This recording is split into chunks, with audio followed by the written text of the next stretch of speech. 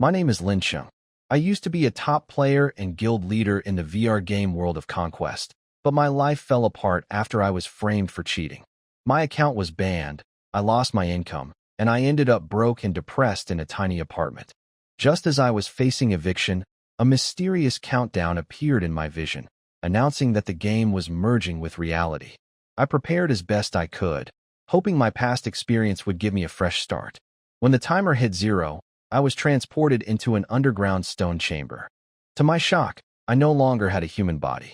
Because of my previous ban, the system refused to let me be human and instead assigned me a random race, a high-tier artificial spirit. I am now a stone pillar, serving as a dungeon builder. My new stats are very different from a standard human starter. While a normal human begins with 10 points in most attributes and 100 health, my physical body is gone, giving me 0 strength and 0 agility. However, I have a massive 1000 health, along with 100 defense, 100 magic, and 100 resistance. I quickly realized I have unique powers. I possess spirit vision for a 360-degree view and self-repair. More importantly, I can control the dungeon terrain and create monsters. I tested my new life by summoning my first minion, a level 1 skeleton. Even though I am stuck as a pillar in this mossy chamber, I am determined to use my knowledge of the game to survive and build the ultimate dungeon. I have started my new life as a dungeon builder by summoning my first monster, a level 1 skeleton. Its stats are quite low, with only 50 health, 5 strength, and 8 agility. Creating it required using the remains of a creature, and since my dungeon only has about 1,000 corpses in storage, I realized that simply spawning weak monsters won't be enough to defend myself against leveling players. While using my spirit vision, I spotted a powerful wandering boss nearby, the fallen saint, Elise. She is a level 45 character with attributes roughly 13 times stronger than a beginner, totaling about 1,000 ability points. Her speed and power are terrifying. I watched her instantly kill an experienced player who tried to talk to her.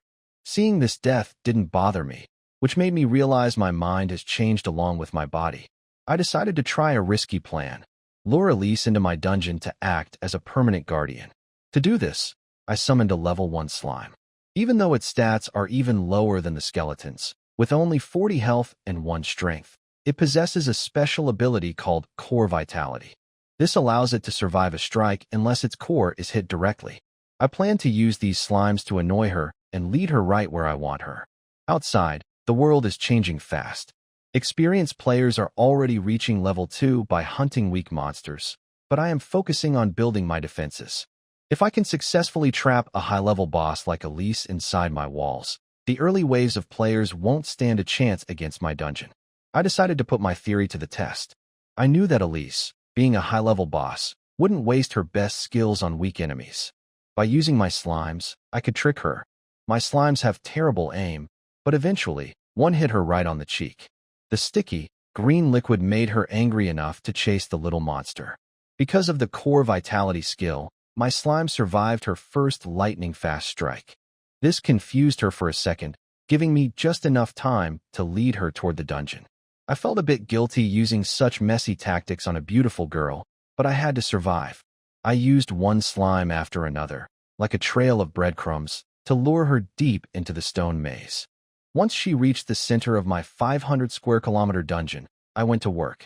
I spent 15 magic stones to reshape the very walls around her.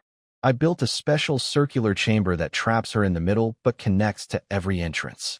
Now, any player who tries to explore my dungeon will eventually have to face her. She has become my beautiful guardian. Looking at her through my spirit vision, I'm amazed by her detail, from her holy dress to her intricate sword. Having her here makes me feel much safer, but I have new problems to solve. Capturing her cost me 35 slimes, and I only have 112 magic stones left. Even worse, my dungeon's magic stone generator is broken, and it costs 1 stone per day just to keep the lights on.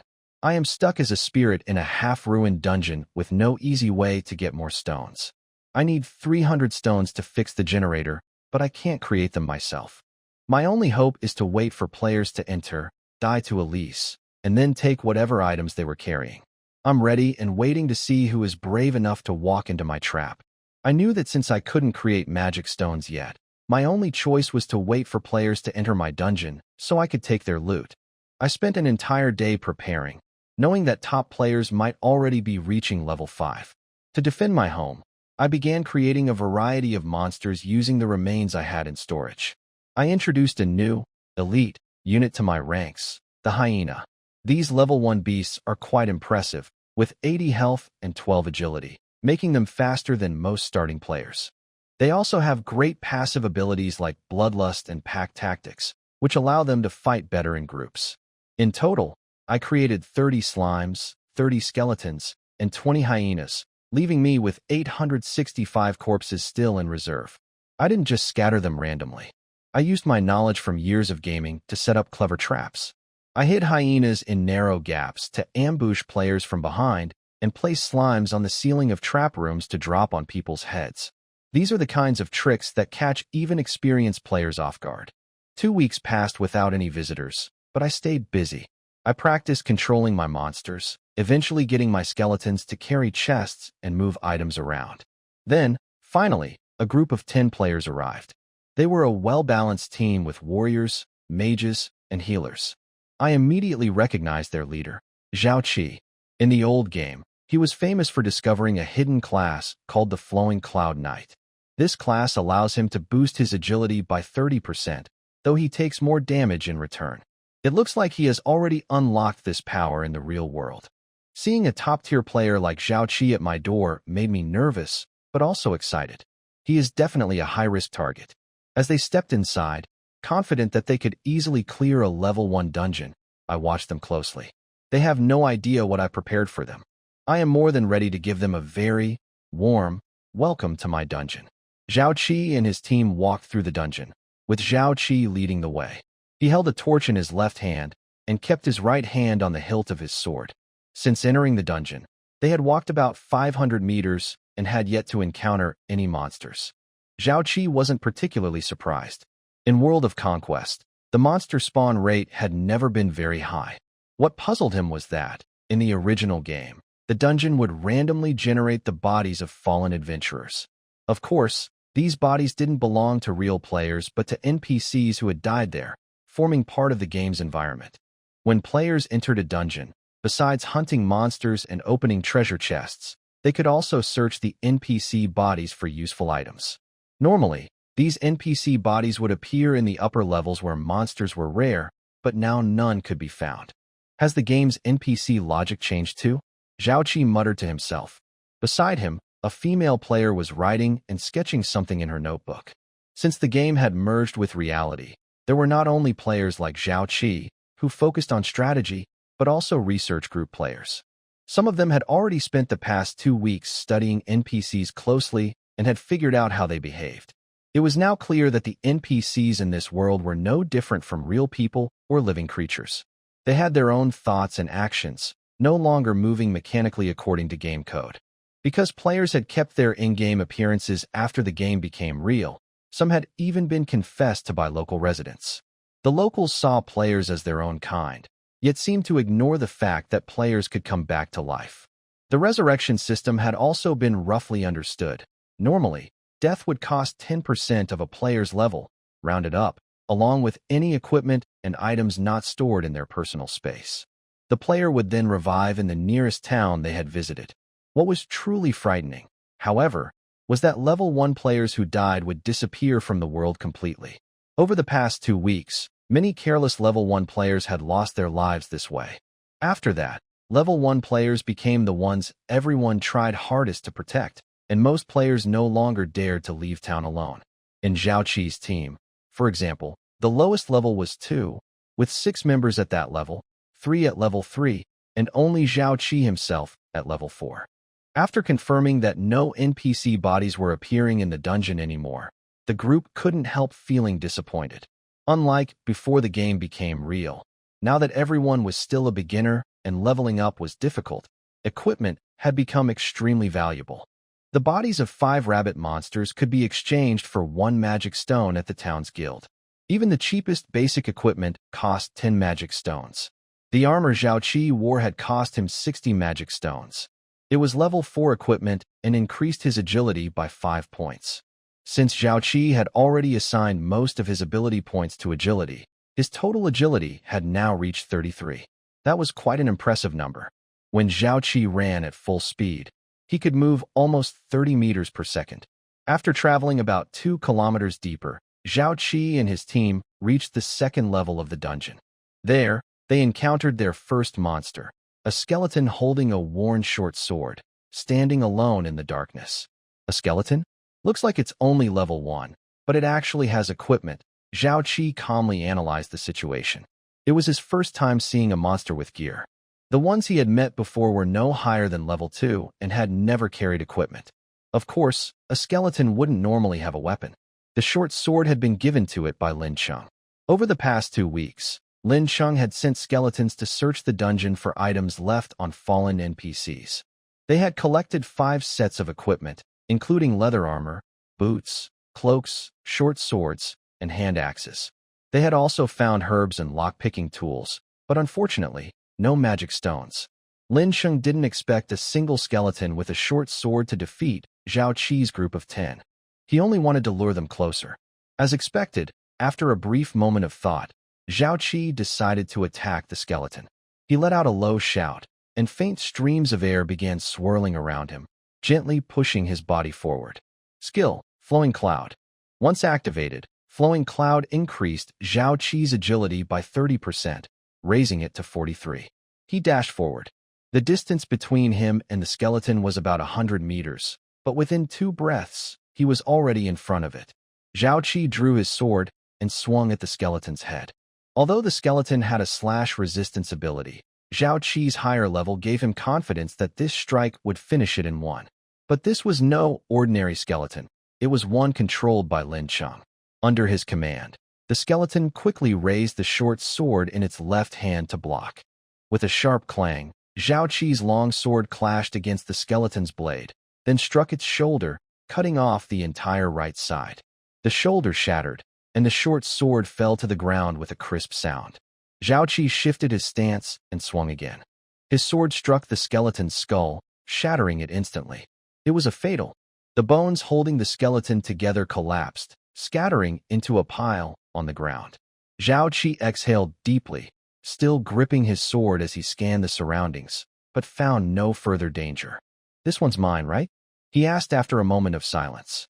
Seeing no objections, he sheathed his sword and picked up the short blade, weighing it in his hand. The others nodded in agreement. Although it was only a level 1 skeleton, this was no simple game world. Pain and injury were real here. No one wanted to risk being struck by a sword, so they had no complaints about Zhao Qi keeping the spoils. With the monster defeated, the tense atmosphere in the group eased, and everyone relaxed a little. But just then, something unexpected happened. A hidden panel above one of the resting female teammates suddenly opened. A mass of sticky, pale green slime dropped down from above. Hearing the strange sound, the young mage looked up too late. The slime fell directly onto her, wrapping tightly around her head. She tried to cry out, but with her head completely covered, her voice was muffled and weak. "What's going on?" Zhao Qi reacted quickly, rushing forward with his sword drawn, but he couldn't strike. The slime's body had already fused tightly around the mage's head and upper body, making it impossible to attack without hurting her. Struggling for air, the mage instinctively opened her mouth, and the slime's glowing core slipped inside. Zhao Qi's eyes widened in disbelief. In the game, slimes had never shown this kind of attack before. Now the slime was tightly attached to the female teammate, its core lodged near her mouth, leaving Zhao Qi with no way to help. He quickly dropped his sword and began pulling at the slime's body with both hands, trying to tear it off. However, the slime's jelly-like body made it almost impossible to remove. "Priest, where's the priest? Heal her," Zhao Qi shouted anxiously. "I'm trying, but it's not working. If we don't get this thing off her, she'll still die," the male priest said, his hands glowing with holy light as he tried to heal her. But the healing was useless against the severe damage caused by suffocation. It only prolonged her suffering. The female teammate's legs gave out, and she fell to the ground. Her struggles grew weaker until she finally stopped moving. She was gone. After the female teammate's death, her body quickly turned into glowing particles and disappeared, leaving behind the equipment and items she hadn't stored in her inventory, scattered on the ground. Zhao Qi stared at the slime writhing on the floor, his eyes slightly red. He grabbed his sword and swung it down with all his strength, striking the slime's core and shattering it. The slime soon died, melting into a puddle of murky liquid. "Gather Lin's gear and take it back to town for her," Zhao Qi said after a brief silence. At that moment, he suddenly felt powerless, partly because he realized that monsters were beginning to develop new attack patterns, making them harder to predict and defend against, but also because his teammates were starting to show their true human nature. There had actually been one more way to save Lin, using a short blade to strike into her mouth and destroy the slime's core. However, even the weakest slime's core was tough and required great force to break. If the strike hit the target, everything would be fine. But if it missed? Lin had been struggling violently, and a single mistake could have led to an accidental fatal injury, and the one who tried to save her would be blamed for it. Just now, Zhao Qi had already thought of this idea, but he didn't dare to say it out loud. He was sure that some of his teammates were thinking the same thing. All kinds of messy thoughts tangled in Zhao Qi's mind, finally turning into a silent sigh. There was no other way. He was the captain, and he had to take responsibility for leading the team forward. "Keep moving, and watch above your heads," Zhao Qi ordered. The team members, each with their own thoughts, quickly regrouped and continued deeper into the underground city. In a stone chamber deep within the dungeon, Lin Cheng watched everything unfold with a cold expression. The suffocating attack method of the slimes was his own invention. He had only meant to test it, but the result turned out far better than expected. When Lin Cheng came up with this method, he had already thought of the way to counter it, using a small knife to destroy the core. But he also knew that most people wouldn't dare to try it. At this thought, Lin Cheng sighed quietly. He had indeed just taken someone's life. If this were still the age of games, he wouldn't have felt any burden. But unfortunately, this was reality. Still, if that team managed to conquer the dungeon, it would be his own life on the line. So he had no choice but to stop them. With that thought, Lin Cheng pushed away the faint guilt in his heart and continued to observe the group. After being caught by one of Lin Cheng's traps earlier, Zhao Qi was now extremely cautious. He placed the thief right beside him.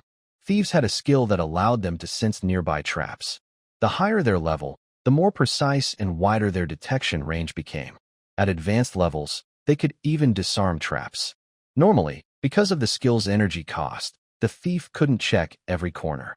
But now, Zhao Qi couldn't afford to worry about that. With the thief constantly scanning the surroundings, the team managed to disarm several traps along the way. Lin Cheng felt a bit helpless about this. After all, he only had 3 types of level 1 monsters and a damaged dungeon to work with. There wasn't much he could do. However, as Zhao Qi's team moved forward and entered a larger chamber, Lin Cheng's nerves tightened once again. This was one of the most heavily guarded rooms he had set up among all the trap chambers. Inside the trap room, there were 5 skeletons. 3 of them wore equipment taken from fallen NPCs, making them fully armed. For hidden trapdoors, almost invisible to the eye, were set in the ceiling, each concealing a slime. The walls and floor were lined with spikes and arrow traps. The entrance of the room had been slightly modified by Lin Cheng, extending about 1 meter inward. On both sides of this 1 meter long stone wall extension, 2 hyenas were lying in ambush. Under Lin Cheng's watchful eyes, Zhao Qi and his team soon entered the stone chamber. "Xiao Wang, scout ahead," Zhao Qi ordered as soon as they stepped through the stone door, before the whole team had even entered. "Yes, Captain." The thief, Xiao Wang, a quiet-looking young man, activated his scouting skill. He quickly detected the 4 hidden trapdoors on the ceiling and several simple traps nearby. Pointing them out to his teammates, Xiao Wang took 2 bottles of oil from his storage bag and threw them toward the ceiling. The oil splashed onto the trapdoors, and flames spread through the cracks. From behind the doors came the sound of slimes being burned away. The team's mage reacted quickly, raising a hand to cast 2 fireballs, destroying the remaining trapdoors. Lin Cheng couldn't help but admire them. Zhao Qi's team was far more skilled than the beginner groups he had seen when the game first launched. Although Lin Cheng had triggered the mechanism to close the stone door and ordered the skeletons to attack the moment they entered, he was still a step too late. By the time the 5 skeletons reached the team, Zhao Qi's group had already cleared the traps and formed their battle line.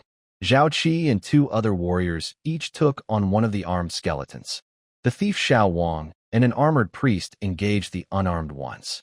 Behind them, the mage, archer, and another priest acted swiftly, casting support and attack spells, arrows, and holy light in perfect coordination. An unbreakable formation. Let's see how you handle this.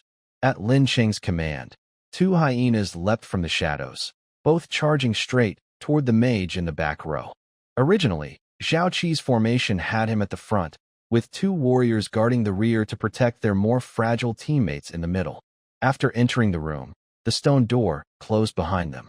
Because there were many skeletons ahead, the 2 warriors quickly moved to the front. Lin Cheng had clearly planned a surprise attack, keeping his strongest hyenas hidden at the back.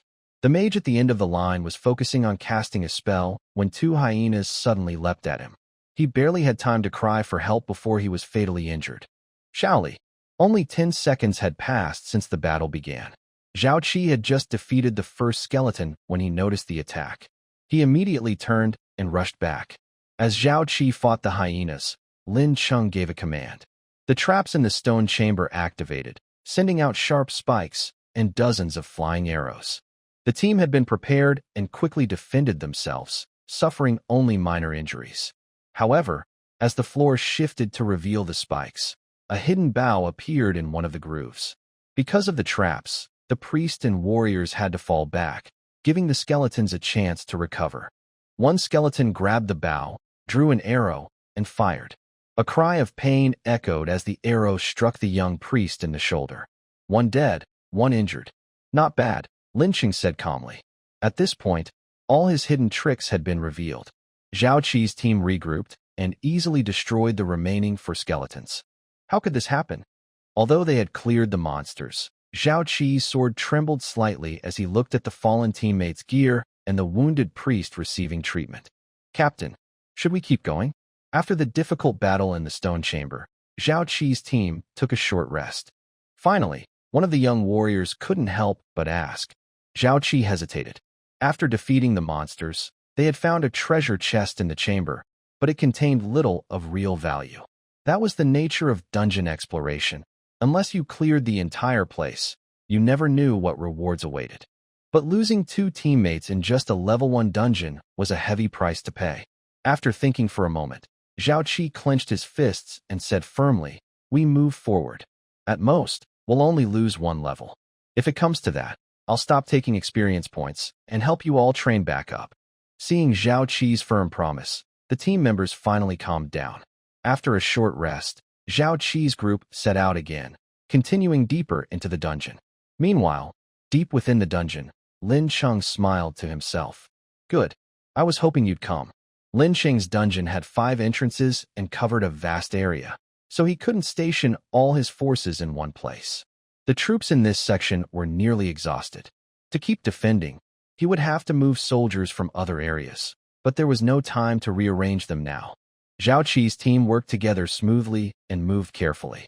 Without traps like before, it would be hard to harm them further. It seems it's time for her to make an appearance. Yes, even without the advantage of terrain or numbers, Lin Cheng still had one last trump card, the wandering boss, the fallen Saintess Elise. From the moment Zhao Qi's group entered the dungeon, Lin Cheng never planned to defeat them by himself. Instead, he had been secretly guiding them toward the Saintess' chamber. Now, as Zhao Qi led the team forward with a torch in hand, they finally stepped into the circular room where Elise was sealed. The room had 2 stone doors that could be opened by triggering hidden mechanisms, but Elise had made no move, so she couldn't leave on her own. As Zhao Qi's group entered, the stone door behind them slowly closed, and everyone tensed up immediately. When a door closed behind them, it usually meant danger was coming. The dungeon was trying to trap them inside. From Lin Cheng's point of view, that was exactly the case. Closing the stone door required him to use a magic stone. He had already used one during the previous ambush in the stone chamber, and now another one. 2 magic stones gone in total. If the situation weren't so urgent, Lin Cheng would have used skeletons to control the mechanism instead. As the stone door shut completely, The already dim room fell into total darkness. Only the torches in the hands of Zhao Qi and his two teammates flickered weakly, casting faint light in the shadows. Be careful. The walls here are smooth, the stone door is closed, and there's no light. We might have entered the most dangerous part of the dungeon. Zhao Qi spoke cautiously, reminding everyone. The previous incidents were still fresh in his mind, and he didn't want to lose any more teammates. The stone chamber was eerily quiet. Only the sound of their slow footsteps could be heard. And a faint scraping noise. Stop. Zhao Qi raised his right hand, signaling the team to halt. The scraping sound grew closer, followed by light footsteps. Everyone felt the same thing. Someone was coming. Light. At Zhao Qi's command, the priest in the team cast a spell. A glowing orb floated forward, lighting up the stone walls. When the light had moved about a few dozen meters ahead, they finally saw who was approaching. It was a tall, beautiful young woman. Her elegant sword and luxurious dress showed her noble status. But her lifeless, dark purple eyes revealed danger. Something's wrong. She's an enemy, Zhao Qi shouted, snapping his teammates out of their daze. The sudden appearance of the girl stunned everyone. Even though the VR game looked realistic, no one expected such a lifelike figure, and they froze for a moment. As Zhao Qi shouted, his right hand moved to draw his sword, but he suddenly stopped. Warm liquid splashed across his face. He froze. The scene before him reminded him of the nightmares he had as a child. The only thing he could move now were his eyes. A dry taste filled his mouth as he stared ahead. In just an instant, 3 of his teammates had fallen to the ground, their bodies motionless. Run! Zhao Qi drew his sword and shouted, activating his skill-flowing cloud. It was useless. As he turned, 2 more teammates were struck down. Overwhelmed by fear, Zhao Qi felt as if he were trapped in mud. He swung his sword with all his strength, the blade cutting through the air with a sharp gust. Elise swung her sword again, and the faint air currents around Zhao Qi were swept away as if struck by a real storm. With a sharp sound, Zhao Qi fell to his knees, clenching his teeth tightly to endure the pain in his arms. That single strike had severed both of his arms and taken the life of one of his teammates. Now, only 2 members of the team remained besides Zhao Qi. One archer had already run off, while the other warrior had just broken free from fear and swung his sword toward Elise.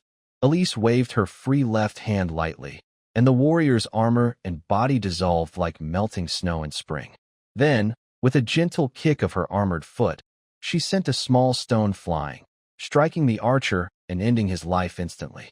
Zhao Qi forced his trembling legs to move, struggling to stand and run in the opposite direction from Elise. After half a month of traveling and being injured many times, he had grown used to pain. Now, as he ran, his speed almost reached its peak again. However, if Zhao Qi had the ability to see Elise's attributes, he would have realized that her agility was more than 10 times his own. Elise's figure flickered once more, her sword thrusting forward in a straight line. Zhao Qi had only run a few dozen meters before being struck.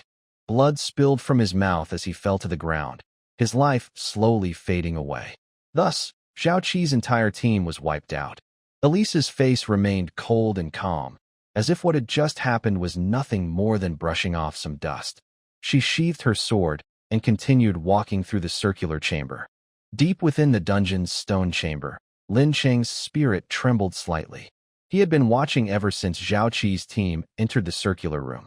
Although he had expected Elise to win easily given her attributes, the speed and overwhelming power of her victory still surprised him.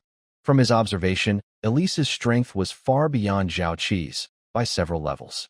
When Journey World was still just a game, players couldn't freely destroy the terrain, so the true extent of destructive power was never fully shown. Just a moment ago, Elise had only made a small move, yet the gust from her sword left fine cracks on the stone wall. It was easy to imagine that if Elise really wanted to leave the dungeon, these thin stone walls would never withstand her power. That's kind of scary, Lin Cheng muttered. It seemed that once he became strong enough, he would need to either guide Elise out or find a way to make her an ally. For now, though, it was time to check the spoils of battle. With Zhao Qi's team completely defeated, Lin Cheng gained a large amount of experience. The 6th level, 2 enemies, 3 level, 3 enemies, and 1 level, for enemy provided plenty of experience, raising Lin Cheng's level to 3. Looking at his new level, Lin Cheng thought for a moment. In World of Conquest, defeating an elite target or another player granted 20% of the opponent's total experience. By his calculation, if he were human, this would have brought him to around level 4. However, according to his status panel, his race, Artificial Spirit, was a higher tier type, which required more experience to level up. Now that he had just reached level 3, it seemed that after World of Conquest merged with reality, the experience system had not changed. With his level increase, Lin Cheng also gained 2 new skills, Insight and Enhance. Insight allowed him to view information about a target within sight, with the amount of detail depending on the difference in their levels. Enhance temporarily boosted the abilities of one of his summoned units. At the same time, his dungeon monster creation skill also rose to level 3. With a thought, Lin Cheng opened his status panel. Name: Lin Cheng. Level: 3. Race: Artificial Spirit. Class: Dungeon Builder. Level 3. Innate abilities: Dungeon Monster Creation. Level 3. Dungeon Terrain Alteration. Level 1. Dungeon Item Transfer. Level 1 Skills: Insight. Level 1. Enhancement.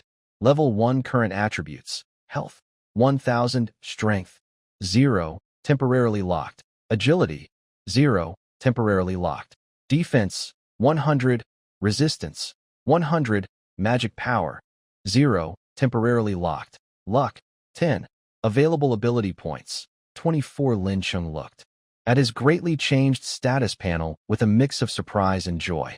When he noticed that he had 24 ability points available, he was even more astonished. I've heard that different races gain different amounts of ability points when leveling up, but I didn't expect it to be true. After doing some quick math, he realized that he had gained 24 points from leveling up twice, from level 1 to level 3. That meant the Artificial Spirit race earned 12 ability points per level in the early stages, which was 2 more than humans. Lin Cheng sighed inwardly. Although the Artificial Spirit was considered a higher race, it wasn't particularly powerful. If it were one of the truly superior races, like the High Elves, Dragons, or Angels, how strong would they be? Shaking off those thoughts, Lin Cheng reminded himself that it was better to focus on what he already had. He decided to check how his upgraded skills had changed. As he activated Dungeon Monster Creation in his mind, 4 new types of monsters unlocked by the skill appeared in his thoughts. Toxic Slime. Level 2. Summoning a Toxic Slime requires 2 corpses and 1 magic stone. Giant Bat. Level 2. Summoning a Giant Bat requires 2 corpses. Ghoul. Level 3. Summoning a Ghoul requires 5 corpses. Rock Golem. Level 3. Summoning a Rock Golem requires 1 magic stone and 1 core stone. Lin Cheng looked at the cost of summoning these creatures and couldn't help but gasp. That's quite expensive. The dungeon currently had 865 corpses in storage. Even counting the 2 fallen hyenas, there were only 867 in total. Yes, hyenas were quite efficient. Summoning one required 2 corpses, but after death, 1 could be recovered. In contrast, skeletons and slimes couldn't be recovered once destroyed. As for magic stones, after recent use, only 85 remained. I hope those people dropped some magic stones, Lin Cheng thought. In the early stages of the game, when mana potions were scarce, players often used magic stones directly to restore mana. That's why priests and mages usually carried some with them. Alright, summon the Giant Bat. At Lin Cheng's command, a black vortex swirled open in the dungeon, and a large bat slowly took shape within it. He chose to summon a Giant Bat because it was fast and could carry things. Compared to the fragile skeletons, the bat's strength and endurance were much better. So Lin Cheng decided to summon one to help with transport and to study its abilities. Soon, the vortex faded, revealing a fierce-looking bat about 1 meter tall, covered in dark fur. Name: Giant Bat. Level 2. Race: Beast. Bat type: Innate abilities: Night Vision. Level 1. Enhanced Hearing. Level 1. Echolocation. Level 1 Skills: Sonic Impact. Level 1 Current Stats: Health 80, Strength 10, Agility 18, Defense 2, Resistance 2, Magic 0, Luck 0. The Giant Bat's sonic attack can release powerful sound waves that confuse enemies and, in severe cases, can even damage their hearing. Its agility is quite high for a level 2 creature, allowing it to fly very quickly. Lin Sheng nodded in satisfaction and ordered the giant bat to collect the spoils of battle. In the circular chamber of the dungeon, Iris held her sword, its tip scraping against the ground as she walked away. When her figure disappeared into the darkness, a pair of black wings suddenly fluttered out from the shadows and flew swiftly forward. It was the giant bat controlled by Lin Sheng, who was now commanding it to retrieve the loot left behind by Zhao Qi's team. Lin Sheng's skill, spirit vision, allowed him to shift his sight to any place within the dungeon, but it did not grant night vision. Therefore, in such dim surroundings, he either had to light torches by altering the dungeon's structure or send out a creature like the giant bat, which naturally possessed night vision. The giant bat flew around, using its sharp claws to pick up the scattered items on the ground and place them into a cloak. Then, gripping both ends of the cloak, it lifted the bundle and flew away with the collected goods. Lin Sheng's timing was perfect. Just as the giant bat left the circular room with the loot, Iris returned from the opposite side. After several trips, the giant bat had gathered all the spoils from Zhao Qi's team. This was quite a haul.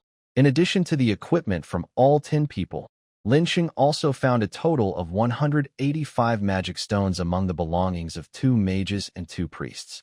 Unfortunately, Zhao Qi, although a member of the Flowing Cloud Knight class, did not reach level 5 and has not mastered wind magic, so he does not carry a magic stone with him. This means Lin Sheng currently has 270 magic stones, enough for a long time. In addition, he has 2 sets of mage equipment, 2 sets of priest gear, 2 sets of archer gear, 2 sets of warrior gear, and 1 set of thief gear. He also carries 15 bottles of health potions and 12 bottles of blue potions. There are various tools like oil bottles, burning bottles, lockpicks, smoke bombs, and more. Lin Sheng also found dozens of gold coins in their personal bags. Gold coins are the common currency in the journey world. Because magic stones are rare, they are only used in high-level trades. So, magic stones are like the gold of this world, Lin Sheng thought, feeling more clear-headed.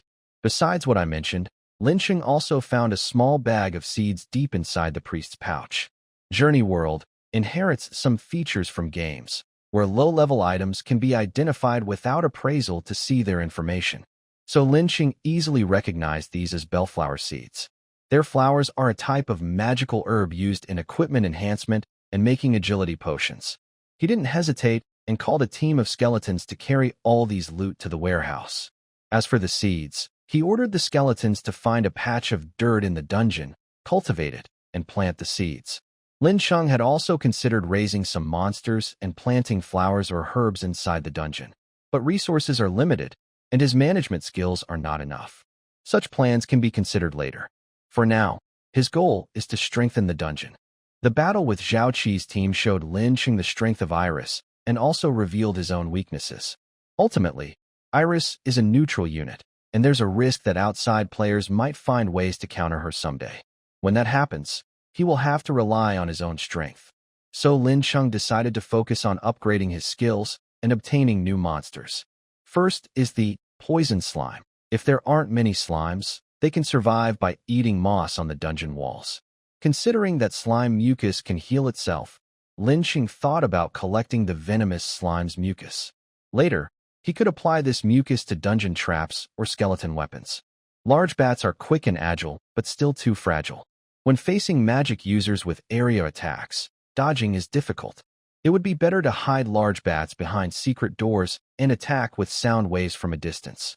The fighting ability of ghouls is very strong. They are definitely among the top level 3 monsters. Ghouls need to eat corpses to survive, which consumes a lot of resources, so they can only be created and used immediately.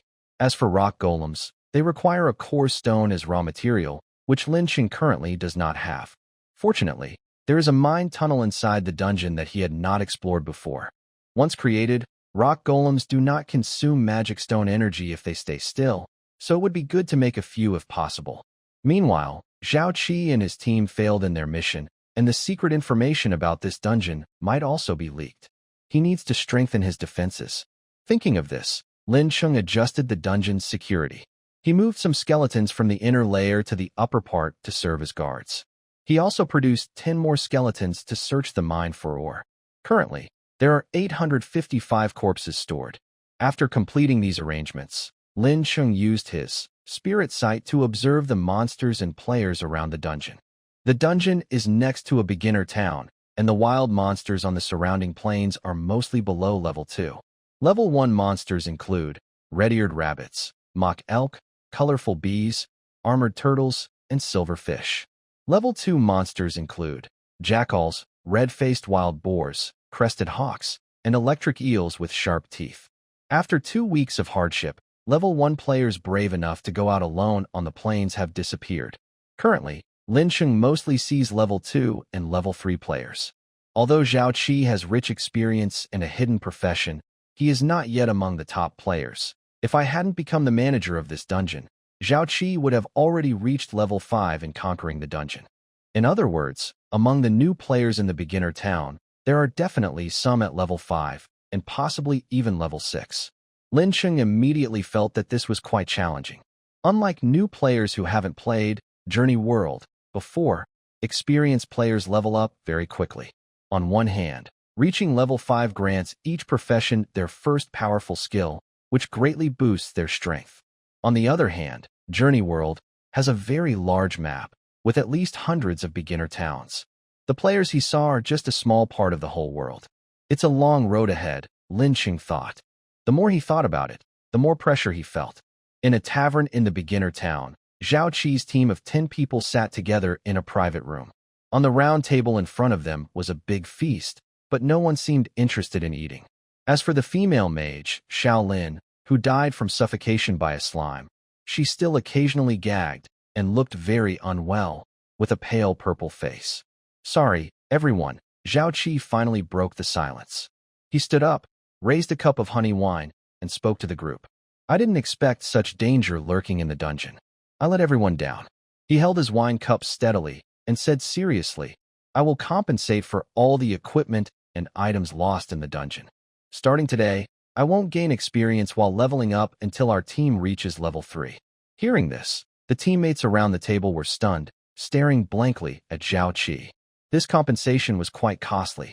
According to the current agreement among players, if a team dies while doing a dungeon, the team leader only compensates half of the lost equipment and items. There's no compensation for level loss. Life and death are up to fate. Wealth is in the heavens. In fact, Lin Chung didn't know that because the game suddenly became reality, not only players who hadn't played Journey World before, but even many who had participated before, were prone to mistakes. In the past 2.5 weeks, losses among players in this new town had already reached half. That means half of the players had died at level 1 and completely left this world. Among experienced players, Zhao Qi is quite calm and peaceful. His teammates team up with him to level up. They haven't risen quickly, but things are going smoothly. Big brother, there's no need to be like that, said Xiao Wang, a warrior teammate sitting next to Zhao Qi. He stood up and placed a hand on Zhao Qi's shoulder. We prepared for this before entering the dungeon. We're not disappointed in you. We just need some time to adjust. After Xiao Wang spoke, the other teammates looked up, nodded at Zhao Qi, and showed trust in their eyes. Zhao Qi was stunned, and then felt tears welling up. He raised his cup and drank it all. There's a saying, fortunes change over 30 years. Don't look down on young people just because they're poor. Today, let's toast to our team rising again and creating new glory. Yes. The cheers from Zhao Qi and his team were very loud, and everyone in the first floor of the tavern could hear. Inside the tavern on the first floor, a large table was filled with food and drinks, looking a bit messy. At one end of the table sat a young boy with a cold gaze. Failing to clear a level 1 dungeon. How can you still hold a feast? The boy's face looked much younger than the other players around him, as if he wasn't yet an adult, but his eyes were sharp and cold. Zhang Han, Zhao Qi is a good team leader. If you could learn even half of him, your team wouldn't argue every day. Next to the boy was a strong man wearing only a leather vest, showing large, muscular arms, and standing nearly 2 meters tall. Got it, boss, said Zhang Han, the boy, with a dismissive look. Then he asked, Zhao Qi's team hasn't talked about their experience in that dungeon. I'm a bit curious. Maybe we should go see. Zhang Han turned to look at the strong man. Their gazes met, one deep, one sharp, and clashed in the air. Finally, the strong man shook his head and said, "The guild has other plans these days. Let's wait until things calm down." "All right." Zhang Han nodded silently and kept drinking the strong liquor on the table. Next to them, at a small table, a middle-aged man with a pointed face asked his companion, "That kid looks pretty arrogant. Who is he?" Their companion was also a middle-aged man. Clearly, neither of them had experience in the world of Journey, so they didn't know the names of these veteran players beforehand. The companion nearby seemed more focused on gathering information and said, "That big guy over there is the leader of the Blood Battle Guild, Chen Kaifeng, a level 5 berserker. Next to him is the guild vice president, a level 6 shadow assassin. I don't understand. Aren't there only 6 professions?" The sharp-faced man only saw this as a topic for conversation. He was busy drinking and didn't listen carefully. The companion couldn't help but shake his head and said, "Old son, I told you before, we are now fully inside this game. You need to pay attention to this information. The berserker is a branch of the warrior class, and the shadow assassin is a hidden profession, a higher-level thief class." "All right, got it, old Wang." Old son still looked indifferent. Suddenly, his small mouse-like eyes flicked, and he said, "Old Wang, you said that Zhao and his team died in that dungeon, and no one has gone in since, right?" "Yes. Usually, if a team is wiped out, the dungeon needs to be discussed by everyone before anyone can go back in," Old Wang replied. "Aren't their equipment still there? If we go in and take some, we could make a profit," Old Son said greedily, his eyes shining. Old Wang was an honest middle-aged man. He shook his head immediately. "Are you crazy? We've only just reached level 2 in the past few days. You died yesterday, and now you're only level 1. That team led by a level 4 player was wiped out.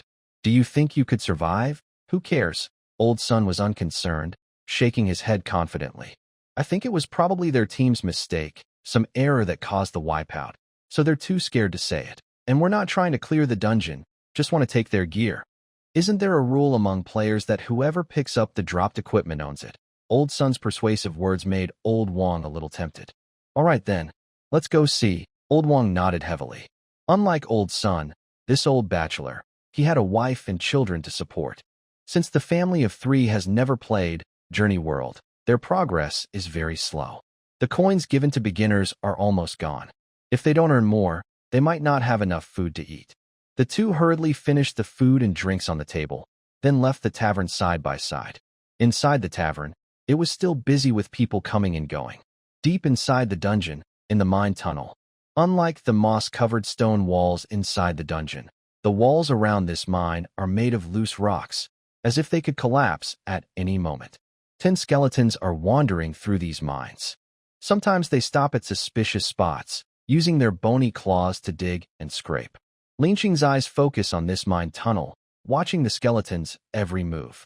The scene reminds Linqing of the early days in Journey World, when many players mined or in underground tunnels.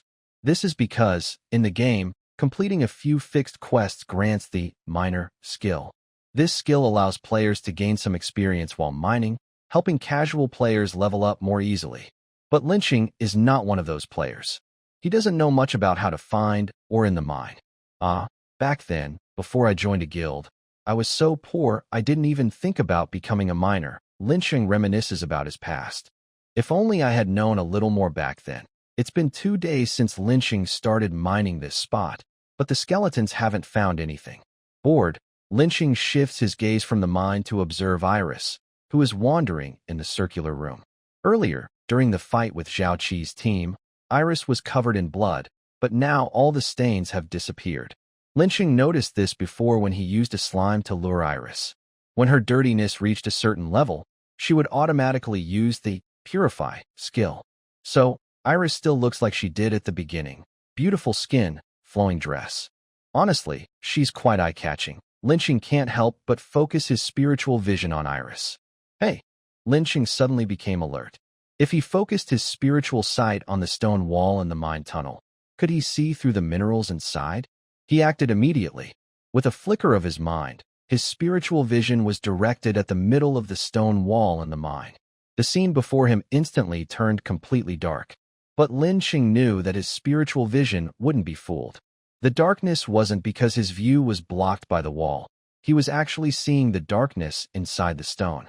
As he moved his spiritual sight, faint lights appeared in the darkness ahead. Purple glow? It's not far from the tunnel. Come and dig. At Lin Qing's command, all the surrounding skeletons gathered and frantically used their bony claws to chip away at the wall. I must make some pickaxes or something next time, Lin Qing thought silently. The struggling skeletons worked for an hour before they finally freed a piece of purple crystal from the wall. Some of the stronger skeletons had worn down their finger bones from the effort, but Lin Qing didn't mind. They were just consumables. Once their fingers were worn out, they could be sent out for patrols. He only sent one skeleton to carry the large piece of purple crystal to the warehouse while he pondered. Next time, I should try using see-through.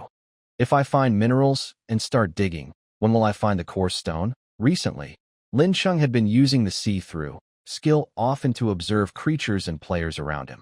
Since see-through could sometimes be used to analyze item information, using it to identify minerals shouldn't be a problem. As for observing Elisa's stats, Lin Qing just thought about it, but never actually did it. When the game, Journey World, was still in its early stages, see-through was a basic skill every advanced player had. So Lin Qing was very familiar with how it worked. Because of the level gap between him and Elise, using see-through wouldn't be effective and might even attract her attention.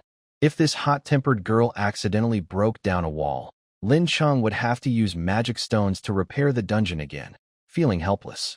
By combining his spiritual vision with see-through, Lin Qing quickly found a core stone in the mine. After bringing a fresh team of skeletons from the dungeon's outskirts, the excavation work resumed. After about half an hour, when the yellowish outer shell of the core stone appeared on the rock wall, an unexpected event occurred. While digging the core stone, a large yellowish stone sphere gradually became visible on the nearby wall. The visible part of the sphere was about 2 meters in diameter. Usually, such stone spheres can form naturally due to terrain changes within the rock layers, so Lin Qing initially paid no attention. As the skeletons continued to dig deeper, loose gravel kept falling onto the sphere, which suddenly trembled without warning. Something's wrong. With his experience, Lin Qing quickly realized this was not an ordinary stone sphere. Using his spiritual vision, he activated see-through. Upon inspection, Lin Qing discovered that the yellowish stone sphere was not just a rock, but a curled-up animal. Name: Earthstone Lizard. Level: 3. Race: Beast Lizard. Innate abilities: Petrification Shell. Level 2. Vibration Sense. Level 1. Skills: Petrification Defense. Level 1. Acid Spit. Level 1. Current Attributes: Health: 220, Strength: 18, Defense: 20, Agility: 5, Magic Power: 0, Resistance: 20, Luck: 0. Lin Qing wasn't unfamiliar with sudden appearances of monsters in the wild, but he never expected such a thing to happen inside his own mind. He reacted quickly, and a team of skeletons immediately dispersed, surrounding the emerging earthstone lizard in the center. Once freed from its dormant state inside the stone sphere, the lizard fell to the ground, shook off the remaining dirt, and revealed its true form. The earthstone lizard was over 2 meters long, with strong limbs and a nearly ground-hugging belly. Its entire body was covered in a hard yellow shell, and its small eyes were hidden beneath the armor on its head. Its small eyes gleamed with cold light, and a pink long tongue kept flicking in and out, making a hissing sound. The earthstone lizard was a level 3 monster with high defense, and Lin Qing's team was definitely not equipped to handle it. You can tell without trying that even if Lin Qing commands the skeletons to attack, they will only leave a shallow scratch on the opponent's armor. Meanwhile, the core stone is already half exposed, with a brown, round shell that glimmers with faint blue light through its fine cracks. Just giving up like this feels a bit frustrating, Lin Qing mutters to himself as he watches the skeletons and the earthrock lizard face off. Wow! Before Lin Qing can think of a good plan, the earthrock lizard suddenly moves. Its throat moves, and it opens its mouth wide, spitting out a blob of greenish slime. Many skeletons don't have time to dodge. One skeleton's neck and head are covered in slime, and its bones start to make sizzling sounds. Part of the skeleton's bones are being corroded very badly, thinning visibly to the eye. It's too late now, attack. Lin Qing knows he can't delay any longer. He gives the order, and immediately, a group of skeletons rushes forward. The Earthrock lizard is startled by the sudden attack, but quickly reacts. It turns sharply and swings its tail, knocking down the legs of the nearest skeleton. The skeleton's legs break apart and fall to the ground. It's not dead yet, but can't move anymore. Other skeletons, following Lin Qing's commands, circle around the Earthrock lizard, occasionally pretending to attack. The lizard's acid attack skill involves secreting acid from a special gland in its neck, so it can't spray continuously. After losing 2 skeletons, Lin Qing finally figures out the pattern of the lizard's acid spray. The skeletons keep jumping around, drawing the lizard's attention. Here it comes, Lin Qing whispers to himself. At the same time, the lizard's throat moves again, and it spits out another blob of slime directly at a skeleton. This is exactly what Lin Qing was waiting for. Under his command, one of the nearby skeletons kicks out, knocking the targeted skeleton flying. With the target gone, the acid continues to splash, landing right around the coarse stone. The fragile stone wall around the coarse stone, which was already less hard than the skeleton's bones, is quickly corroded. As a result, the coarse stone begins to shake and wobble. Lin Qing had already arranged a skeleton nearby. Suddenly, it stretched out its bony arm and pulled down the coarse stone. Retreat, Lin Qing quickly gave the order. The 2 skeletons that had been injured earlier immediately charged forward, climbing onto the earth lizard, kicking and hitting it. The other 5 skeletons, including the one holding the coarse stone, all ran away quickly toward the exit of the mine. Yes, this was Lin Qing's plan. Instead of fighting directly, he aimed to take the coarse stone and escape quickly. The earth lizard easily dealt with the 2 skeletons that were lagging behind. Then it rushed several dozen meters toward where the skeletons had fled. After running for a while, the earth lizard stopped. After a moment of hesitation, it slowly moved its limbs and returned to the mine tunnel. This is typical of monsters with fixed homes. They don't easily enter unfamiliar territory. Meanwhile, Lin Qing, who had been watching everything from the side, quietly relaxed. Based on his previous gaming experience, he was sure the earth lizard wouldn't chase after them. But if the game's rules changed when it appeared in the real world, he might have to send the earth lizard to meet Iris. Okay, although I lost 5 skeletons, with the coarse stone, I can finally make the first rock golem. The rock golem is tough and durable, able to fight and carry heavy loads. Most importantly, it doesn't need food and consumes almost no energy when idle. It is the cheapest and most durable monster. However, creating a rock golem is not as simple as making lower-level monsters before. Under Lin Qing's command, the skeletons that had just escaped from danger began to act again. They used some of the cloths they had looted earlier, packing sand, dirt, and stones into piles. The skeletons worked tirelessly. Nearby, in a corner, a slime curled up, waiting here because of Lin Qing's arrangement. Unlike skeletons, which only have instincts, slimes have a very low level of intelligence. Perhaps, when the slime realized that its size meant it didn't need to work, it felt a bit relieved.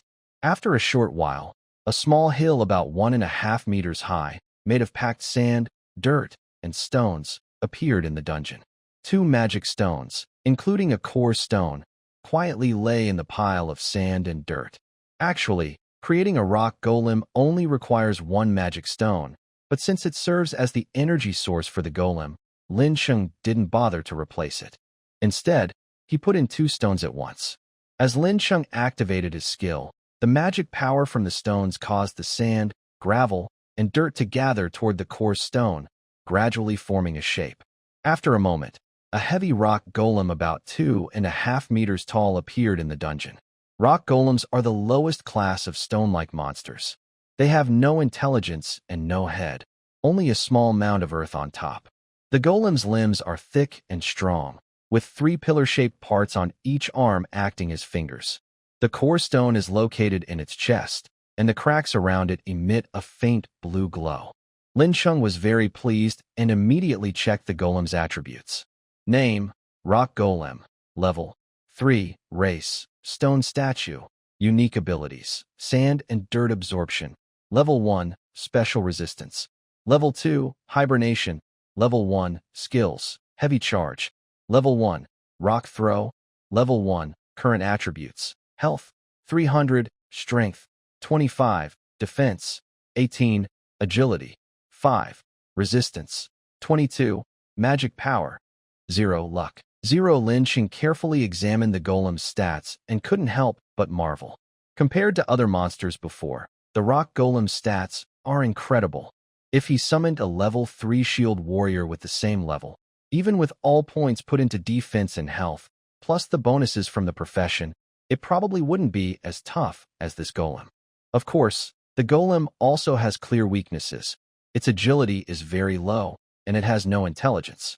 The special resistance skill makes the golem immune to many types of attribute attacks. For example, magic attacks like lightning and fire almost have no effect on it. Heavy charge is straightforward. When activated, the golem consumes some energy and charges forward aggressively. However, if used well, it can help compensate for the rock golem's agility weakness to some extent. The rock throwing skill is not just about throwing stones. When activated, the rock golem condenses part of its body into a stone and transfers it to its hand for throwing. Although this consumes some of the golem's body, it gives it the ability to attack from a distance anytime and anywhere. Moreover, it can also recover health using the sand absorption skill. Overall, Lin Qing is quite satisfied with the rock golem. Looking at the tall rock golem standing there, the obedient skeletons beside it also puff out their chests proudly. As a dim light from a torch flickered and swayed, 2 figures slowly moved through the dungeon. If any players were present, they would recognize these 2 middle-aged men as Old Sun and his companion Old Wong, who had been talking loudly at the tavern that day. Old Wong, walk faster. The slower we go, the more dangerous it is, Old Sun said softly, holding a bow and arrow, urging Old Wong, who was holding a torch in front. Old Wong is a warrior. He held a wooden shield in one hand and a torch in the other. Old Sun, don't be too impulsive. We only have 2 people, and the monsters here are only level 1. It's not good if we get ambushed and hurt. Oh, come on, Old Wong. You're just overreacting. Level 1 monsters have no intelligence. How could they ambush us? Old Sun continued confidently, urging Old Wong to move faster while cautiously looking around at the various paths in the dungeon. Unfortunately, Lin Qing had already searched this part of the dungeon thoroughly. Besides some trap rooms with treasures he placed, there was nothing else on the outer edges. Lin Qing also wanted to place some treasures outside to attract players, but he was too poor to do so now. Old Wong and Old Sun had been walking about a kilometer inside the dungeon, but had found nothing. Old Sun, I think we should go back, Old Wong said. His brow furrowed more and more as they went deeper inside. This underground city is really huge. I heard it covers several hundred square kilometers, which means it's dozens of miles long and wide. You said you wanted to find the equipment of the team that was lost, but we can't see it now. What are you doing? Old Wong, we've only taken a few steps. Old Sun was about to scold Old Wong, but suddenly he screamed. It turned out that a strong wind suddenly blew through the underground city, blowing out Old Wong's torch. Everything around them went completely dark. Old Wong shook his head, took out a flint from his belt, and relit his torch. Look at you. You're already scared like this. What's the point of going on? Old Sun's face turned red from what he said. He hesitated and said, All right, let's go back first. The 2 agreed and turned around to walk back the way they came. But just as they looked back, they saw a dark figure standing at the end of the stone wall. Old Sun immediately felt threatened. He hurriedly drew his bow and arrow, pointing at the figure, and asked, Are you a person or a ghost? Old Wong also raised his shield, ready to respond. Unexpectedly, instead of attacking, a cheerful laugh came from the end of the corridor. Ha, what are you talking about? Of course, I am a person. As the voice spoke, the dark figure slowly stepped out of the shadows, revealing a gentle face. It was a middle-aged man, about 30 years old, dressed in black soft leather armor, with a few short knives at his waist. My name is Su Donghai. Coincidentally, I am also exploring this underground city. What about you two? Have you found anything? The man was kind and approachable, which quickly made Old Wong and Old Sun lower their guard. Well, we just came here to look around. We haven't found anything. We're about to leave. Old Wang said, lowering his shield and stepping forward to talk. I see. Actually, I overheard your conversation that day. You're here to find the equipment left behind by Zhao Qi's team, right? Su Donghai's face suddenly changed, and a sly look appeared in his eyes. Old Wang's face also changed. He asked cautiously, what do you want to do? Nothing. Su Donghai quickly waved his hand. I just want to work with you. Actually, I am a level 4 thief and have a lot of experience exploring dungeons. Here's the plan. I will guide you and help avoid dangers. If we find anything, we split it 50-50. How does that sound? With me here, you won't have to worry about traps or monsters. Just focus on finding their equipment. Su Donghai said this while patting his chest confidently. Old Sun looked at him with some contempt and sharply said, Are you joking? If we knew how to find the equipment, we would have done it already. Suddenly, the situation changed unexpectedly. Before Old Sun could finish speaking, Su Donghai quickly moved in front of him and stabbed a sharp dagger through Old Sun's neck. Blood sprayed wildly from the wound. A wave of despair appeared in Old Sun's eyes. He was only level 1 now, and if he died, Old Sun's hands bulged with veins as he frantically clawed forward, but it was useless. Old Wang reacted quickly. He swung his sword to attack, but Su Donghai sidestepped and avoided it. Then, Su Donghai kicked Old Wang's knee, causing him to fall to the ground. What are you doing? After all this time, you still don't know how to find anything, Su Donghai said with a grim face.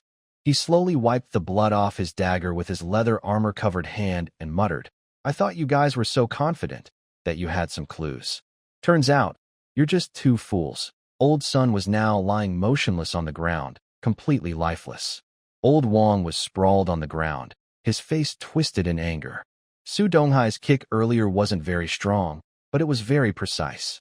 His knee was probably dislocated. How dare you kill a player so casually? Aren't you afraid of being hunted by the Player Alliance? The Player Alliance? Nice words. Su Donghai replied as if he wasn't in a hurry to deal with Old Wang, answering his question instead. The so-called Player Alliance is just a set of rules made by experienced players to control those of you who haven't played the game before. They don't realize that those who already have power in real life can still dominate, even with new social rules. We will defeat the Player Alliance someday and crush those arrogant kids under our feet. As for you, you're level 2, so you won't die immediately, right? Hearing this, Old Wang suddenly felt like he had fallen into an icy pit. According to Su Donghai, there might be another secret organization among the players, different from the Player Alliance. When you die and return to the town, someone will come to deal with you and your family, Su Donghai said coldly and cruelly. No, you can't hurt them. Su Donghai's words clearly touched Old Wang's bottom line. He struggled painfully and tried to stand up. Useless thing. Su Donghai was clearly tired of playing games. He pushed off the ground, gripping a dagger in his left hand, and suddenly stabbed forward. The cold, sharp blade looked like a sickle of death, rushing straight toward Old Wang's neck. Su Donghai moved quickly, and the blade coming at him looked like the Grim Reaper's sickle, signaling Old Wang's hopeless situation. Old Wang closed his eyes in despair, thinking that after dying and returning to the town, he must contact his family quickly and escape. But he didn't feel the blade cut his neck.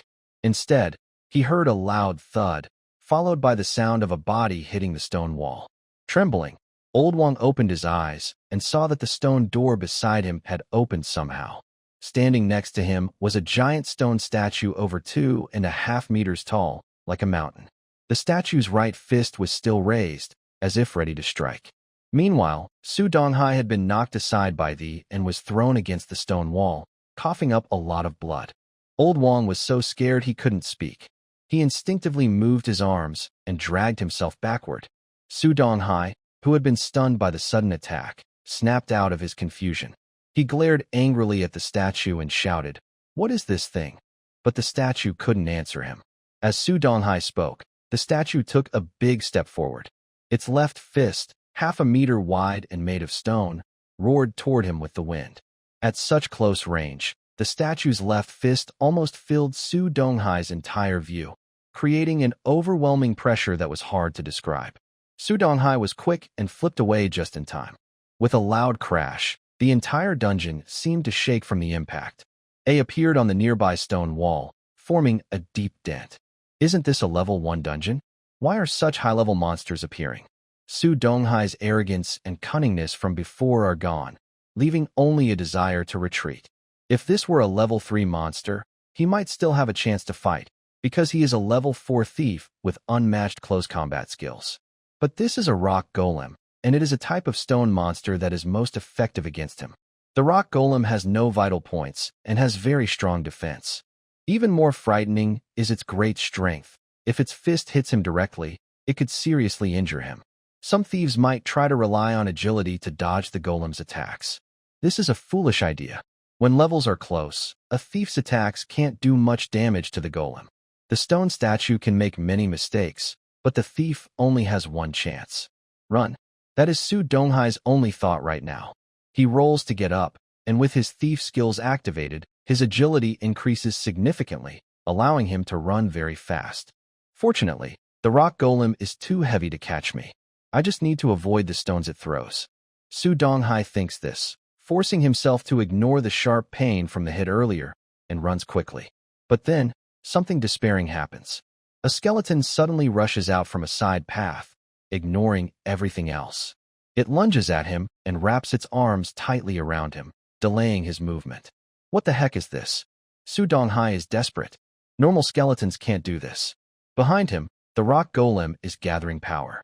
Its right fist rapidly enlarges, and a large stone forms at the end of its arm. Skill rock throw.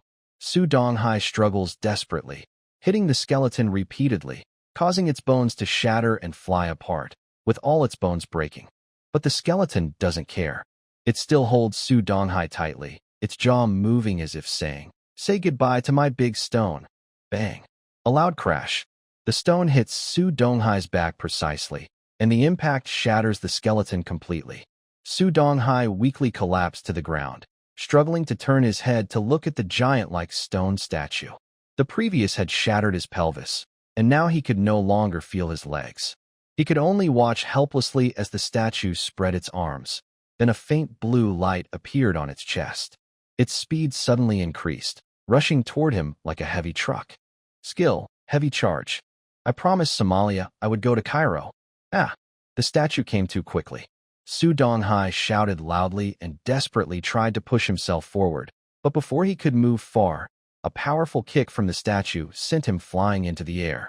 Next, a right hook struck him, pressing his fragile body against the stone wall. The statue pulled its right fist away from the wall, blood and flesh mixed together, forming a thick, sticky line between the fist and the wall, making it impossible to tell what it once was.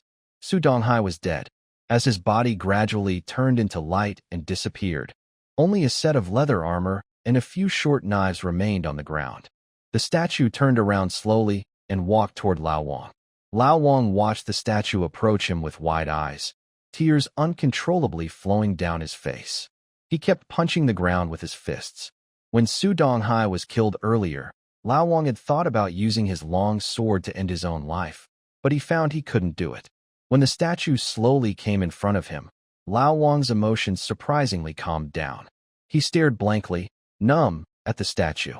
To his surprise, the statue did not attack him violently like it did with Su Donghai. Instead, it slowly opened its large stone hand and grabbed him from the ground. In an instant, countless thoughts flashed through Lao Wang's mind. Could this monster be intelligent? Surely it was. Was it going to let him go? As long as he could survive and go back, he was willing to pay any price. But that was not the case. The statue held Lao Wang in its palm, just searching for a better position. As the statue's hand gripped Lao Wang, it reached out with the other hand, forcefully rubbing its fingers. Suddenly, a large amount of sand and debris poured down from above. In an instant, the sand and gravel filled old Wang's mouth, while the other hand of the stone statue clenched into a fist, tightly wrapping the sand and gravel around him, leaving no gaps. As the feeling of suffocation gradually grew stronger, old Wang's consciousness became more and more blurred, and even slight struggling slowly disappeared. After a moment, old Wang fainted from despair and suffocation. The stone statue slowly opened its hand, shook off the sand and gravel from old Wang's mouth, and moved toward the core stone chamber. Deep beneath the dungeon, where no detection magic could reach, this was the location of Lin City. On the stone pillar in the center of the chamber, runes were flickering with light. Lin City's body, covered with runes, flickered as he watched the unconscious man in front of him. Not bad. Although this is just an imagined method, the preservation of the body is quite high. Looking at old Wang's corpse, which had turned purple-blue from suffocation, Lin City felt no fear. At the same time, he had already issued commands to the dungeon in all directions, and squads of skeletons were heading this way. Lin City was not in a hurry. After gaining experience from the 3 people's deaths, he had successfully reached level 4. Correspondingly, the skill, Dungeon Monster Creation, had also reached level 4. So, while waiting for old Wang to wake up, Lin City began to review his skill descriptions. Level 4 Monster. Disguise Fungal Blanket. Disguise Fungal Blanket requires 5 corpses to create. Level 4 Monster. Explosive Beetle. Explosive Beetle requires 2 corpses to create.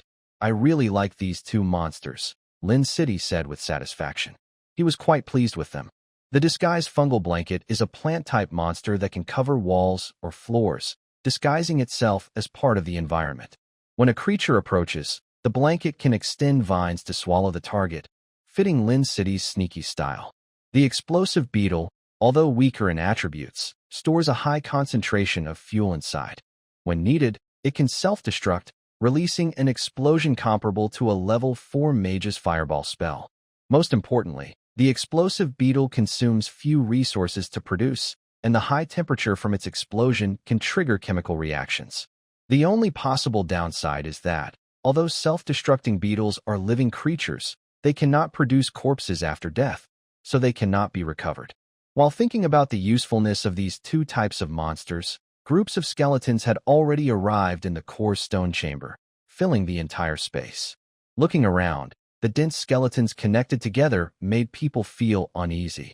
As for why so many skeletons were summoned, it relates to the new skill Lin Chung gained after reaching level 4. Dungeon Monster Taming is a skill that allows Lin Chung to suppress monsters inside the dungeon by spending magic stones. If Lin Chung's level is higher than the monsters, he has a high chance to tame it and turn it into a loyal subordinate. Of course, the smaller the level gap, the higher the chance of failure. Initially, Lin Chung wanted to kill old Wang along with others, but after awakening this skill, he had a different idea.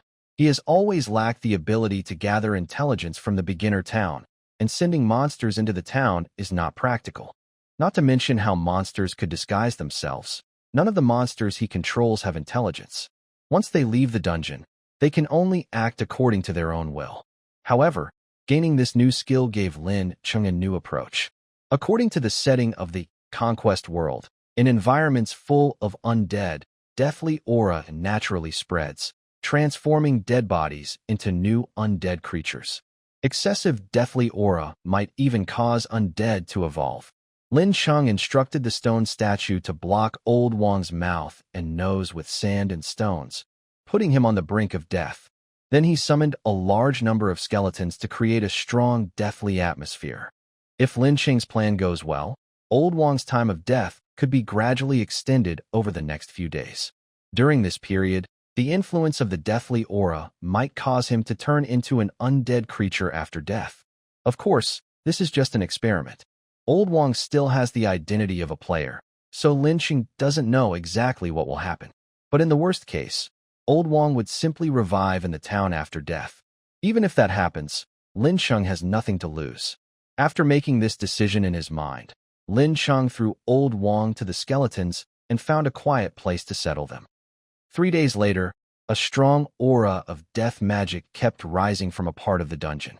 Meanwhile, Lin Chung, who was setting up monsters in the dungeon, suddenly sensed this reaction. Yes, that was his first thought.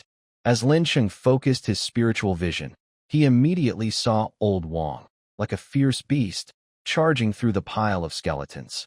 The fragile skeletons couldn't stop him. Old Wang had returned to his former appearance, but his eyes were red, and his face was pale. His strength was also increasing rapidly, showing a power far beyond what he had in life. Success is achieved, but it seems a bit too successful. Lin Chung frowned and quickly activated insight. Looking closer, he relaxed a little.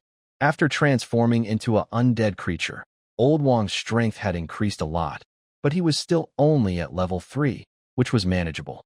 Then, Lin Chung used dungeon monster taming. After smashing several magic stones in the warehouse, a surge of magic power burst out and immediately suppressed Old Wong. In just a few breaths, the once vigorous Old Wong calmed down, and the red in his eyes gradually faded. It worked, Lin Chung thought silently. After controlling Old Wong's undead form, he immediately read his memories. Soon, he learned about the distribution of forces in the beginner town, the experienced players in major guilds, the resurrection mechanism, how many players had died so far, and the secret organization Su Donghai mentioned. At least for now, it was clear that different beginner towns had transported players from different regions. The nearby town was entirely made up of players from Long Country. This town was numbered 87. Its main forces included 3 groups, a branch of Dragon City, the Battle Blood Flow Guild, and the Thousand Faces Guild. There were also about 10 smaller guilds, like Lingyun Pavilion, led by Zhao Qi. Currently, the top fighters of the 3 major guilds had reached levels 5 and 6 and were working toward level 7. Moreover, the 3 guilds were negotiating and planning how to deal with the regional boss in the beginner area. Lin Chung also checked some nearby terrain and regional information to confirm whether there were any differences from the game. At the same time, it was a bit disappointing for Lin Chung that the Forbidden City Guild he once led had not been formed here because the club had expelled him, which greatly reduced its unity. However, Lin Chung was not too fixated on this. After all, with the game now in reality, many players' attitudes had changed from before. Several well-known guilds in the same area as him also had not been established. After fully controlling Old Wong, Lin Chung gave the order, and Old Wong started running wildly through the dungeon corridor, quickly reaching the center of the stone chamber. Master. As soon as Old Wong entered the stone chamber, he knelt on both knees and bowed to Lin Chung. What was your name in life? Lin Chung asked. Wang Jianlin. Hiss. That's not a very good name, but never mind. After sighing, Lin Chung said again, from your appearance, you should be the lowest level lich now. You probably still have some intelligence and memories from when you were alive, right? Wang Jianlin immediately nodded. Even after transforming into a lich, he still held onto his obsession from life. So his first thought after awakening was to break free and return to the beginner town. After all, during his life, his family was what he cared about most. His loyalty to Lin Chung, who had used a skill to tame him, surpassed everything else. Don't worry, I won't let you abandon your family. On the contrary, I want to send you back. Starting today, you will hide in the beginner town and pass on all the information you can gather. When necessary, I will also assign you some tasks. Take these magic stones as supplies for your living needs. With a wave of Lin Cheng's hand, a skeleton immediately handed a large bag to Wang Jianlin, filled with magic stones. Wang Jianlin's eyes widened instantly. Due to his transformation into a lich, his emotions had become quite weak, and only a strong obsession remained in his mind. Then, Lin Chung asked the skeleton to give Wang Jianlin a square crystal. The square crystal was clear and transparent, about the size of half a palm. It was a communication crystal. The communication crystal is a magical tool that can be used for a long time once charged with magic. When you speak to the crystal, it converts your words into text and sends them to the connected crystal. The most common type of communication crystal connects 2 crystals and can only transmit text. Currently, Lin Chung has only 4 crystals, paired up, which he obtained from Zhao Qi and his group. After the game, Journey World, was brought into reality, some of its features, including remote communication, still work. However, because of game rules, the communication function automatically turns off when entering dungeons or other instances. At that time, these crystals are needed. Wang Jianlin clearly understands the role of the communication crystal. He knows Lin Chung gave it to him to communicate. Although Lin Chung cannot speak aloud, the crystal is a magic tool that can directly transfer his thoughts, only consuming some magic power. After instructing Wang Jianlin to secretly gather information on major guilds and report back, Lin Chung sent a skeleton to lead him out of the dungeon. At the same time, under Lin Cheng's careful instructions, Wang Jianlin tried to imitate his former appearance. By the time they reached the dungeon's exit, his expression was back to normal, as if nothing had happened. Don't reveal your true identity. If you do, players will kill you immediately. Your family might also be very upset. Lin Cheng's voice came through the communication stone. Wang Jianlin nodded, his gaze becoming even more serious. There are some secret passages in the dungeon that Lin Cheng had prepared for transporting supplies. Led by the skeleton, Wang Jianlin quickly reached the exit, walking away under the skeleton's watch. Lin Cheng has his own plans, which include creating a normal player identity. Even if this undercover agent makes a mistake later, Lin Cheng has backup plans. Just being able to keep providing him with information is enough. Most importantly, Wang Jianlin has lost his identity as a player and now lives as a lich, with absolute loyalty to Lin Cheng. As for powerful mind-reading magic, it is a skill learned only in later stages, so there's no need to worry about it now. After watching Wang Jianlin leave the underground city, Lin Cheng was about to make a teasing remark when he suddenly received a message. Wow, more people so soon. Yes, just after sending Wang Jianlin away, Lin Cheng received news from another entrance of the underground city. Another group of people had entered. His view quickly shifted, and Lin Cheng watched as a team of players, some injured and without armor, rushed into the underground city. There were 8 players in this team, both men and women. It was obvious that their skills were not very high, and they were far less capable than Zhao Qi's team. The team didn't seem very united. After rushing in, the 8 of them paused to catch their breath. Then, a man shouted at a leader-like man, "Chen Bo, what are you doing? I told you not to disturb those mountain people. Why do you care so much about that little bit of money?" The man called Chen Bo looked embarrassed, but retorted, "Mind your own business. Who knows that killing an NPC might summon something like that?" "All right," Chen Bo said to calm everyone down before they panicked. "Based on the information I got earlier, monsters won't enter the underground city. We'll rest here for a while. Once the hatred from that guy outside disappears, we'll head back to the town." Chen Bo's words gained everyone's approval. The 8 of them found places to sit and catch their breath, clearly having just experienced a fierce chase. However, this brief moment of rest didn't last long. One of the team members suddenly pointed fearfully at the path they came from and shouted, "Wait! No, this isn't right. That thing is catching up." As soon as he said that, not only the other 7, but even Lin Cheng's attention was drawn. At the end of the corridor, he saw the sound of iron shoes hitting the stone slabs and the dull scrape of a sword on the ground. It was a knight dressed entirely in blood-red armor, nearly 2 meters tall. The armor was tight and well-made, highlighting his agile figure. From the gaps in his helmet, his glowing blue eyes shone. He held a large sword in his left hand, dragging it along the ground as he advanced. Unlike Iris's slender straight sword, this sword was very heavy, with a blade twice as wide as a knight's arm. The knight walked slowly and steadily, his steps slightly unsteady, but his target was very clear. He was heading straight for the 8 people approaching him. "Is that the Red Knight, Jekrit? Why is he here?" At first, Lin Cheng thought these 8 people seemed to be seeking refuge here and was curious about what was happening. But when he saw the blood-red armor of the knight, he understood everything. The game, Journey World, is divided into real-world zones. Depending on where players log in from, they are assigned to different areas. After the game entered the real world, players also entered corresponding regions. Local players know well which bosses and dungeons are in their area. The blood-red knight in front of them is called the Red Knight Jekrit. He is a hidden boss in this area's beginner village, level 10. According to Jekrit's background story, he was once a hero from the mountains, fighting in many battles. Clues about his legend can be found in different parts of the game. Later, Jekrit fought a necromancer, and both of them died. But because of the necromancer's curse, Jekrit turned into a ghostly spirit after death. His body gradually decayed, and Jekrit decided to return to his hometown to bury himself in the land and protect the mountain people who lived there for generations. About 100 kilometers east of the beginner town, there is a small mountain village called Hero's Village, which is where this hidden boss resides. There are 2 ways to challenge Jekrit. The simplest way is to kill the mountain people NPCs in Hero's Village, which will cause Jekrit to appear and chase after the players.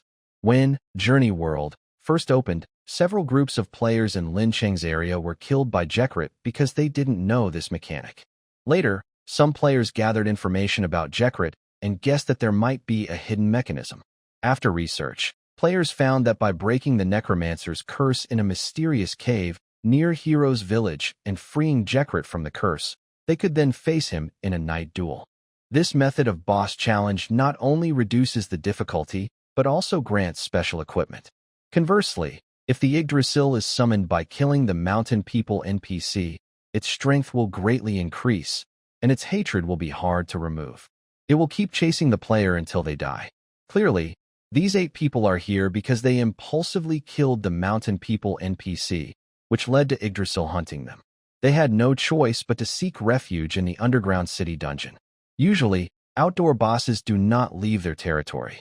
After players escape, they naturally recover health, and they can't enter the dungeon.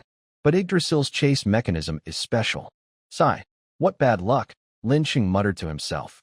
The people in front of him clearly aren't local players, and some of them are probably only level 1. They are about to face complete defeat and death. Lin Qing is actually happy about this. Killing these 8 people will give him some experience points. As Yggdrasil, wielding a big sword, chased in, the 8 people were already terrified. They panicked and scattered in different directions to escape. Meanwhile, Lin Qing, who was watching the scene, quickly shifted his view.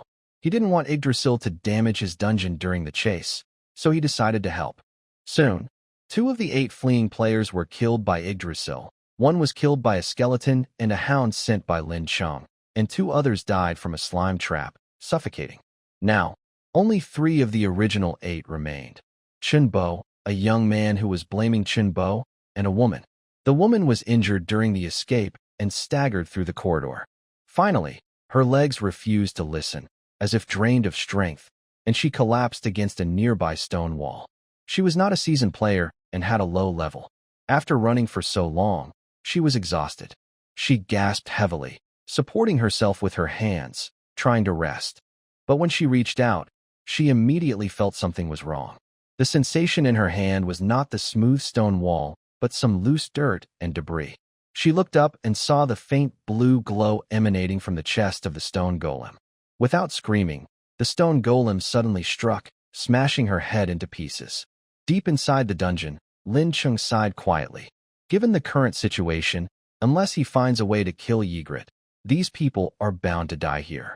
Offering them a painless death is the best kindness he can give right now. Meanwhile, Chunbo and the young man were being chased.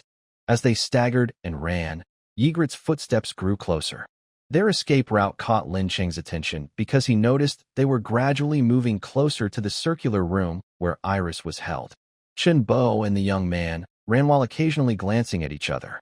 They had been enemies before, and now, pretending to escape together, they were just looking for a chance to use each other as shields. Seeing Ygritte approaching with a big sword, Chunbo's face grew more tense, and his steps became more frantic. Suddenly, Chunbo slipped, as if caught on something, losing his balance. The young man saw this and smiled happily. He took a quick step forward and reached out both hands, intending to push Chunbo back. But at that moment, Chunbo looked down and finally showed a sneaky smile. In the next second, he activated his thief skills. He moved forward like a shadow, then immediately turned around and pushed the young man away with force.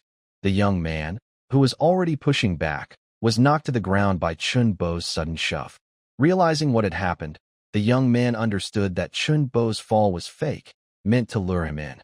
"Chunbo, you're tricking me," he yelled desperately, while Chunbo ignored him and used his thief skills to run faster, pulling ahead of the young man. Ygritte had caught up during this time, raising his sword to strike at the young man. "Don't kill me. He's the one who did it." "I didn't do anything," the young man shouted desperately, waving his arms and pointing at Chunbo strangely. Ygritte paused briefly after hearing the young man's cry. Before a smile could appear on the young man's face, Ygritte swung his sword again, cutting him down completely. However, before Chunbo could feel happy about the death of his enemy, Ygritte suddenly charged forward with a large sword, wielding it with great force. Chunbo then realized that all his excuses were useless. Ygritte already had the power to destroy them completely. He was just using this method to prolong their suffering.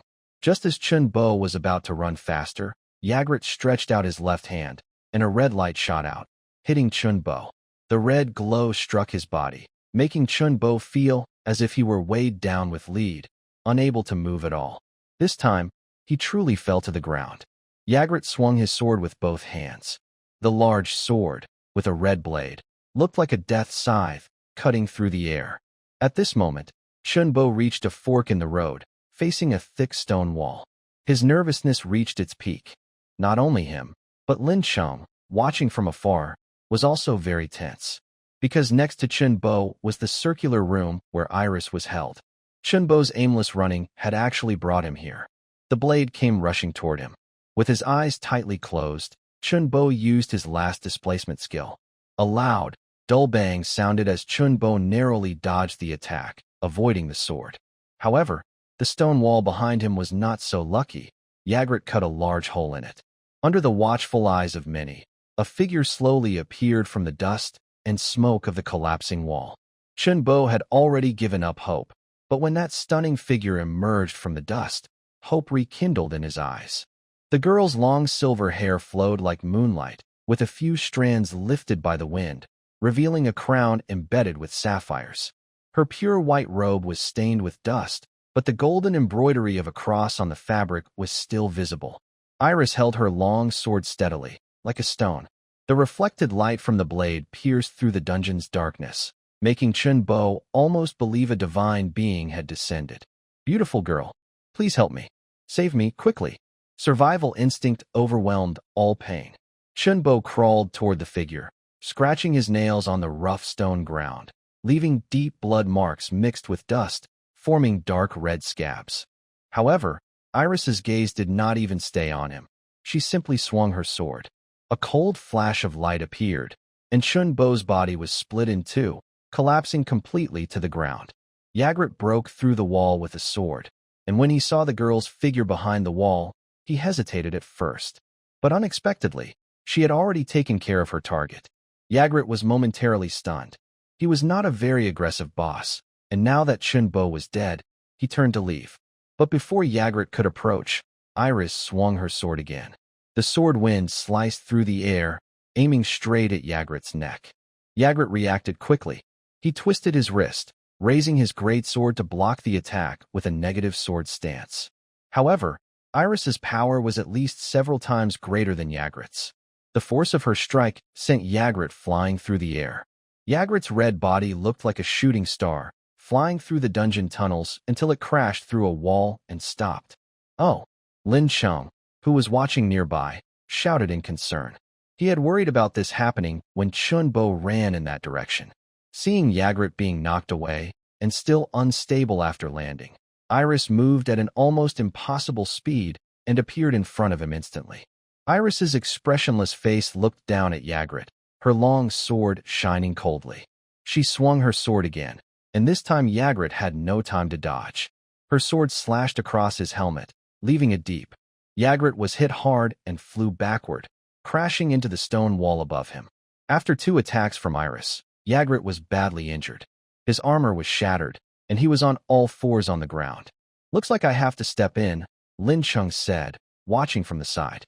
He had been somewhat hopeful about Yagrat, but Iris's quick attacks made him realize the reality.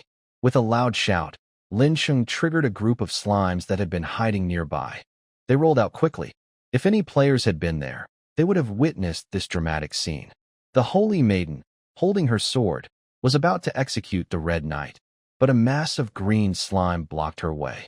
Lin Cheng had experience commanding a legion to attack bosses before. He skillfully controlled the slime, making sure not all of them were within Iris's range. Each time Iris attacked, she could only cut down 2 slimes at most. Perhaps because he was badly injured, or maybe because of the strange scene in front of him, the Red Knight Yagrat, who was not very rational to begin with, was momentarily unable to think clearly. In short, Yagrat did not make any move for a while. He neither attacked Iris nor ran away. Lin Cheng felt helpless and had a skeleton nearby make some noise to attract Yagrat's attention. Yagrat turned his head toward the sound and saw a lonely skeleton standing at a crossroads, raising his left hand with his index finger extended, as if guiding him. Yagrat thought for a moment, then finally forced himself to stand up. Before the slime was completely gone, he left through the entrance. As soon as Yagrat left, Lin Sheng immediately used his skills to control the dungeon's terrain. With the monsters constantly sacrificing themselves to delay, he finally managed to trap Iris back into the circular room. Luckily, if this were based on the old game code, these two would be fighting to the death. Lin Sheng secretly sighed. He guessed correctly. When the young man pointed out Chun Bo to Ygritte earlier, Ygritte hesitated once clearly. This made him think that after the game appeared in reality, these bosses also gained their own intelligence. As for why Ygritte could escape based on Lin Sheng's guidance, but Iris only followed her instincts. It was related to their background stories. In the story, Iris was a saint sent by the Holy Church to fight evil. Because she was corrupted by evil, she lost her mind and became a wandering boss. Ygritte, on the other hand, was turned into an undead by a necromancer's curse. His mind was not very clear, but he still had some self-awareness. Looks like after the game came into reality, many stories from the game world also became real, Lin Sheng thought. At this point, he couldn't help but feel even more troubled. The original design of the Conquest world was very realistic, but its background stories were just text in the game. There were often mistakes or inconsistencies in the storytelling. For example, one of the legendary world bosses, the Great Demon Typhon, is said to have 108 demon princes. In the original game, these 108 princes never appeared, but now that the game has become reality, things might be different. Forget it. Now's not the time to worry about this. Lin Sheng reined in his wandering thoughts and shifted his gaze back to Ygritte, who was fleeing under his guidance. At this moment, Ygritte was kneeling on the stone floor of the dungeon. His armor was badly broken, with cracks covering almost every part. Despite his damaged armor, Ygritte's great sword was well protected and showed no damage. After some effort, Iris had lost her target of hatred and was wandering again in the circular room. Meanwhile, Ygritte, having escaped the danger, stood up again and looked around, trying to find a way out. I remember in the game, if a boss fights far away, it would teleport back to its territory. Lin Sheng muttered to himself, hoping that this troublesome knight would leave his dungeon soon. However, because the game had become real, the rules seemed to have changed. Ygritte probably had to walk back step by step. Fortunately, Ygritte seemed to have some kind of sense of his territory, so he didn't need to take a detour and could find the easiest path. While keeping part of his attention on Ygritte, who was staggering, Lin Sheng also checked his status panel. Thanks to the death of that group earlier, Lin Sheng gained a lot of experience and leveled up to level 5. Besides the skill, Dungeon Monster Creation, also reaching level 5, he gained other improvements after passing a small threshold. First, his Spirit Vision and Dungeon Terrain Modification skills both increased to level 2. He could clearly feel that his Spirit Vision now covered a larger area and could see farther outside the dungeon. As for Dungeon Terrain Modification, after leveling up, it mainly sped up construction and reduced magic stone consumption. Of course, there was also a new skill for Wang Jianlin, Dungeon Monster Taming. This skill allows control over foreign monsters by forming a contract with them. During use, it requires constantly sacrificing magic stones for assistance. The greater the level difference between the user and the monster, the weaker the monster becomes, and the lower the success rate. Honestly, this skill isn't very useful for Lin Sheng right now. Among nearby level 1 and level 2 monsters, there are no particularly outstanding ones. Instead of wasting magic stones to control them, it's more practical for Lin Sheng to create his own. As for special beings like Wang Jianlin, whose corpses can be turned into liches, such cases are rare. Success isn't guaranteed next time. No, that's not right. Lin Sheng's mind suddenly flashed with a thought like lightning. A powerful but physically weak monster. There's one, isn't there? Thinking of this, Lin Sheng quickly focused his consciousness on the Red Knight Yegelit. Level 10. Theoretically, that's impossible, but I should try it anyway. After a brief hesitation of a few seconds, Lin Sheng made up his mind. There's no harm in trying, and it's good practice for his skill. Thinking this, Lin Sheng activated the skill on his interface. 2 magic stones in his storage, emitting a faint glow, quietly shattered, and a surge of magic power shot toward Yegelit. The magic attached itself to Yegelit, causing him to twitch as if electrocuted. He then shivered and struggled, dispersing the magic power. Did he break free so easily? Lin Cheng felt a bit embarrassed. The situation reminded him of playing a certain monster collecting game as a kid, throwing a ball at a full health monster, only for the ball to shake without even a wiggle. Normally, Yegelit in his undead form should have very low intelligence. That was just his instinctive struggle. Maybe I can try again. Lin Cheng activated the skill once more, this time using 5 magic stones. A stronger wave of magic surged toward Yegelit. This time, Yegelit's body trembled more intensely. His already badly injured body had to lean against a nearby stone wall to keep his balance. Iris's attack was relentless. Yegelit's current state was less than 1/10 of what he was when Lin Cheng first saw him.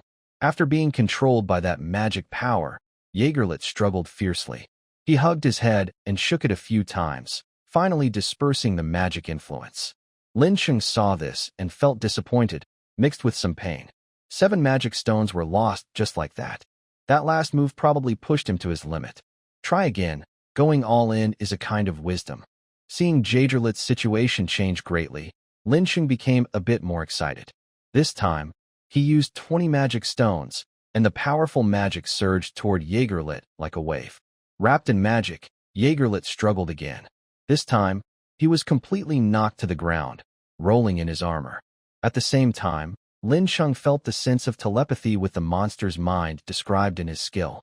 This meant that his skill had truly broken through Jagerlit's will. While not controlling him completely, he could at least sense Jagerlit's thoughts. Underground. Lord, at this moment, a dry, tired voice reached Lin Cheng's mind from afar. Lin Cheng was startled. In his view, Jagerlit was lying on the ground, his back arched high, hands holding his head, trembling all over. If you save me, it's for control, better, to give me death. Jagerlit's thoughts were transmitted to Lin Cheng's mind, expressing his desire to die rather than submit. Meanwhile, Jagerlit forced himself to stand, roared loudly to the sky, and as he stretched his body, he once again broke free from the magic's restraint. Lin Cheng's third attempt also ended in failure. Sad face. Lin Cheng sighed sadly, feeling that continuing would only waste magic stones, and that Jagerlit might end up committing suicide. He shook his non-existent head in frustration, ready to give up. Suddenly, it was as if he remembered something. His eyes burned with determination as he stared at Jagerlit, who had just gotten up from the ground. Then, with a thought, 20 more magic stones shattered in the storage. Meanwhile, Jagerlit, who had just stood up, once again felt that surge of magic power. Why? Jagerlit knew his resistance had reached its limit. He was inside Lin Cheng's dungeon, with the other having endless magic reserves, and his own condition was poor. Next, it will probably be hard to resist. However, just as Jagerlit struggled to pick up his great sword and press the blade against his own throat, a voice from Lin Cheng reached his mind. Jagerlit, serve me for a while, and I will help you break the curse of the necromancer in the endless mountains on a lush green meadow. Drink. A young mountain dweller with an iron sword swung his blade, cutting down a bunch of dandelions in front of him. The young man was full of spirit, swinging his sword with confidence. His iron sword moved faster and faster, like a steel flower blooming on the hillside. Until the sun was about to set, a middle-aged mountain dweller slowly came up and shouted to the young man. White. Hurry home. Okay, Dad, the young man replied, sheathed his sword, and ran to the middle-aged man. Standing together, their height difference was obvious. The mountain dweller was a mixed race of humans and dwarves, a kind of subhuman race, generally not tall, with adult males usually only about 1.5 to 1.6 meters tall. But the young mountain dweller, named White, was clearly an exception, nearly 1.9 meters tall, with a tall and upright posture. He also inherited the mountain dweller's characteristic strength, with a muscular body. Seeing the vigorous young man in front of him, Old White felt a sense of pride, but also a bit of worry. White, you're secretly practicing swordsmanship again. I saw you left some forging work at home during noon. It's pretty good, but with your talent, why don't you spend all your time on that? Dad, if people should choose their careers based on their talents, then I should become a knight. Old White was speechless. White's words made sense. As a traditional blacksmith, his talent wasn't extraordinary. But if he became a knight, White's physical condition would definitely be above average. Since entering adolescence, White's body had grown much taller than his peers, and he dreamed of fighting for justice and protecting others. Old White's teaching of blacksmithing skills wasn't wasted, but it was just enough to get by. Child, we mountain people are a mix of humans and dwarves. In the past, dwarves were a warlike race, able to forge the hardest armor and the sharpest swords in the world. But that didn't help, child. War development isn't like mining in the mountains. It's more like flames spilling out of a furnace. The more you try to control it, the bigger the fire becomes. In the end, the dwarves' constant warfare brought punishment. Now, pure-blooded dwarves are rare. I admire your strength and determination, but I worry you might make the same mistakes in fighting. Old White is an elderly mountain man, with his mouth almost hidden in a thick white beard. He seems a bit overly worried when he speaks. No, father. I will follow my knight's code and not fight innocent people. White straightens his chest proudly. All right. When White turned of age, he killed a wandering earth dragon near the village and brought its head back to his father. The earth dragon's head was a dull yellow, with blue blood flowing from its broken neck. Old White looked at the heavy corpse, sighed softly, and took out the armor he had prepared for his son. It was a simple, heavy armor, grayish-white all over. It had no fancy patterns like metal armor, but felt rough like stone. Old White reached out with his calloused hand, gently touching the armor's surface, and said, "This armor is forged from blood steel. It may look as hard as rock now, but it can repair itself." He and the young man admired the armor together. When you kill your enemies and their blood splashes on the armor, it will absorb their blood and become even stronger. One day, when the armor is stained red with blood, you'll realize you can't turn back from the path of killing. Old White spoke slowly, his tone shifting from pride to a deep, serious voice. White couldn't listen anymore. He deeply thanked his father and put on the armor to go to the nearby country, where people lived under tyranny and invasion. "Thank you for saving me, Sir Knight. May I know your name?" "Just call me Ygritte." Blood flowed over White's ankles. "Is that the famous Lord Ygritte?" "Yes, it is.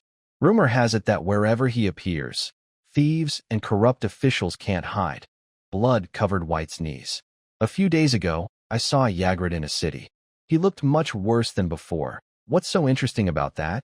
"I heard there was a murder in the neighboring town, and it might have been him." Blood flowed over White's thighs. "Mr. Ygritte, we are at war with a neighboring country. Please, help us." "All right." On the third day of heading to the battlefield, blood flowed over Ygritte's head. Ygritte was tired on the battlefield, swinging his big sword.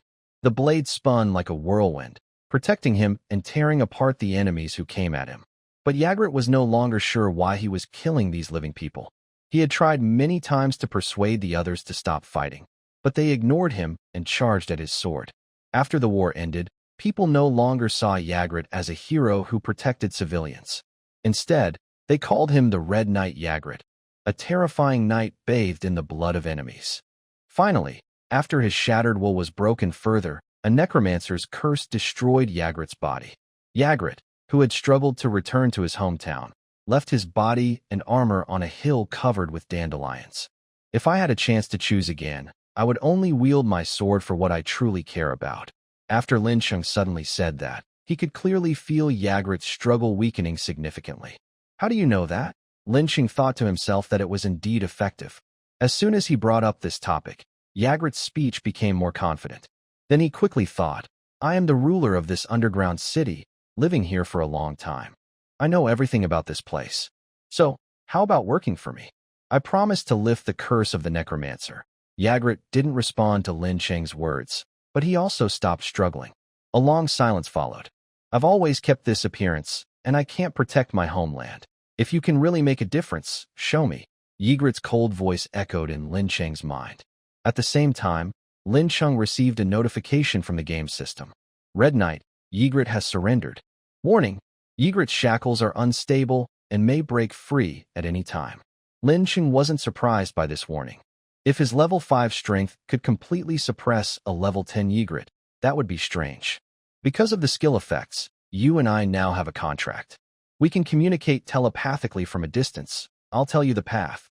First, come to the center of the dungeon." Ygritte nodded slightly. His current condition wasn't good. He needed to find a place to rest. After informing him, Lin Chung watched Ygritte's status panel with interest. Name: Ygritte, Wells White Blanco. Race: Mountain Dwarf. Undead. Level: 10. Class: Guardian Knight. Unique abilities: Formation, Level 3, Defense Boost. Level 3, Sword Power Enhancement. Level 2, Team Buff. Level 1, Armor Reinforcement. Level 2, Resistance Boost. Level 3, Undead Resistance. Level 1, Undead Weakness. Level 1, Lion Heart. Level 1, Sword Weapon Proficiency. Level 1, Greatsword Proficiency. Level 1, Skills, Attack Attribute Increase. Level 2, Defense Attribute Increase. Level 2, Bloodblade. Level 2, Lion Slash. Level 3, Greatsword Whirlwind. Level 2, Parry. Level 2, Insight. Level 1, Sensory Enhancement. Level 1, Blood Search. Level 1, Blood Chain Restraint. Level 1, Blood Sword Light. Level 1. Level 1, Current Attributes: Health, 850, Strength, 80, Defense, 100, Resistance, 95, Magic Power, 45, Agility, 50, Luck, minus 20. Lin Chung. Although Ygritte was only level 10, he had many hidden boss skills. For a moment, Lin Chung was overwhelmed by the numerous abilities. After a quick scan, Lin Chung understood Ygritte's role. Ygritte is a Guardian Knight, good at forming defensive formations and counterattacking. Many of Ygritte's passive and active skills can boost the whole team. This means Ygritte's best strategy is to lead a group of knights to face the enemy. When the enemy attacks, Ygritte can change the formation and lead the counterattack. If Ygritte only attacks alone, he can't use his strengths well. From the story's point of view, it fits the background well, but in gameplay, his attributes and tactics seem disconnected. Lin Chung sighed. In Journey World, Ygritte usually acts alone without companions, so formations and counterattacks don't really fit. But Lin Chung can help solve this. He has the ability to arm a group of monsters to support Ygritte. While Lin Chung was analyzing, Ygritte reached the core room of the dungeon. Ygritte was still badly hurt and sat down in a corner after entering. His helmet's two blue eyes moved, as if searching for Lin Chung. Lin Chung then created a skeleton next to Ygritte. The skeleton knelt down and lowered its head to him. "What's this?" Ygritte asked weakly. "You were cursed by a necromancer to become a high-level undead, right? And you gained the skill Gnaw. Once undead creatures reach level 5, they automatically get the Gnaw skill, which uses lower-level undead to heal themselves. This is a common trait of undead.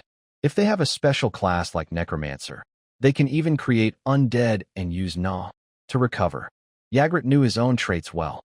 After hearing Lin Chung, he understood what he meant. He didn't refuse. He extended his right hand, and a blue light connected him to the skeleton. The blue light touched the skeleton and quickly dissolved it into white light, which flowed into Ygritte's body. For a moment, Ygritte, who was originally covered in scars and had a broken body in many places, recovered and stood up again, once more standing tall like a knight. Fortunately, Ygritte is in an undead form. If he were a normal knight, I really wouldn't have any healing potions to use on him, Lin Chung thought to himself. Ygritte, you are indeed very strong. I do need a fighter like you right now, but there's no vacancy for defending the dungeon at the moment. I have a more important task to ask you about. Lin Chung quickly sent a message into Ygritte's mind. Are you already making demands? You haven't told me how to break the curse yet, Ygritte replied, feeling a bit unhappy about Lin Chung's direct orders, even though he was somewhat eased by the healing. Lin Chung secretly sighed. Ygritte had to willingly submit to him to establish a contract. Otherwise, according to the skill description, demons wouldn't be able to oppose him. Ygritte, you don't need to rush. Although I am the master of the dungeon and know how to break the curse, my control outside the dungeon is limited, Lin Chung explained. There is a servant of mine in Maratone Town named Wang Jianlin. He is an important source of information for me. I need you to protect him for now, he continued. I will arrange for him to help you break the curse as soon as possible, Lin Chung added. Maratone Town is the name of the beginner town. Although Lin Chung planned to make Wang Jianlin a spy, he didn't have a good way to ensure his safety. Originally, Lin Chung thought about having Wang Jianlin manage a profession that could tame monsters, and then providing demons for him. But that was too conspicuous, and Wang Jianlin couldn't summon monsters all the time. Now, with Yagrat as a strong helper, Lin Qing immediately thought of Wang Jianlin's side. After all, the dungeon was now pretty secure, and his focus should be on the town. Protection? Yagrat listened to Lin Qing's explanation and paused for a moment. I am willing, he said. Some important towns are connected by teleportation nodes, making travel easy. Players can also use teleport scrolls to move outside of dungeons in the wild. However, after the game became real, players started to distrust each other. To prevent chaos in the city, the teleportation node in Maratone Town was moved outside the town. Now, anyone returning to the beginner city must teleport nearby and walk into the town. The hurried figure is Wang Jianlin. After showing his ID panel at the city gate to prove he is a player, he was allowed to enter the town. After a month of adaptation and management, the beginner town is now well organized. Many players who don't want to fight monsters or level up have their own jobs and live steadily. People like Wang Jianlin, who have no gaming experience or special skills, are not very noticeable here. Few people pay attention to him, but some acquaintances recognize him and whisper among themselves. However, Wang Jianlin, who is transformed into a lich, is very focused on his own worries and ignores others. His main concern is for his family. Holding this worry in his mind, he also touched his storage bag containing 20 magic stones. Wang Jianlin quickened his pace toward the inn. In the original Journey world, beginner towns had free inns for new players so they wouldn't have nowhere to stay. This tradition continues in real life. In the beginner town, as long as you follow the law, everyone can get a free room. Wang Jianlin's family of 3 was assigned a slightly larger room. Thinking about his wife and son waiting at the inn, Wang Jianlin couldn't help but smile. Hey, old Wang, did you bring back anything good from the dungeon? As he thought this, 3 people approached him. The leader, a burly man, walked straight toward Wang Jianlin and roughly bumped his shoulder. Seeing this, Wang Jianlin frowned. The leader's name is Li Hui. Like the 2 beside him, he was once a local troublemaker. Now, many such people in the beginner town, after reaching level 2, drift through life aimlessly. Originally, these middle-aged men and social types were unhappy that a group of young people who played games regularly could rise in society. But they felt helpless and could only vent their anger on others. With Wang Jianlin's current strength, he can handle 3 people, but doing so would reveal his information. Therefore, he chooses to be patient. Seeing that Wang Jianlin remained silent, the 3 men each reached out and one pushed him. I didn't bring anything with me, just got lucky and managed to escape. Wang Jianlin whispered. Attacking the novice town would get him wanted, so he wasn't worried about what the 3 men might do. I knew it. Someone useless like you. Even if you go on an adventure, it's just a waste of time, Li Hui said, placing his hand on Wang Jianlin's shoulder and wiping the dirt off. Then, as if remembering something, he loudly asked, What about your good buddy son Yukai? Didn't he die outside? Without waiting for Wang Jianlin to answer, the 3 men burst into loud laughter. Their laughter and the strange looks from others around made Wang Jianlin feel embarrassed, but he didn't mind. Finally, after some more foolish talk and finding no fun, the 3 men left on their own. Wang Jianlin didn't say much. He simply quickened his pace and headed toward the hotel. Soon, he arrived at the hotel. After pushing open the thin wooden door, he saw his wife, Li Xiuqin, and his son, Wang Pengcheng, sitting at a simple wooden table. On the table were a stew and a few steamed buns. In the game, Journey World, there were only bread, and players couldn't taste it. But after the game became part of reality, many people's tastes changed. So some players who craft items started making steamed buns. Fortunately, some of these crafting players had good morals, and basic ingredients were easy to find here, so steamed buns were cheap. Dad, I got my paycheck today.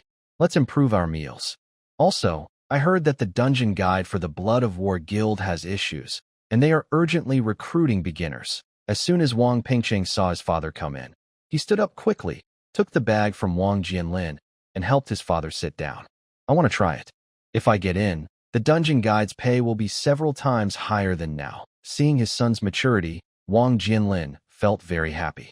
Unlike him, Wang Pengcheng had also played Journey World for a while. Although he hadn't played for some time, he still kept up with the game. Currently, Wang Pengqing is a level 3 warrior and has a patrol job in the beginner town. Thanks to you, Pengqing. By the way, I want to give you something, Wang Jianlin said willingly. Wang Pengqing instinctively reached out his hand, thinking his father was going to give him some daily necessities. However, when he saw the 20 magic stones in his storage bag, he froze in surprise. He knew that he only patrols for 10 hours a day, and his monthly salary was just 300 copper coins. Converted into magic stones, that was only about 2 stones, and exchanging copper coins for magic stones would cause some loss in value. Li Xiuxin, who was watching nearby, noticed this scene. She had been here for a month, living frugally, and understood the rules of this world. Dad, where did you get so much money? The two asked almost at the same time. I was exploring and met a high-level player.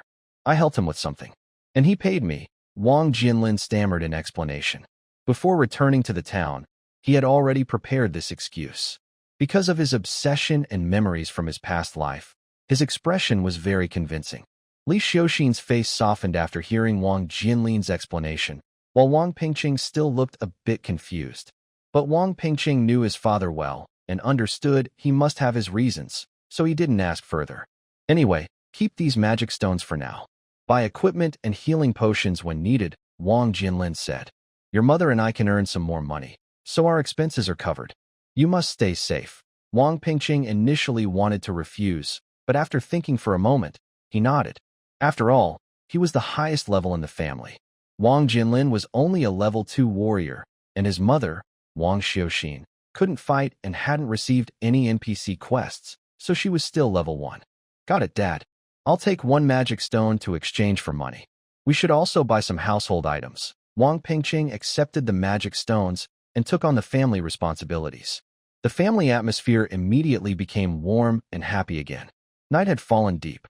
Inside the inn in Mertun town, the first floor, which served as a dining area, was crowded with people drinking and eating.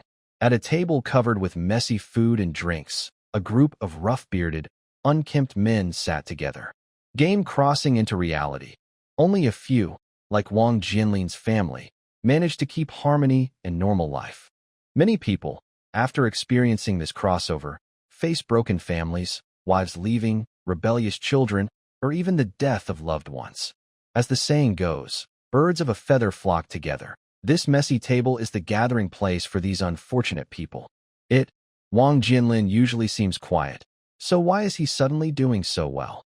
A middle-aged man slams his glass onto the table, looking unhappy. His son is good, unlike your son, who argued with you over some gear. Next to him, a strong man quickly joins the conversation. It's Li Hui. Go to. If you bring that up again, I'll call you out. Go to.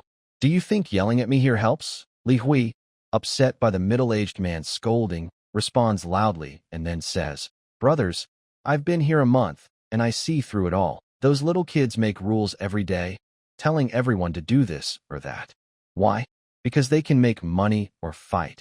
We curse the sky and the ground here, but it's useless. Hearing Li Hui's words, those who had been quietly complaining now agree and nod. Today, I saw Wang Jianlin's family acting strange. He came back from outside in a hurry and went straight to his hotel. That afternoon, he took a magic stone and exchanged it for money. If it was just for daily expenses, fine. But I saw him and his son carrying a big bag of stuff, plus some tasty food, upstairs. I think he's got something good. Why don't we go find him and get some money? When Li Hui said this, those who had agreed before now looked at him with disdain. Especially the middle-aged man who had just been scolded. He led the questioning now. After all that, you just want us to go and rob him? I won't say more. In this city, you can't attack anyone. What can you do? Li Hui suddenly slams the table and stands up, saying, First, don't call me dirty. A couple of days ago, someone outside found a magic sword and sold it for 50 magic stones. You've seen it too. And although we can't attack, isn't it enough that so many of us are blocking the door every day to bother his family? If you don't act, the little one will be taken by others. Li Hui's words touched everyone at the table. Suddenly, everyone felt eager to act. All right, you show us how it's done, and we'll follow you, said the middle-aged man. That's easy. Watch me kick open their door in a moment, Li Hui said as he stepped forward. The 7 or 8 people at the table also stood up, ready to follow him. But just then, A figure appeared nearby and moved slightly. A heavy hand rested on Li Hui's shoulder. The hand was quite large and a bit stiff. Li Hui felt uncomfortable. He turned around, wanting to shout, but he softened. He saw that the hand on his shoulder was bigger than normal and covered with a thick black armor. The figure was also fully covered in a cold, hard black armor. Through the gaps in the helmet, he could see deep, cold eyes. This armored warrior was over 2 meters tall. His back carried a huge sword, as wide as a person's thigh, heavy and sharp. What do you want? Li Hui stammered, his tongue tied. The brothers who had been trying to boost their courage stepped back nervously, watching closely. They didn't want to provoke this warrior. Their experiences over the past month had shown them that the difference between players and them wasn't just equipment, but also physical strength. The warrior's head moved slightly, and hot breath hissed from his helmet.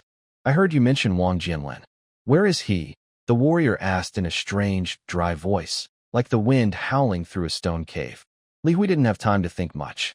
He tremblingly pointed to a room on the 2nd floor and said, "He's in that room."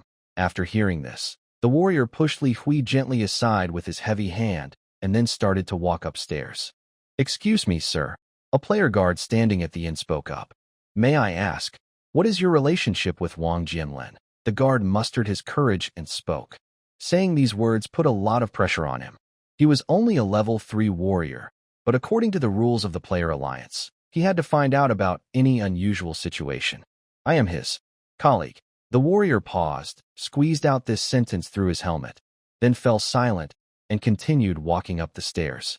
Because of his actions, the entire 1st floor of the hotel became quiet. The only sounds were the heavy clanking of armor on the wooden floor. It wasn't until the mysterious warrior reached the 2nd floor, pushed open the door, and entered the room that everyone on the 1st floor finally let out a quiet sigh of relief. Who is that? Such good equipment. Could he be a member of a guild's team? I don't know. Sometimes I see guild members eating together, but I've never seen this guy before. Shoo, forget about it. These people are real important figures. We can't really get involved. After this brief interruption, the tavern returned to its previous lively atmosphere. The people who had been discussing big plans at one table, like Li Hui and others, also fell silent.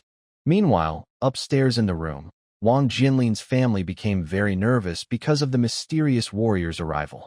Wang Pengcheng wanted to step in front of his parents, but found his legs trembling and uncooperative. Finally, Wang Jinlin took a step forward and asked the mysterious warrior, "May I ask what brings you here?"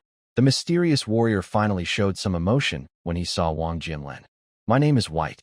I am here because of matters in the underground city." Wang Jinlin was momentarily stunned. Then he felt his thoughts racing faster than ever before, almost instantly understanding what was happening. "Oh, you actually came here. Wife, son, this is the high-level player I told you about. Due to the rules of the world, even if Jigrit is truly an NPC, he would not react strongly to this issue." Jigrit's mouth beneath the mask moved slightly. He instinctively wanted to deny the question. However, a message from Lin Chung appeared in his mind, prompting him to agree. "Yes, I was a lone adventurer before, not well known." Although Jigrit was a bit confused, he still repeated the words as Lin Chung had told him. "Great. My name is Wang Pengcheng. If you need anything from me in the future, just ask. I've never seen you in the beginner town because you've been training outside, right? Also, may I ask what level you are?" Wang Pengcheng's questions seemed a bit many, making Wang Jianlin and Li Xiuyu nearby feel a little nervous. However, Jigrit didn't mind this. Originally, Lin Cheng's task was to increase mutual understanding without revealing too much information. Now that Wang Pengcheng asked questions voluntarily, Jigrit had a reason to share some information about himself. "Yes, I have been outside the town for the past half-month. Since I am not well known and just returned with some armor I found, no one really recognizes me. As for my level, I am now level 7. Jigrit recited the words Lin Chung had prepared for him, carefully and clearly.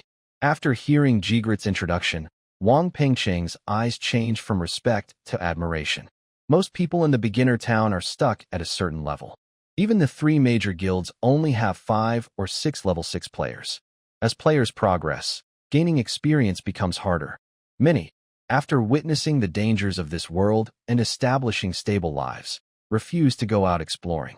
This means the knight in heavy armor in front of him might be the highest level player currently in the game.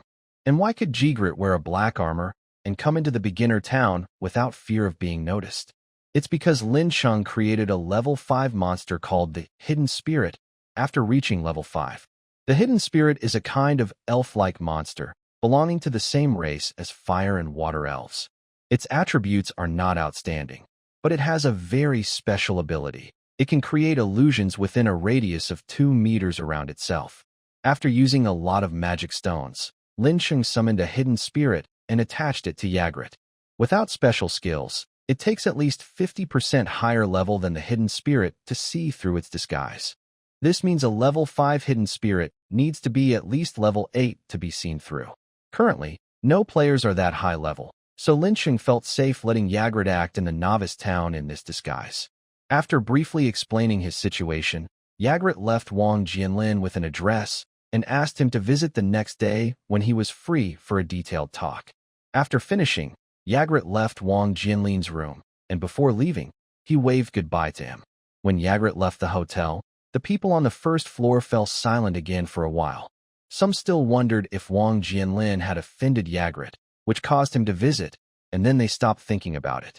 That night, news spread that a new high-level player had appeared in the novice town. Dad, this warrior named White is a great opportunity. High-level players like him will definitely join a guild in the future. If I can meet him, maybe I can work in a guild someday. As soon as Jagrit left, Wang Pingqing excitedly patted Wang Jianlin's shoulder and said, Dad, you must recommend me to him tomorrow. I know my chances are slim, but if you don't, I might never get a chance. Wang Jianlin nodded, understanding that his son's words weren't just about personal gain. After all, joining a guild means risking life in dangerous fights outside to earn wages. Wang Pingqing asked Wang Jianlin to recommend him to Jagrit because he wanted to take on the responsibility of supporting the family alone. The family carefully discussed Wang Jianlin's adventure experiences, which he recounted with a prepared story. When the hotel lights went out and everyone went to sleep, the discussions about Jagrit's arrival among the major guilds had just begun. In the largest venue of the beginner town, this place was originally the arena for new players. However, since players showed little interest in fighting, the Dragon City branch rented it as their training ground. At this moment, in the Dragon City branch hall, groups of well-equipped, trained players wait in the lobby. There are 6 combat teams, each with 8 members. Each team is led by a level 5 player, with the rest being level 4. If you look closely, one team stands farther away from the other 5. That team belongs to Zhao Qi. Since returning from the underground dungeon in Lin City, Zhao Qi's team has regained strength, but 2 members are too badly injured to continue fighting. Considering his limited guild resources and manpower, Zhao Qi decided to disband his guild and merge his main team into the Dragon City branch. The 2 injured members were assigned to the logistics department of the branch, where they found stable jobs. As a result, Zhao Qi and his team became one of the 6 combat teams of the Dragon City branch, subject to the guild's orders. At one end of the hall, a large table seats 3 people, a man, a woman, and another man. All 3 wear red and gold jackets, standing upright with serious expressions. These 3 are the branch's president and 2 vice presidents in this region. After the game transitioned to reality, they became the leaders of the Dragon City branch here. The middle-aged man sitting in the center is the branch president, Fang Zhongqing. He looks serious, with a stern face. He's not very tall, but commands respect. At first glance, it's hard to believe this man, so immersed in a game, is capable of such authority. But if you look closely at his outfit, you'll notice he isn't a frontline fighter, but a priest. That lone player who appeared at the East City Hotel, what do you think? According to intelligence, he's at least level 6, Fang Zhongqing asked, seeking the opinions of the 2 vice presidents beside him. The intelligence team captured photos of him entering the town. I've seen them. From the small details, he's quite skilled, said the man on Fang Zhongqing's right. He looks younger, around 30 years old. This person is vice president of the Long City branch, a level 6 warrior named Chun Mo compared to Fang Zhongqing. Chun Mo seems more relaxed. I feel like I can't beat him. If only I could recruit him and take my place. Battle Blood Flow just faced setbacks in the dungeon. Now is the time for us to act. We can't give up now, said the young woman sitting to Fang Zhongqing's right. Her name is Songya, a level 6 mage, and the youngest of the three, probably only 25 years old. I think this lone player might be our chance. As Songya shared her idea, both Fang Zhongqing and Chunimo looked at her. The current situation in the beginner town is a three-way standoff. The Thousand Faces Guild and the Battle Bloodflow Guild are working together against us, and that lone player definitely won't be content to stay under others. We can help him establish his own guild. Let him distract the firepower of the Thousand Faces and Battle Bloodflow guilds. That would be good for us. Songya's idea makes sense, and both Fang Zhongqing and Chun Imo nodded in agreement. Also, according to the guard's records, there's no information about this person entering the city, Chunimo added. Fang Zhongqing offered his explanation. That confirms one of our guesses. That lone player probably has a secret way to level up and doesn't want others to know. The other two nodded, showing their approval. The 6 combat teams below were whispering among themselves, clearly unable to reach a conclusion about Ygritte's topic for now. One morning, Ygritte sat on the floor of a hotel room, dressed in armor. Since he was in a necromancer state, he didn't need to sleep. He was worried the armor might crush the bed, so he chose to sit on the floor. 3 clear knocks sounded at the door. Ygritte said, "Come in." Wang Jianlin pushed open the door, looked around, then entered. What does the master say?" Although he was doing this for his family, Wang Jianlin looked very nervous. "Let me protect you, help gather intelligence, and wait for instructions," Ygritte said coldly. "My task is to ensure your safety, so feel free to ask for anything. But I am cursed. According to our master's promise, you need to work hard to lift the curse. At that time, I will not allow you to refuse." Jianlin Wang nodded. He was not bothered by Yejilit's somewhat cold attitude. "Usually, my wife and I do some part-time work in the town, which is not dangerous. But my son, Wang Pengcheng, might have to go out with the guild to fight these days. If possible, I hope you can prioritize protecting him." Hearing Wang Jianlin, Yejilit tilted his head and said, "So, do you want him to go fight, or do you want him to stay at home?" Jianlin Wang was surprised, then said, "As parents, we all hope our children stay safe. But going out to train is my son's wish, and it's also his way to support the family. As parents, we must support him." When Wang Jianlin finished speaking, Yejilit seemed to be thinking about something and didn't speak for a long time. "As parents, do we really have to support them? Father, was that the reason you sent me off in armor back then?" After a long pause, just as Wang Jianlin was hesitating whether to ask directly, Yejilit finally spoke. "I've seen your son's abilities. Honestly, they are quite average." Wang Jianlin's face darkened, but he quickly comforted himself. "Well, at least he won't be in danger outside." "But," Yejilit continued, "since you want him to pursue his own dreams, I will help him a little." Yejilit stood up. His heavy armor made a creaking sound as he stepped on the wooden floor. Then he picked up a heavy sword placed nearby and strode out of the room. At the entrance of a training hall in the novice town, a warrior dressed in minimal leather armor was shouting, "Battle Bloodstream Guild is recruiting fighters, providing equipment and healing potions, free training. Clear dungeons for high pay. Come line up over there if you want to sign up." The warrior shouted loudly. The name of the Battle Bloodstream Guild was well known. A long line had already formed at the registration desk nearby. However, joining the warrior guild and becoming a fighter is not so simple. First, you need to be at least level 3, and different professions must pass some tests to prove they have normal fighting ability. At this moment, next to the testing point, Wang Pengcheng is dressed in armor, holding a long sword. He dodges arrows shot from nearby mechanisms, occasionally swinging his sword to cut down the incoming projectiles. This is the warrior profession entrance test. The nearby device fires 100 arrows coated with paint at the tips. Test takers must stay within the designated area, and after the test, no more than 3 spots on their body should be covered with paint. Focus on dodging and using your sword.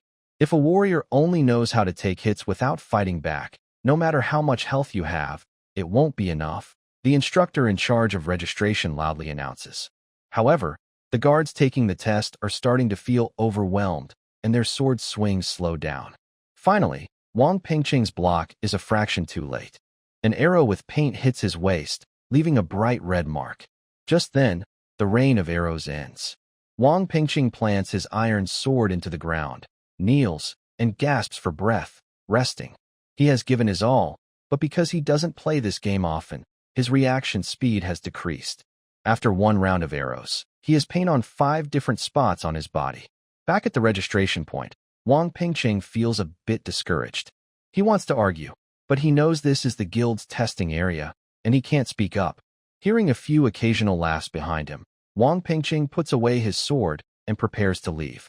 Suddenly, a large hand rests on his shoulder, and a deep voice asks, "Can I join too?" Of course. Please go over there to start the test," Wang Pingqing replies. The tester looks at the tall, black-armored swordsman, who is over 2 meters tall, and speaks with some difficulty. Yejali nods and strides confidently onto the testing sandpit. In front of him, 10 arrow mechanisms are fully charged. As the instructor nearby activates the devices, all 10 mechanisms fire arrows simultaneously, creating a rain of projectiles. Yejali doesn't dodge or evade. He steps forward with his left leg into a solid horse stance, holding his sword with both hands, and swings a powerful horizontal slash. In an instant, it's as if a storm has swept through the testing area. The heavy blades cut through the wind, scattering all the arrows. Some arrows are even broken in half and fall to the ground, powerless. As the mechanism released another wave of arrows, Yejalite swung his sword twice, knocking every arrow out of the air once again. The test was over. Yejalite strode toward the examiner and asked, "Is it done now?" The examiner, realizing this was beyond his control, looked toward the hall for help. At that moment, a short man hurried out from inside the hall. He nodded to Yejalite and said, "You've passed completely. May I have your name, sir?" White. It was clearly not an Eastern name, but the man didn't question it. Since the game world had merged with reality, many players used aliases to hide their real identities. "Very well, Mr. White. Your strength is impressive. It was our mistake to make you go through the test. Please come with me. I'll inform the guild leader right away." The situation changed so quickly that everyone present, including Wang Pingqing, whom Yejalite had pinned down earlier, was still trying to process it. Of course. But Yejalite lowered his heavy sword, reached out, and pulled Wang Pingqing over by the shoulder. "I'm taking him with me." Of course. This young man also passed. "Please, both of you follow me." The short man signaled the staff to continue their work and led the two into the hall. "Mr. White, you." Wang Pingqing looked up at the tall figure beside him, wanting to speak, but hesitating. After a short walk, the man guided them into a reception room inside the hall, where they waited on a sofa. In the guild's reception room, Wang Pingqing sat nervously on a luxurious sofa. Beside him, Yejalite sat in his heavy armor. His expression was hidden, and worried that his armor might damage the sofa, he had asked the staff to bring him an iron chair instead. After a while, a burly man entered the room. It was Chen Kaifeng, the leader of the Battle Blood Flow Guild. Chen Kaifeng walked straight up, passed by Wang Pingqing, and extended his hand to Yejalite. "Mr. White, on behalf of the guild, I welcome you. It's an honor to have you join us." Ygritte nodded slightly, and the two shook hands. "We were originally worried about the main attack, but since you came, we hope you can lead this operation. Although it's a bit bold to make such a request right away, we are willing to pay a fair reward. 100 magic stones, plus you can choose one item from the rewards. The younger brother over there will receive the usual salary for a combat team member." Chen Kaifeng straightforwardly explained his demands and the rewards for Ygritte. Wang Pingqing listened nearby, trying not to show any reaction on his face, while secretly feeling amazed. Chen Kaifeng is someone he has seen a few times at the tavern and in public, usually serious and quiet. Now, for Ygritte, he's willing to be so open and friendly, which really moved Wang Pingqing. Wang Pingqing looked a bit hesitant, but Ygritte leaned forward and asked, "I want to know, what kind of difficulty made your guild retreat here to gather people?" Wang Pingqing suddenly understood. Chen Kaifeng had been talking about rewards, but hadn't explained what they wanted him to do. The dungeon that made the entire guild retreat must be very difficult. Wang Pingqing was surprised by Chen Kaifeng's attitude and hadn't expected this. Ygritte's question hit the mark. Chen Kaifeng immediately smiled wryly and said to Ygritte, "Mr. White, you truly are a high-level adventurer with sharp insight. In fact, our guild has been working hard to conquer the army formation ant nest dungeon these days. Chen Kaifeng's eyes flashed with a faint light as he calmly explained. Army formation ant nest? Wang Pingqing had never heard of this dungeon and asked instinctively. Chen Kaifeng smiled and didn't scold Wang Pingqing's curiosity, instead patiently explaining. Young brother, your name is Wang Pingqing, right? I've seen your registration info. You haven't played in the world of conquest for a while, so you don't know about this new dungeon added later. The boss of the Army Formation Ant Nest dungeon, Army Ant King, has a powerful overall buff skill that can strengthen the entire team, and when it dies, it drops an Army Formation necklace. The function of the Army Formation necklace is not only to increase basic stats, but also to strengthen allied melee units within a 20-meter radius. Chen Kaifeng explained this, and Wang Pingqing immediately looked as if he understood something. You probably also know that the Battle Bloodstream guild mainly consists of warriors. More than half of the members are warriors, so this necklace will be very helpful for our group's coordinated actions. After hearing Chen Kaifeng's explanation, Ygritte nodded and said, I remember that the Army Formation Ant King is a level 7 boss, while the regular Army Formation Ant and the Elite are levels 4 and 5, respectively, right? In fact, Ygritte didn't have information about this dungeon. The previous statement was transmitted to him from Lin Qingyuan at a distance. Chen Kaifeng nodded in agreement and added, yes, with the boost from the Army Formation Ant King, all the ants in the formation can reach their peak combat power for their level. Plus, they work well together and have the advantage of their nest, which makes it hard for our guild to take them down, and we've suffered heavy losses. After thorough research, we decided to adopt a new tactic.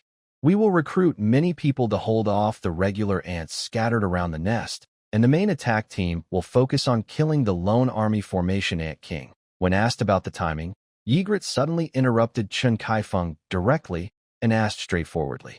We've almost gathered everyone in the past few days.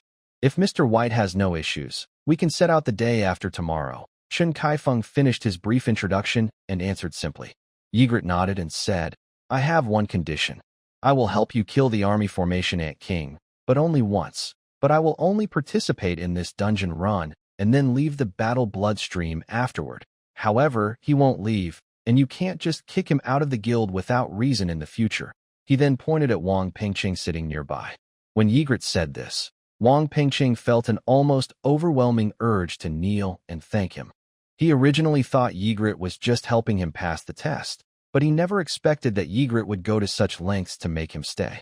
Ygritte's conditions sounded a bit overbearing, but Chen Kaifeng had no objections and agreed without hesitation. From Chen Kaifeng's perspective, having one more Wang Pingqing in the guild is not a big deal. It doesn't even seem to cause any loss, since Wang Pingqing is a capable person. However, the military formation necklace is very important for the Blood Battle Guild. It can help the guild clear upcoming dungeons faster and also intimidate the other two guilds. If everyone agrees, we will go ahead with this plan. Mr. White, please feel free, and Wang Pingqing needs to come with me for registration. If outsiders or some of the Blood Battle Guild members saw this scene, they would probably be very surprised. Chen Kaifeng, usually cold and serious, openly put his arm around Wang Pingqing's shoulder and led him to the registration area. At that moment, a thin figure appeared at the door of the reception room, with sharp eyes staring directly at them. Is this the famous lone player? Leveling up alone is faster than all the guilds. That's really impressive. Chen Kaifeng glanced at the person and said in a deep voice, Zhang Han. The visitor was Zhang Han. Unlike Chen Kaifeng's calm and mature demeanor, Zhang Han was just a teenager at the rebellious age. Zhang Han ignored Chen Kaifeng's warning look and strode over, bending down to make eye contact with Ygritte. Of course, thanks to the hidden spirit, Zhang Han couldn't see Ygritte's undead face under the mask, only a plain male gaze. Mr. White, this is our guild's vice president, Zhang Han. He has a bit of a temper, so please don't mind. Chen Kaifeng quickly released Wang Pingqing and stepped between the two. Zhang Han, go back and prepare. Your skills will be needed for the operation the day after tomorrow, Chen Kaifeng said again, urging Zhang Han. Got it. I'll be ready, Zhang Han replied with a nod, then quietly stepped out of the reception room with almost invisible steps. Wang Pingqing looked a bit scared. Even he, simple as he was, could sense the tension and fire in their relationship. The young man's team had just been through a tough fight. Several teammates were bleeding from attacks by wild dogs. After just arriving here to rest, he leaned against the wall but was suddenly attacked by a camouflaging fungus blanket. The vine surface of the fungus blanket had tiny pink suction cups, with barely visible small poisonous spines that could secrete venom to numb the prey's limbs. The man struggled fiercely, but his limbs gradually grew weak and powerless. He could only watch helplessly as he was being swallowed. The other teammates also faced setbacks. Some were ambushed and attacked by wild dogs and skeletons hiding nearby, while others lost their lives in different traps. Far in the center of the stone chamber, Lin Chung watched all this coldly. Since Yeja Jelite left the dungeon for the beginner town, 2 more groups had fallen in his dungeon. The level 5 hidden spirit had some effect on Lin Cheng's dungeon layout, but the magic stones used were too costly, so he didn't summon more creatures. These 2 groups could handle the situation with just level 4 fungus blankets and self-destructing beetles. The pair in front was a bit smarter, managing to kill 1 fungus blanket before being overwhelmed. The previous team, however, was reckless and was quickly killed by Lin Chung using the toxic slime and flames caused by self-destructing beetles in the poison pool. With the experience from these 2 groups, Lin Cheng's level had risen smoothly to level 6. However, unexpectedly, none of Lin Cheng's skills improved this time. Other skills were capped at level 10 and wouldn't necessarily increase with level, but the skill, Dungeon Monster Creation, also didn't level up, which was strange. Lin Chung checked his status panel and saw a message: current dungeon size is limited. Please expand the dungeon to unlock more monsters. After expanding the dungeon, leveling up skills will unlock stronger monsters. Up to 5 levels can be accumulated for the level jump effect. Once full, the highest quality monsters will be guaranteed. Lin Chung carefully read the second note about the skill, which clarified the so-called level jump mechanism. Due to the current size limit of the dungeon, the Dungeon Monster Creation skill is restricted to level 5. The skill, Dungeon Monster Creation, randomly selects monsters from the dungeon to summon each time it levels up. In other words, every time Lin Chung levels up, he can randomly summon a few monsters of the appropriate level from a large pool of monsters. If Lin Chung expands the dungeon after reaching level 7 in the Dungeon Monster Summoning skill, he will no longer summon level 6 monsters. Instead, there will be a higher chance to summon stronger monsters of level 7. In that case, I should level up more first and delay expanding the dungeon a bit. Lin Chung has experience exploring the world of the journey, and he knows that monster distribution is important. A single elite monster is much more useful than several ordinary monsters. If I keep saving and reach level 10, I remember the strongest level 10 monster in the dungeon should be the Purgatory Guard, right? The Purgatory Guard is a level 10 elite monster, usually appearing as the leader of demon-type monsters. Besides being very strong, it also has skills like resurrection through possession, dispelling summoned creatures, demon flames, and group enhancement. Lin Chung shook his head, deciding to focus on raising his level while looking for ways to expand the dungeon. At the same time, a loud thud came from beside the stone chamber. It was the sound of the rock golem collapsing in the corner. As the only useful frontline creature in Lin Cheng's dungeon, it had taken a lot of damage when these 2 groups arrived. Now, with the player's average level rising, many in the team are level 3 or 4. Skeletons and slimes are already easily defeated with a single strike. The rock golem, being the tankiest frontline, had been repeatedly pulled out to take damage over the past 2 days. Half of its body was already destroyed. At this moment, the rock golem lay in the corner, its core glowing blue, constantly absorbing surrounding rock debris to repair its damaged body. Is the rock golem close to its limit? Lin Cheng's attention had to shift to this matter. If he hadn't been more skilled at controlling it these past 2 days, the golem's core might have already shattered, causing it to collapse and die.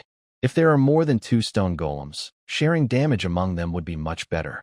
It seems I need to explore the mine tunnels further. Thinking of this, Lin Chung had an idea and summoned 3 well-trained groups of skeletons. Each group has 10 skeletons. Although they look like ordinary skeletons, all are equipped with gear that Lin Chung found on players over the past 2 days. Now, since Ygritte is out on a mission, the rock golems are badly injured. and there are no strong monsters between level 4 and 5 for a direct attack. These three groups of skeletons are basically Lin Cheng's main force. The skeletons are also equipped with corrosive venom extracted from toxic slimes. With this setup, Lin Cheng is confident he can handle the earth and stone lizard. I now have the skill dungeon monster taming. If I can tame that earth and stone lizard instead of just defeating it, I will gain a strong frontline ally. With this thought, Lin Cheng gave the order. The three groups of skeletons moved in perfect formation toward the mine entrance. Inside the dungeon's mine tunnel, a well-equipped team of skeletons advanced in formation. As they approached their target, they gradually spread out and encircled a giant round stone in the mine pit. The earth and stone lizard feeds on the magic-rich minerals in the mine. During Lin Cheng's absence, it also went out to forage. Its position has changed since last time, and Lin Cheng had to search carefully to find it again. This time, Lin Cheng did not send the more powerful hounds, but only used the three groups of skeletons and some toxic slimes. The reason is that the hounds mainly attack with claws and teeth, which are almost useless against the thick scales of the earth and stone lizard. So Lin Cheng's main tactic is to have the skeletons use blunt weapons to attack, combined with the venom from the toxic slimes to corrode the lizard's armor. Before Lin Cheng entered this dungeon, the earth and stone lizard lived freely here. When it first encountered Lin Cheng, it was unprepared. After fighting Lin Cheng once, the lizard naturally became wary of being driven out. When it sensed the encirclement of the skeletons, the giant round stones suddenly moved. Soon, the yellowish stones opened up, revealing the body of the earth and stone lizard and its small red eyes. The skeletons quickly took their positions and formed a line to face the earth and stone lizard. Soon, Lin Cheng realized that this soil and stone lizard was much smarter than he had thought. After the last experience, the soil and stone lizard was not in a hurry to spray acid. Instead, it watched the skeleton's movements and analyzed which one posed a greater threat. At the same time, the lizard's attacks focused more on the thin spine between the skeleton's waist and abdomen. Each heavy strike could make a skeleton lose its fighting ability. Once, during an attack, the lizard showed a weakness. Lin Cheng saw the chance and immediately ordered 3 skeletons to rush forward. But this was just a trick the lizard used to lure them in. It jumped at the right moment, when the skeletons collided, and quickly swept its tail to smash the skeleton's head. The skeleton's equipment made them tougher, but Lin Cheng could clearly feel that the lizard's strength was also increasing during the fight. Could it have leveled up? Lin Cheng suddenly wondered. After the game appeared in the real world, the original game data seemed to have a life of its own, and leveling up was natural. Then, Lin Cheng used insight to check the soil and stone lizard. Sure enough, he saw its level had reached level 4. However, monsters can only level up by defeating other monsters or swallowing items with magic power. Lin Cheng hadn't seen any other monsters in the mine tunnel. Without a doubt, this soil and stone lizard had leveled up by swallowing or my mine. Lin Cheng thought to himself. Watching the skeletons fall behind in the fight against the lizard, Lin Cheng felt troubled and started to doubt his decision. He originally thought that with his tactics and the monsters he had, he could easily deal with the lizard. That was why he was confident to let Ygritte leave. But in fact, he was mainly worried about Wang Jinlin's safety. Now it seemed that his own safety could no longer be guaranteed. While thinking, Lin Cheng saw a group of skeletons completely defeated by the lizard. The lizard was one of the top monsters at this level. Lin Cheng was already considering whether to retreat. Suddenly, Lin Cheng had an idea. He quickly commanded all the skeletons. But instead of fleeing, the skeletons collectively left the battlefield and ran deeper into the mine. According to Lin Cheng's memory, when he used his spiritual vision to explore the mine, he once found a fire opal. Fire opal is a mineral rich in fire magic energy, often used in weapon making and enchantments. Because it contains a lot of explosive fire magic, it can sometimes explode when hit hard, making it useful for creating explosive weapons. While commanding the skeletons to run deeper into the mine, Lin Cheng activated his spiritual vision again, searching the nearby rock walls for the fire opal. The earth lizard saw Lin Cheng's team not retreating but advancing, and let out a loud hiss as it chased after them. The two sides chased each other for hundreds of meters in the mine, until the skeletons suddenly stopped all at once. We found it. At this moment, Lin Cheng's vision was focused on the stone wall, where he saw a translucent, fiery red crystal with red light flowing inside. Then Lin Cheng ordered the skeletons to pretend to attack, showing weakness to lure the enemy into attacking. Finally, the earth lizard launched a fierce sweeping attack, cutting off one of the skeleton's thigh bones. The skeleton lost its support and fell to the ground. Seeing this, the earth lizard's small red eyes flashed with a glint. It gathered its strength and charged forward with all its might. With a loud bang, the earth lizard's charge shattered the skeleton into bone fragments, and its own body slammed hard into the stone wall. The earth lizard shook its yellowish head, trying to steady itself, but then it saw the stone wall in front of it open, with faint red light shining through the cracks. Boom! The ground shook violently. The explosion inside the stone wall caused the nearby tunnel to tremble. Rocks flew everywhere, and the earth lizard lost its balance, falling to the ground. At the same time, due to the powerful explosion and the flames directed at its head, the earth lizard's head was scorched black and severely burned. Meanwhile, under Lin Cheng's orders, the skeletons had prepared in advance. They supported each other and refused to fall during the explosion. Now, they seized the opportunity and rushed forward together. In an instant, various wooden sticks and iron hammers rained down on the earth lizard's blackened head shell. The earth lizard was dazed from the beating, and its head shell cracked apart in pieces. Some areas revealed pink flesh underneath, clearly indicating serious injuries. The stone lizard struggled fiercely, opening its large mouth, and its throat glands swelled as if about to spit out acid. However, a skeleton standing nearby was already prepared. It tore off a piece of leather from its back and flicked it forward. Immediately, a large splash of deep purple slime, extracted from the toxic slime's body, was poured into the stone lizard's mouth. The level 3 toxic slime's venom was strong enough to paralyze monsters of the same level. The stone lizard had already ingested more than 10 times the usual amount.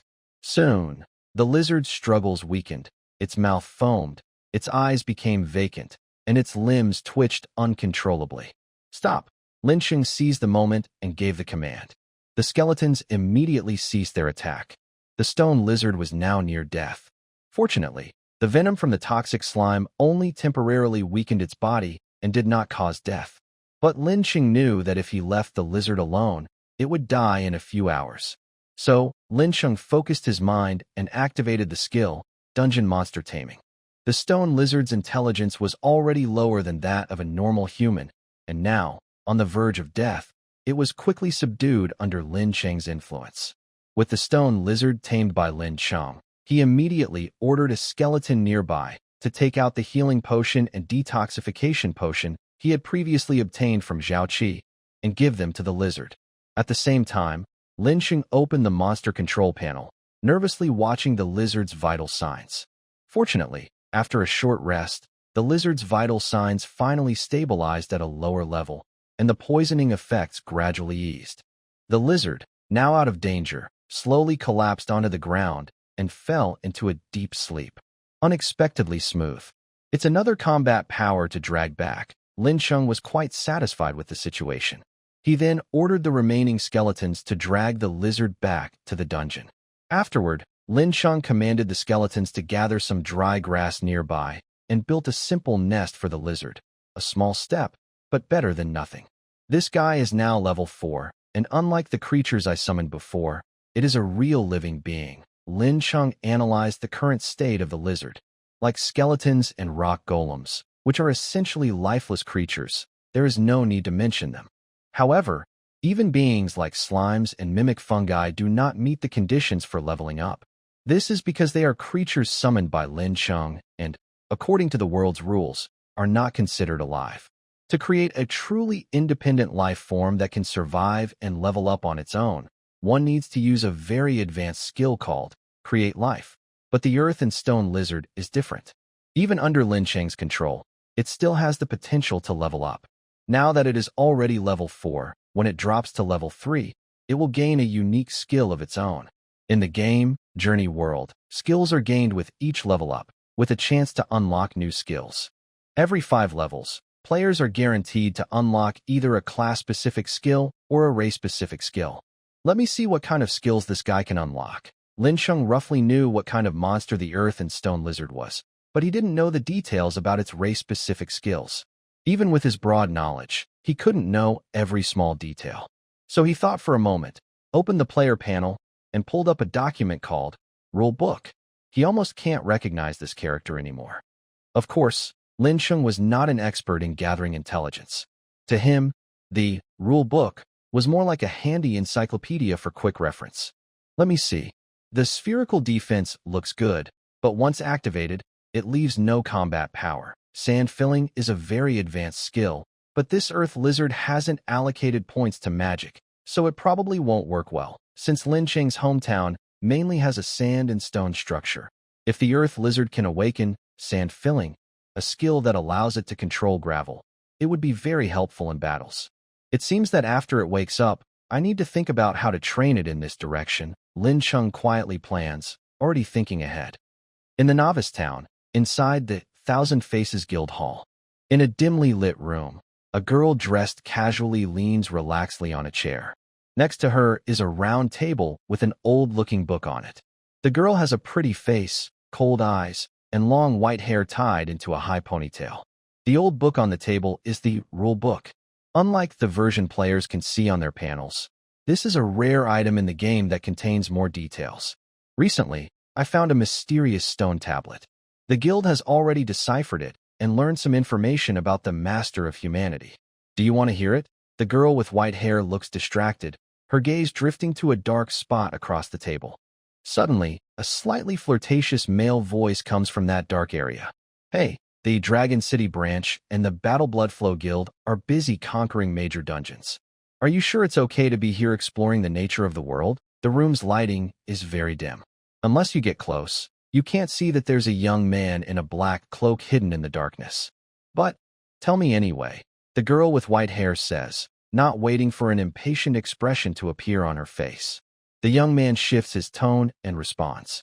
Humph. The girl with white hair narrows her eyes, changes her sitting posture, and leans forward.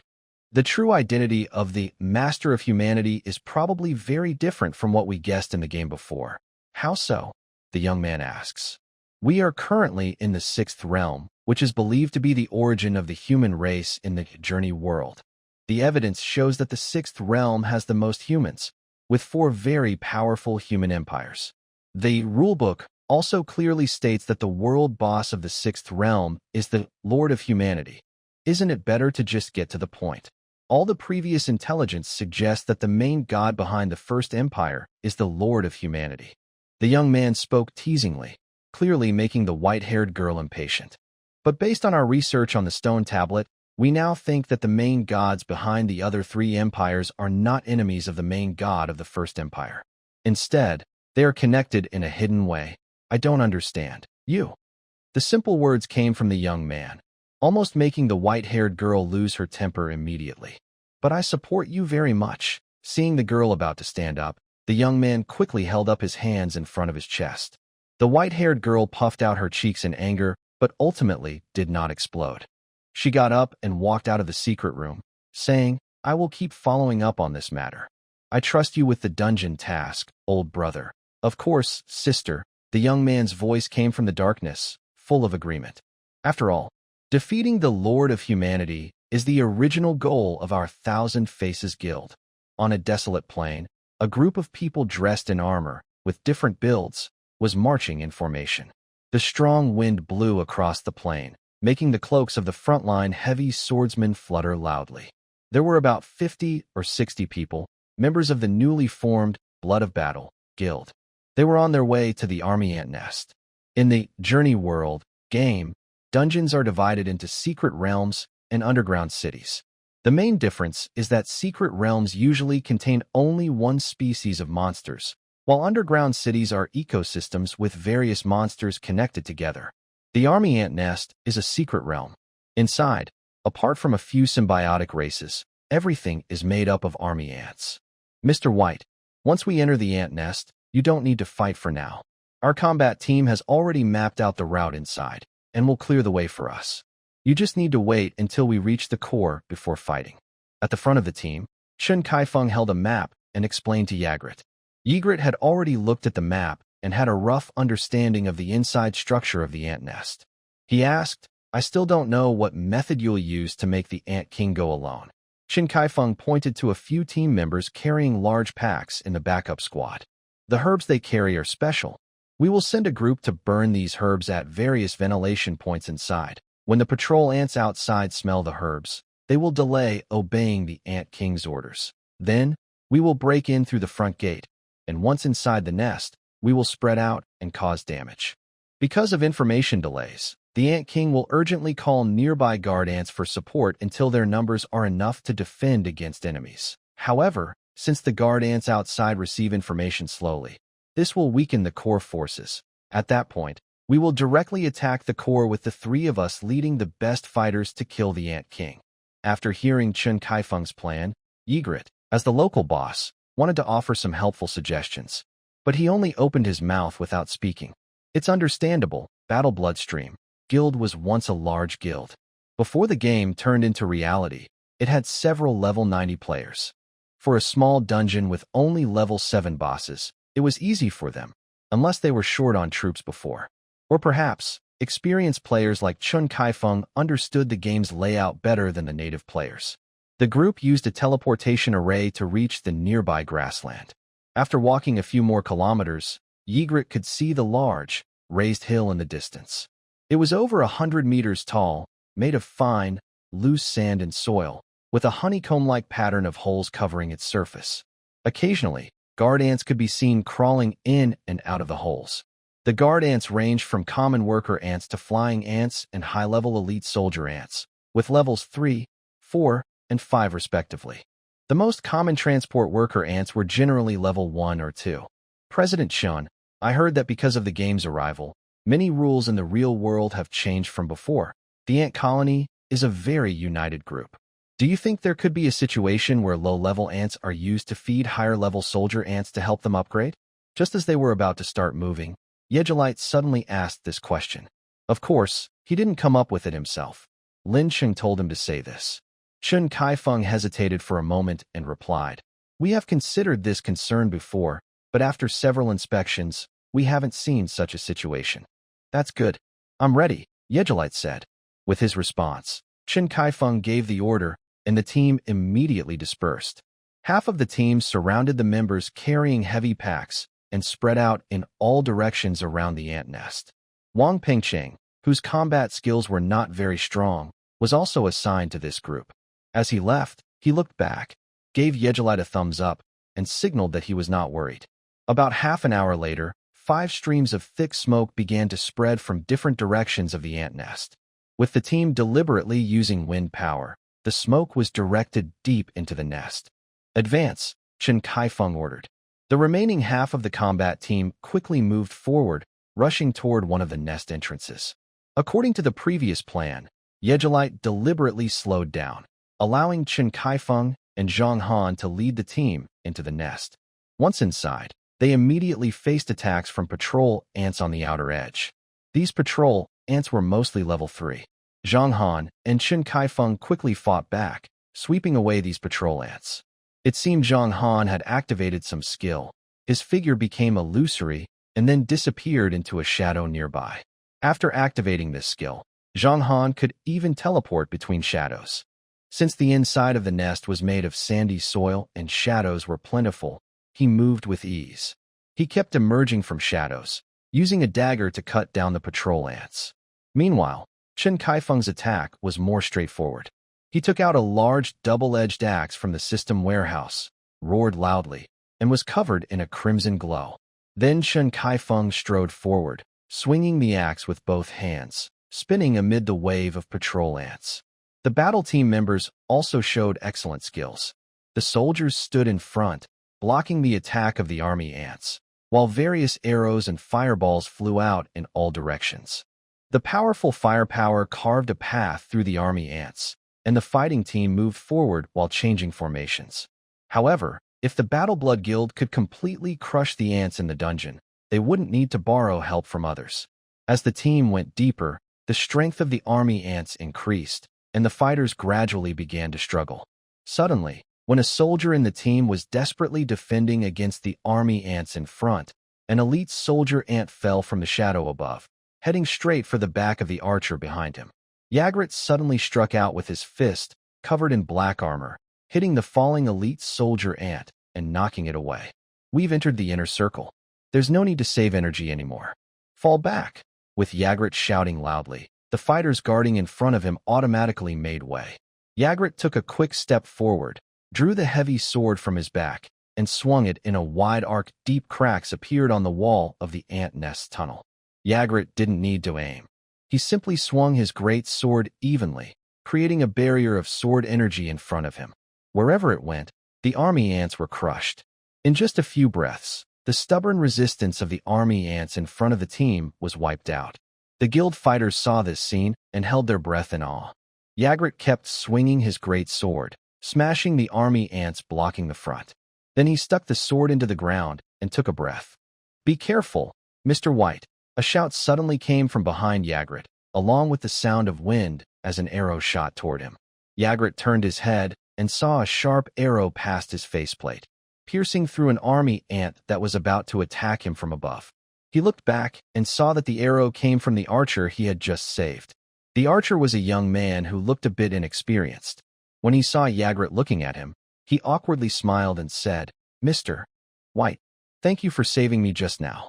My name is Zhang Mu." Although the recent attack might not have truly hit Ygritte's defenses, Ygritte still accepted Zhang Mu's gesture and nodded in response. Qin Kaifeng clearly noticed this, but did not focus on Zhang Mu. Instead, he called out to Ygritte and ordered the team to continue moving forward. After advancing a few hundred meters, the team gradually reached the core area of the military ant nest. Interestingly, fewer attacking ants appeared at this point. This was because the combat team members had already dispersed according to plan, engaging enemies at different locations. Now, the main force in the core area had been divided among other teams. The military ants were naturally good at defending and delaying battles, but not skilled at attacking. Under Qin Kaifeng's careful adjustments to the formation, other squads could hold out for a while longer. Meanwhile, Ygritte's main combat team, which was among the best, had already crushed the supporting ant groups and was moving freely within the core of the nest. Follow this path. After walking a few hundred meters, you'll see the core of the ant nest. The Ant King is hiding inside. Qin Kaifeng pointed to a dark, hole-like opening in a hollowed-out room. At this moment, Zhang Mu, who had been standing quietly at the back and seemed unnoticeable, suddenly stepped forward and said, "I don't quite agree with that." This statement was somewhat confrontational. Qin Kaifeng's gaze fell on Zhang Mu's face, but before he could say anything, Zhang Han quickly stepped in, grabbing Zhang Mu's collar. "What are you saying?" Zhang Han was already annoyed with Zhang Mu, who had been talking to Ygritte from time to time during the journey. Partly because Zhang Han didn't get along with Ygritte, and partly because Zhang Mu's initiative to talk to Ygritte made Zhang Han think he was trying to impress a powerful figure. Young and impulsive, Zhang Han looked down on such behavior of trying to curry favor with strong people. Zhang Han pulled Zhang Mu's collar, lifting him into the air. Zhang Mu hurriedly waved his hands and said, "Vice President, listen to me. I have my reasons." Zhang Han didn't seem convinced. Just as he was about to speak, Ygritte suddenly grabbed his arm. "Why not let him explain?" Ygritte's hand pressed down with gentle force, and a heavy pressure radiated from him, causing the surrounding fighters to change their expressions. If Zhang Han and Ygritte really clash here, not only will it affect the team's actions, but as members of the Blood Battle team, which side should they support? Everyone stop. The situation was tense for only a moment before Qin Kaifeng quickly stepped forward and forcefully separated the two. "I am the leader. Don't cause trouble in front of me." Qin Kaifeng signaled for both to calm down with his eyes, then turned to Zhang Mu and asked, "What do you have to say?" Zhang Mu quickly responded, "I've had sharp hearing since I was young. The path you just pointed out was explored by the previous combat team to find the Ant King's nest, but the Ant King has already moved. The Ant King is now in that direction." He pointed to another cave entrance. "That way?" Qin Kaifeng looked at the entrance, searched his memory, and said immediately, "I find that hard to believe. That cave is where the Ant Queen is. The Ant King only goes there when it needs to lay eggs. Right now, it's impossible for it to be there." Everyone looked at Zhang Mu with suspicion, but he remained calm and explained confidently. The leader doesn't know this. The Ant King and Ant Queen have a hidden skill that requires both to be close together to activate. During this time, the Ant King can use the blood connection with the Ant Queen and the soldiers to strengthen its link with them. We spent a lot of time here. By cutting off the blood connection between the soldiers and the Ant King with herbs, the Ant King should have noticed something. That's why it went to find the Ant Queen, hoping to restore the connection and gather its forces again. This is secret information. Before the game entered reality, this dungeon wasn't very difficult. So many players cleared it directly without noticing. Zhang Mu spoke non-stop, revealing very important information. Chen Kaifeng's face showed a thoughtful expression. Seeing Chen Kaifeng hesitating, Zhang Mu shouted loudly, "If you go to the Ant King's nest and don't see the Ant King, then turn back. The Ant King will gather its forces again, and it will be impossible to defeat it later. But if, as you say, we don't find the Ant King in the Ant Queen's nest, the attack will fail. Can you take responsibility for that?" Zhang Han challenged directly. Suddenly, the black mist that was drifting in the ant nest changed color and turned purple. Chen Kaifeng was startled. This was the secret signal he and his team had established outside the cave when releasing smoke. Purple meant the ant army was acting abnormally and was likely to return to the core. This confirmed Zhang Mu's words. Chen Kaifeng's mind raced quickly. He is the guild leader and the overall commander of this mission. He couldn't hesitate now. Follow his instructions. Chen Kaifeng glared at Zhang Mu and then led the way toward the hole leading to the queen's chamber. Seeing Chen Kaifeng give the order, Zhang Han immediately kept silent. This was the rule of the Battle Bloodstream Guild. Members' opinions couldn't be voiced until after the mission was over. For a moment, all team members stopped hesitating. They quickly formed a tight, organized group and rushed toward the queen's room at a fast march. Within a few seconds, they reached the end of the tunnel. As the light ahead shone brightly, they entered a huge hollow chamber. Inside the yellow sandy cave, a giant, blood-red ant, dozens of meters long, lay across the ground. Its abdomen was large and semi-transparent, taking up 90% of its body. It was almost immobile, with bright green eyes flashing with light. Next to it, a nearly 10-meter-long ant covered in black spines curled up. Its long, thin antennae twitched, as if signaling something. "Ant Queen!" the crowd exclaimed in surprise. "Zhang Mu, I remember you're a level 4 archer, right? You just joined the team a few days ago." Seeing the Ant Queen, Chen Kaifeng's first reaction was not to order an attack, but to ask about Zhang Mu's background. Zhang Mu still wore a gentle smile. He nodded and said, "I didn't expect the guild leader to remember me." Chen Kaifeng replied, "Now I do. Everyone, prepare for battle." At Chen Kaifeng's command, the team quickly reorganized. Yi Jelite also held his sword with both hands and moved to the front of the group. At this moment, Lin Xing's voice also echoed in Yi Jelite's mind. Finally, at the core of the ant nest. "Follow my instructions for the next move. Be careful of Zhang Mu. The hidden skills he mentioned between the Ant King and the Queen are unknown to me." Yi Jelite responded silently and then joined the formation. When the team entered the empty bubble room, the Ant King had already noticed them. But to call the distant army of ants, the Ant King did not leave the Queen immediately. Only when the call for help went unanswered and the fighters had reached them, did the Ant King turn to face the battle. Ants in the core area will fight desperately to defend after the Ant King calls for help. Watch your surroundings. The outer ants will soon stop interfering. We only have a few minutes, Chen Kaifeng warned everyone. At the same time, the Ant King looked up and let out a sharp screech. Its 3 pairs of armored legs pushed forward, charging straight at Yi Jelite. Ant-type monsters are especially known for their tough armor and strength. The Ant King, being a level 7 Ant King, was generally unstoppable by fighters of the same level. Chen Kaifeng clearly knew this and shouted, "Mr. White, dodge quickly. Mages, prepare to cast binding spells." However, the next development surprised everyone. Yi Jelite did not retreat at all. He took a step forward with his left foot, drew his sword, and stood firm. The Ant King charged fiercely, its sharp mandibles opening and closing, tearing the air along the way and stirring strong gusts of wind. Yi Jelite held his breath and focused.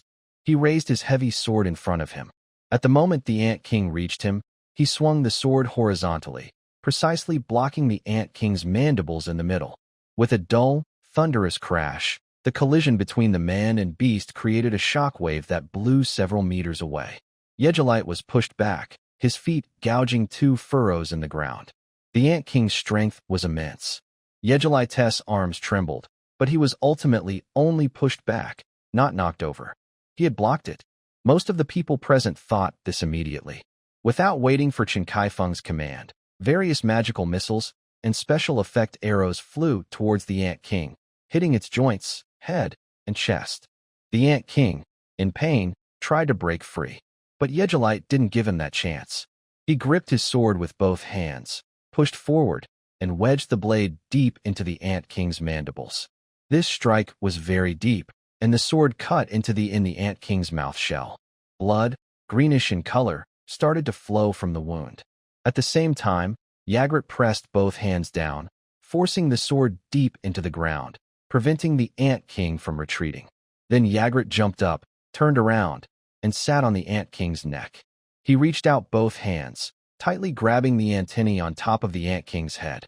Because of this position, Yagrat couldn't use his heavy sword to attack, and his small blade couldn't pierce the Ant King's armor. So he clenched his fists, and his punches rained down on the Ant King's head. Initially, Zhang Han and Chen Kaifeng also wanted to fight close, but the Ant King struggled fiercely. They couldn't find a good chance to get near, and ordinary fighters alone couldn't handle the ants rushing from the core area for support. Deal with the ants first. I can hold on. Yagrat's strong voice rang out at this moment. The guild fighters understood immediately. The mages and archers kept pressuring the Ant King, while Zhang Han and Chen Kaifeng led other team members to defend against the surrounding attacking ants. At this level, even monsters have some intelligence. The Ant King sensed danger. It supported itself with its 6 legs and gathered strength. Suddenly, there was a sharp cracking sound. The Ant King, despite having part of its mouth parts broken, pulled Yagrat's heavy sword out of its mouth. Then the Ant King roared loudly. The magic binding it had been under weakened instantly. The Ant King broke free and ran deeper into the cave. While fleeing, the Ant King wildly shook its head, trying to shake Yagrat off. But Yagrat wrapped his hands around the Ant King's antennae, holding on tightly and refusing to let go. Under the watch of everyone in the guild, Yagrat was carried into the cave by the Ant King. Form a new formation. One team defends the back, the rest follow me to catch up. Chen Kaifeng immediately gave the order based on the situation. He didn't believe Yagrat could single-handedly fight the Ant King. Meanwhile, the Ant King used the terrain and its 6 strong legs to run swiftly inside the nest. That's it. Use the method I told you before, with the antennae to guide its direction. Yagrat sat on the Ant King's back, receiving instructions from Lin Cheng in his mind. Long ago, when the guild, Blood of War, invited Yejilite to help explore the ant nest, Lin Cheng was already thinking about how to profit from it. He clearly couldn't take the loot inside the nest, as that was the main goal of the guild. Stealing some would easily cause suspicion. What Lin Cheng needed was a different kind of material inside the nest. It was useless to the guild, but for him, it was very valuable. Following Lin Cheng's method, Yejilite occasionally tugged on the Ant King's feelers, using the pain to make the beast move toward a specific spot. Finally, the Ant King charged into an empty chamber. Unlike the others, the soil here was softer, and some grass bits covered the ground.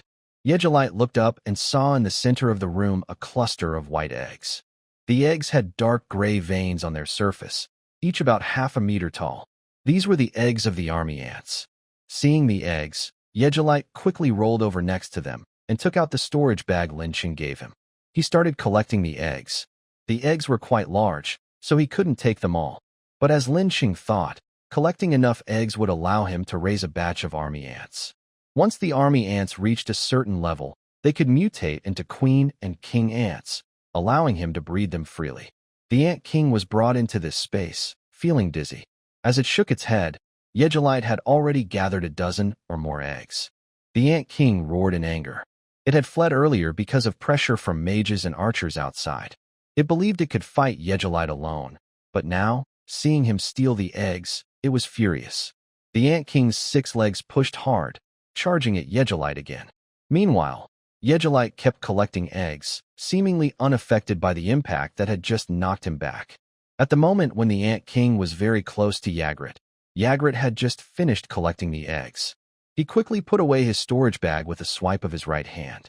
Ygritte reached out with his left hand and touched the Ant King's head, then pressed down hard. With a loud crash, the Ant King's head was forcibly stopped. Its hard shell cracked under the great force, with cracks spreading across the surface. Half of the Ant King's head was pressed below the ground. Its 6 legs dug into the earth, creating deep furrows, but it was useless. The anger in the Ant King's eyes gradually turned into fear. It suddenly realized that this small human in front of it actually had enough strength to crush it. Ygritte, as a level 10 beginner boss in the hidden area, had stats more than twice those of the Ant King. With just a little effort, he could make the Ant King powerless to fight back. Earlier, in the Queen's room, Ygritte had acted carefully. Otherwise, during the first charge of the Ant King, he could have cut it down with a single sword. Ygritte grabbed the Ant King's head with both hands and forcefully lifted its huge body. Then he supported its body and threw it against a nearby stone wall. The wall of the room used to store eggs was quite soft.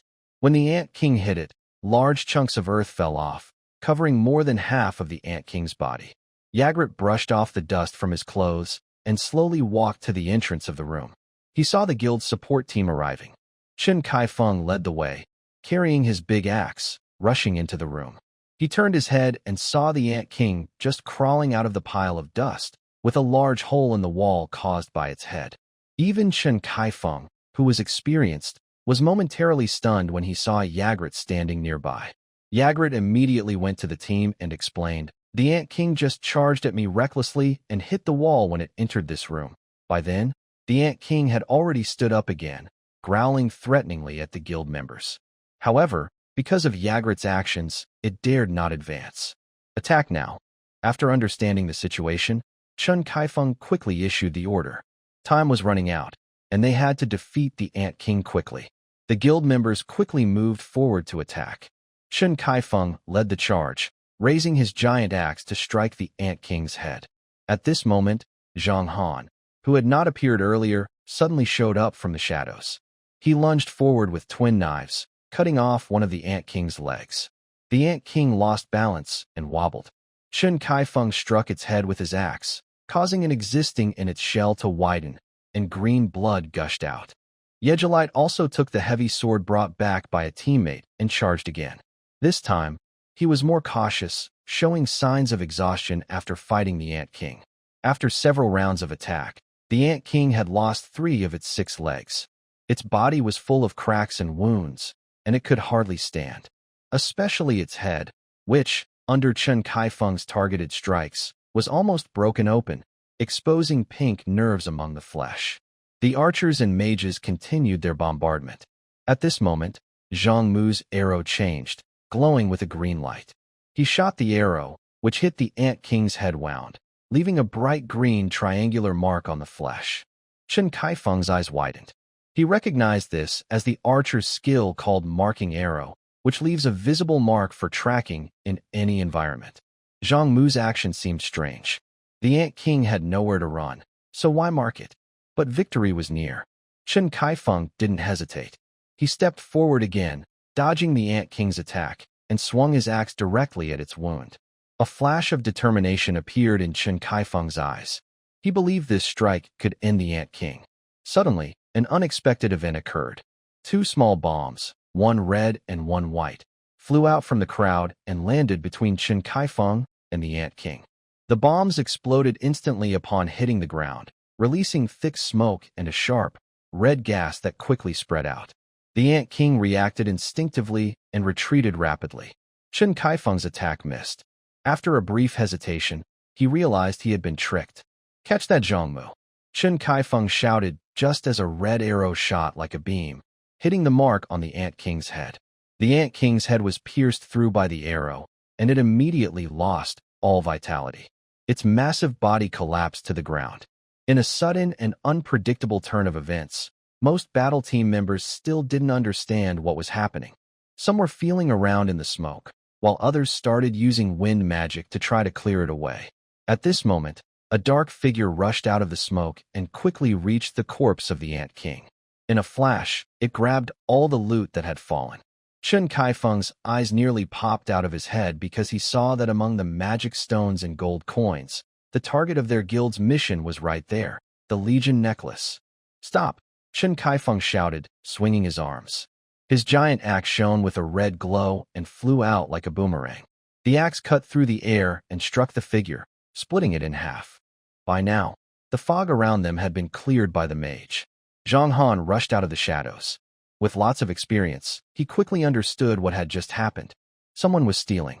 Zhang Han ran to the figure, reaching out to grab it, but found that the half-body on the ground was just an illusion, dispersing instantly when touched.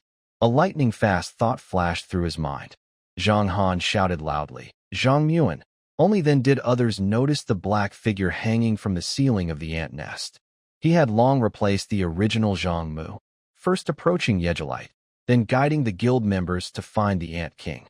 It took several days, but he finally succeeded. Now, this man in black was hanging in midair with a hook. He flipped over like a bird of prey and landed near a cave opening on the ceiling. He then narrowly dodged several attacks from the guild's mage and archer. With a quick movement, he disappeared into the depths of the cave. Some new members might still be confused, but experienced players like Zhang Han, Chen Kaifeng, and Lin Cheng recognized who he was. He was the president of the Thousand Faces Guild, the cunning illusionist Zhang Muan. Zhang Muan released smoke, killed the Ant King, used his hook to fly away, and escaped through the cave entrance, all in one smooth sequence. Chen Kaifeng and Zhang Han, who had seen everything, were now furious. Some slower team members were still a bit confused. Yegelite, leaning on his heavy sword, stood there pretending to be shocked, but he already knew Zhang Mu's identity was extraordinary. During the fight with the Ant King, Lin Cheng had already analyzed several possible identities for Zhang Mu. Indeed, Lin Cheng guessed correctly. One of his ideas was that Zhang Muan was pretending to be the leader of the Thousand Faces Guild, Zhang Muan himself. Originally, even Lin Cheng thought this was unlikely because the job of Mystery Face Magician is very hard to change into. The 6 basic jobs each have a simple special task for changing jobs. For example, a warrior's task is to swing a sword 100 times, a mage's task is to chant a spell, and a thief's task is to stay still for 1 hour. To become a Mystery Face Magician, you first need to complete the thief and mage tasks. Because these jobs conflict, the system requires players to choose within a month. During that month, if you deceive others 100 times, you can change into the hidden job, Mystery Face Magician. All the guild leaders, including Lin Cheng, knew that Zhang Muan had this job during the game, but he only awakened to it in the later stages. They all believed that Zhang Muan couldn't have awakened to this job early because the 100 deceptions must be done secretly, without the other player knowing. But the truth is right in front of them. Zhang Muan really did it. Just now, Zhang Muan used 2 special skills unique to the Mystery Face Magician. Fake Face Transformation, disguise as a player, with unchanged abilities, but can copy the other player's job skills. Cannot copy skills higher than their own level, and cannot copy special or equipment skills. Fake Body. After activating, instantly teleport 5 meters in a specified direction, gain 5 seconds of invisibility, and leave a fake body that cannot move. If the fake body is destroyed, invisibility ends early. If the Mystery Face Magician only had these 2 skills, many might wonder, without enough ability points, how can they handle combat without revealing weaknesses? The third special skill of the Mystery Face Magician is Flexible Face. It allows adjusting ability points freely without dropping below the initial level, once a day for 5 minutes. Lin Cheng guessed that Zhang Muan had just allocated all his ability points into agility and luck, since he was in the middle of the team and didn't need defense attributes. However, this also gave him much higher agility and luck attributes than his level, allowing him to escape from the guild members' encirclement. He's a strong opponent, Yegelite and Lin Cheng said at the same time. Meanwhile, Chen Kaifeng finally accepted reality. He took a deep breath, calmed his anger, and loudly shouted to all the members of the battle team, "Brothers present, due to my carelessness, I was outsmarted by that kid Zhang Muan. I apologize to you. Once we return to the town, all rewards will be paid as promised. For players who come to help, blood battle. We'll prioritize considering you in the future. Qin Kaifeng's words immediately calmed the troops, and the fighters recovered from their anger. Can we just let this go? Asked Zhang Han. Unlike Qin Kaifeng, he was not as calm and could not accept this situation. At this moment, Zhang Han's face was red, his eyes wide, and he questioned Qin Kaifeng. Some annoyed fighters nearby also nodded in agreement. Qin Kaifeng sighed inwardly. He had been playing this kind of dungeon game for decades, leading his brothers late into the night since the days of computer games. Zhang Han was his nephew, but because they played the game intensely, Zhang Han usually called him Big Brother.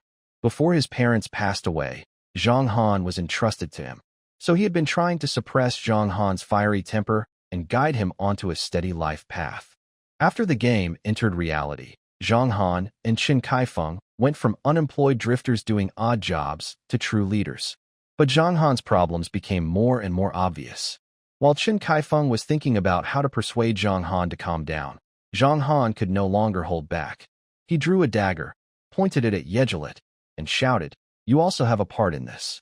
I've always said that Zhang Mu is not a good person, and you still believed him. Furthermore, the affairs within our guild are none of your business." Zhang Han accused Yegelit loudly, quickly stirring the emotions of some guild members, who then angrily looked at Yegelit.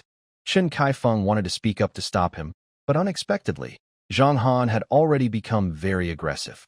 His body flickered like a ghost, and the tip of the dagger was instantly in front of Yegelit. With the blade forward, Yegelit did not look back. He raised his hand gently, and his left fist suddenly swung out, hitting Zhang Han's abdomen as he charged forward. A loud explosion in the air caused Zhang Han to be thrown backward, crashing into a nearby stone wall. Failed the dungeon raid. I also share the blame. I don't want any reward, Yegelit said as he stepped away from the team. Wang Pengqing, you can stay or leave, but you need to tell me, he added. After saying this, Yegelit quickened his pace and headed back toward the exit of the ant nest along the same path. Qin Kaifeng instinctively wanted to stop him, but after a few steps, he reluctantly paused. Meanwhile, Zhang Han was still recovering, supported by some team members, coughing repeatedly. Qin Kaifeng looked down at the ground, his expression dark, lost in thought. The guild, Battle Bloodstream, had failed in this attempt. Because the boss in the dungeon was unique, the Battle Bloodstream Guild would no longer have a chance to get the Legion necklace unless the Thousand Faces Guild decided to sell it to them.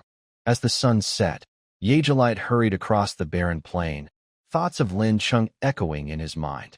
This mission went well. We successfully obtained the ant eggs from the army formation, and we learned some information about the strength of the Battle Bloodstream and Thousand Faces guilds. It doesn't matter whether the guild gets paid or not. As for Wang Pengqing, he just needs a job. It's all the same where he goes. Let's go back first. I need to plan the next step to attract the Dragon City branch to open the Hero Village dungeon. Hearing this, Yegelit's steps faltered slightly. Opening the Hero Village dungeon meant Lin Chung would have to find a way to break his curse.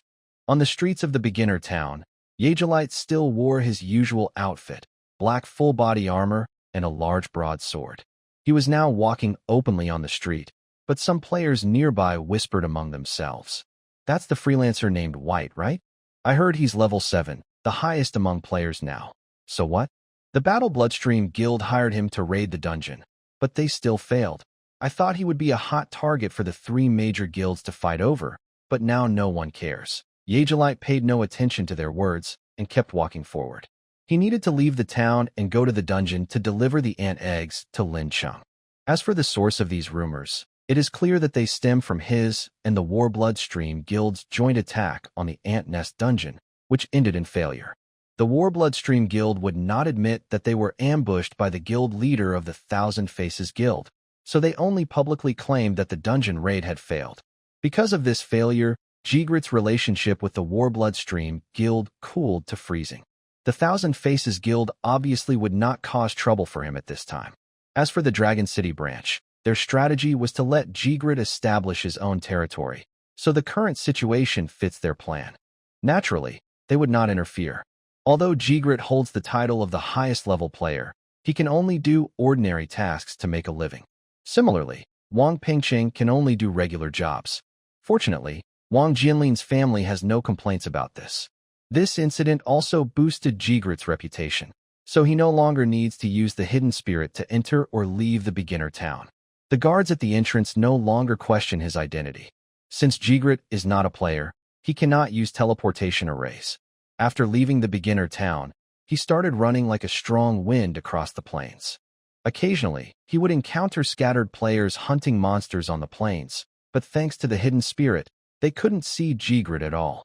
Jigrit's speed is very fast. He can cover nearly 100 kilometers in just a few dozen minutes. Soon, he saw a few small, unremarkable mounds on the distant grassland. After entering the dungeon entrance, he found a pair of skeletons waiting there. To save time and avoid unnecessary suspicion, these skeletons transported the ant nest eggs deep into the dungeon. Jigrit exchanged his storage bag with the skeletons, then with a flash of wind, he left the area. About 300 kilometers north of Maratone town, on a wide road, a large carriage pulled by 2 horses was speeding along. The carriage was decorated but not luxurious. This was a government road built specifically by the local empire. It was clear to anyone that this was an official vehicle. The world of Journey of the World is very vast, divided into 12 regions, each with a large continent as its main landmass. Currently, the area explored by Lin City and nearby players is only a small part of the 6th realm, which belongs to one of the 4 great nations, the Sacred Pontin Empire. Although it is called a territory, in the game, the strongest NPCs representing the nation are only around level 60. During the original game period, players didn't pay much attention to these virtual nations. This carriage is an official vehicle of the Sacred Pontin Empire. Sitting at the front and driving it is a monk with a serious face, his eyes fixed straight ahead. He is a priest from a nearby town, just returning from the cathedral in Weston City. He was entrusted by the bishop to deliver a safe deposit box from the carriage to his hometown. The bishop seems to attach great importance to this, sending a level 6 holy knight to protect the journey. Neither of these two are players. They are NPCs from the original game, background characters before the game entered the real world. Now that the game has become reality, they have gained true intelligence, and the story has changed accordingly. Sir Priest, forgive me for asking, but do we really need to travel over 100 kilometers nonstop? Asked the holy knight sitting inside the carriage. He is a short, stocky middle-aged knight with a bald head, thick sideburns, and bright eyes that sparkle with energy. The priest driving the carriage looked hesitant but replied, "Holy Knight, please bear with us a little longer. The bishop specifically ordered us not to stop and to deliver this as quickly as possible. He is only a level 2 priest, usually working on paperwork and preaching at the church. The knight in the carriage is a true guard knight, and he definitely does not dare to offend him. What the priest didn't say is that sometimes he passes through this grassland for various tasks and often sees small animals. But now he hasn't seen any. To avoid irritating the knight further, the priest chose to ignore it. All right, I won't blame you. But why is there such urgency for a small town? What's so important? Asked the knight, glancing at the heavy copper safe beside him. The safe is thick and made of copper, shining with a bright luster. Apart from a combination lock on the front, it fits perfectly together, sealed tightly. Holding feelings of boredom and doubt, the holy knight sighed and continued to hold his sword tightly. The carriage sped along the road. At a turn, a dense patch of tall grass suddenly moved. Then, a strong wind blew, and a silver-white figure suddenly leapt out from the grass.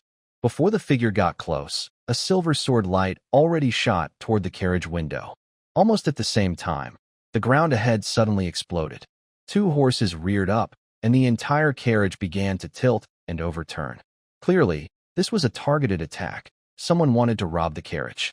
The holy knight reacted quickly, drawing his sword to defend himself. But before he could steady himself on the overturning carriage, the silver sword light shattered the window and aimed straight at him. All this happened while Jigrit was running across the plains, less than 100 meters from the carriage. Seeing this scene, Jigrit only briefly diverted his attention. He didn't stop his run and continued rushing forward. Wait, Jigrit, there's no urgent reason for you to go to Maratone town right now. You should take a look first. Jigrit noticed that someone was trying to stop the carriage for only a moment. He then ran away, but at that moment, he heard Lin Cheng's voice.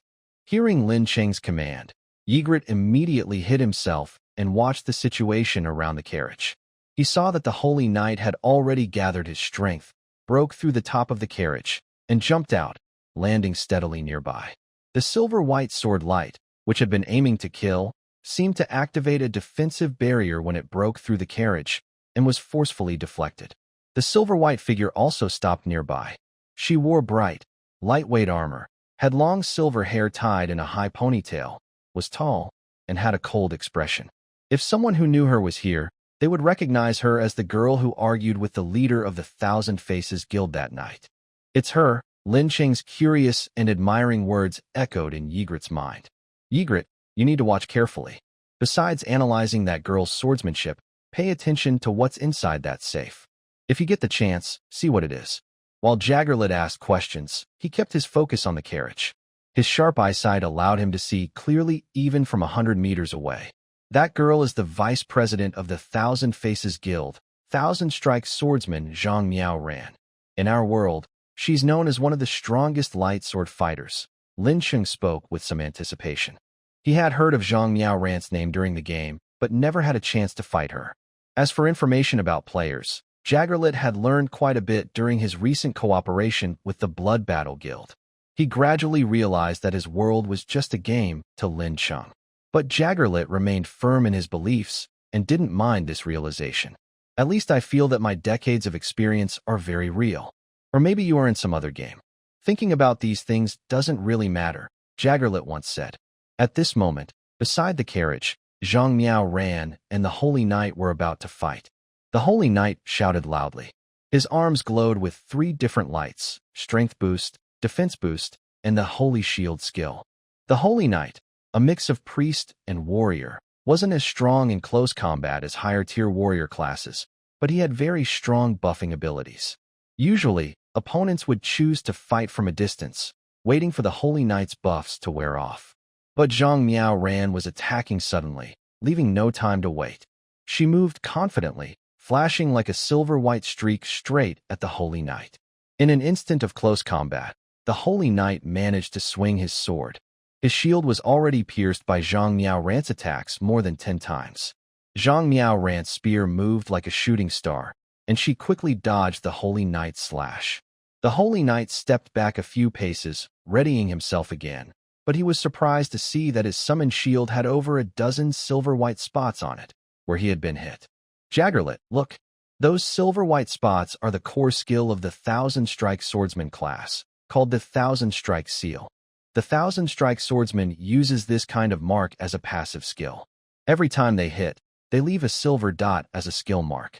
When the time is right, you can activate the innate skill, 1 moment 1,000 strikes, to simultaneously trigger all the seals and unleash the power of each strike. When fighting the Thousand Strike Swordsman, if you cannot effectively dodge attacks or have skills to remove marks, try to finish the fight before too many seals appear. Lin Cheng spoke confidently, as he was a player during the game era and had heard of the Thousand Strike Swordsman's abilities. The Paladin was less calm. His face was very serious. He knew that those 10 or so glowing dots probably wouldn't help him directly, but since he lacked information, he could only guess. Before the Paladin could react effectively, Zhang Miao ran forward again, his sword falling like rain. To avoid being marked by those strange dots, the Paladin kept dodging and retreating. In just a few exchanges, over 70 dots had appeared on the golden shield around the Paladin. Here it comes, Lin Cheng said, just as Zhang Miao's sword suddenly shone brightly.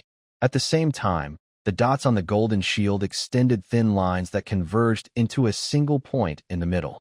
Zhang Miao's figure flashed like lightning, rushing forward with his shining sword tip aimed directly at the Paladin's forehead.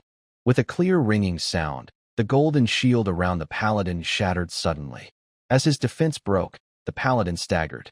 Zhang Miao swung his sword, aiming at the Paladin's neck.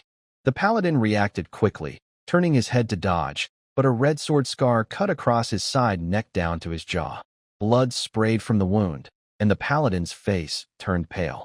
He growled and quickly used a skill again. A strong shockwave burst out from the Paladin, knocking Zhang Miao back. The Paladin took a breath, then summoned a holy light with his right hand, covering his side neck. After a few moments, he removed his hand, and the bleeding had stopped, leaving a pink scar. The paladin staggered to his feet, looking around but not seeing Zhang Miao. Suddenly, a flash of light appeared, and Zhang Miao reappeared. He swung his sword directly at the paladin's forehead. At that moment, the paladin's panic disappeared from his face, replaced by a cold snort. Suddenly, a powerful shockwave appeared, but this time it came from inside Zhang Miao Ran's body. Zhang Miao Ran's body trembled instantly. Losing her balance, she was pulled uncontrollably toward the Holy Knight by the force of the shockwave. The Holy Knight had been waiting for this moment. He immediately swung his shield with his right hand, striking the girl's abdomen. The heavy steel shield left a twisted dent on her close-fitting armor. Zhang Miao Ran let out a muffled groan, a streak of blood seeping from the corner of her mouth. This skill is called Sacred Resonance. Since Holy Knights often have to withstand concentrated enemy fire, it can push away surrounding enemies or pull them back. Sacred Resonance has two effects. Enemies affected by the first shockwave will be influenced by the second, pulling them back toward the Holy Knight. As Lin Chung explained the effect of this skill, Yijilit couldn't help but comment. That female swordsman was too careless. The Holy Knight's strength far exceeds hers. If she loses her balance at close range, it will be the end. It is the end, but only for that guy, Lin Chung replied at this moment, giving a different conclusion from Yijilit. Yijilit couldn't help but refocus her attention on the battlefield over there. Zhang Miao Ran was struck hard in the abdomen and fell to the ground nearby. She rolled a few times and spat out the blood in her mouth. The blood seeped into the mirror's surface, but Zhang Miao Ran paid no more attention. She raised her head, her eyes burning as she stared at the scar on the Holy Knight's chin. "Young lady, do you not know that robbing imperial official carriages is a serious crime? Don't resist, and I will you to the court for trial." After being injured, Zhang Miao Ran's movements were no longer as agile as before. The Holy Knight, seemingly regaining some momentum, slowly approached her with sword and shield. "Otherwise, I have the authority to execute you on the spot." The Holy Knight's eyes flashed with menace. But at this moment, he saw a look in Zhang Miao Ran's eyes. Suddenly, her body, which had curled up from the, tensed sharply. She raised her sword with her right hand, using her legs and left hand to push herself off the ground. In an instant, she shot up like a missile. As her sword burst out with dazzling light, the Holy Knight's shoulders, side of his abdomen, top of his head, and side of his neck each showed a thin white line, which eventually converged on his chest. When the Holy Knight let out a shocked cry and tried to raise his shield to block. However, Zhang Miao Ran's sword curved like a shooting star and finally struck the front of the knight's armor. With a surge of power, Zhang Miao Ran's hidden strike was triggered in an instant, forcefully piercing into the knight's chest. The knight's eyes went blank. He fell face up onto the grass with a thud. A tiny blood hole appeared in his chest, and blood gushed out like a fountain, splattering all over his ornate armor decorated with gold flowers. The priest driving the carriage had already been terrified and ran away immediately, now over 100 meters away. Zhang Miao Ran held her stomach, looking at the dent in her armor for a moment, but ultimately chose not to chase after him. When the carriage was overturned, the two horses had already broken free from their reins and galloped away. Now, only the broken carriage and the mysterious copper safe remained on the open ground. Zhang Miao Ran stepped forward and knelt down, touching the safe. She first looked at it secretly, then decided not to take it. Instead, she took out a set of lock-picking tools and began unlocking it on the spot. The safe, used for official imperial transport, was likely enchanted with magic restrictions, preventing others from easily taking it. Originally, Lin Chung thought Zhang Miao Ran would choose to drag it away physically.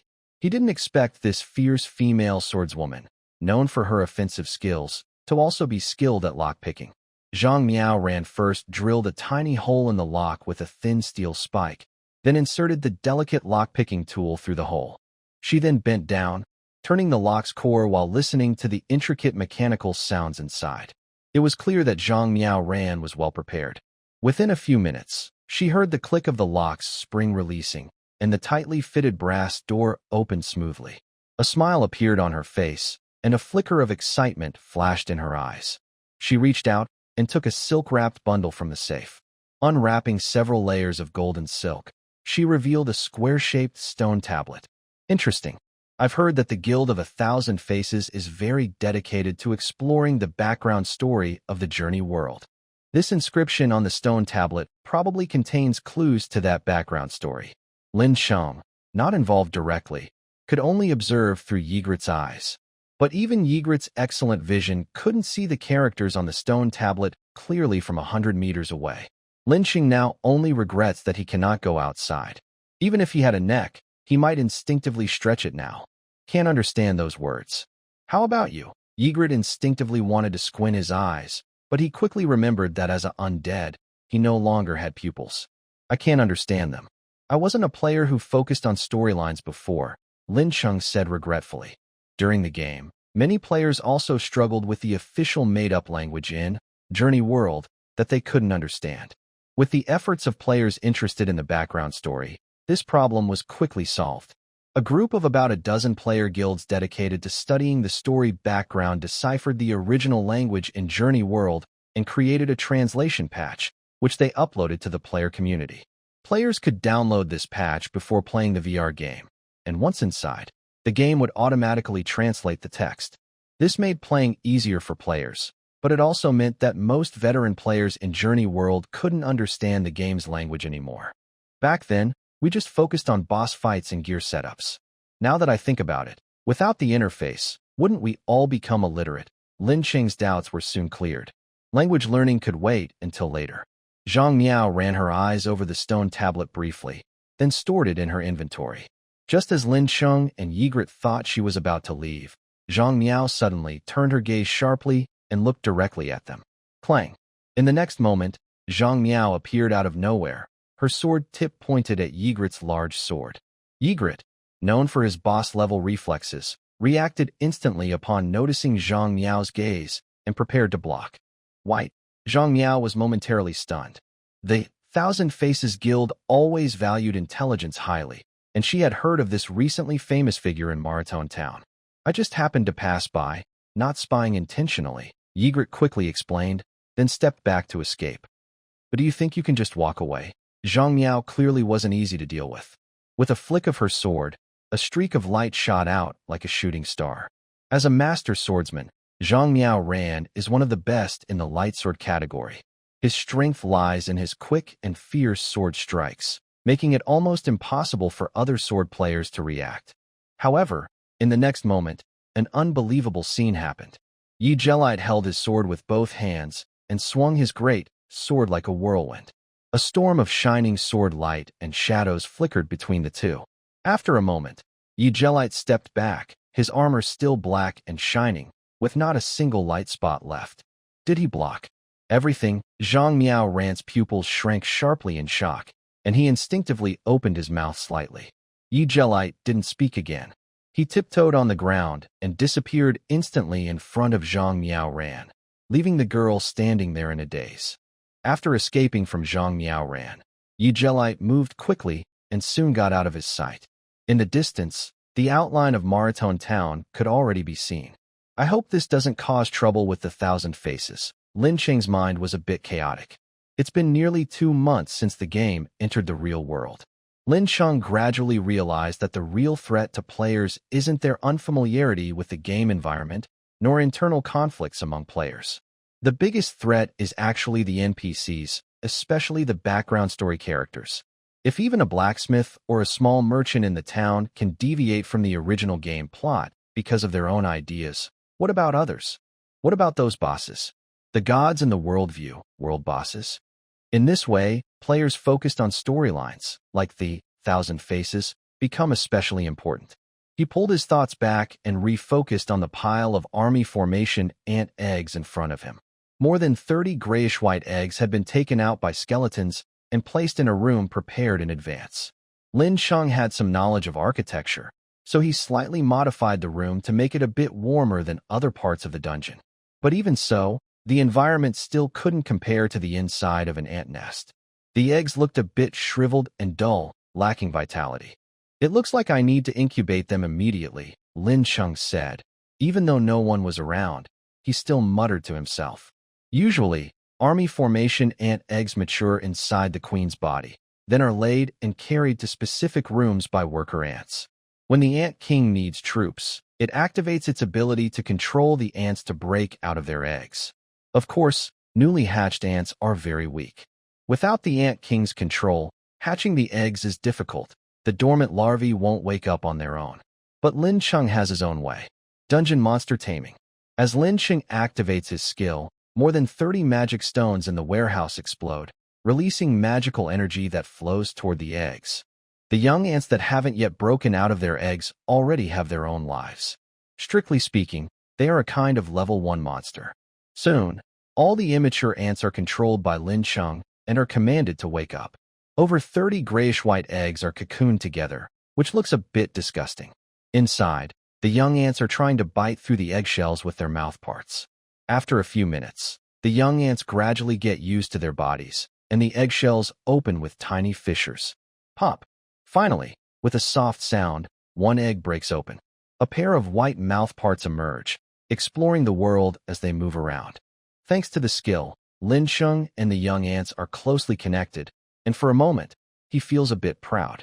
One after another, the eggs are quickly bitten open, grayish-white mucus flows out, pooling at the bottom of the warm room. The newly born ants are familiar with their bodies and crawl around the room. Sometimes two ants bump into each other, touching with their antennae. Time passes slowly. The firstborn young ants have already matured. Their shells turn black and harden quickly, and their 3 pairs of claws stand upright. Although their size hasn't increased much, only over half a meter, they are now true monsters. Lin Chung activates Insight and examines the data of one of the young ants. Name: Military Formation Ant, Level 1. Race: Military Formation Ant, Larva of Soldier Ant. Innate abilities: Swarm Thinking, Level 1, Hard Shell, Level 1, Skills, None. Current attributes: Health, 100, Strength, 6, Agility, 7, Magic Power, 0, Defense, 10, Resistance, 10, Luck, 0. Not as strong as a player, but already stronger than low-level monsters bought in bulk. Lin Chung was quite satisfied with the numbers of the military ant formation. There were a total of 33 eggs. After removing 3 that failed to hatch, Lin Chung obtained 12 worker ant larvae, 10 soldier ant larvae, and 8 flying ant larvae. Originally, these 3 types of ants were in a ratio of about 5 to 2 to 1. However, because Lin Chung instructed Ygritte to pick more larger ants, there are now more fighting ants. Compared to the soldier ant larvae, the worker ant larvae have lower attributes, but are more durable. The flying ants are weaker in strength, but more agile. Lin Chung released the ants to explore freely and get familiar with the underground city environment. Normally, without a queen or queen ant to control them, the ants would panic and run away, searching for their queen. But because of Lin Chung's control, the ants' loyalty to him replaced their natural instinct to seek a queen. The ants are still quite weak now, but luckily, they don't need to eat minerals like lizard-like creatures to level up. They just need to grow normally. In the game, Journey World, all creatures start at level 1 during their embryo stage. They only reach the average level of their species when they mature naturally. This level is called the species level. After reaching adulthood, creatures need to work hard to level up further. Some noble species, like dragons or legendary beasts, can have a species level of dozens of levels. Speaking of which, the human race's species level is only 1. Even to match the players, that's 2. Lin Chung muttered to himself. If the game developers hadn't also given humans the ability to learn quickly and level up fast, the human race might have been doomed once the game entered reality. By the way, there must be thousands of people banned from the game. It's not surprising if some of them got mythic races. The game enters reality, and I transform into a dragon. Sounds like it could be a good book. Lin Chung didn't think further. He simply guided the military ants to a pile of decayed organic matter he had prepared earlier in the warehouse. The main food for the military ants is decayed organic matter produced by bacteria breaking down plants and animals in nature. The young ants can't hunt yet, so Lin Chung had to feed them. The newly born larvae had just used up a lot of energy breaking out of their shells and were very hungry. When they saw the pile of decayed matter, they immediately rushed over, their mouthparts stirring within. On a snowy plain in the northern part of the 6th realm, Snowflakes swirl and fall onto the always frozen ice. Suddenly, a giant claw covered in fine red scales steps onto the ice, cracking it with each step. This is a young dragon, only a few months old, but it already shows signs of a mighty dragon, with a tall body that looks very powerful. Cough, cough. I never thought I would be born in such a place. There aren't many enemies, but finding food is a problem. The young dragon has several noticeable wounds, which are frozen over and no longer bleeding. It coughs now and then, and surprisingly, it speaks in human language. I thought that if the game became real, I could fight alongside my big brother again. But I was born in such a remote place, and I haven't seen a single player. How can I find my big brother, Brother Lin Chung? Where are you? The young dragon roars to the sky, full of frustration. The streets of Maratone Town are filled with cheers. A neat team walks through the street, greeted by many players who praise them. If you look carefully, you'll see Zhao Qi among them, not at the front, but standing guard with a sword. This is the combat team from the Dragon City branch. Leading the team are the commander Chen Mo and Sonya. Did you know that the Dragon City branch conquered the secret realm, Silver Moon Wolf Peak? Of course. The Silver Moon Wolf King is a level 7 boss, one of the top in this line, far stronger than the army formation Ant King. Yes, Dragon City is just a branch, but it has such strength. The other two guilds are just temporarily rivals. Outside, drums and gongs sound loudly, but inside a shabby small tavern on an unremarkable street in the town, the atmosphere is quiet and heavy. This is a very small tavern, cramped inside, only able to hold a few people tightly. In fact, this isn't a real gathering place for players but a location for a side quest, so it isn't large. The broken wooden table in the tavern was hanging on the wall with a triangular iron chain. Zhang Han was sitting beside it, having just drunk a large glass of beer, which he slammed onto the table with a loud bang. Chen Kaifeng sat quietly next to Zhang Han. His strong body made the small tavern feel even more cramped. He was just drinking silently and didn't say much to Zhang Han. Hey, big brother, do you remember? Before we formed the guild, we couldn't finish our tasks and had trouble even buying equipment. At that time, we were addicted and just wanted to drink something in the tavern. So we figured out a bug trick. Accept a quest, then cancel it repeatedly, and we could keep drinking at the boss's place without running out of alcohol. Chen Kaifeng nodded. He definitely remembered this, and he understood what Zhang Han was trying to say. In reality, Zhang Han wasn't someone who liked drinking. He just enjoyed the feeling of hanging out with his brothers. Their frustrations weren't without reason. The success of the Dragon City branch highlighted once again how poorly the Blood Flow War Guild had performed. Don't be too yourself. I just hope you and White don't fight. The failure this time wasn't your fault. Chen Kaifeng wanted to say more, but only managed a few words. Zhang Han had grown up. Sometimes, talking too much about certain things wasn't good. Weren't you interested in the underground dungeon that Zhao Qi's team failed to clear? There's not much going on lately. Why don't you lead a team to check it out? Zhang Han was surprised for a moment, then shook his head and said, Big brother, I was just speaking casually back then. He waved his hand and ordered another large glass of beer from the bartender. Now that he was the vice president of the Blood Flow War Guild, he didn't need to cheat with bugs to order beer. Chen Kaifeng suddenly held Zhang Han's arm, stopping him from drinking more, and said, after the game entered reality, monsters also evolved and upgraded. This has become known recently. Many underground dungeons have shown strange changes. The failure rate of small-scale battle teams attacking dungeons has also increased.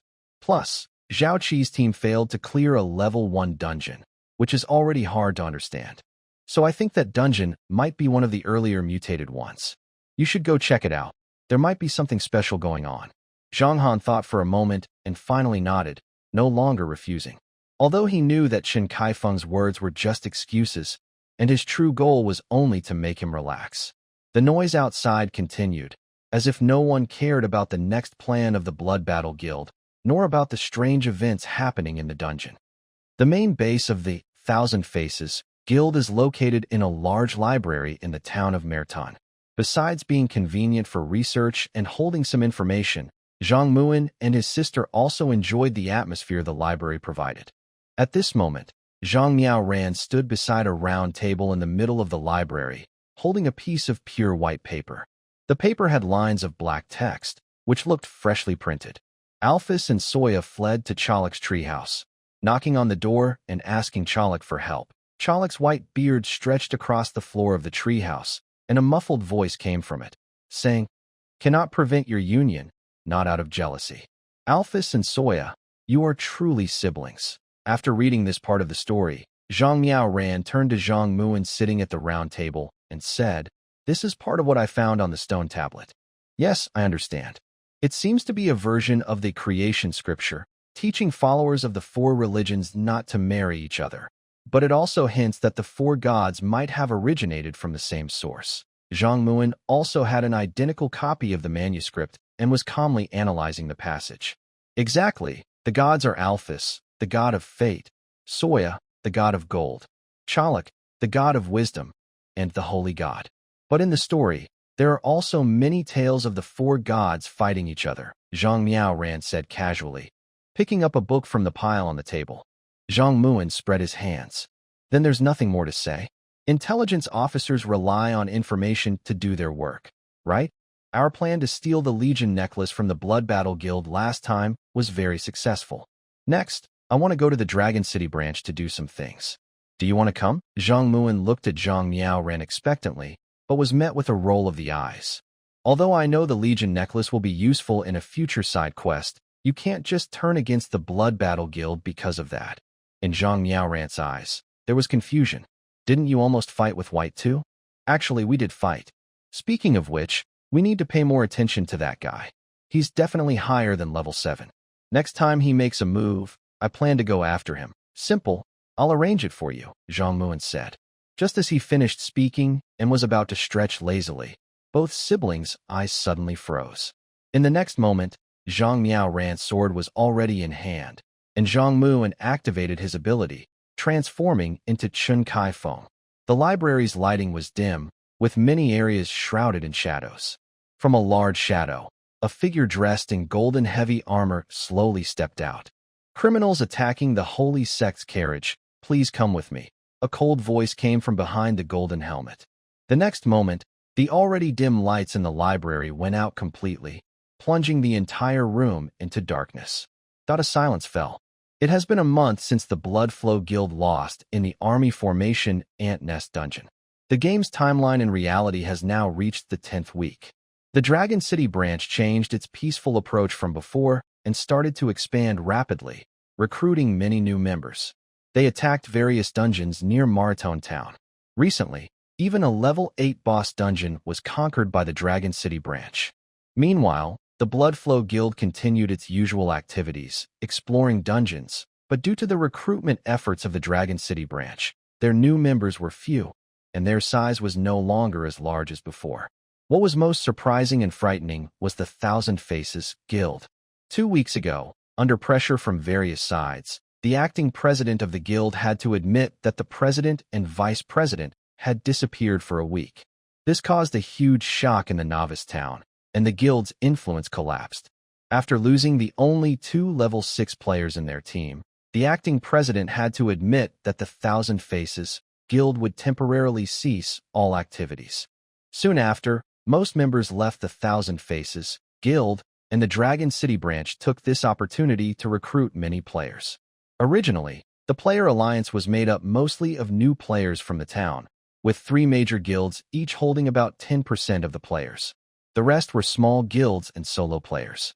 Within a week, the Thousand Faces Guild almost disappeared, and the Bloodflow Guild shrank in size. Meanwhile, the Dragon City branch quickly expanded, now accounting for 20% of the total players in the alliance. At this moment, in a lounge of the Dragon City branch, Zhang Han and Zhao Qi sat across from each other, discussing something. "You mean, inside that dungeon, there's a powerful enemy that looks like a girl, and it instantly defeated all of you?" Zhang Han frowned, showing disbelief. If he hadn't matured a lot recently, he might have stood up to question Zhao Qi. The reason Zhang Han looked for Zhao Qi was to ask about information on the Lin City dungeon. After receiving orders from Chun Kaifeng to explore the Lin City dungeon, Zhang Han didn't act immediately. Instead, he became more cautious than usual. He first improved his team's setup, made a plan, and spent time negotiating with the Dragon City branch. expressing willingness to buy the intelligence Zhao Qi and his team had obtained from the Empty City branch. Yes, Zhao Qi recalled that strange experience and found it hard to believe himself. I've never shared this information outside. Only the leaders of the Dragon City branch, and you know about it. Is that so? Zhang Han stroked his chin thoughtfully. He had initially thought Zhao Qi's team failed because there was some special trap or mechanism inside the dungeon. He also considered the possibility of a powerful monster, but with their strength at the time, they would need at least a level 7 monster to wipe them out completely. It seems there's a hidden storyline in that dungeon, which wasn't discovered even during the game, Zhang Han thought to himself, becoming more certain of this possibility. I thought so too.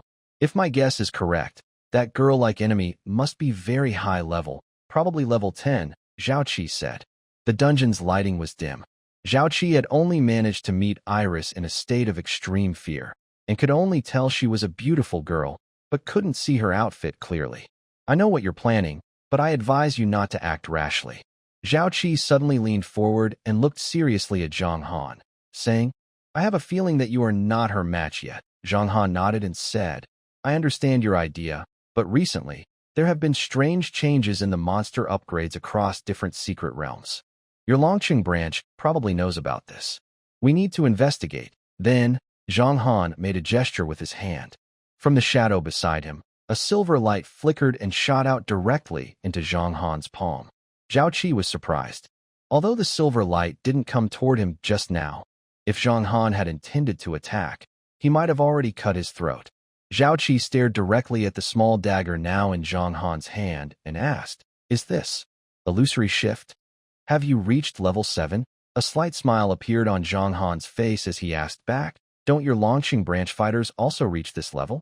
Zhao Qi was stunned and then looked down, feeling a bit ashamed. He was only at level 5 now, very close to level 6 in experience. If he regretted joining the Longqing branch, he would definitely regret it now. If he had fought alone, they might have already reached level 6. But without the support of the Longqing branch, it would be hard for Zhao Qi to find a place in the player alliance.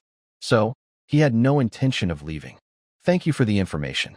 As a reward, whether I succeed or fail in this mission, I will unconditionally share the intelligence I gather with you. Zhang Han no longer hesitated.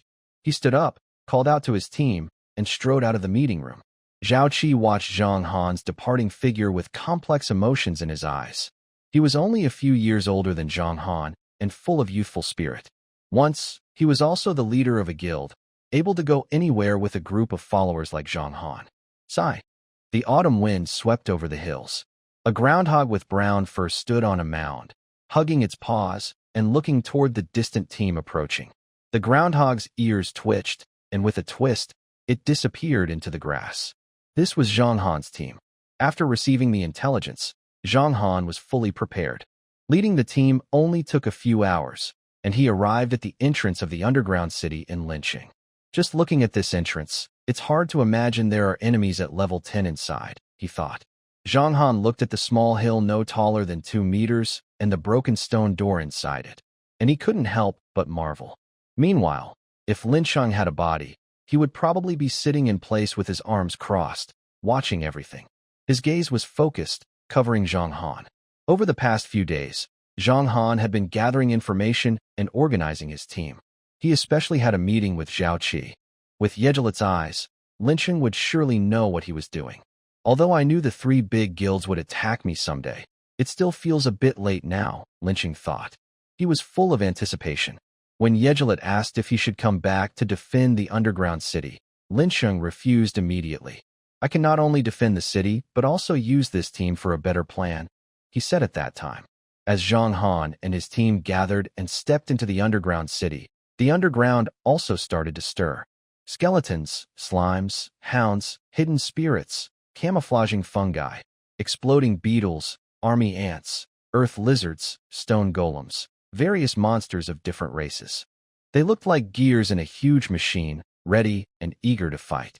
Tick! A drop of water fell from the air onto a small patch of moss below.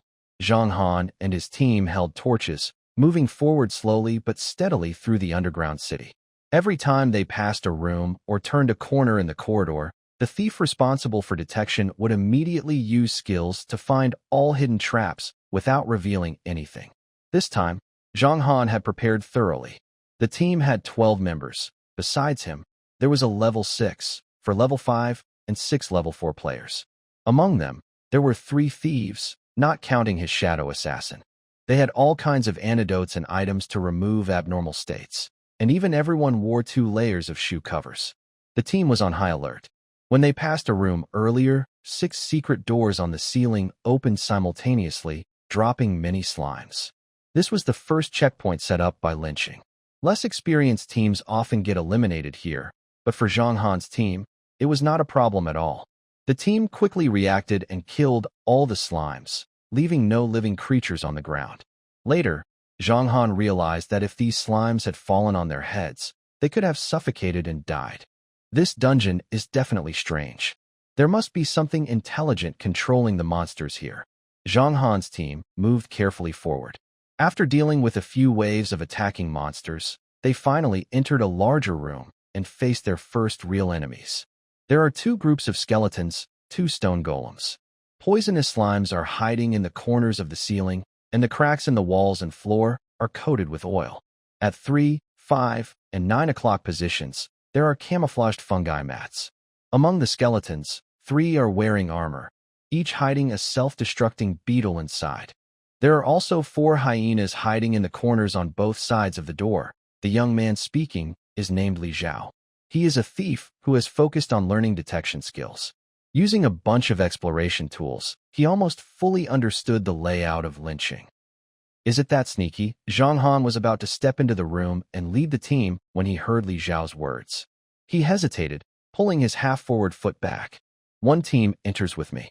As soon as we go in, kill the hyenas hiding beside the door. Everyone takes antidotes.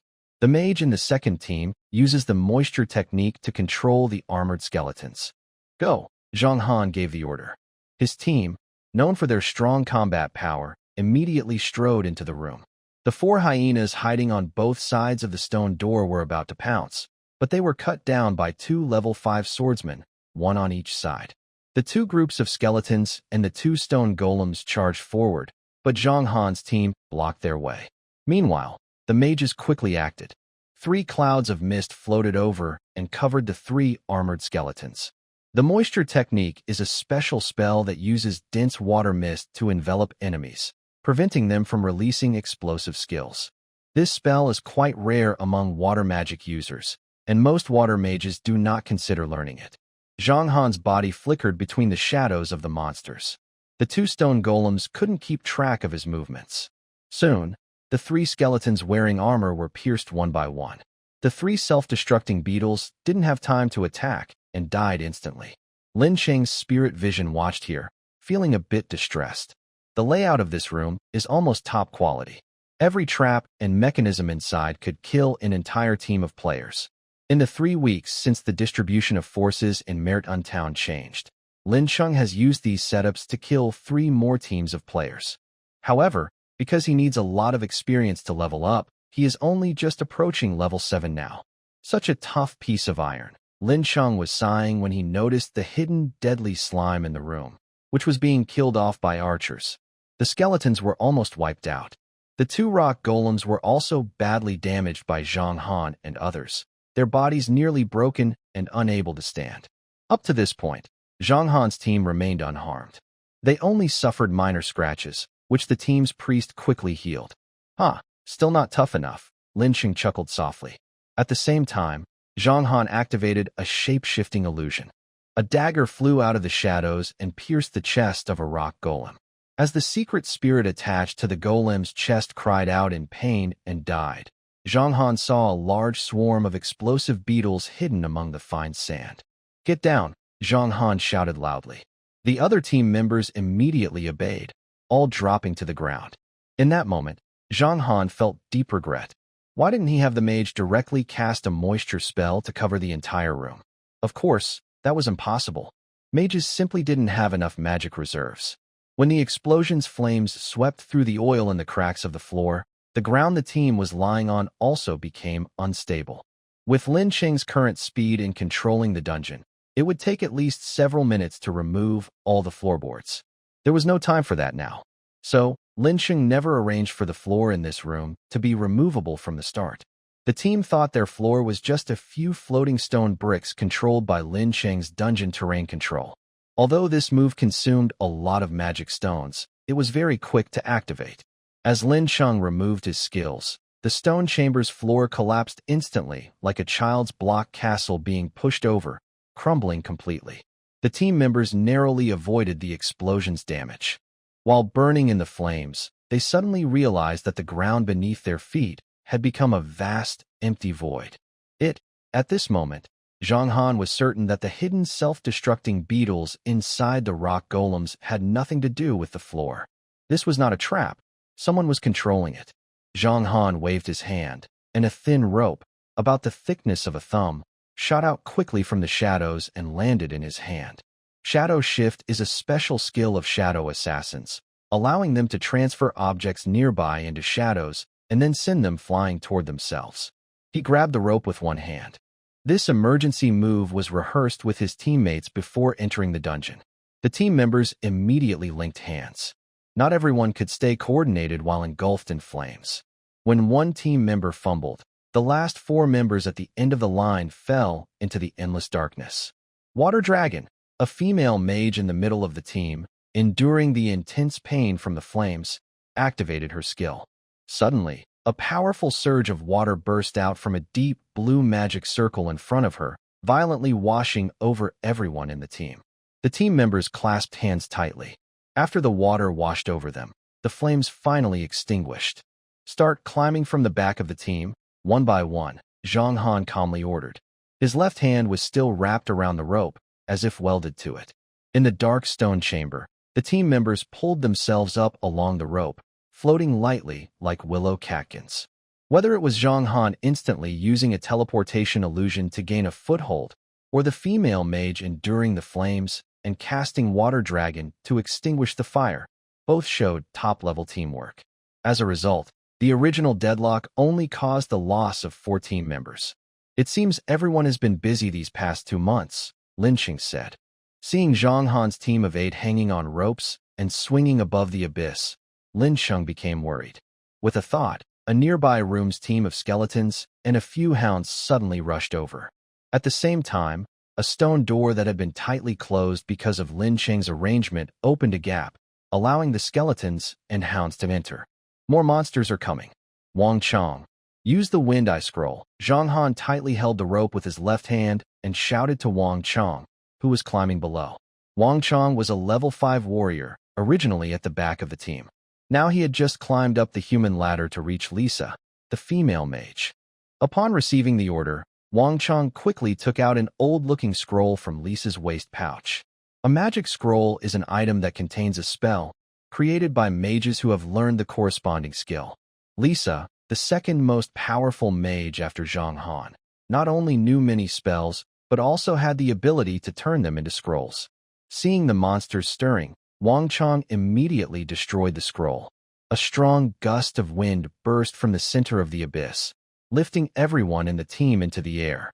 That's the mage's skill again. Lin Sheng originally wanted the monsters to destroy the ropes, causing Zhang Han's team to fall, but the plan was no longer possible. The Wind Eye spell can create a continuous hurricane lasting several seconds. In a short time, Zhang Han's team no longer needed to worry about falling into the abyss. With a thought, Lin Sheng ordered 4 hounds to rush toward Lisa, the female mage, with a determined attack. "Lisa, use the horizontal Wind Eye. Everyone away." If the 4 hounds reach Lisa, even if they don't kill her with injuries, their weight could cause her to fall into the abyss. Seeing this, Wang Chong shouted for Lisa to act and reached out to protect her, the most vital mage in the team, behind him. 4 wild dogs suddenly pounced on Li Chong, biting and scratching him. As he fell, Li Chong summoned his last strength, tightly gripping the dogs' necks with his arms. Eventually, the force from the 4 dogs caused Li Chong to be pushed out of the hurricane's center. His body fell uncontrollably and gradually disappeared into the abyss. Seeing Li Chong die because of her, Lisa felt guilty but quickly used her wind magic. A strong horizontal hurricane swept over everyone toward the open stone door. The 7 of them rode the wind and quickly adjusted their positions, landing outside the stone door in the corridor. As soon as they landed, each person acted swiftly, defeating a group of skeletons waiting at the door. Looking at the scattered skeleton remains on the ground, Zhang Han's brow was almost furrowed, but he forced himself to stay calm and counted their losses. Only he, Lisa the level 6 mage, Li Zhao the level 5 thief, and 3 others, a bowman, a warrior, and a priest, remained. All of them were level 4. Although their recent actions had far exceeded what a low-level dungeon could produce in monsters, Zhang Han knew he must not let his guard down. The dungeon's controller has probably sealed the way and is gathering more forces. We must strike now and hit the core directly. Zhang Han quickly assessed the situation and gave orders to his team. Meanwhile, Lin Cheng was also thinking of a plan. This team reacts too fast. Elise might not be able to defeat them instantly. Even if she can, Zhang Han's experience suggests he might recognize this boss. My strength isn't enough yet.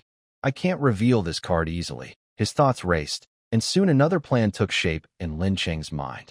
Under Zhang Han's watchful eyes, the corridor in front of them slowly widened. The surrounding stone walls moved apart with a loud rumble.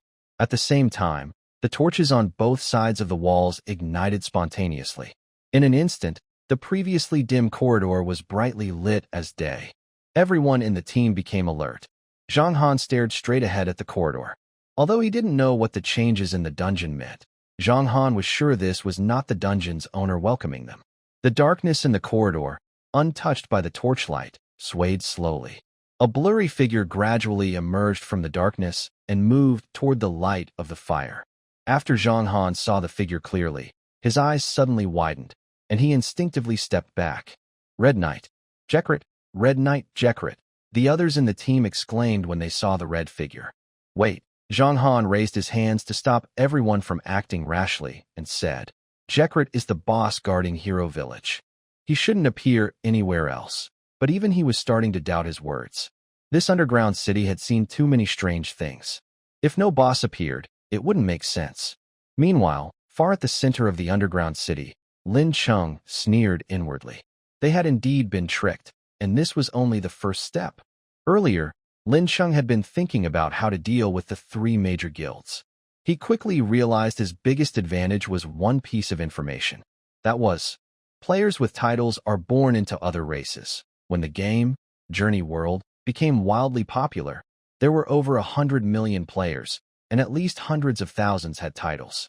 Since the game had only recently been integrated into reality, some titled players, even after gaining different racial identities, probably wouldn't easily communicate with other players unless they were in danger. Journey World had many hidden mechanisms. Having this piece of information gave Zhang Han and other ordinary players the false impression that the strange phenomena in the underground city were due to the game's hidden features, not because of players secretly causing trouble. This was Lin Cheng's real advantage. He planned to use this information to steer Zhang Han and others' thoughts in the direction he wanted. As for the red figure at the end of the corridor, it was just a construct created by a hidden spirit attached to a skeleton. The hidden spirit, a natural elf, survives by absorbing the illusions of living beings. Lin Cheng couldn't sustain them, so they were summoned and used as needed. Because of this, victory in this battle was crucial. Earlier, Lin Cheng had used magic stones to support Wang Jianlin and had also signed a contract with Jekrit, taming armies of ants and lizard-like creatures. Over the past month, Lin Cheng had used a large amount of magic stones. Even though some teams were destroyed during these days, and some reinforcements arrived, the magic stone supply is almost gone, with only a few dozen left. Fortunately, Lin Cheng has seen the true form of Yagrit, or else the hidden spirit wouldn't be able to create other things out of thin air. Suddenly, the magic around the stone pillar where Lin Cheng is located surges. He activates a magic item nearby. This is the communication stone he previously obtained from Zhao Qi and his group. As the communication stone in the skeleton's abdomen on the other side lights up, Lin Cheng's voice comes through Yagrit's body. The power of the necromancer. I can no longer control it. Go to the hero village. Stop him. Prevent the dungeon's abnormal changes. The fragmented words are transmitted from Yagrit's direction, reaching Zhang Han and his team. Necromancer? The necromancer killed by the Red Knight Yagrat? Zhang Han is an experienced player and knows the story of the Red Knight Yagrat. Rumor has it that Yagrat defeated a necromancer, but the necromancer's vengeful spirit cursed Yagrat. According to Yagrat, after the game entered reality, the necromancer, originally just a program, gained its own intelligence and started planning to revive itself, which caused the abnormal changes in the underground layers. The series of strange events he experienced, combined with what the veteran boss in the novice village just said, naturally made Zhang Han think this way. However, despite this, Zhang Han's eyes still show doubt. He tightly grips his dagger, alertly watching Yagrat's figure. Lin Qing already knew that a single sentence wouldn't make Zhang Han believe, so he activated other skills to create a group of skeletons around Yagrat. In the next moment, Zhang Mu and his team couldn't help but open their eyes wide, watching a black whirlwind swirl through the dungeon. Gradually, a group of skeletons took shape. In the Conquest world, dungeons are usually replenished with monsters when no players are inside, so even experienced players don't know how monsters are generated in the dungeon. To Zhang Han and others, the appearance of skeletons out of nowhere clearly shows the necromancer's power. As soon as the skeletons are born, they start snarling and tearing at Yagrat's illusion. Yagrat's body is torn apart and gradually disappears into the darkness again. Zhang Han turned his head to signal, and Lisa immediately cast a fireball spell, hitting the end of the corridor. The bright flame lit up the darkness at the corridor's end, but they saw no sign of Yagrat. Only the fleeing backs of the skeletons remained. Could it really be, as Yagrat said, that all of this is caused by the necromancer? Even if it is this strange event a result of the game coming to life? Or is it part of the hidden story already in the game? Zhang Han kept thinking while feeling a chill all over his body. He had considered the questions before. After the game came to life, would the gods in the background attack them? Especially since the Thousand Faces Guild, which mainly explored the game's story, had two leaders disappear at the same time, making everyone nervous. Zhang Han originally thought the strange events in the dungeon were caused by monsters fighting each other to level up. After encountering many traps, he believed it was a clever monster controlling everything. If the clues pointed to the mysterious background story of the game, then digging deeper was beyond what Zhang Han could control. Hey, Zhang Han, what are you hesitating for? A clear voice woke Zhang Han. It was Lisa. Lisa was a young woman with long red hair, a few years older than Zhang Han. She was an elder of the Blood Battle Guild. Because she didn't like to bother others, she used a pseudonym in the game. Only a few close friends in the guild knew her real name. Even if there really is a necromancer who once fought against Yagrat at the Dark End, so what? We can't win, so we just retreat and regroup. Isn't that what the game Journey world is about? You're hesitating now. Isn't Wang Chong just wasting his life? Lisa's words woke Zhang Han from his hesitation. His eyes suddenly became firm. Yes, after all, we are players, he said. Zhang Han straightened his chest, pointed at the darkness at the end of the corridor, and raised his fist high. Let's keep going.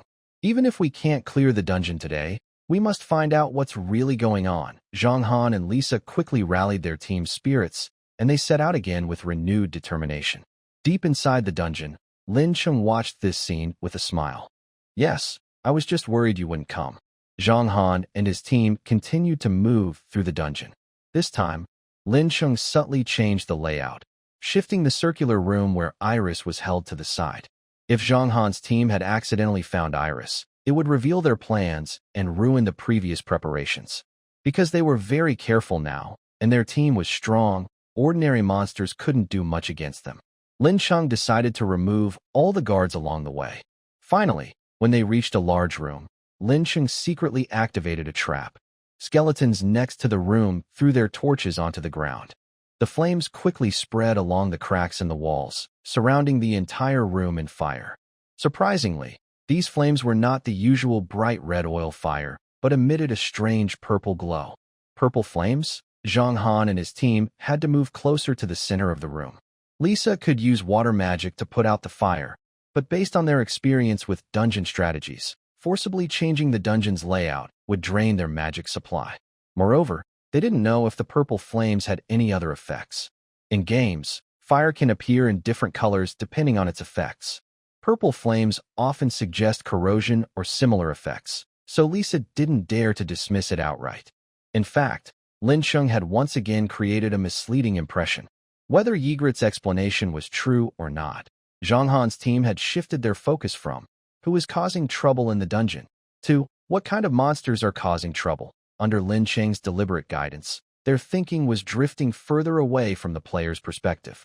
They didn't realize that the purple flames in front of them were simply caused by Lin Sheng adding a bit of mineral to the oil.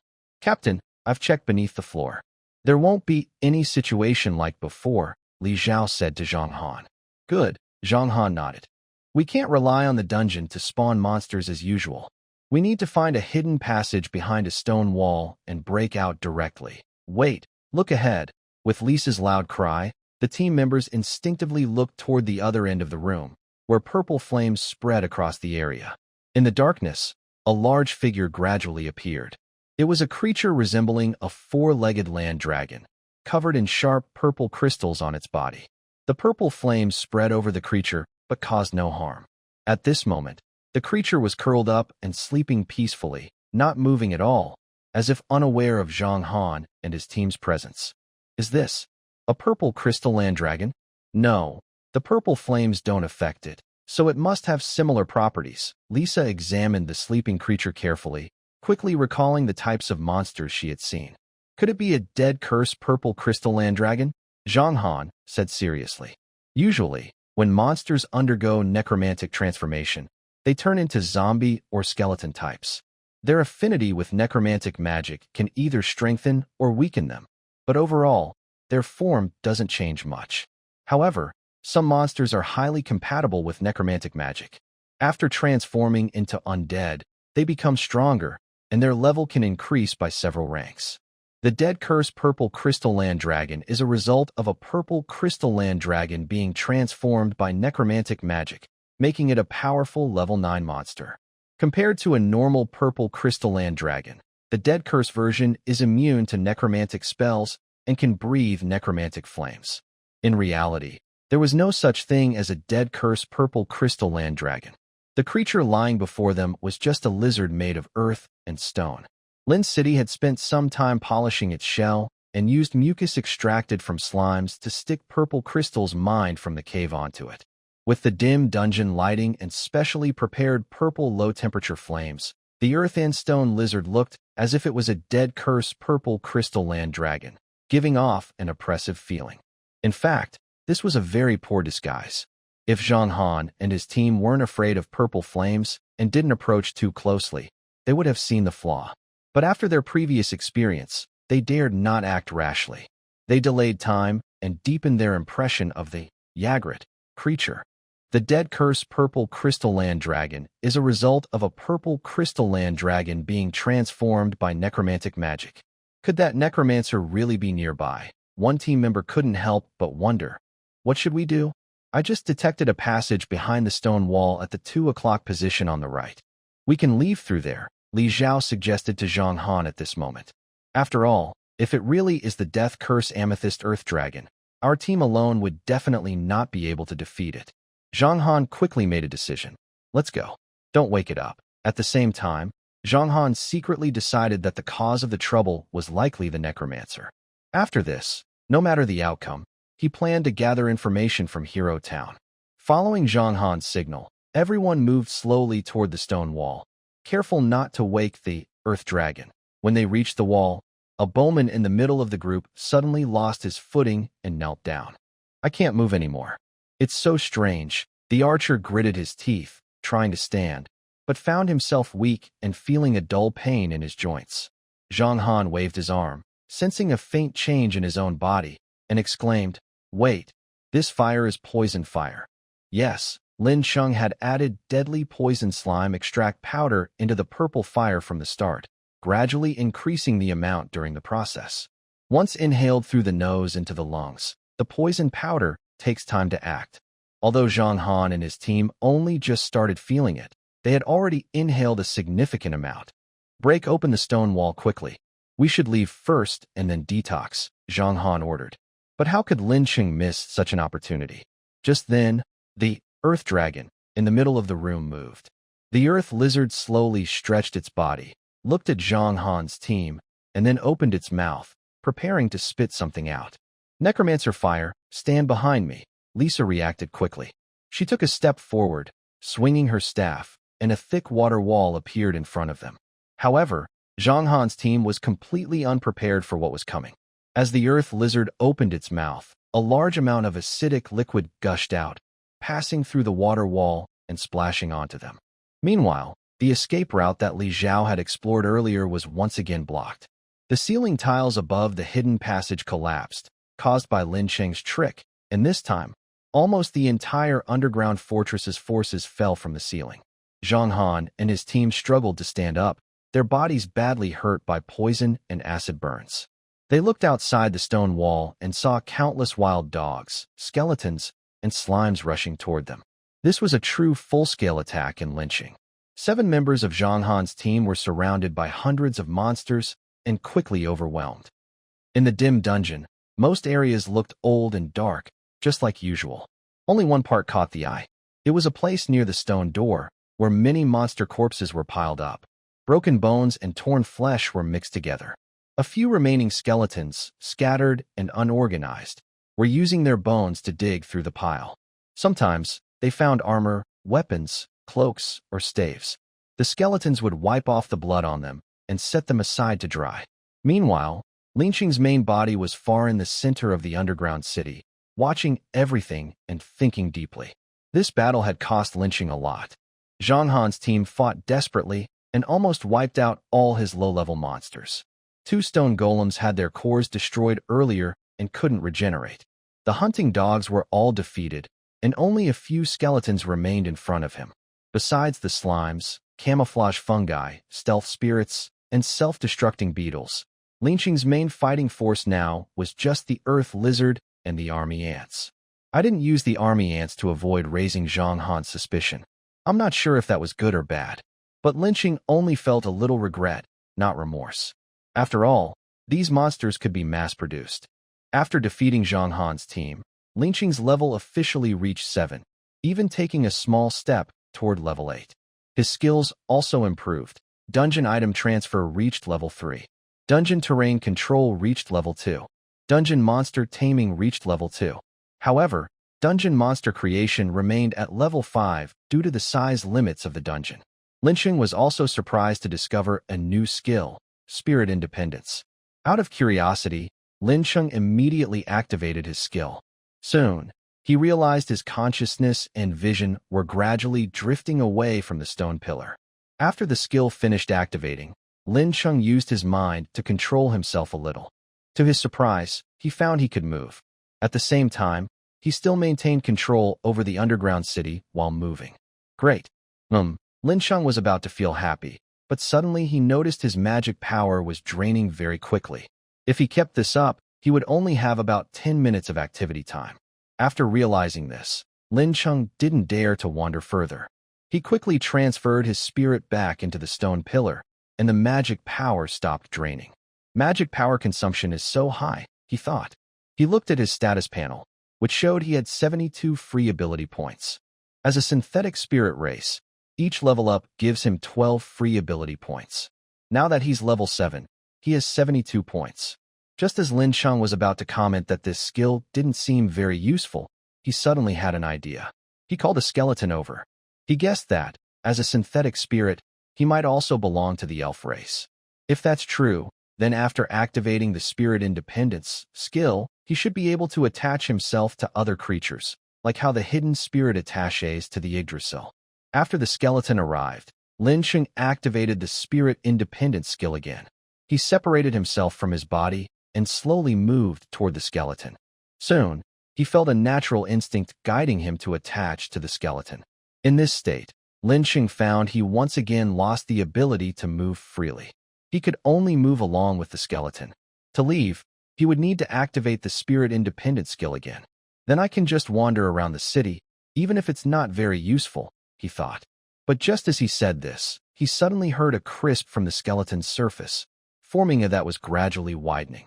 Lin Xing quickly reactivated Spirit Independence, transferring his spirit back into the stone pillar. After thinking for a moment, he finally understood what was happening. When spirits attach to other creatures, If that creature's level is lower than the spirit's, it will cause pressure on it. This can also be seen in the original game background of the World of Conquest, where low-level spirits attach to high-level creatures, but there are no examples of high-level spirits attaching to low-level creatures. Thinking of this, Lin Sheng turned his gaze back to the stone pillar he was standing by and carefully examined the engraved words. However, he found he couldn't understand them. Lin Sheng guessed that this stone pillar must have been cast with a special magic, allowing even non-living things to be attached to spirits. It seems I need to have Ygritte come back for a visit.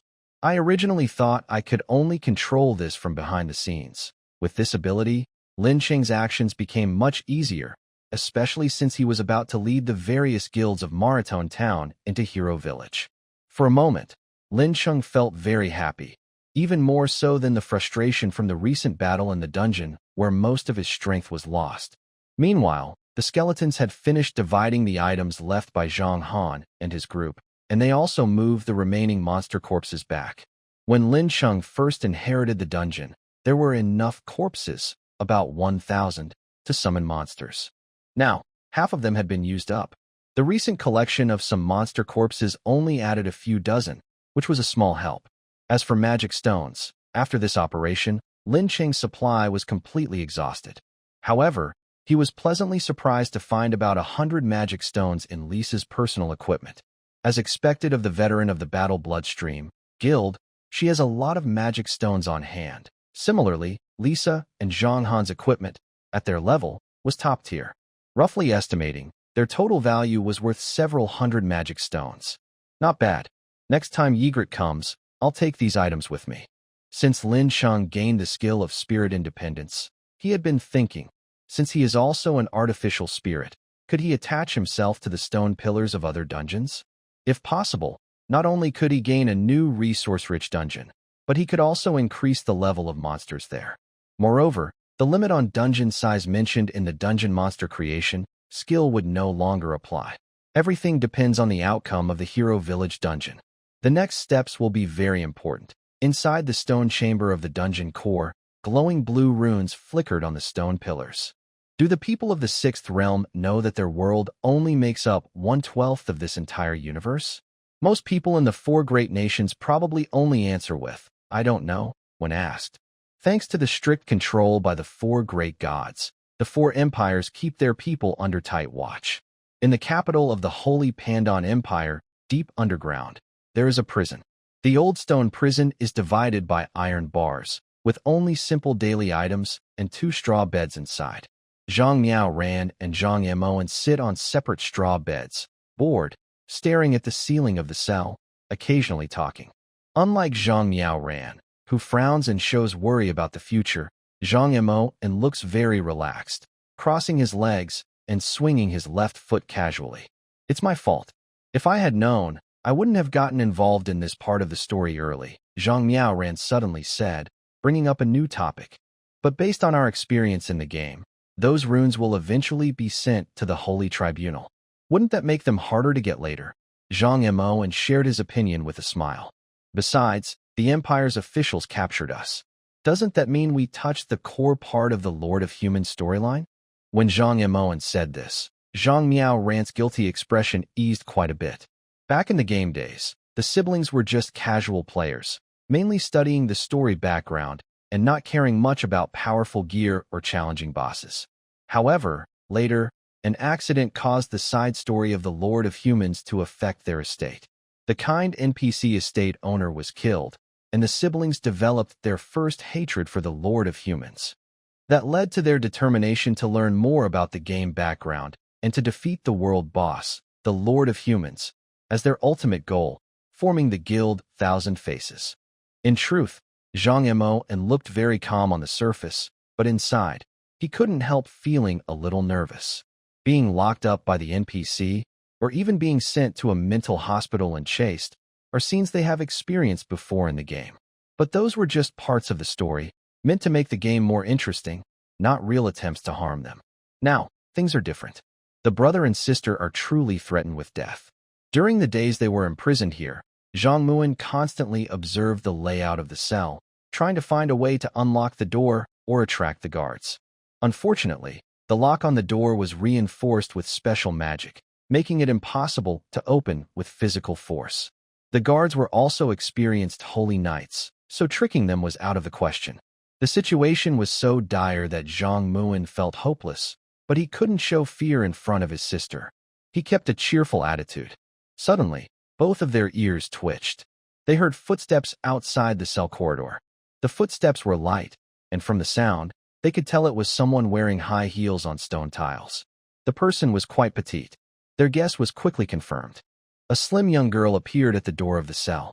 She looked about 15 or 16 years old, with smooth, flowing blonde hair. She wore a beautiful white long dress, looked gentle, and had an elegant aura. Just standing there, she seemed to shine. Your Holiness the Saint, good day. Zhang Muin was the first to stand and bow. Seeing Zhang Muin, Zhang Miao Ran was momentarily surprised, then quickly reacted and also bowed. The girl in front of them was Alice, the holy maiden of the Sacred Pontin Empire. As a key character in the mid-to-late story of the Sacred Pontin Empire, and a high-level NPC priestess, Alice was very well known in the game. If players wanted to explore the storylines of the Sacred Pontin Empire or find a priestess for purification in the imperial capital, they would inevitably encounter her. Although it was unclear what her visit meant after the story changed, Zhang Muin responded quickly and bowed. Alice was a bit surprised to see Zhang Muin recognizing her identity. She slightly nodded and returned the bow, then took out a key and unlocked the door. Following this, Alice smiled slightly and said to them, "Please come with me." The brother and sister were surprised. After exchanging glances, Zhang Muin led the way out. They walked along the corridor outside the prison cell. Alice was at the front, and the guards, who were holy knights, all bowed respectfully when they saw her. "Mr. Kamona, the holy knight you killed. I've used magic to bring him back to life, so you don't need to feel too guilty." As they continued down the corridor and reached a place not guarded by holy knights, Alice spoke up voluntarily. "All your equipment and personal belongings are in these 2 bags. I am returning them to you now." She took out 2 storage bags from her pocket and handed them to the siblings. "Is the holy maiden going to let us go?" Zhang Muin asked cautiously.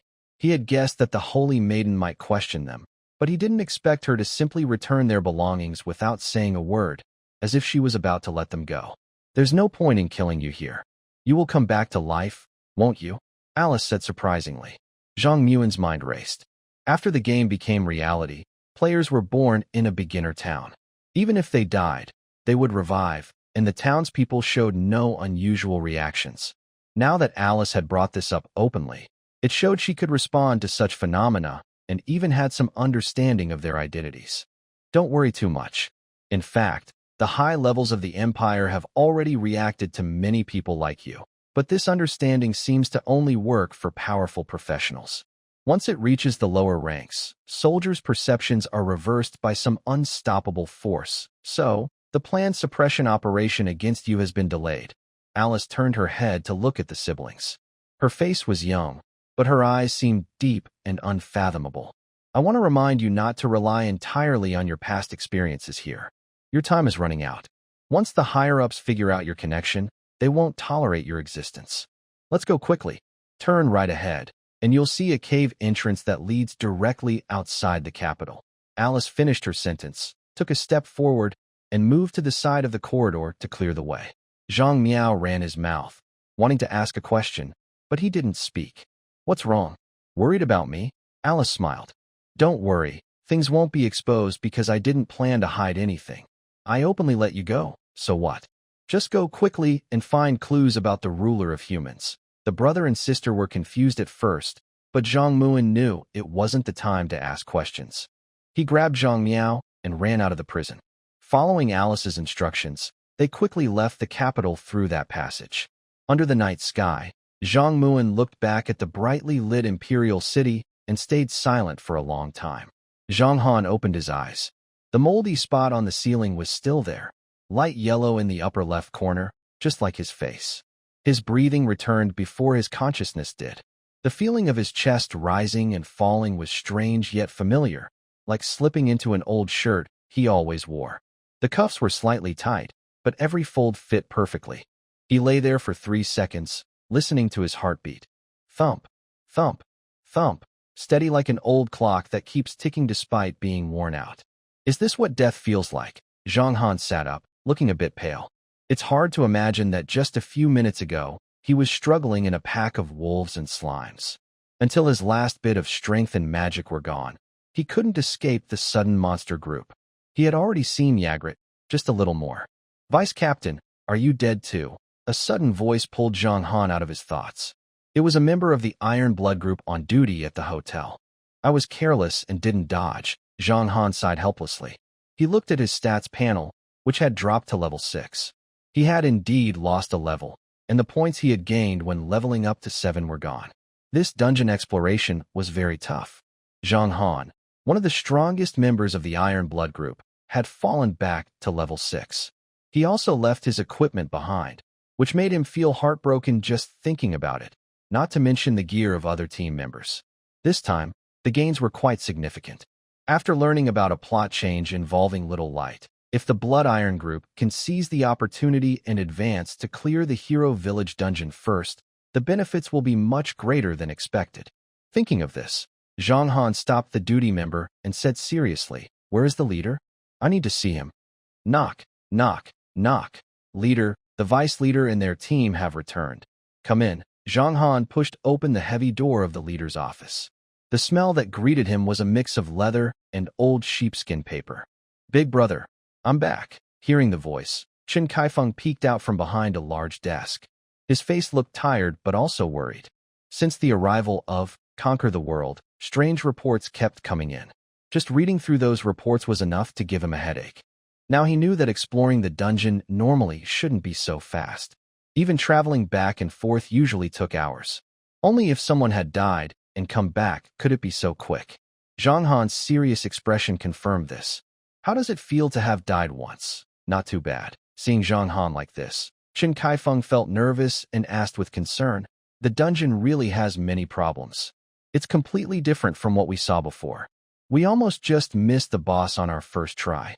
Thanks for your hard work, brother. More than that, I suspect the sword-wielding boss Zhao Qi saw earlier is related to Ygritte. At this point, Zhang Han recounted everything he saw in the dungeon, including the strange Ygritte shadow and the description of the necromancer given by Zhao Qi. So, you think the abnormal changes in the Hero Village dungeon caused the changes in that dungeon, and that it was actually used by the necromancer for resurrection experiments? Chen Kaifeng looked at Zhang Han with surprise. Perhaps because of the changes brought by Conquer the World, the once young subordinate had grown up. This change was not just physical. After experiencing the Red Ant dungeon and this recent exploration, Zhang Han had truly transformed in a meaningful way. Although he lost his equipment and levels, Zhang Han's transformation still surprised Chen Kaifeng. Moreover, he gained valuable intelligence about the Hero Village dungeon. In his eyes, this harvest was quite worthwhile. This dungeon trip really wasn't a waste. It truly wasn't. But the Hero Village dungeon is different. That's a real level 10 dungeon. Even with our intelligence advantage, we should think carefully before acting. Chen Kaifeng patted Zhang Han's shoulder, his expression relaxing, but he still smiled. You did very well this time, Zhang Han. I'm happy to see your progress. You're much calmer than before. If one day I disappear like Leader Qian Yin, I can confidently entrust the Blood Flow Guild to you, big brother. Enough. Look at you. Wait a moment. I have something for you. Chen Kaifeng suddenly remembered something. He squeezed out from his large desk, tapped his finger, and took a package from the system. He handed it to Zhang Han. This equipment recovery will take some time. I didn't have time to prepare anything. These 1,000 magic stones were originally meant for your birthday gift. Use this money to recover well. As for the birthday gift, I'll prepare something else for you later. When Zhang Han took the package, he didn't rush to open it. Instead, he put it directly into his backpack. Because of the Conquer the World system, large items could be stored in a player's special bag. So Zhang Han didn't realize there were actually 2,000 magic stones inside. After hearing Chen Kaifeng's words, he hurriedly took the package out of his backpack again. But Chen Kaifeng already stood with his hands behind his back, watching him with a smile. Zhang Han wanted to return the package but didn't know where to put it, as if holding a hot potato. Big brother, this is almost enough to cover half a month's income for our guild. Don't tease me. Only when he saw Chun Kaifeng's face turn serious did Zhang Han realize that his brother wasn't joking. 2,000 magic stones. Enough to double his original equipment, or even more. If he spent it all, he might become even stronger than he was at level 7. Zhang Han, since the last time we faced the ants in the military formation dungeon, our guild's strength has greatly declined. Originally, the army necklace could solve these problems, but it was disrupted by that guy from the Thousand Faces Guild. Luckily, you reached level 7, which eased the situation, but now, Qin Kaifeng looked serious as he watched the busy people outside the window. His tone was a bit helpless. Currently, in this new player village, less than 1/10 of the resources can be used by the blood battle stream, and those resources are still shrinking. If we can't turn things around with a good victory, our Iron Blood group might end up like the Thousand Faces Guild. Even if he gives up on the blood battle stream, with his experience and level, it wouldn't be hard to find a good position in another guild. But then, who would still call him guild leader Qin Kaifeng? He was unwilling to give up. Given the current situation of the blood battle stream guild, Qin Kaifeng couldn't delay any longer. He had to invest all resources to keep Zhang Han strong. He needed the players to understand that as long as Zhang Han was still standing, he, Qin Kaifeng, wouldn't fall, and neither would their guild. However, relying only on the blood battle stream to clear the hero village dungeon was far from enough. In fact, sacrifices might be greater than they imagined.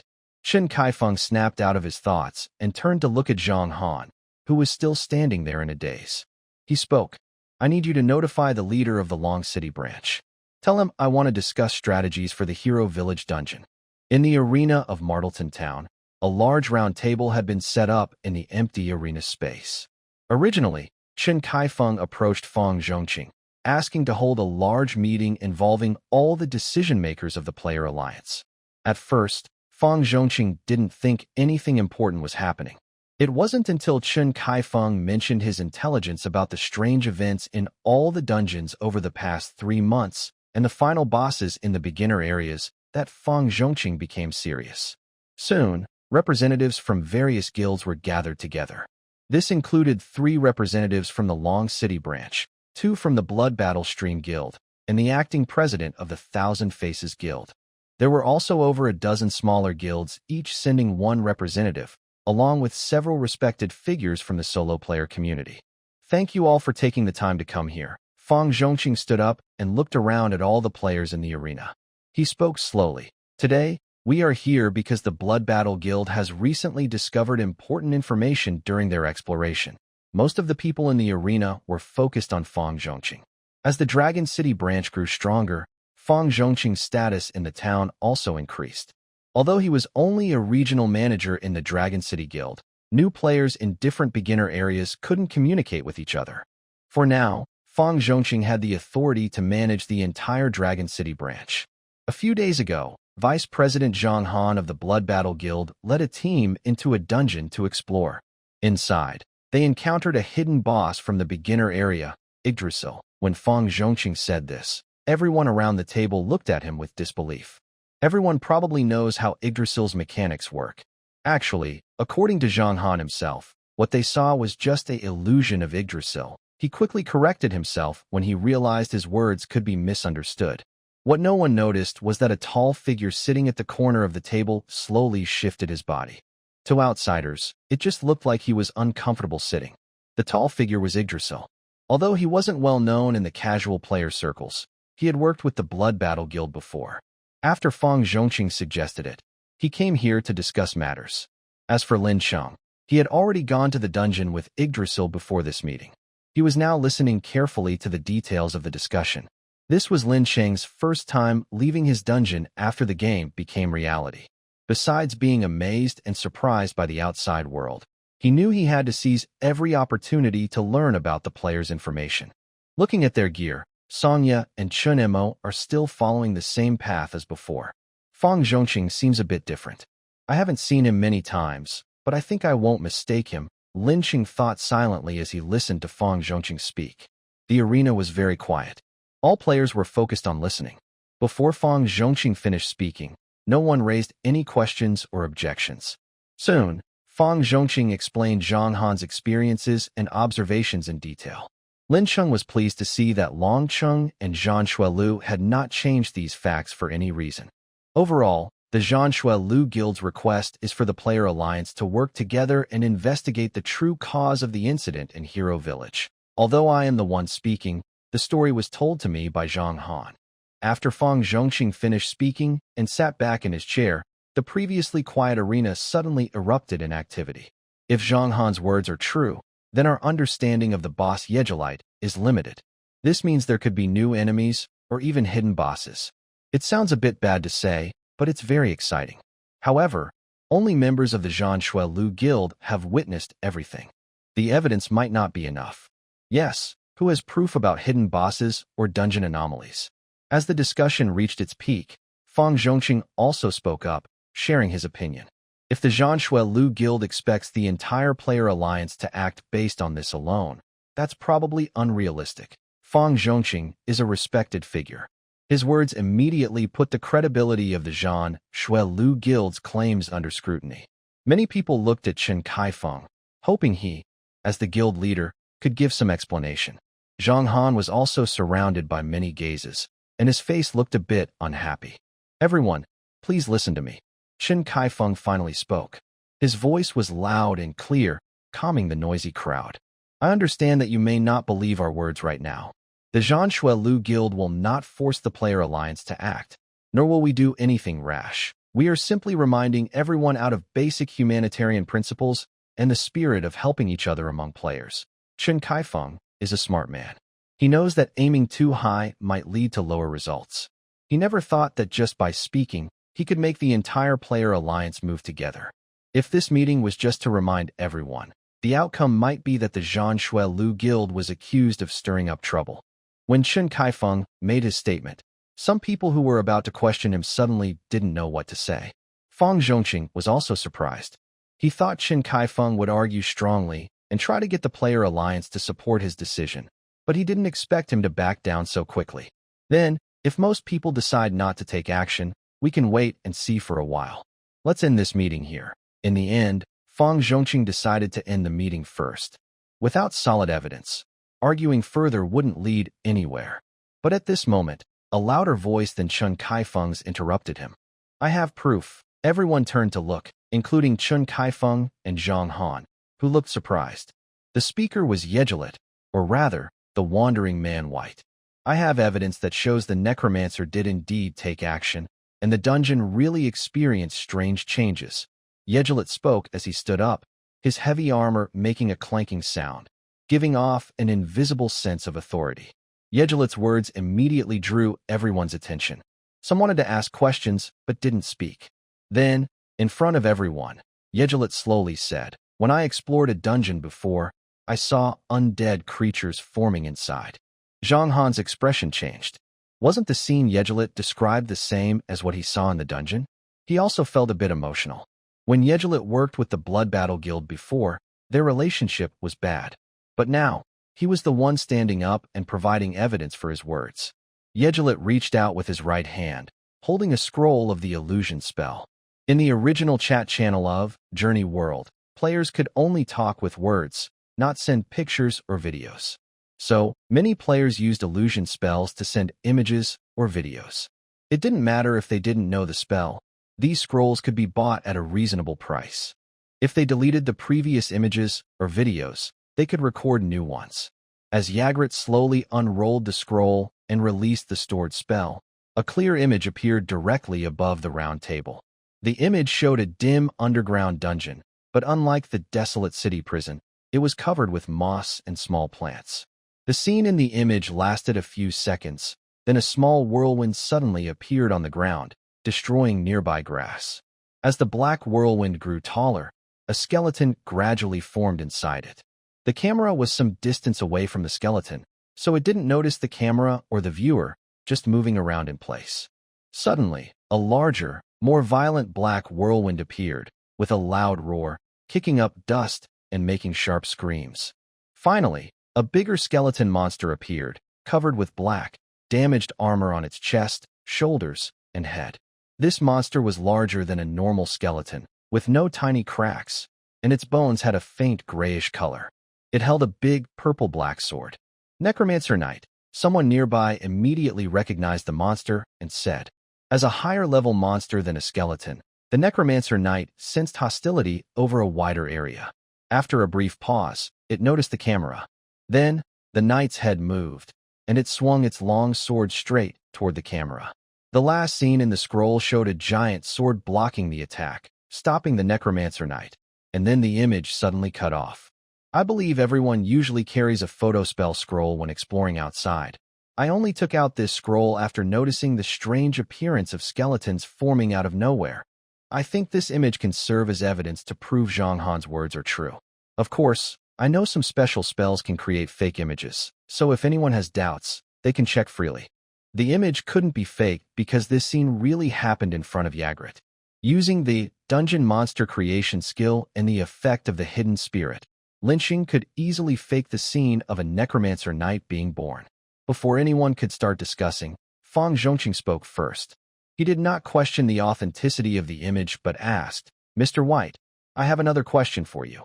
Please go ahead. The undead knight's strength varies depending on its equipment and level, but even the one in the image is level 7. How did your fight with it end? Of course, I defeated it, Ygritte said calmly, as if it was not a big deal.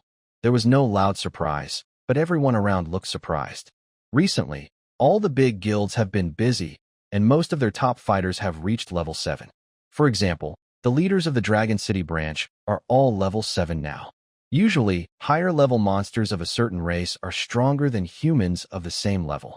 Since Ygritte could easily defeat a level 7 undead knight, his level must be higher than 7. Fang Zhongqing asked his question very cleverly. Some people who wanted to doubt maliciously immediately stopped talking. Now that we have proof, what do you all think about the credibility of this matter?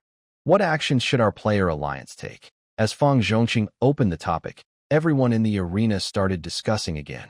This doesn't seem fake. If the image is real, then what Zhang Han said is true. Yes, if the necromancer really moved, the dungeon's strange changes could prevent everyone from continuing to clear it. So Hero Village really needs to check it out. But if that necromancer can easily create level 7 undead knights, how should we deal with him? People in the arena discussed anxiously. Although they were worried, most of them felt powerless. After all, a necromancer who can match Ygritte's strength would be level 10, which is normal. Even if the entire player alliance joined forces, winning is uncertain. I think this problem must be solved. At this moment, Chen Imo spoke. As the vice president of the Longqing branch, he usually acts carefree, but now he presented a quite bold opinion. If we can solve this problem, then it's best to do so. Fang Zhongqing also changed his view. With the Longqing branch now supporting the idea, the player alliance's initiative to attack was backed by the Longqing branch, the Blood Battle Guild, and Ygritte, the so-called strongest solo player. Suddenly, the focus shifted again. Many players, after weighing the pros and cons, expressed their willingness to help. Currently, the top-tier players have reached level 7. As long as they don't act immediately and take some time to improve, defeating the Lich Mage won't be too difficult. The heated discussion dragged the time from noon into the evening. Finally, after a round of voting, the proposal for the player alliance to take action was approved by a large margin. A few conservative small guilds and solo players also agreed to contribute. From now on, starting with the end of this meeting, the players in Mertun Town must work together, share resources and information as much as possible to maximize their strength during this period. Fang Zhongqing stood up again to speak. His voice was firm and powerful, making the final declaration. At the same time, we will select the team members for the attack. In 1 month, we will march to Hero Village. After the meeting about the Hero Village operation, the representatives of each guild hurriedly left the arena. In the coming days, players will work together intensely, and the level-up activity will reach an unprecedented level. Most players are eager to go back and plan their dungeon runs for the next month, including leaders like Fang Zhongqing and Chen Kaifeng. However, Ygritte stood quietly by the street, unmoving. If you didn't look carefully, you might think he was a stone statue. Some passing players wanted to talk to Ygritte, but no one dared to approach. At this moment, Ygritte was communicating with Lyncheng. To completely break the curse left by the Lich Mage in Hero Village, we must defeat him directly. He is level 10. With the quality of these players, a month might not be enough. Ygritte still holds a negative attitude toward players, believing it unlikely that they can defeat the Lich within a month. Don't underestimate how united these players are. Although I am competing now, before crossing over, we all came from the same region. I think a month is enough for most guilds to upgrade their top teams to level 8, and by then, our level will be even higher than theirs. Lin Qing's confident reply made Ygritte feel a bit suspicious. Are you planning to level up too? But right now, besides Wang Jianlin and his family, we don't even have decent workers. Usually, if Lin Qing said he wanted to level up, Ygritte might believe he had some backup plans. But now, with players gathering like this, few would visit Lin Qing's dungeon. Where would he get experience from? Do you think I haven't prepared? They run dungeons, so do we. They have a guild, so we will form one too. Next, follow my instructions. We will find 2 people. Without much explanation, Ygritte, curious but calm, followed Lin Qing's lead. In a luxurious room at an inn in Mertun town, 2 players, a man and a woman, occupy the space. The woman is beautiful but tall and strong, wearing a sleeveless outfit that shows her arms and the muscles on her waist and abdomen. She lifts her head, drinks the last of the wine from her bottle, then casually tosses it into a pile of empty bottles. The arena is holding a meeting. I heard there's some trouble in Hero Village, and they need to gather players for the Alliance. Do you want to check it out? She asks the man for his opinion while taking another bottle of wine from her inventory. The man is slightly taller than the woman but appears thinner due to his build. Unlike female players who drink heavily and loudly, this male player only occasionally lifts his bottle to take a small sip. There's nothing to discuss. We won't participate in this operation. If it succeeds, the big guild will probably rush to level up, so let them do it. After saying this, the male player sighed heavily, looking a bit discouraged. Hey, Suji. The female player looked at him with concern and called out his name.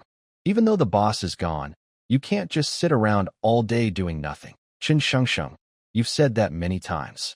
But you don't want to be acting guild leader. So tell me, what can we do? Suji suddenly got angry, turned his head away, and kept drinking his dull wine. Qin Shengsheng was speechless.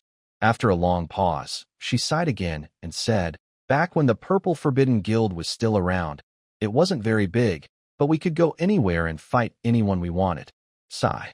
Qin Shengsheng threw the empty bottle in her hand, leaned back, and lay down on a large bed nearby. Su Ji and Qin Shengsheng used to be senior members of the local big guild, Purple Forbidden. After the game became reality, many experienced players started recruiting old members to rebuild their guilds. But most players didn't succeed. Once the game turned into real life, many couldn't treat it as just a game anymore. Su Ji and Qin Shengsheng did try, but before the game turned real, the guild leader of Purple Forbidden, Lin Cheng, had already been falsely accused and stripped of his title. This caused the guild's reputation to plummet. Many players left, and after the game became real, they couldn't gather a decent team. Fortunately, both of them were experienced players and had good relationships from their gaming days. Now, working together, they could still manage to do something. Because they worked efficiently and knew some high-level leveling methods that other players didn't, they hadn't died once in the 3 months since the game turned real. Both had reached level 7. However, there was no news from Lin Cheng, and according to their intelligence gathering, all the players who had been falsely accused and stripped of their titles hadn't shown any signs of activity. Both people gradually realized that Lin Cheng probably never came into this world. They felt emotionally unsupported. Their enthusiasm faded, and they spent less time playing games and more time drinking alone. They sat in silence until suddenly, a loud knocking on the door broke the quiet. Su Ji and Qin Shengsheng exchanged looks, and finally Qin Shengsheng stood up and went to open the door. When the door opened, Qin Shengsheng was pushed back 2 steps by a tall figure outside. The figure, dressed in heavy armor, slightly bowed and squeezed into the room through the doorframe. Are you white? The visitor was Jajurite, a well-known figure. Qin Shengsheng and Su Ji recognized him. We don't know what brings you here. We've decided not to join this mission. If it's an invitation, there's no need to say more. Seeing the situation was tense, Su Ji quickly stood up and approached. The 2 of them subtly positioned themselves to surround Jajurite, creating a tense atmosphere. Suddenly, a clear voice called out, making both of them freeze. Back then, The three of us first went on a dungeon run together right in this room, dividing the loot. I really miss those days. Suji. Chun Sheng Sheng. When Lin Cheng's voice appeared, mixed with nostalgia, their emotions shifted from tension to shock. But one sentence wasn't enough to explain everything. Neither of them lowered their guard, still standing, but their gazes at Jajurite had changed. Why are you so indifferent? Doesn't my cheerful voice prove who I am? All right, our guild's public account password at the Imperial City Bank is 550332780. Boss. You're alive. As soon as Lin Sheng spoke the second sentence, it confirmed his identity. Su Ji and Chun Shengsheng both lost control of their emotions and rushed forward at the same time. Su Ji slid forward and hugged Jajurite's waist. Chun Shengsheng grabbed Jajurite's shoulders and quickly lifted his helmet. However, Jajurite was still in his undead form, only changed by the effect of the hidden spirit. The effect of the hidden spirit does not work when it is close to the body. Once the helmet is lifted, the concealment is broken. Then, what appears in front of Chun Shengsheng is a withered, ghostly face. Its deep eye sockets are dark, the features are sunken, and the skin looks shriveled and frightening. Chun Shengsheng is visibly stunned. Her face shows a complex expression, which finally turns into a question. Boss, what happened to you? Seeing the misunderstanding deepen, Ygritte, who is usually calm, can't sit still now. He quickly waves his hands to push the others away and shouts, Wait, I'm not Lin Cheng. Just as Su Ji and Chun Shengsheng are confused, Lin Cheng finally activates his skill. Spirit-independent transformation. A faint glow flashes over Ygritte's body. A light blue, mist-like spirit begins to appear and gradually forms into the upper body of Lin Cheng in the air. The spirit of a natural elf can make small changes in appearance, but not large ones. During his recent research, Lin Cheng was pleasantly surprised to find that his spirit could take on his human form from before. Su Ji and Chun Shengsheng see Lin Cheng's human appearance and are excited again. However, this time, they reach out to touch him but cannot. I'll say the most important thing now. So listen carefully. Lin Cheng clears his throat and looks serious. Su Ji and Chun Shengsheng immediately stand straight. They've been with Lin Cheng for a long time and know that he's about to speak seriously. Players who are sealed usually don't appear as humans, but instead take on their own race's form. I am an example of this. As you can see, I am now a spirit created in the underground city of the natural elf race. I don't have direct combat ability, but I can control a dungeon. The knight I am possessing is the famous hidden boss Red Knight Ygritte in the beginner area. For some reason, he is now my assistant. When Lin Cheng says this, Chun Shengsheng and Su Ji finally focus back on Ygritte himself. Because the concealment effect of the hidden spirit has been broken, Ygritte's black armor has turned blood red. For a moment, both of them were surprised again. They had often imagined that one day, Lin Cheng would suddenly appear in front of them. They thought Lin Cheng might be full of spirit, or poor and struggling, or even gender-swapped, but they never expected him to appear as a fairy-like being, even bringing along a hidden boss. Lin Cheng cleared his throat twice to get their attention, then said, As for this mission into Hero Village, I actually planned it. I want to gain control of the Hero Village dungeon during this operation, so we must join in. Our main goal is to level up all three of us to at least level 8 within a month. Later, you should do your best to contact players from the previous Forbidden City guild who are still reachable. Boss? Hearing this, Su Ji couldn't help but interrupt Lin Cheng. What's wrong? We tried to gather the elders of the Forbidden City guild before, but because your reputation wasn't very good before, many people were unwilling. Now, most of the players we can contact have already joined other guilds, so it might be hard to gather everyone.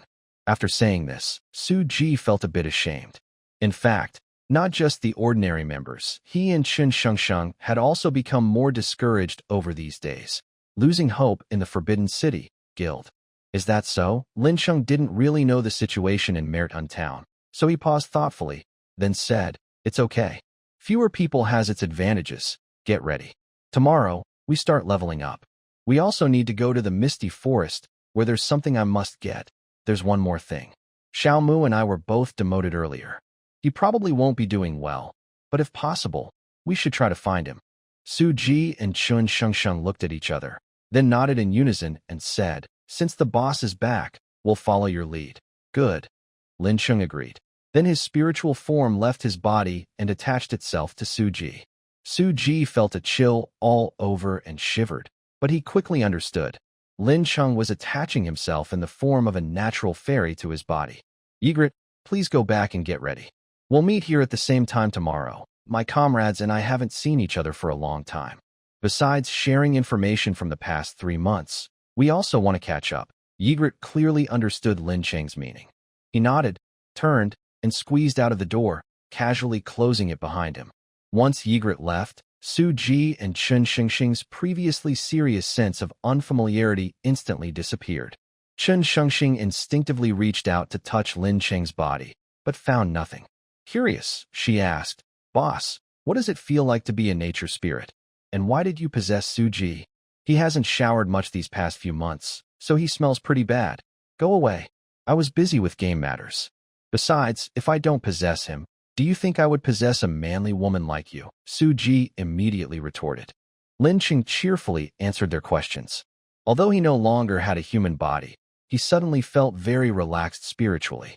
He suddenly realized that even though he changed races after crossing over, his soul remained the same. The constant scheming over the past 3 months had also brought him a lot of stress. For a moment, Lin Cheng put aside his original plan to talk, since there was still plenty of time. The three of them chatted happily.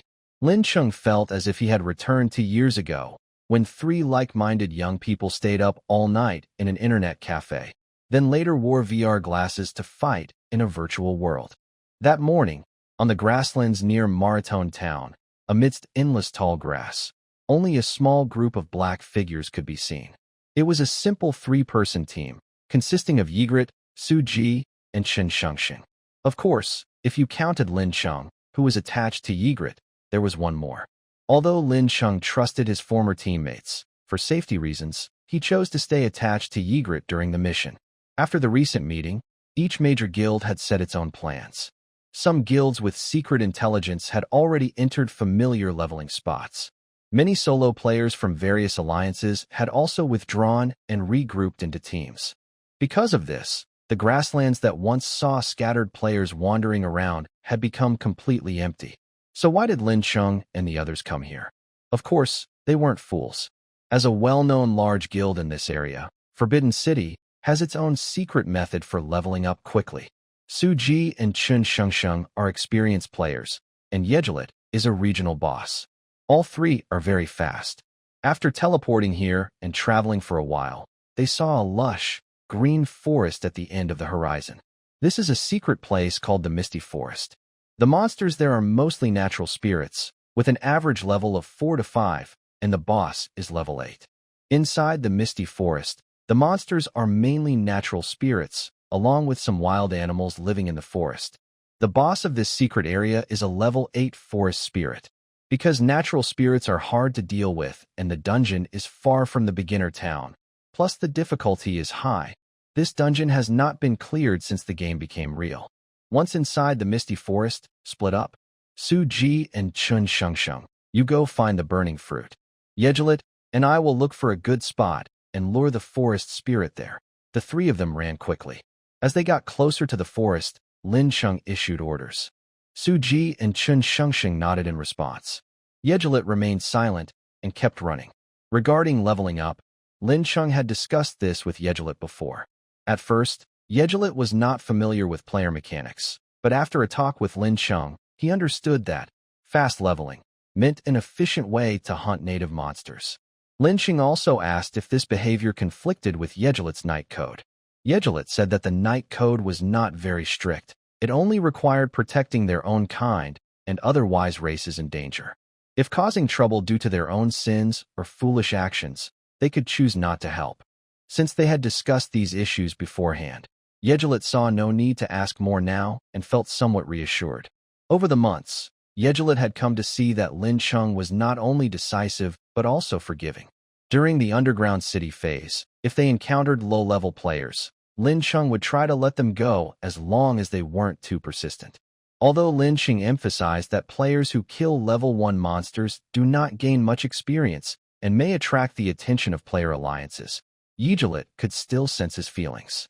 Yigilet thought to himself while running quickly, each step causing a small dent in the ground. Soon, he rushed into the misty forest. Some weaker native monsters showed signs of attacking him, but Yigilet's shadow was too fast for them to catch. Yigilet, wearing heavy armor, looked like a heavy truck when running. Some small monsters blocking his path were knocked away easily. He quickly led Lin Sheng into the core area, where some elemental spirits began to appear around them. Actually, the classification of natural spirits is very diverse. You might tell different types of spirits apart by their colors. But have you learned about the broader categories? Lin Sheng asked kindly. Yigilet kept running and shook his head. Usually, newly born elemental spirits are about the size of a fist. Level 3 spirits are about the size of a basketball. At level 5, they reach about half a meter in diameter, and around level 8, they can be about a meter wide. Level 10 is a turning point. Spirits at this level tend to take on physical form. They are called high-level elemental spirits. Beyond that, there are categories like elemental lords. While listening, Yigilet looked around, observing the floating elemental spirits nearby. As Lin Sheng said, the spirits they encountered in the middle of the misty forest were mostly small, not exceeding the size of a basketball. Suddenly, Yigilet sensed a change in the wind pressure ahead on his right. An invisible air blade sliced through the air and shot toward him. Yigilet was still running and couldn't draw his sword. He swung his right fist, and a heavy gust of wind dispersed the air blade. Then, Yigilet focused his gaze ahead and saw a faint ripple of gas in the air. He threw another punch, exploding the dense air gathered there. Just like Lin Sheng, all low-level spirits depend on physical form. Elemental spirits also rely on their respective elements. When the element is dispersed from its condensed state, the spirit must use some magic power to recondense the element. Breaking the element's condensed state at the same time also damages the life of the spirit. Generally, low-level spirits can be completely destroyed after repeating this process several times. High-level spirits, used for reshaping their bodies with magic, almost have an endless supply of magic power, so this method causes very little harm to them. At this point, targeted skills like dispelling, magic suppression, and spirit annihilation are needed. Of course, Yigilet does not want to completely eliminate the wind spirit just now. After dispersing its physical form, he continues to run forward. He runs wildly, and soon the surrounding element spirits grow larger, indicating that they have entered the true core area of the misty forest. Along the way, Yigilet also fights several natural spirits, but he does not linger. After attacking, he quickly escapes. Here we are. Look over there. As the scene in front suddenly opens up, Yigilet enters a wide, tree-free grassland. At this moment, Lin Sheng also exclaims in surprise. A transparent small hand extends from Yigilet's shoulder, pointing at an ancient tree standing in the middle of the grassland. Although Yigilet does not have a specific skill for this, just sensing the spiritual fluctuations from the ancient tree, he understands that the final boss of the misty forest is attached to this tree. That's the natural spirit. Yigilet, the natural spirit can't keep up with you, but once it attacks, it will summon nearby element spirits to block you. So, you need to go all out later, Lin Sheng reminds Yigilet, as the ancient tree in the center of the grassland begins to shake. At first, only the leaves sway slightly, but soon the branches start moving like animal limbs. The bark on the surface of the ancient tree twists and eventually forms a fierce, ghostly face. The hardened bark of the ancient tree presses against each other, making a dense, threatening sound as if warning Yigilet. I understand. First, I need to attack it, right? After understanding Lin Sheng's meaning, Yigilet quickly steps forward, gripping the hilt of his great sword behind his back, and suddenly swings it out. The heavy blade cuts through the air, sending out a gust of wind, and the sword strikes the surface of the ancient tree without holding back. Suddenly, a series of loud cracking sounds came from the ancient tree's trunk. The impact split the trunk in half, and the broken, hardened bark scattered everywhere. After swinging his sword, Yigilet no longer wanted to fight. He planted his right foot and quickly backed away. The natural spirit living inside the ancient tree was completely angered by this attack.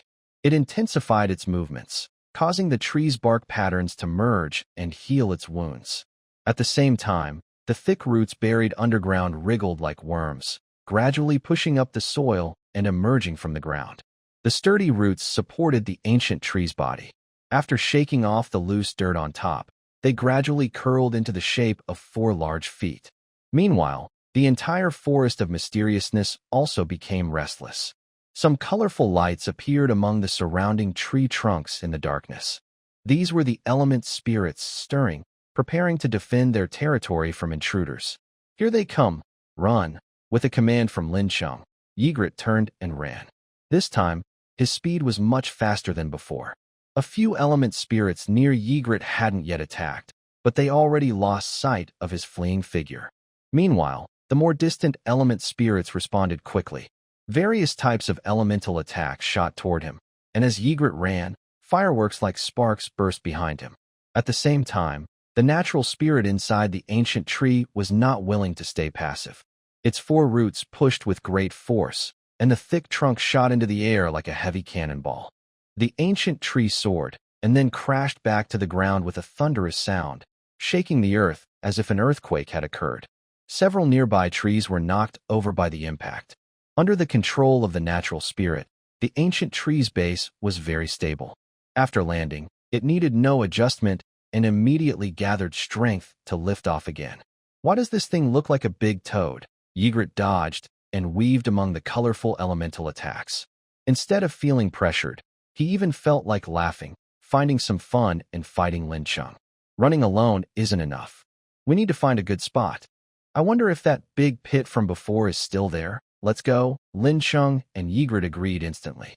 Ygritte, dressed in heavy armor, moved like a monkey, agilely jumping through the forest.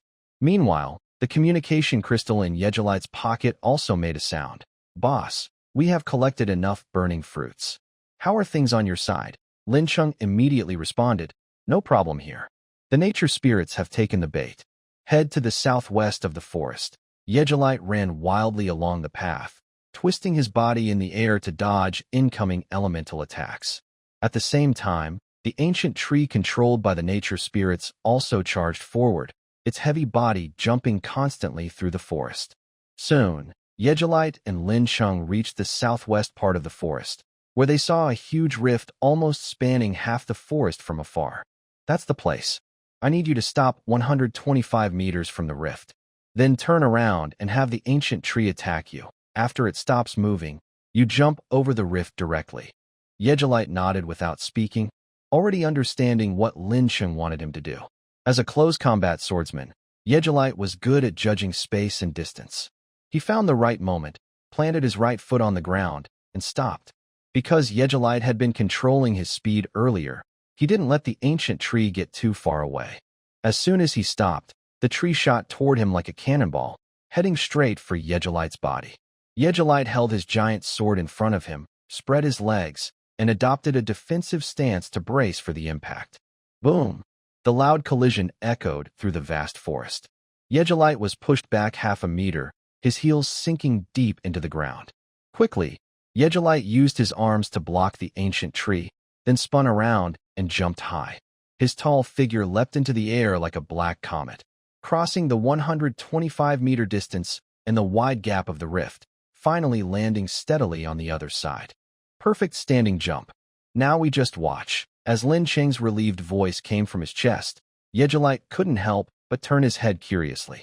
He saw that after Yegelite jumped over the rift, the ancient tree also performed its signature move, using all 4 of its roots to power up and leap again. However, Lin Cheng had already leveled up countless times here during the game and was very precise with distance control. This time, the ancient tree's jump was neither too short nor too long, just brushing against the rocky wall of the Ygritte rift. The ancient tree struggled fiercely, its 4 large roots splitting into many tiny roots that deeply embedded into the rock wall. After sliding down about 10 meters on the wall, the ancient tree finally stabilized itself, but this also meant it could no longer escape. At the same time, 2 figures quickly flew out of the woods, Su Ji and Chen Shengxin. They arrived beside Ygritte and stopped. Each took a large bundle of burning fruits wrapped in cloth from their bags. As the saying goes, there's a remedy within 3 steps. The burning fruits native to the Miaoran forest are highly effective against elves, Suji explained. Now, the natural elf is trapped below the rock wall and can't move. Since low-level elves don't have high intelligence, it will summon many elemental spirits to try to lift its body. We just need to keep throwing burning fruits down. While speaking, Lin Cheng used his spiritual form to create a transparent arm, grabbed a burning fruit, and threw it down. The fruit hit the tree and instantly burst into orange flames. Some elemental spirits called by the ancient tree were burned to nothing instantly. This trick worked perfectly during the game. Since it didn't exploit any bugs, the official didn't fix it. But now that might change. Maybe this natural elf will learn its lesson, so we need to keep going. As they spoke, Su Ji, Chen Shengsheng, and Lin Cheng each grabbed a bundle of burning fruits and threw them rhythmically, continuously gaining experience points from the elemental spirits. In the Yagrat Rift of Miaoran Forest, flames shot up into the sky, illuminating the three smiling figures at the edge of the rift. Beside the Yagrat Rift in Miaoran Forest, Su Ji and Chen Shengsheng were exhausted, sitting on the ground. The cloth bags next to them, once full of burning fruits, were now empty.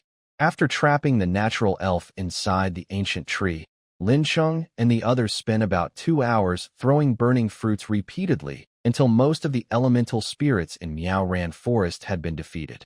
Su Ji and Chen Shengsheng had just reached level 7. After this upgrade, they are close to level 8. Lin Cheng, who was already around level 7, has now directly reached level 8. This time, Lin Cheng unlocked a new skill called Grand Welcome to the Dungeon. Good. I didn't expect this method to still work here. But looking at this natural spirit's condition, it might not be so easy next time. Lin Cheng, in his semi-transparent spiritual form, looked at the struggling ancient tree on the stone wall and sighed. Right now, the ancient tree had its roots firmly embedded in the wall, and its hardened bark formed a face that stared angrily at Lin Cheng.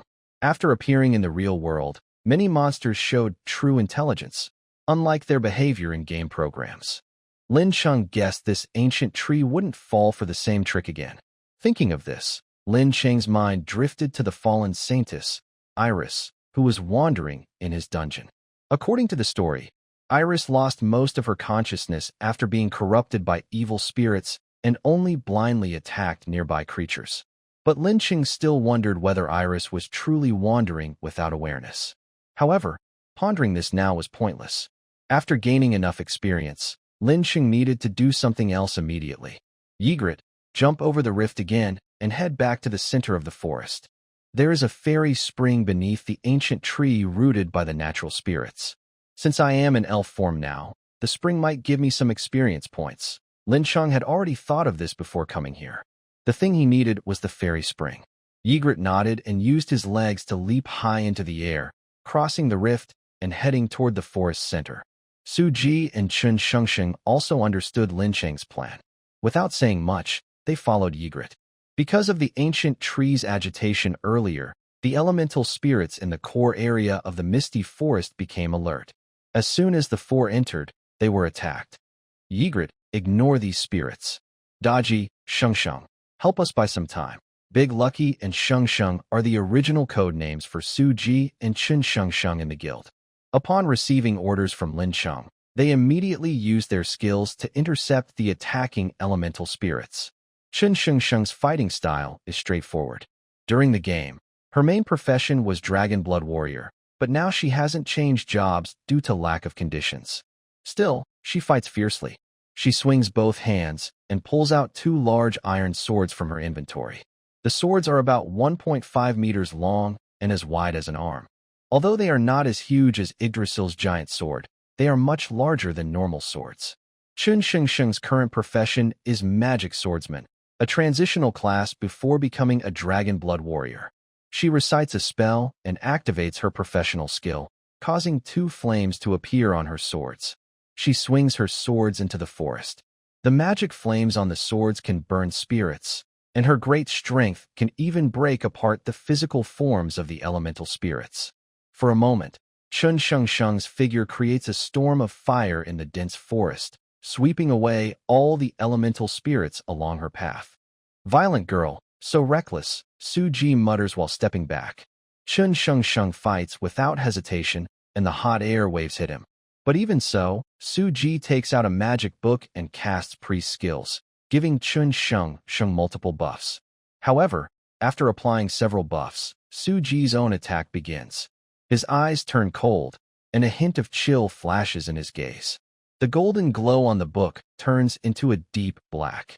Su Ji recites a spell and releases a skill. Black streams of air shoot out from the book, searching for nearby elemental spirits as if alive, wrapping around them. Once wrapped, the spirits visibly change. The physical forms attached to the spirits twitch a few times and then explode loudly. The black streams of air do not disappear but spread out from the spirits, continuing to find the next target. Su Ji's attack is not as fast or fierce as Chun Sheng's, but it can completely destroy these elemental spirits. This is the cleverness of Su Ji's profession as a rebel cleric. By using the unique traits of a rebel cleric, Su Ji can learn divine spells like ordinary priests, but also some secret forbidden magic related to evil gods. Because of this, Su Ji's main feature in the game is that he cannot kill people but can be very annoying. He is good at curses and corrupting magic, often catching enemies off guard. With their cover, Yegelit quickly flies through the forest and soon reaches the open grassy area where they first encountered the ancient tree. Yegelit stops in front of the pit created by the ancient tree and looks down.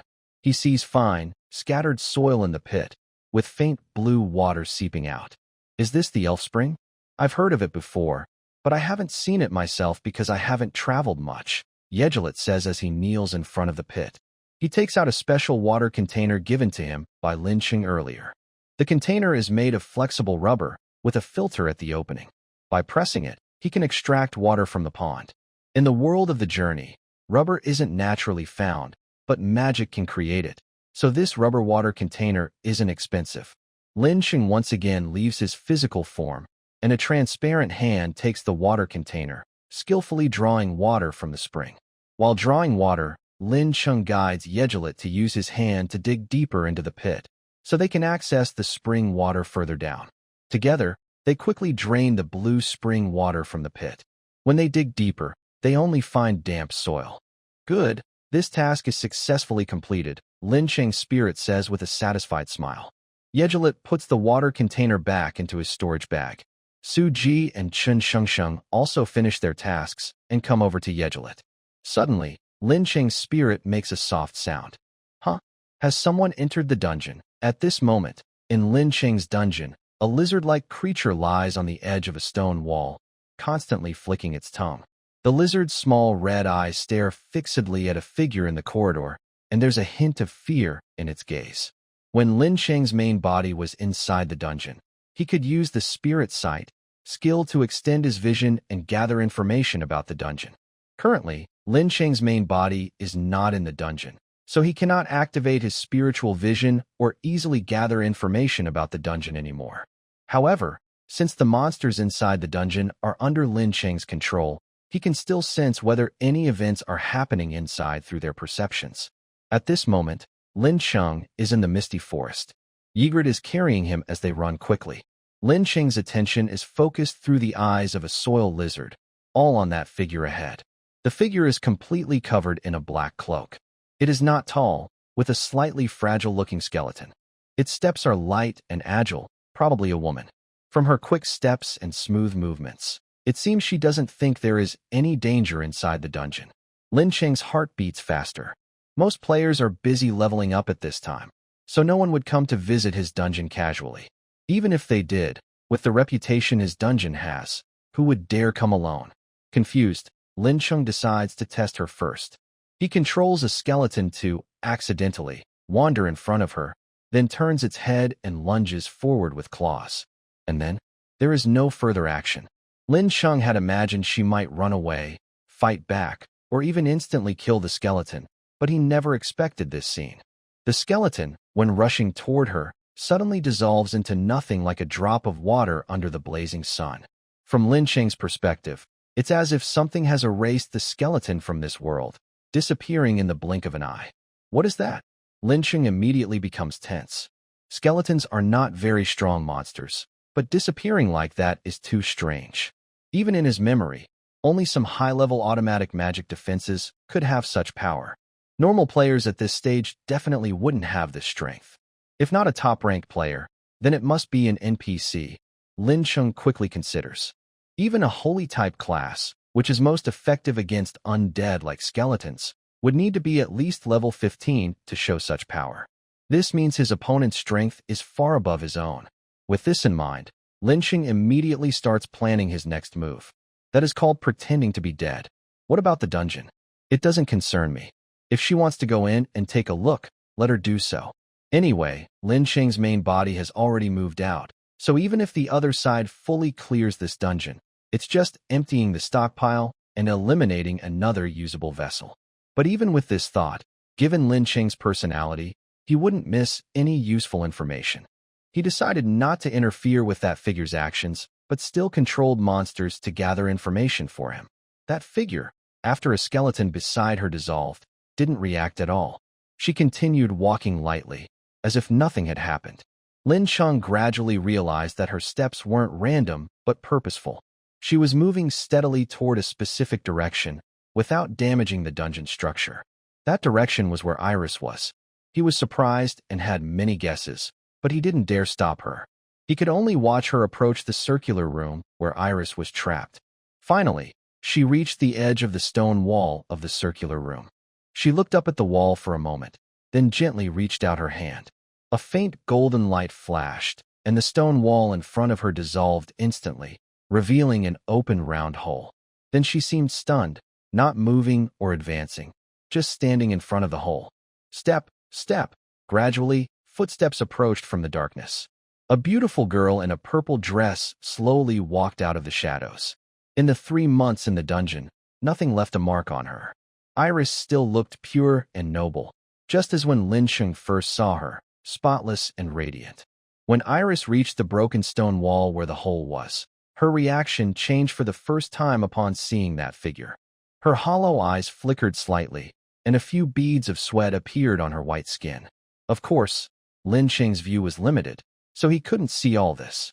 Iris didn't make any sudden moves. Her steps remained steady as she continued to move forward. For a moment, Lin Cheng couldn't figure out what that figure wanted to do when she arrived at the room where Iris was trapped. If Lin Cheng's main body is still in the dungeon at this moment, he might be able to tell from Iris's subtle expressions. Iris walks lightly and quickly, passing by the hollow in the stone wall and slowly moving past that figure. At this moment, the figure spoke. A clear, pleasant female voice echoed in the dungeon. Iris, I know your situation better than anyone. Even if you pretend to be completely corrupted by the evil spirit, it won't work. As soon as the words finished, Iris stopped walking. Her tall figure stood still like a sculpture. Next, a dazzling sword light, as bright as the sun, filled the entire dungeon, and the powerful sword energy wildly shattered the space. Boom, boom, boom, boom, boom, boom, boom. If Lin Chung were not in spirit form, he might be shouting in surprise now. He understands Iris's profession and skills, and he knows that the previous attack was her full-powered burst. All her previous actions were just her sword technique, and she hadn't yet used her holy profession skill, the holy sword user. But the attack that shattered half the dungeon was her signature skill, the cross-sword waterfall. In an instant, all the monsters in this underground city, including the earth lizard, were killed. The monsters belonging to Lin Chung were wiped out in a flash, and this counterattack made his mind feel dizzy. But Lin Chung endured this feeling and once again summoned the monsters in the dungeon, calling out a giant bat from the outskirts. The giant bat flapped its wings and flew through the ruins of the dungeon. Its round eyes looked toward the place where the attack had just erupted, trying to figure out what was happening there. As the dust in the dungeon gradually settled, the collapsed floor and scattered stone fragments in the center became visible. Lin Cheng's eyes followed the giant bat, focusing on observing what was left after the dust cleared. He saw the figure in a cloak still standing in the same spot, floating in midair, surrounded by a golden light shield. The fierce attack just now hadn't caused her any harm. However, the strong wind from the sword energy had blown away her cloak hood, revealing a slightly youthful face underneath. After seeing that face clearly, Lin Chung was stunned and blurted out, Saintess Alice. Yes, this small figure who secretly entered the underground city and directly found Illis, causing her to go berserk, is the holy saintess of the divine Pountain Empire, Alice. As the smoke slowly cleared, looking along Alice's line of sight, you could see Illis pinned to the wall by a golden spear of light. At this moment, Illis's eyes were no longer empty, but filled with hatred and anger. Alice had just exposed her disguise with a single word, and she didn't waste time. She attacked fiercely. However, Alice's strength was even greater than hers. Almost simultaneously, Alice defended against her attack and used the golden spear of light to pin her to the wall. Illis's long sword was also shattered in the attack and fell about 10 meters away on the ground. Now, Illis tightly gripped the golden spear with both hands, trying her best to pull it out. Her features were squeezed together from the effort. Blood kept flowing from the shoulder wound where the spear had pierced her. Due to the collision earlier, Illis also suffered some internal injuries, and blood trickled from the corner of her mouth. Illis exerted force with both hands and tried several more times, but it was useless. Seeing Alice reach out again to attack, Illis suddenly swung her left hand backward, smashing the stone wall behind her and breaking free. Once free, Illis immediately rolled over, picked up her fallen sword, and dodged Alice's second attack. She propped her sword into the ground with her right hand and took deep breaths. Due to her injuries and intense movement, the remaining corruption from the demon inside her grew more restless. Pale purple light began to appear in her golden eyes. If we keep fighting like this, I'm afraid that before I defeat you, you'll lose yourself again, Alice said softly as she floated forward, slowly approaching Illis. Give up resisting and come back with me peacefully, Alice said gently, her eyes shining with a golden glow, trying to persuade Illis. However, Illis did not respond. She only glared at Alice with a look of hatred and then tightly grasped the hilt of her sword. Instantly, her sword burst into a blazing light. In an instant, the sky lit up brightly. Several dozens of meters long, cross-shaped illusory swords fell from the clouds, crashing toward Alice. At the same time, Iris pulled out the long sword stuck in the ground, pushed off with her feet, and quickly escaped. The illusionary lightsaber struck Alice, and the area around her was instantly filled with swirling dust and intense light. Why don't I remember that fallen Saint Iris has such a hidden story? I recall that in the game, Alice is level 55, and Iris is definitely no match for her. Lin Chung watched the battle scene intently. The small damage to the dungeon didn't matter much to him now. His gaze returned to the battlefield. In the area hit by the illusionary lightsaber, bright light shone, and 3 golden spears shot out again. The golden spears aimed directly at the fleeing Iris. She dodged at the right moment, but was still pierced in the left leg by 1 spear. Iris suddenly stopped running, fell to the ground, rolled a few times, and then hit a raised stone wall. Seeing Iris exhausted and helpless, Lin Chung shook his head. He remembered that he had been cared for by Iris when he was newly born. Seeing her in such a state, he felt a bit regretful. Suddenly, Iris seemed to realize she was out of options. She looked up and shouted loudly, "Help me!" Lin Chung was stunned. There were no other players nearby in this dungeon, and some low-level monsters couldn't help her either. Who was she calling for? Before he could think further, Iris spat out a mouthful of blood and shouted again, "Dungeon controller, I know you're watching. Please help me." For a moment, Lin Cheng's mind trembled like an electric shock. What is the hidden relationship between Iris and Alice? Why is Iris asking him for help? Should he help her? But years of gaming experience gave Lin Chung an instinct. In critical moments, he would follow his instincts without hesitation. Almost immediately, Lin Chung activated his new skill, Grand Welcome to the Dungeon. Suddenly, a vast amount of magic power within Lin Cheng's spirit was instantly drained, and a huge white light circle appeared over the entire dungeon area. Grand Welcome to the Dungeon boosts all monsters willing to accept this skill within the dungeon, increasing their all attributes by 10%. At the moment the halo appeared, Iris quickly accepted the boost. She shivered all over and temporarily gave up resisting the demonic corruption. For a moment, Iris's eyes were completely filled with purple. She was glowing with purple light and stood up again. As Iris thought, her holy sword turned into a streak of light and entered her forehead. She shook her arms, and a pair of purple-black wings grew behind her. At this time, Alice had just arrived. Under her slightly surprised gaze, Iris transformed each of her hands into a semi-transparent purple sword. Iris swung her swords, smashing the golden spears on her shoulders and thighs, and her wounds healed instantly. With a sharp roar, Iris waved her sword, and purple-black sword light burst out around her, aiming directly at Alice. Alice tried to block with her previous golden shield, but the purple-black sword light clung to the shield, draining its power. Frowning, Alice recited a spell to strengthen her defense. But Iris seized this small chance. Her figure disappeared into the purple-black sword light, and with a shake of her wings, she shot forward like a shooting star. The golden barrier around Alice suddenly expanded, pushing back the attacking sword lights. When she turned to look, Iris's figure had already become a tiny purple-black light on the horizon. Alice's lips parted slightly, but she didn't speak. Her body slowly descended to the ground. Lin Cheng watched nervously through the monster's vision, but Alice made no further move. Her figure flickered a few times and then fled far away from where she had come. In a house in Mertun town, Yigrit, Su Ji, and Chun Shengsheng sat around a table. On the table was a jar of the elf spring, with Lin Cheng floating nearby. It had been half a month since Alice invaded the dungeon. Although Lin Cheng had been a bit anxious, there had been no other unusual activity during this time. After one attempt, the boss of the Misty Forest dungeon, the elf, seemed to have learned his lesson and no longer dared to approach the Rift Valley. Since the monsters outside the new town are too strong, Lin Cheng and his team couldn't find an efficient way to level up for a while.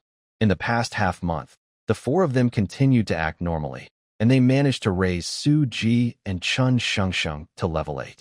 With Yegelite joining, their previous room was no longer suitable, so they rented a small new one.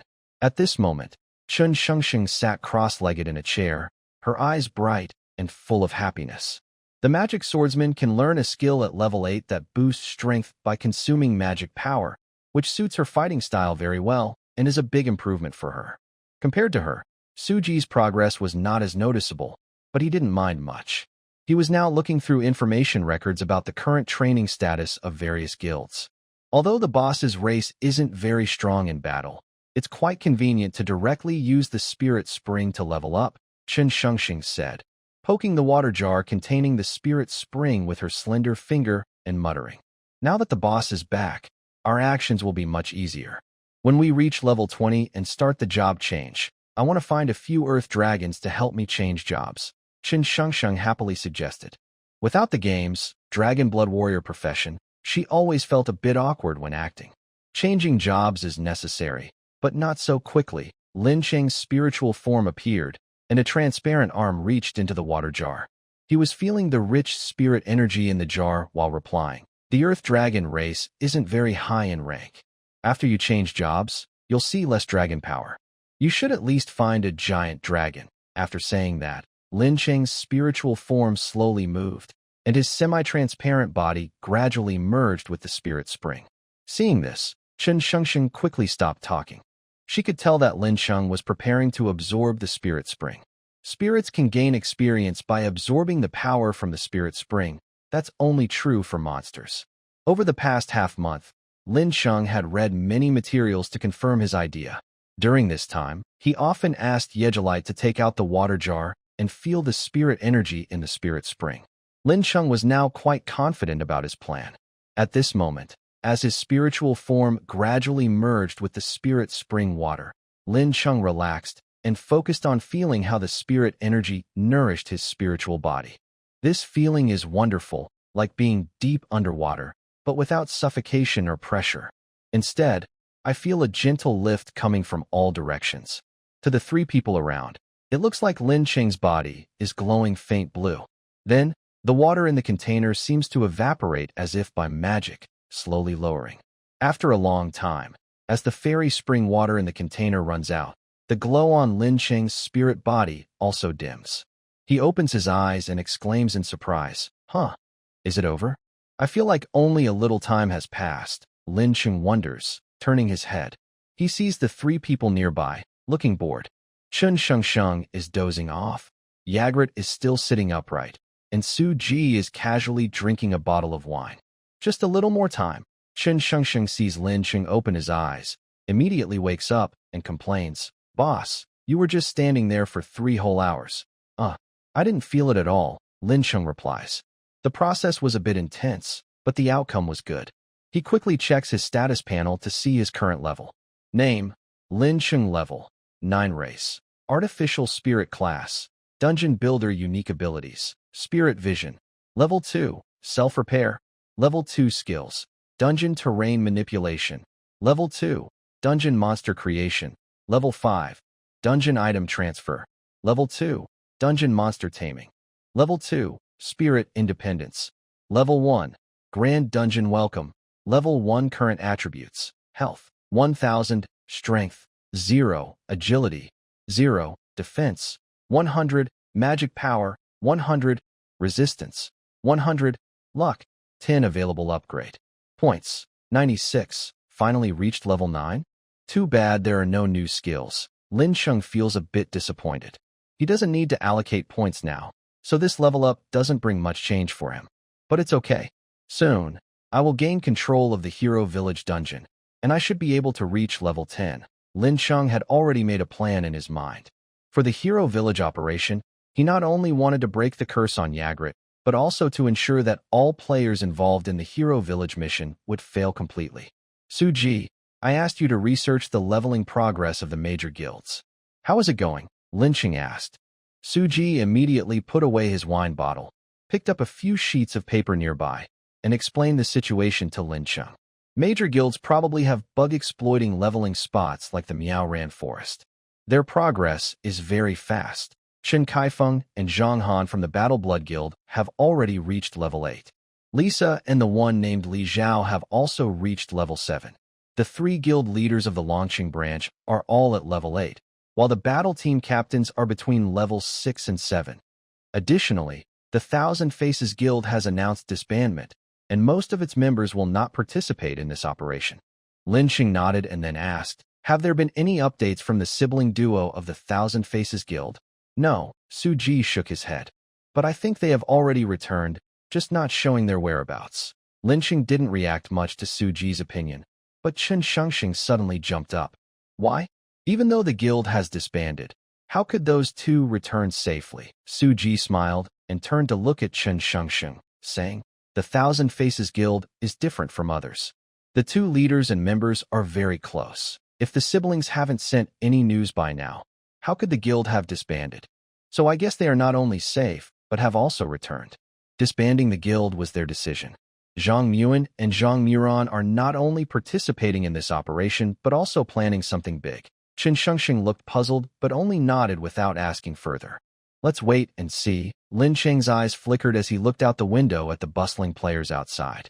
Hundreds of kilometers from Maratone town, on a mountain shrouded in mist, green grass was dotted with dandelions in full bloom. In a mountain village hidden among the woods and grasslands, the sound of hammering and forging occasionally echoed. Smoke from charcoal fires curled up from chimneys, blending with the mountain fog. Yagrat waved his hand, parting the fog in front of him. Due to the heavy fog, all 3 of them were covered in tiny droplets of dew. There are only 2 days left before the Players' Alliance agrees on the time to enter the Hero Village dungeon. To gain control of the dungeon early, Lin Cheng led Yegliat and the others here in advance. The Hero Village dungeon is not directly beneath the village itself, but is located inside a mountain several kilometers away from it. Years ago, Yegliat was cursed by a necromancer and was buried on a hillside when he was near death. The necromancer's vengeful spirit attached itself to Yegliat, gradually becoming solid and forming the dungeon underground. Many years later, although the curse prevented the necromancer from resurrecting or leaving, he could still use his necromancer magic to transform himself into a lich or similar creature. Originally, the Hero Village dungeon was not very difficult, but as the necromancer summoned various undead creatures, the challenge increased sharply. In the original game, there were 2 ways to defeat Yegliat. One was to kill the local residents of Hero Village to summon a hostile Yegliat. The other was to go deep into the dungeon, break the necromancer's curse, and kill him to gain Yegliat's approval. allowing a fair challenge. In the second case, players could get better rewards, and even if they failed, they wouldn't be killed by Yegliot. At this moment, Yegliot, the hero of Hero Village, was standing on a hillside, looking at the place where he was buried. Lin Cheng's semi-transparent spirit stood on his shoulder and said, "We must quickly enter the dungeon, avoid the necromancer, and reach the core area. The original level of the dungeon's binding spirit is definitely lower than mine. As long as we reach the core, I can take its place. Then, the three of you can participate in Hero Village's activities as players. I have my own plans for that. However, I need to warn you. Yegliot, the top-tier players have already reached level 8. If you get too close, they might see through your disguise." The hidden spirit attached to Yegliot provided concealment, but if the level difference exceeded 50%, they could see through the disguise. Yegliot nodded slightly in response. "Let's go."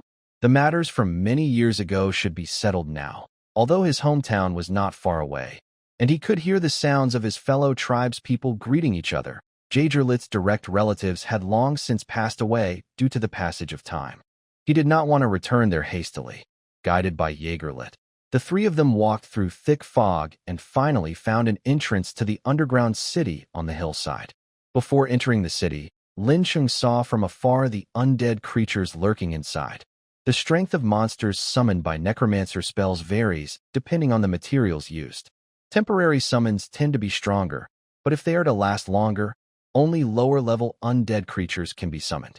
At this moment, the underground city was filled with undead creatures summoned over many years by necromancers using nearby animal and mountain people's corpses. Lin Cheng looked and saw that most skeletons were level 2 or 3. Higher up, there were more advanced skeleton soldiers and undead knights. However, Lin Cheng did not plan to fight them. With a thought, two hidden spirits appeared on Su Ji and Chen Shengsheng. Although the battles of Iris and Alice had destroyed much of Lin Cheng's underground city, the core area remained intact. Rebuilding the city seemed impossible now, but Lin Cheng still had the ability to summon monsters within the city area. So, Lin Cheng and his companions went to the ruins of the underground city, took the stored magic stones there, and summoned 2 new hidden spirits. These were the last 2 hidden spirits, as Lin Cheng's city had been destroyed. The destruction was so loud that it quickly attracted the attention of players.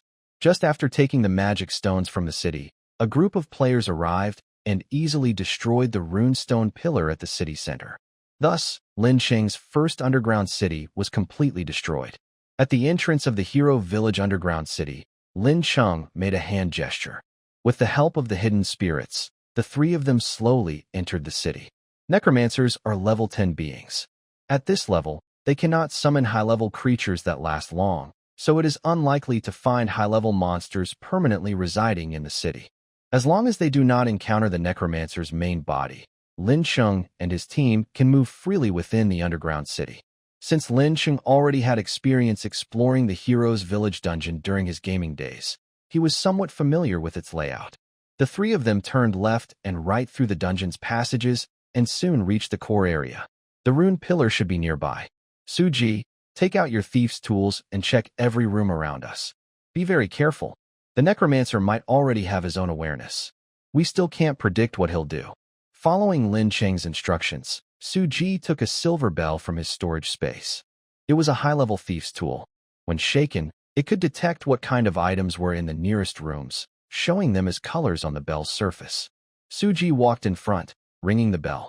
Chen Shengsheng stayed in the middle, and Yi Jelite guarded the rear as they moved forward slowly. Suddenly, a cold wind swept through the corridor, and the stone door behind them crashed down. "It's here," Lin Cheng shouted. No matter how careful they had been, they still ran into it. The icy wind howled. At the end of one corridor, 2 ghostly blue flames suddenly lit up in the darkness. They burned quietly in the eye sockets of a tall, shriveled corpse. Its limbs were thin and dry like withered branches, and it wore a long black robe.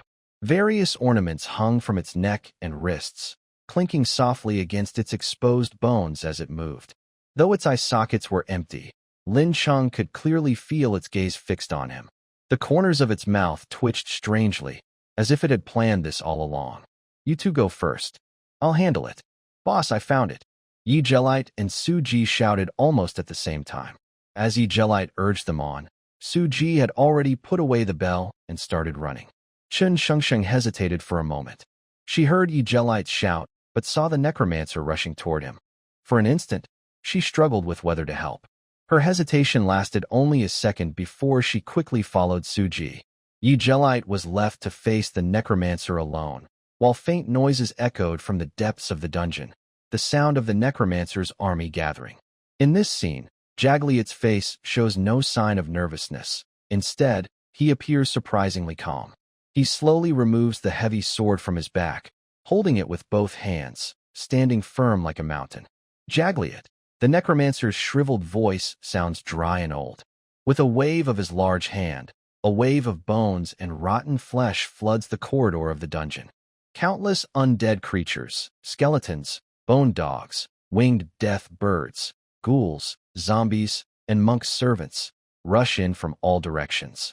These are the accumulated minions of the necromancer over many years, forming a mountain of corpses and a sea of blood. At this moment, Jagliet roars loudly to the sky, activating all his buff skills. Rays of light immediately shine onto him. Defense enhancement, attack enhancement, bloodblade, blood sword light, perception enhancement, giant sword storm. Jagliet wields his sword with nearly invisible speed, swinging his heavy weapon. For a moment, a wall of swords glowing with blood-red light forms a dense barrier. Chen Shengsheng turns her head while running, almost unable to see Jagliet's figure. All she can see is a crimson storm swirling in the center of the dungeon corridor. Under the command of the necromancer, the surrounding undead rush into the storm without hesitation. Bones and rotten flesh are shattered into pieces. Let me crush you all. With multiple buffs supporting him, Jagliet abandons his usual defensive fighting style. He leaps high into the air, his heavy sword tracing an arc in the sky, striking down like a mountain pressing on top. A thunderous cracks the ground, causing the dungeon's stone slabs to rise. The shockwave from the sword leaves a long scar, tens of meters long, on the floor. Lion Slash. Abandon your fearless resistance, Jagliet.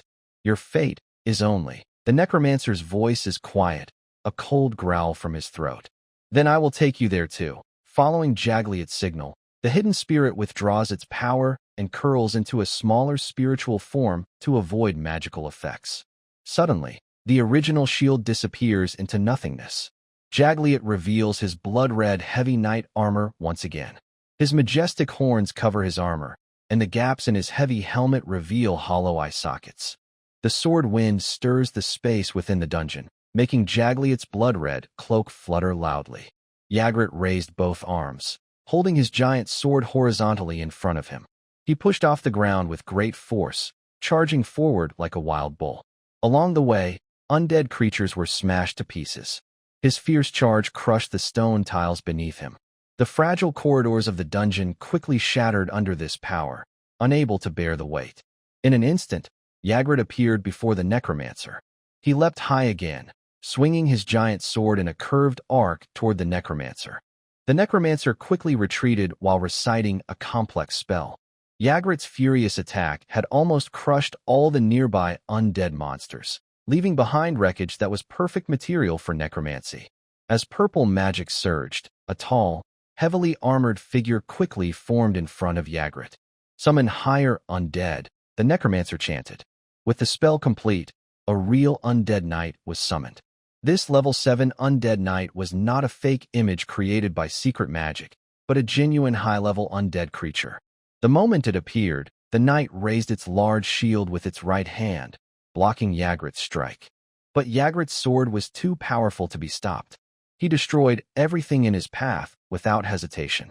The undead knight's right arm was shattered, along with pieces of its shield falling to the ground. Before Jagliet landed, he reached out with his left hand, grabbing the knight's chin. He lifted it up and drove its head into the dungeon's ceiling. Jagliet landed, then turned his wrist. His massive sword moved with skill, like a swift dagger. He held the sword with his right hand, stabbing upward, then swung horizontally. The undead knight, still in midair, was pierced by this attack and shattered loudly as it fell. Almost instantly, Jagliet eliminated the obstacle. He prepared to chase after with his sword, but suddenly felt a sharp pain throughout his body. A sudden wave of weakness made Yagrat kneel on one knee, supporting himself with his heavy sword. At the same time, his body quickly turned grayish-white with decay. My curse is not broken yet. I am not his match. Yagrat looked up, glaring angrily at the necromancer. In the distance, the necromancer's right hand clenched a grayish-white glow. Activating the curse on Yagrat would greatly weaken his power. Yagrat, you can come back now. We have reached the center where the runestone pillar is stored. I am preparing to take control of the dungeon. At this moment, Yagrat heard Lin Cheng's message. He suddenly exerted force in his right hand, smashing the floor tiles of the dungeon. Dust and debris flew toward the necromancer. When a cold wind blew to clear them away, Yagrat had already used his strength to escape far away. The necromancer's curse could only be triggered when Yagrat was within a certain range. Otherwise, it would have destroyed him long ago. Meanwhile, Lin Cheng, Su Ji, and Chun Shengsheng had already reached the core room of the dungeon. In front of them was a runestone pillar similar to others in Lin Cheng's dungeon, with a faint blue glow slowly flowing over its surface. Lin Cheng's spiritual form entered the pillar and immediately sensed the resistance from the artificial spirit inside. In that moment of confrontation, Lin Cheng quickly realized that the artificial spirit in this dungeon was only level 7. The glow on the runestone pillar flickered a few times, indicating that Lin Cheng and the original artificial spirit inside the pillar were fighting for control. Soon, after a fierce flash of light, the artificial spirit was forced out. A faint blue circular spirit appeared instantly on the surface of the pillar. Su Ji seized the opportunity and cast a dispel spell. This spell was highly effective against spiritual creatures. The circular spirit dimmed immediately and was completely erased by Lin Cheng. At this moment, Lin Cheng's spiritual form attached to the runestone pillar felt clear and refreshed. He had gained control of this dungeon. After taking control of the dungeon, it was Lin Cheng's turn to act. With the spirit vision skill activated, Lin Cheng's view quickly covered every corner of Hero Village dungeon. This dungeon was much higher level than the one Lin Cheng had before. The original artificial spirits were level 7, so the strongest monsters here were also level 7. Looking around, there are about 10 or so different types.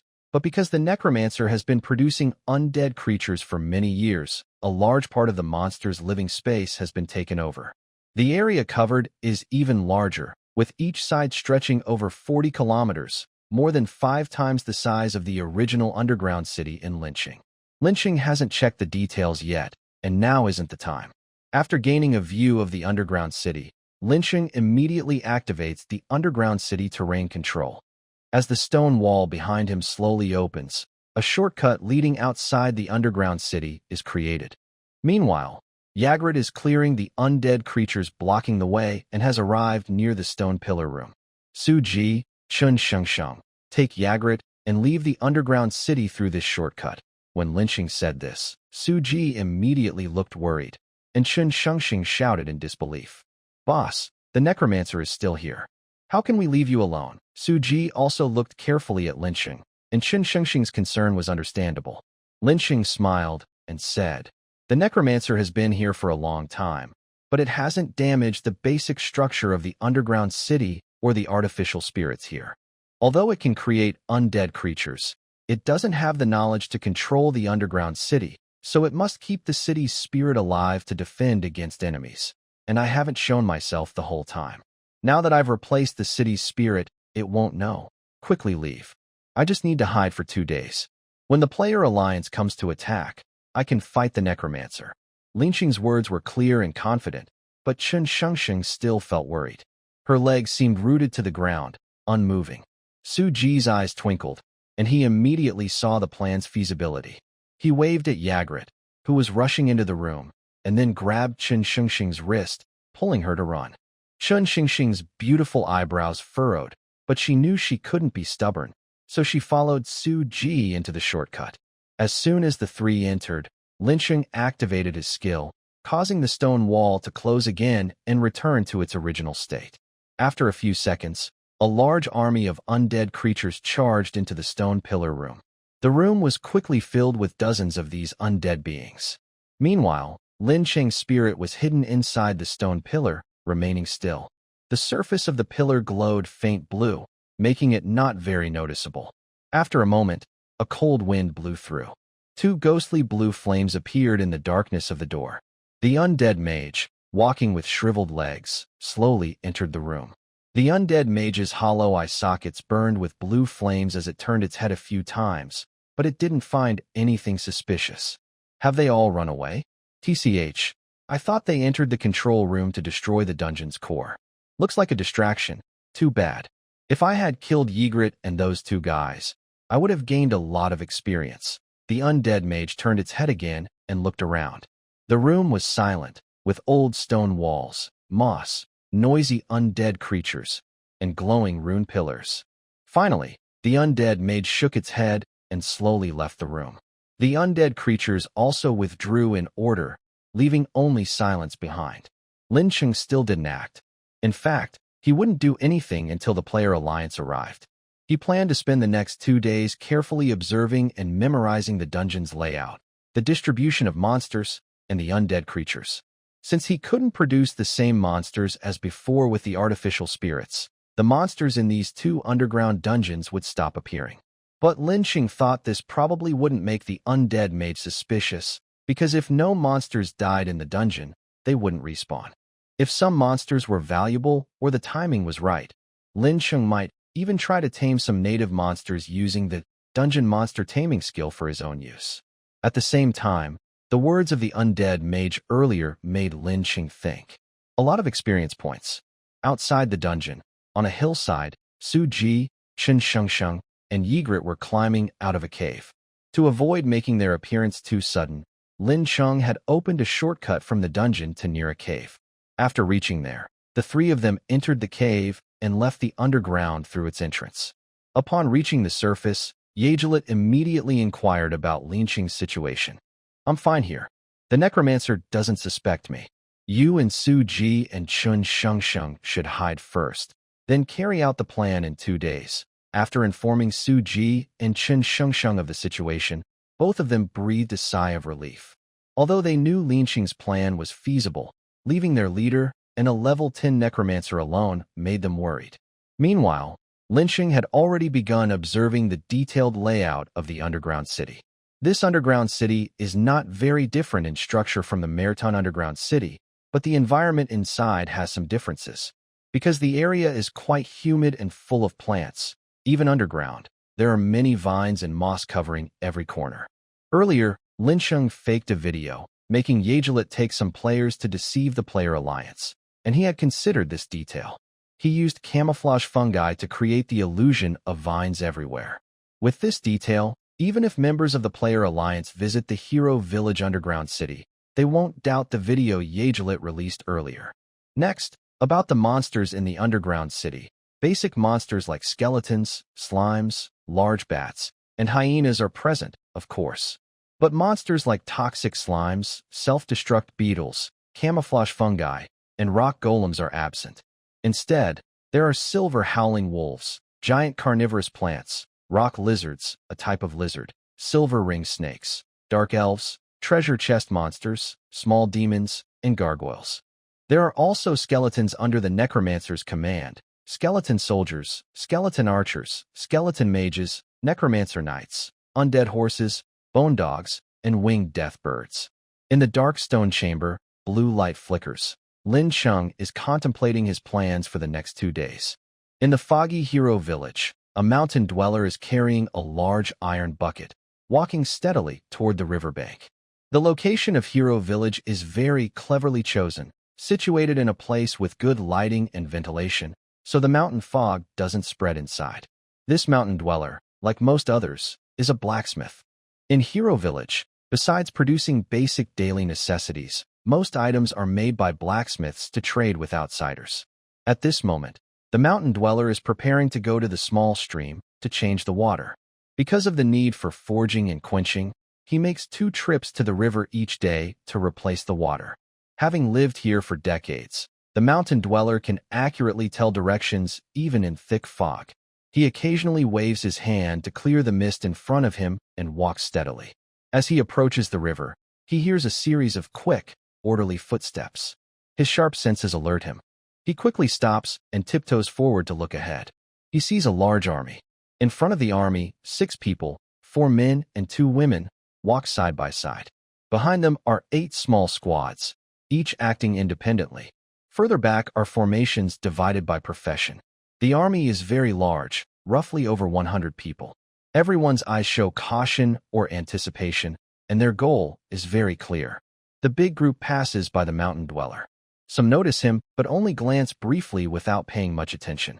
He shakes his head and turns toward the village. Right now, replacing the water in the bucket is less important than quickly informing the villagers about this important event. This army is led by the Player Alliance, on a mission to conquer the Hero Village dungeon. At the front are Fang Zhongqing, Songya, Chen Emo, Chen Kaifeng, Zhang Han, and Lisa. After a month of intense leveling, all 6 have reached level 8. Following them are 8 combat squads from the Dragon City branch, the Blood Battle Guild, and independent players. Each squad has a leader at level 7, with 10 members. Further back are reserve personnel, divided into formations based on their professions, with dozens of people. As for the Thousand Faces Guild, some members joined this operation under their personal names after their guild disbanded, but most did not come. Fang Zhongqing leads the front of the team. After being elected, he becomes the overall commander of this mission without question. Regarding combat experience, Chen Emo, Chen Kaifeng, and Zhang Han are the most outstanding. But our main opponent is a necromancer.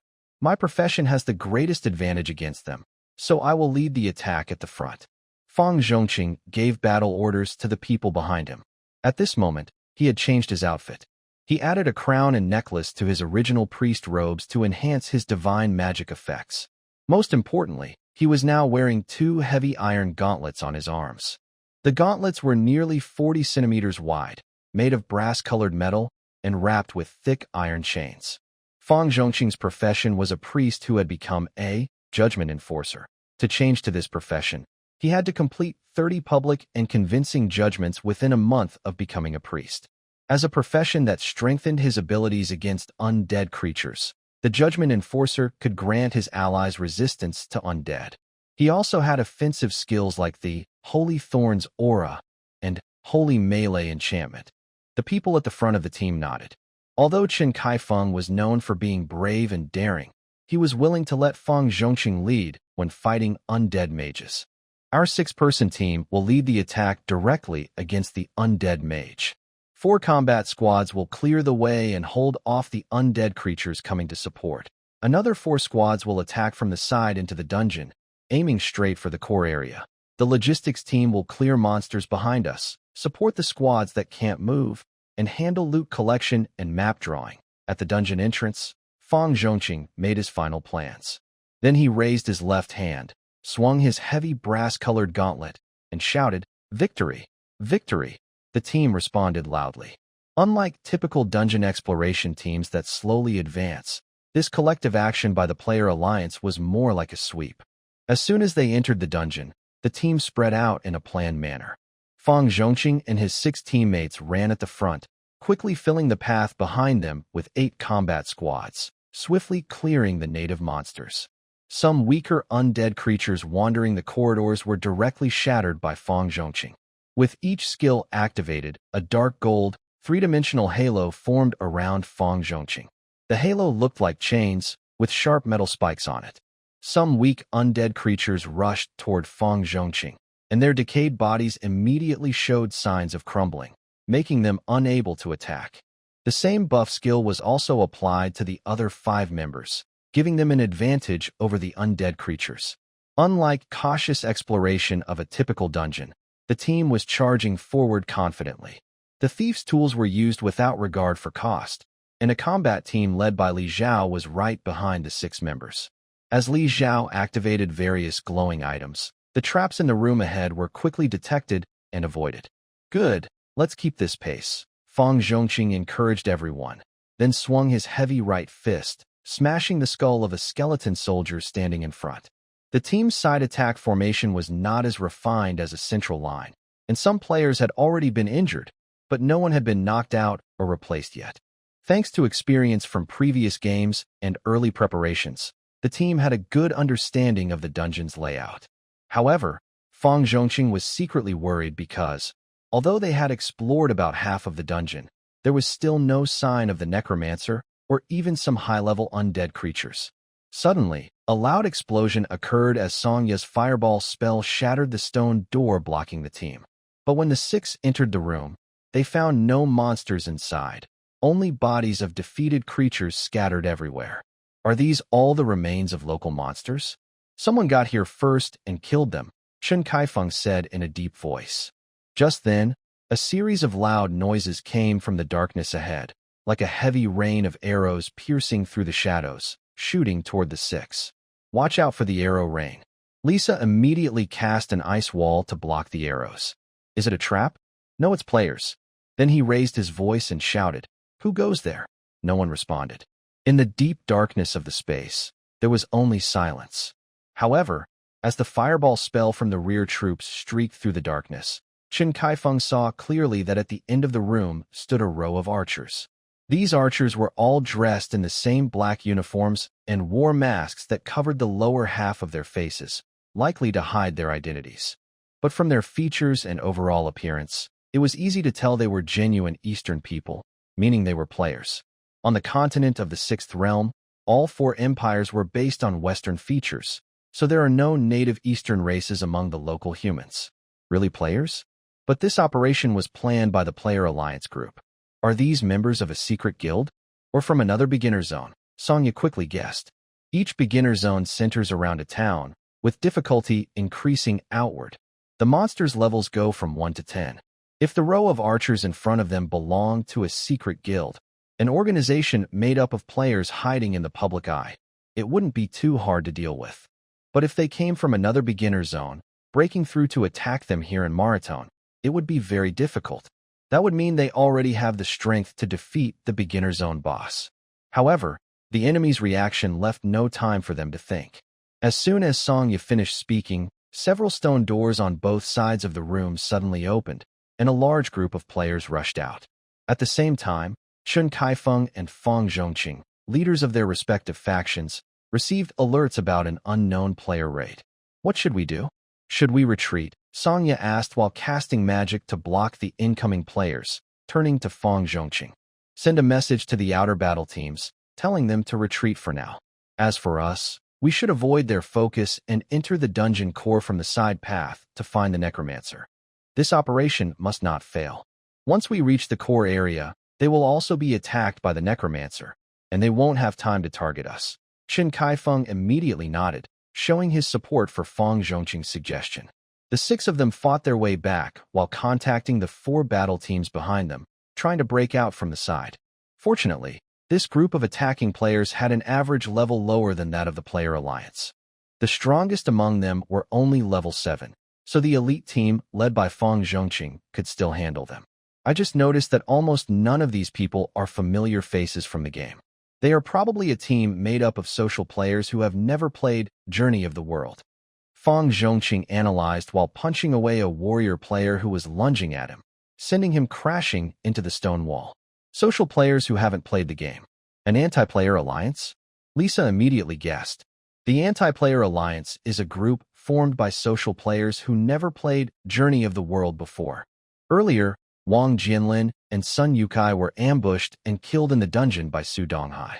Based on Su Donghai's words and actions, it's clear he is a member of the anti-player alliance. As the game becomes real, experienced players have become the most powerful group among humans. This naturally causes dissatisfaction among the social elites in the real world, so they also formed their own anti-player alliance. Right now, Lin Chung was using his spiritual vision, watching the core stone chamber of the dungeon with great interest. It seems that the anti-player alliance isn't just reckless. The Su Donghai who threatened Wang Jinlin's family earlier didn't take any further action afterward. I guess he retreated after seeing Ygritte, Lin Chung said. The players in the alliance didn't know what the anti-player alliance was doing, but Lin Chung saw everything clearly. Since about a day ago, the anti-player alliance had already entered the dungeon early and set up an ambush. What surprised Lin Chung was that they hardly received any attacks from local monsters or undead creatures. He wasn't sure why this was, but it doesn't matter. The water is better when it's muddier. Over the past 2 days, I've become very familiar with the dungeon's internal layout. Let them fight among themselves first, and I'll wait to profit from the chaos, Lin Qing thought. Yigrit, Su Ji, and Chun Shengsheng had already hidden in a secret stone chamber specially prepared for them by Lin Cheng, waiting for the right moment to act. From Lin Qing's perspective, the elite team of the Player Alliance had already broken through to the area near the core of the dungeon.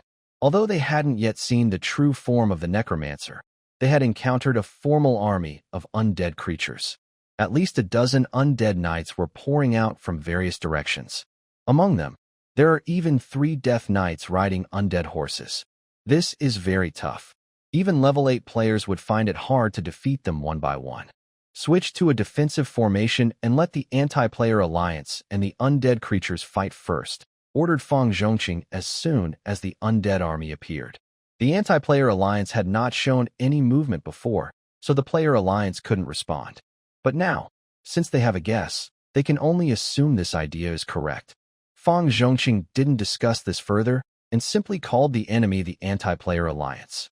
At this moment, the anti-player alliance's troops had already reached the front of the player alliance and collided head-on with the advancing undead army. Lin Qing couldn't help but smile because he recognized most of the leaders of the anti-player alliance. The first among them was a young man with blonde hair named Yi Yuandong, who looked like a thief. When Lin Cheng signed the contract with the club years ago, this young man was responsible for coordinating with him. Because the other side was generous and friendly at that time, Lin Cheng was quite tolerant of him. But unexpectedly, when he was falsely accused and banned, it was this person who was the harshest. Yi Yuandong had never played Journey to the World before. Now that the game had become reality, he even joined the anti-player alliance's forces. Good for nothing. You'd better pray you die in the pile of undead creatures and not fall into my hands.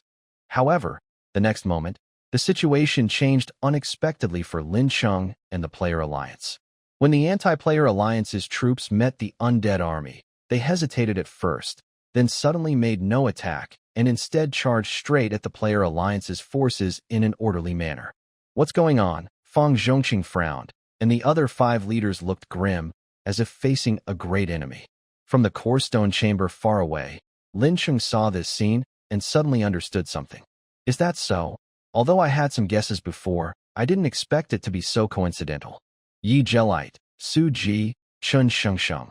Now it's your turn to appear. Seeing the undead creatures and the anti-player alliance forces merging, the player alliance was caught in a tough fight. Lin Cheng immediately gave the order. A small stone chamber, originally hidden underground, suddenly opened up. The 3 of them rushed out.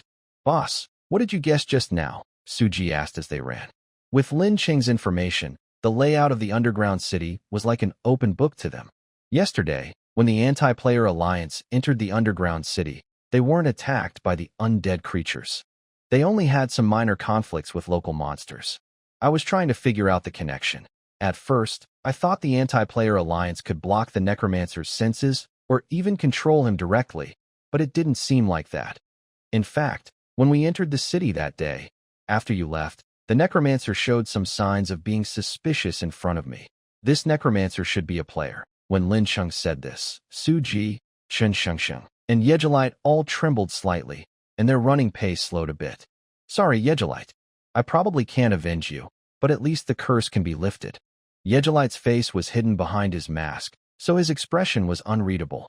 Although he didn't move immediately, the 2 beside him could see the intense emotion inside him. It's okay.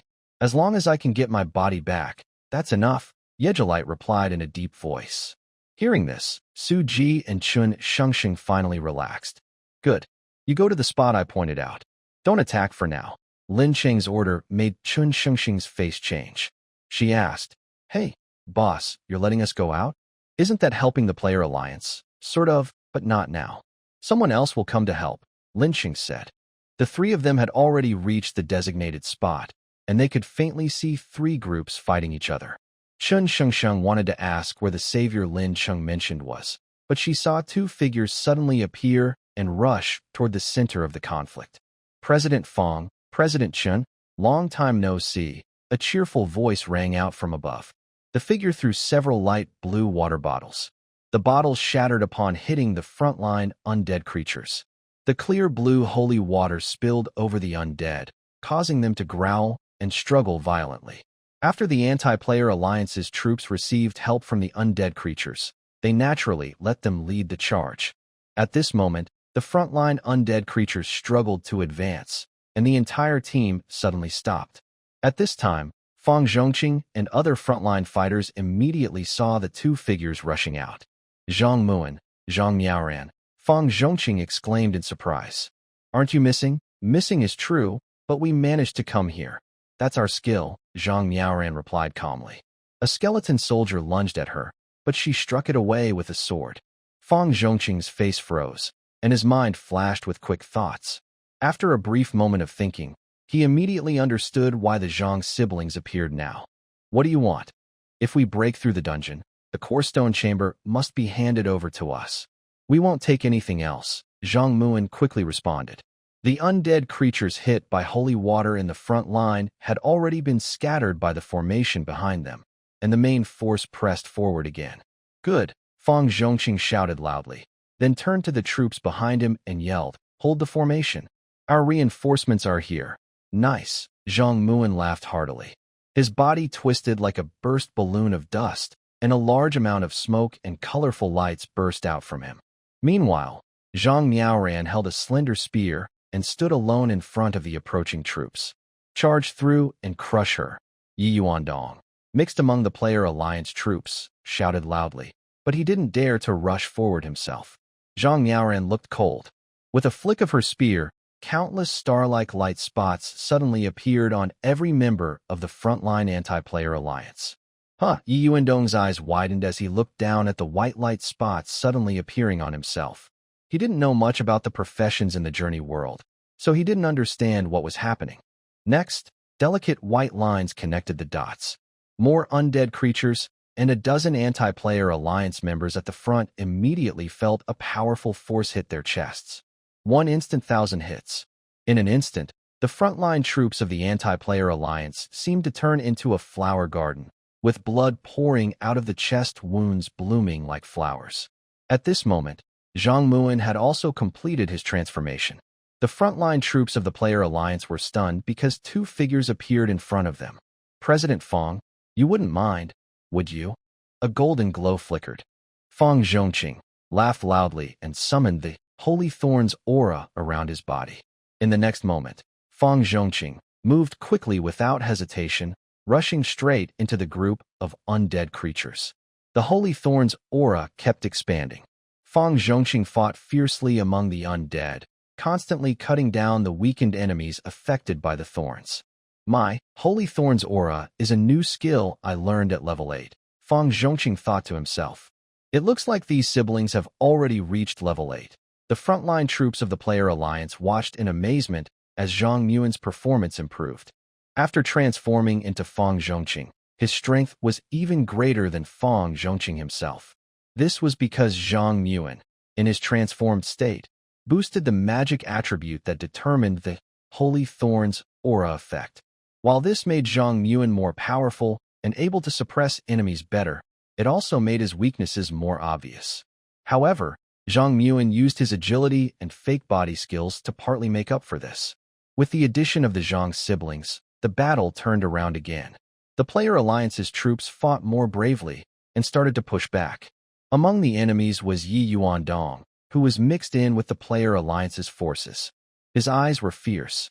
Just now, Zhang Muan's attack had hit him in the chest. If he hadn't had a life-saving item, he would have died instantly. Seeing that the counterattack forces and the undead army were no longer effective, Yi Yuandong turned around and shouted hoarsely, "Stop hiding!" Deep inside the dungeon, everything was silent except for a cold, muffled grunt, which seemed to answer Yi Yuandong's demand. Suddenly, a chilling wind swept through. The undead creatures that had been charging forward instinctively retreated. As the cold whirlwind filled the entire dungeon, the undead creatures obediently bowed their heads and withdrew. Fang Zhongqing immediately understood what was happening. "Form a new formation. The priest, come to the front. Zhang Muan, stay back a bit. The necromancer is coming." As Fang Zhongqing gave the order, The elite priests in the team immediately moved forward and gathered in the center of the group. Zhang Muan and Zhang Miao ran to the front, standing together with Fang Zhongqing and the other four. The opposing forces of the player alliance stopped their charge under Yi Yuandong's command and retreated to the sides of the corridor along with the undead creatures. With eerie footsteps, two ghostly blue flames appeared at the end of the corridor. The necromancer made no extra moves, simply walking forward step by step. Fang Zhongqing and his team found this strange, but did not act rashly. Before arriving, the player alliance had planned this. Once the necromancer entered a certain distance, they would respond accordingly. So, they decided to wait and see. The necromancer stopped about 200 meters from the player alliance and stood quietly, its shriveled face expressionless. President Fang, long time no see, the necromancer said. Hearing this, Fang Zhongqing was caught off guard. He immediately realized the necromancer knew who he was. Many thoughts raced through his mind. The necromancer wanted this moment of hesitation. Almost as soon as it finished speaking, it suddenly raised its left hand. A dense, black chain-like mist shot toward Fang Zhongqing. Bang! A loud crash, and Fang Zhongqing was thrown against a nearby stone wall at an almost invisible speed. Thick, deathly energy spread from his wound. His skin around his neck turned pale, gray visibly and quickly. His eyes still showed disbelief. The player alliance players didn't know that the rank-locked player could appear as a non-human race in the world of the expedition. Although they couldn't handle this situation immediately, they responded quickly. The priests in the middle of the team cast their skills, with several holy light spells hitting the necromancer. At the same time, a protective light barrier appeared between the necromancer and the center of the player alliance forces. Zhang Muan quickly knelt to check Fang Zhongqing's injuries and cast holy skills to drive away the deathly aura from his body. Are you a player? Fang Zhongqing was badly injured but still desperately asked questions with a hoarse voice. The necromancer did not answer Fang Zhongqing's questions. The battle on both sides was about to begin. The necromancer endured the holy light beams from the priestly troops, which made its dark skin turn black from the intense divine energy. At the same time, it released its own skill, spreading a lot of black fog across the dungeon floor. The broken corpses of undead creatures trembled slightly. Under the influence of the black fog, the corpses seemed to come alive, gathering together to form a disgusting mass of flesh and blood in the center of the ground. With a loud, grating roar, a huge stitched-together monster appeared before the players. This is a ghoul, an 8th-level undead creature. Lisa shouted loudly. A mighty water dragon surged forward, washing over the approaching undead. Both sides no longer held back. Under the leadership of the ghoul, the undead launched a first attack. The anti-player alliance's troops flanked from both sides. The necromancer once again released its chain-like black fog, targeting a few frontline players. Zhang Muan handed Fang Zhongqing, who had stabilized his health, to the team members in the back. He then activated the Holy Thorns aura again, covering the frontline team to block the necromancer's chain attacks. Meanwhile, Chen Kaifeng roared in fury, entering a berserk state. He raised his great axe and charged headlong into the ghoul. Lisa and Songya no longer held back. They unleashed various elemental spells without regard for cost, attacking the enemy troops in front. Chen Mo, Zhang Han, and Zhang Muran quickly disappeared into the enemy ranks. While assassinating distant enemies, they looked for chances to get close to the necromancer itself. For a moment, the three sides fought fiercely in the underground center. The already wide dungeon corridor was bombarded with various attacks, causing walls to break and floors too, expanding the battlefield further. The necromancer kept releasing black fog from its body. The undead creatures, shattered by the Alliance's attacks, were soon awakened again by the necromancer, snarling and lunging back. President Fang, back in the game days, you refused my appointment as the acting head of the Dragon City branch. If I had known it would come to this, I wouldn't have bothered back then. The necromancer roared fiercely, sending out black chain-like fog to attack the shield held by Zhang Muan. Hearing this, Fang Zhongqing and Lin Cheng immediately guessed the necromancer's true identity. Or rather, he has been reincarnated as the undead mage player. You are? Yi Qingtian. Fang Zhongqing's voice was very weak, but he still shouted loudly. Meanwhile, Deep inside the dungeon's core stone chamber, Lin Cheng's voice also grew darker. Because this Yi Qingtian was the agent of the Infinite Club in Lin Cheng's area. It was he who had promised Lin Cheng to join the club, but when Lin Cheng refused to cooperate, he betrayed him and had him sealed. Well, luck is on my side. Turning into such a creepy thing, the voice echoed in Yegelite's mind. TSK, it seems you want to avenge me. Yegelite, Lin Cheng's voice turned icy cold. I was planning to wait until they hurt each other badly, but now I'll act. Let's follow our original plan. Yes, Lin Cheng was still angry, and beside him, Su Ji and Chun Shengsheng were furious, eager to rush out and tear Yi Qingtian apart. If Yi Qingtian hadn't set him up, the Purple Forbidden Guild wouldn't have fallen into decline, and Lin Cheng wouldn't be a human-made spirit hiding in the dungeon. Even Su Ji, who was usually calm, was now furious, and Chun Shengsheng was trembling with anger. Before the undead mage could finish threatening them, the three of them suddenly charged forward like divine soldiers. Yegelite and Chun Shengsheng moved to the left and right, sweeping away the undead creatures blocking the front, and in an instant, they reached the undead mage. The members of the Player Alliance didn't understand where these three people had come from, but those in the front row recognized them. White, and Su Ji and Chun Shengsheng from the Purple Forbidden Guild? Chen Kaifeng shouted loudly, swinging his giant axe to cut off the head of the monster. I appreciate you guys, but can't you all come together? Chen Kaifeng roared, expressing everyone's feelings. Others couldn't see through it, but at this moment, Yi Qingtian, who had transformed into a necromancer, clearly recognized Jekrit's disguise. Seeing the Red Knight furious and charging fiercely, Yi Qingtian could no longer stay calm. In its hollow eye sockets, the ghostly blue flames flickered and suddenly ordered the undead creatures to attack members of the Anti-Player Alliance. The members of the Anti-Player Alliance were already lacking resolve. Now, the nearby undead suddenly turned against them, catching them off guard. Many low-level members of the Alliance were instantly killed, blood spilling everywhere. Yi Qingtian controlled his attacks well. Although they were deadly, he avoided causing dismemberment. As Yi Qingtian waved his withered hands, thick fog poured into the bodies of the fallen, and for a moment, the dead members of the Alliance rose again. At this time, Yi Yuandong, who had already retreated to the back, saw this scene and shouted in disbelief, "Uncle, what are you doing? These are soldiers chosen by our organization. How can you slaughter them and still explain to the leader?" Yi Qingtian didn't turn around and continued to slaughter the members of the Anti-Player Alliance, while fiercely cursing Yi Yuandong. To wit the leader, "Kill them all, and I won't have to listen to his orders. Fight with me, or you can die too." Yi Qingtian's voice was icy cold, making Yi Yuandong shiver. Quickly, he reacted, knowing that Yi Qingtian was capable of doing what he said. With a fierce resolve, he swung his twin blades and began fighting the surrounding members of the Anti-Player Alliance. For a moment, Fang Zhongqing and others frowned. Yi Qingtian, as a necromancer, was undeniably ruthless. This profession suited a villain like him. He fought living enemies, then resurrected them with necromagic to fight again. Even severed limbs could be sewn into flesh monsters.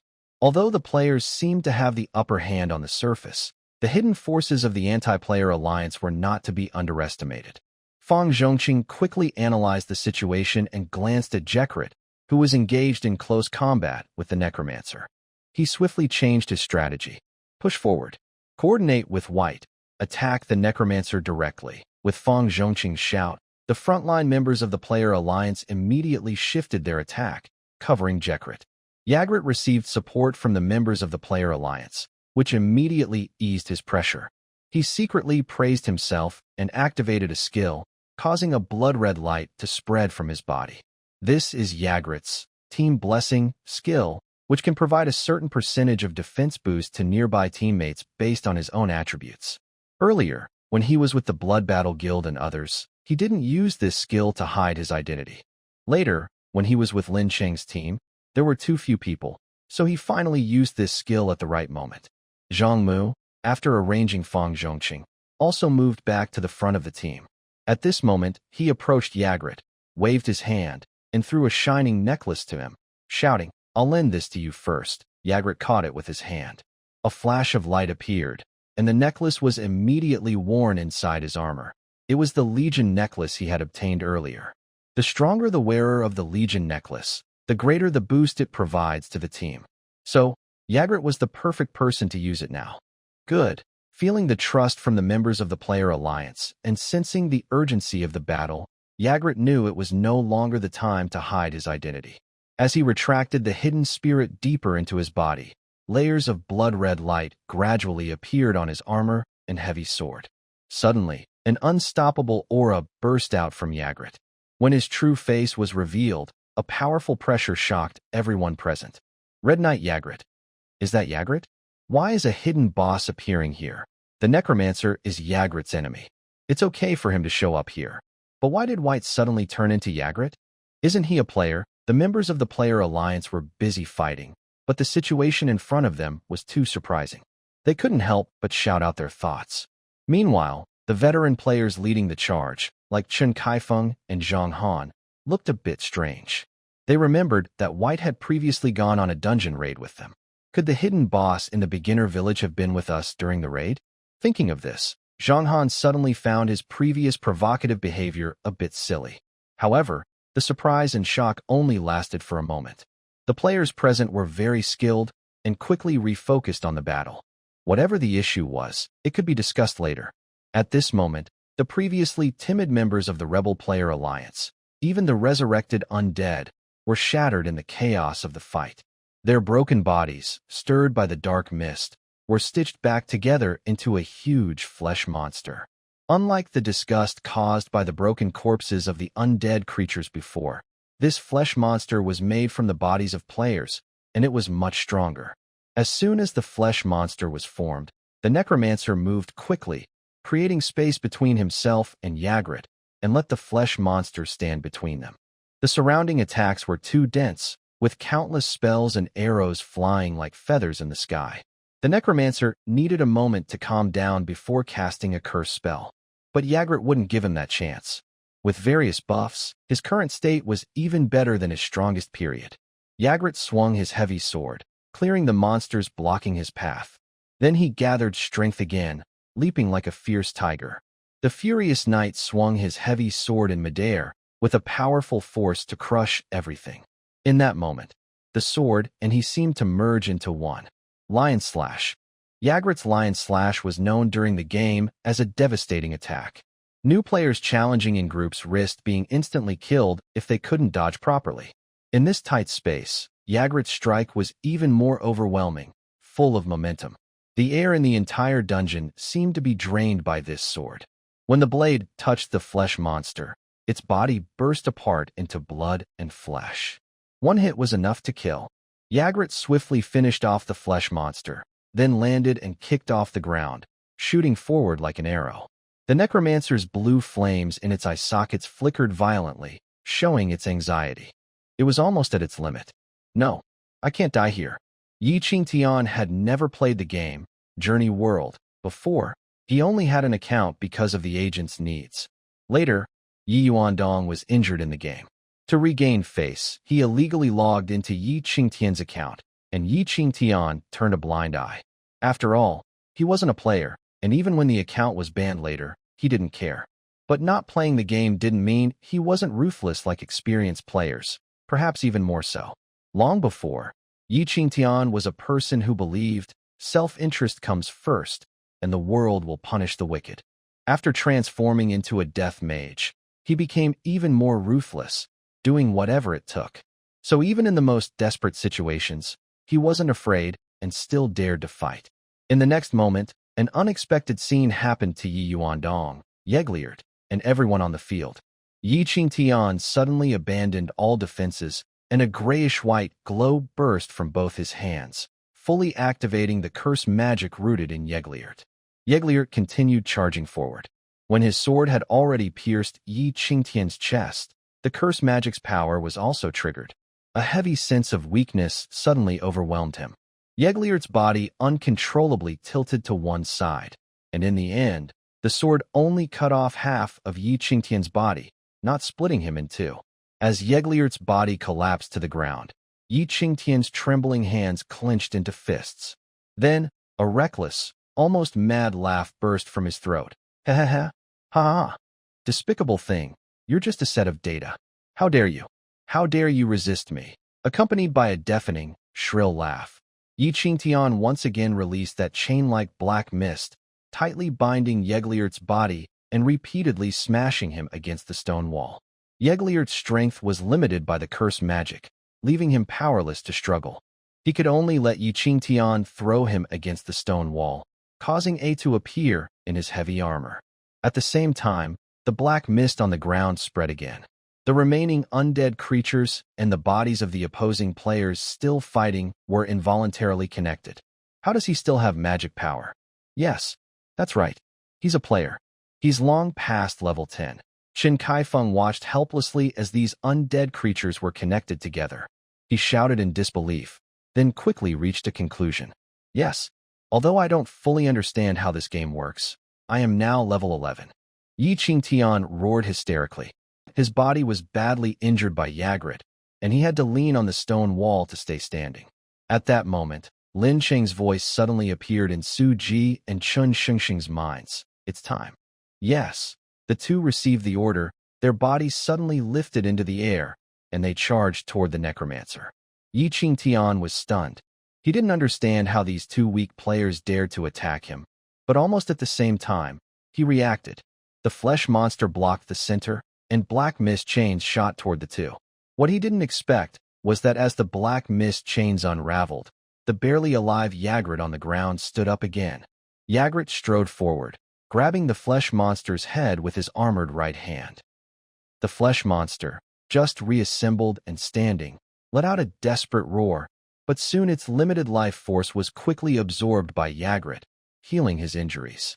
What is this skill? Yi Qingtian roared in question, while Yagrat and Chun Shengxing had already moved to the sides, clearing the surrounding undead creatures.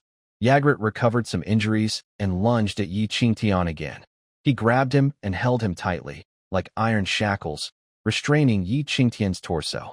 Meanwhile, Su Ji had already reached Yi Qingtian's front. With a strange, difficult-to-understand chant, Su Ji's face showed pain and a fierce expression. Thorn-like scars appeared on his neck and torso. This was the core skill, Redemption learned after reaching level 8 as a heretical priest. The user temporarily sacrifices their own life and disables all their dark faith spells to unleash a burst of holy power. Su Ji, bloodied and pale, was smiling happily. At this moment, he seemed like a saint reborn from the ashes of fire. Then he clenched a silver cross, which shone with light. He suddenly drove the cross into Yi Qingtian's head. Divine judgment. Bright light filled the dark underground city, and Yi Qingtian's head was completely overwhelmed by this glow. He died. As the withered body of the necromancer slowly fell, shattering into fine dust on the ground, the flesh and blood monster, lacking magic support, also disintegrated and turned back into a pile of corpses. During the fierce battle, most of the players on the opposing side of the anti-player alliance had already died, and the necromantic creatures were nearly wiped out. It was only thanks to Yi Qingtian's magic that the monsters kept being summoned to fight. Now that Yi Qingtian was dead, the flesh and blood monsters immediately scattered, and most of the enemies disappeared. It's over, Lin Cheng said simply, with no emotion in his voice. At that moment, Yigalith struggled to stand up. His once withered body visibly became fuller, and a red glow returned to his skin. Delicate blood vessels and thick hair grew on his skin, followed by his eyes, tongue, and ears. Yigalith gently reached under his mask with trembling hands, slowly touching his own skin. At this moment, this usually silent knight found himself at a loss for words. Yigalith regained his human form, and the heavy injuries he had sustained earlier appeared on his body. Su Ji used his last strength to cast a healing spell. A light spread across Yigalith's body, slowly repairing his wounds. After finishing this, Su Ji could no longer hold on.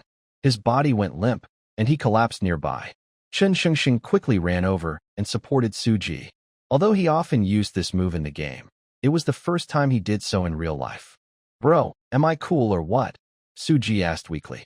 The injuries from the redemption spell wouldn't bleed anymore, but he was clearly at his limit.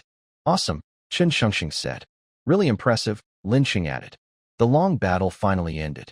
The members of the player alliance showed their exhaustion.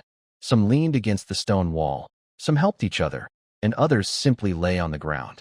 The sudden end of the battle left the frontline fighters feeling a bit dazed, but after a short pause, they instinctively began to defend their surroundings against any invasion by local monsters.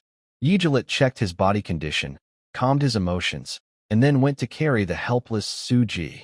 The fighting strength of the player alliance has lost more than half, but the remaining team is still strong, especially the experienced players led by Fang Zhongqing, who suffered little damage, Lin Cheng said in their minds. According to Lin Cheng's plan, after defeating the necromancer, the three of them were supposed to attack the player alliance immediately. However, their injuries were worse than expected, making that plan less ideal. Plus, Lin Cheng had gained a more useful skill. After defeating the necromancer, most of the experience points were absorbed by Yijilet, Lin Cheng, Chen Shengsheng, and Suji. Suji couldn't move, but could still speak. He said he had leveled up to level 9. Chen Shengsheng, who didn't participate directly in the kill, gained only a little experience and was still just over level 8. Yijilet, previously cursed and unable to gain experience, had now returned to a human form, but the experience gained afterward was minimal.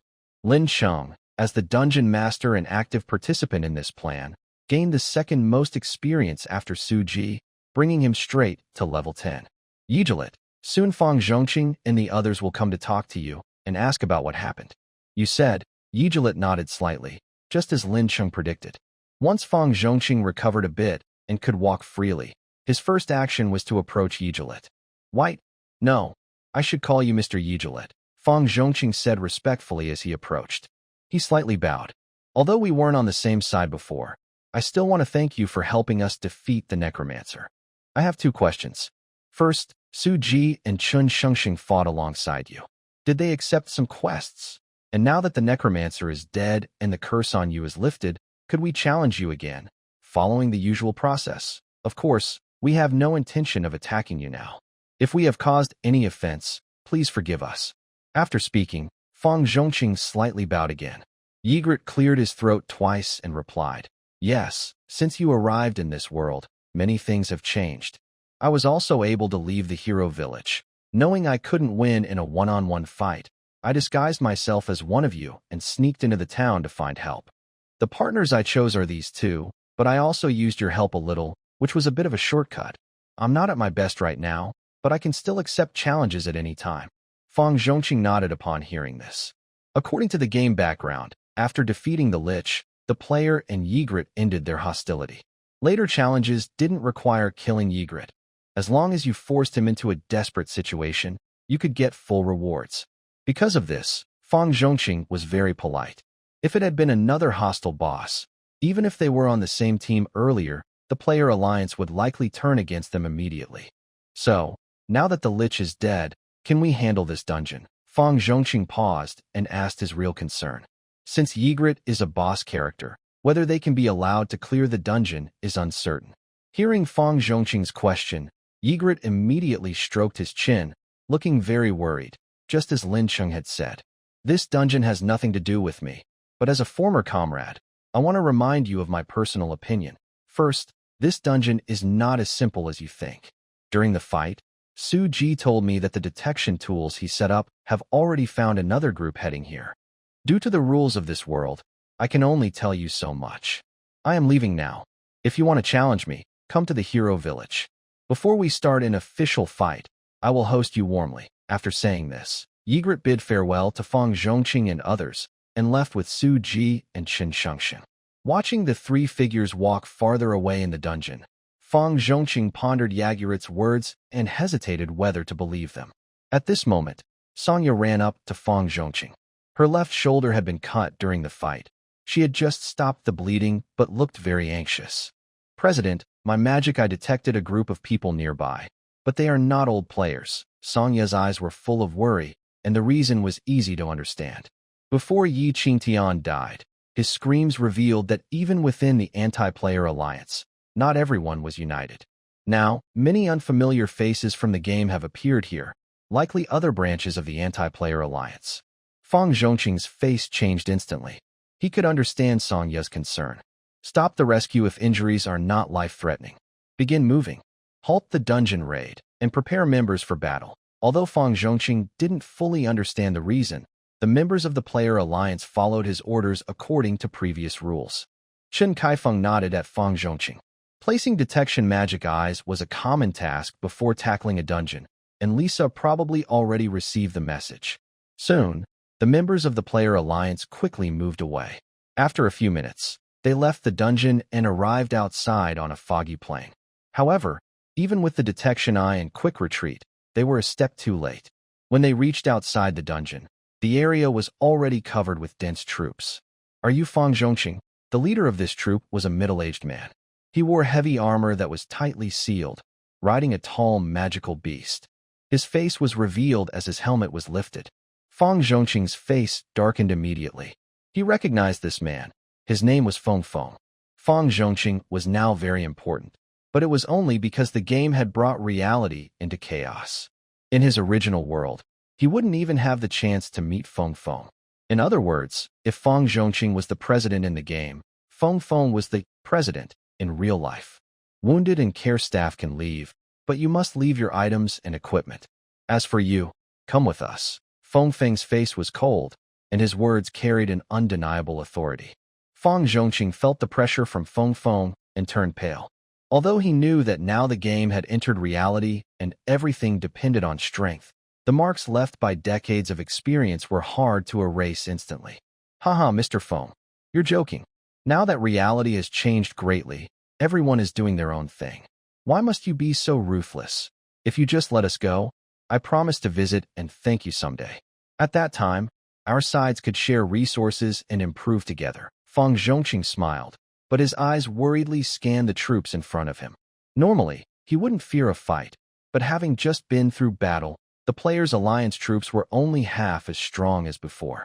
If they fought now, they would definitely lose. Fang Zhongqing regretted a little. Why didn't he let Yegelite stay? But Yegelite was a boss and might not interfere in their affairs. As for Su Ji and Chen Shengsheng, even if they stayed, they wouldn't be of much help now. Ha! Chairman Fang, you are truly a loyal person. Feng Feng chuckled when he heard Fang Zhongqing's suggestion.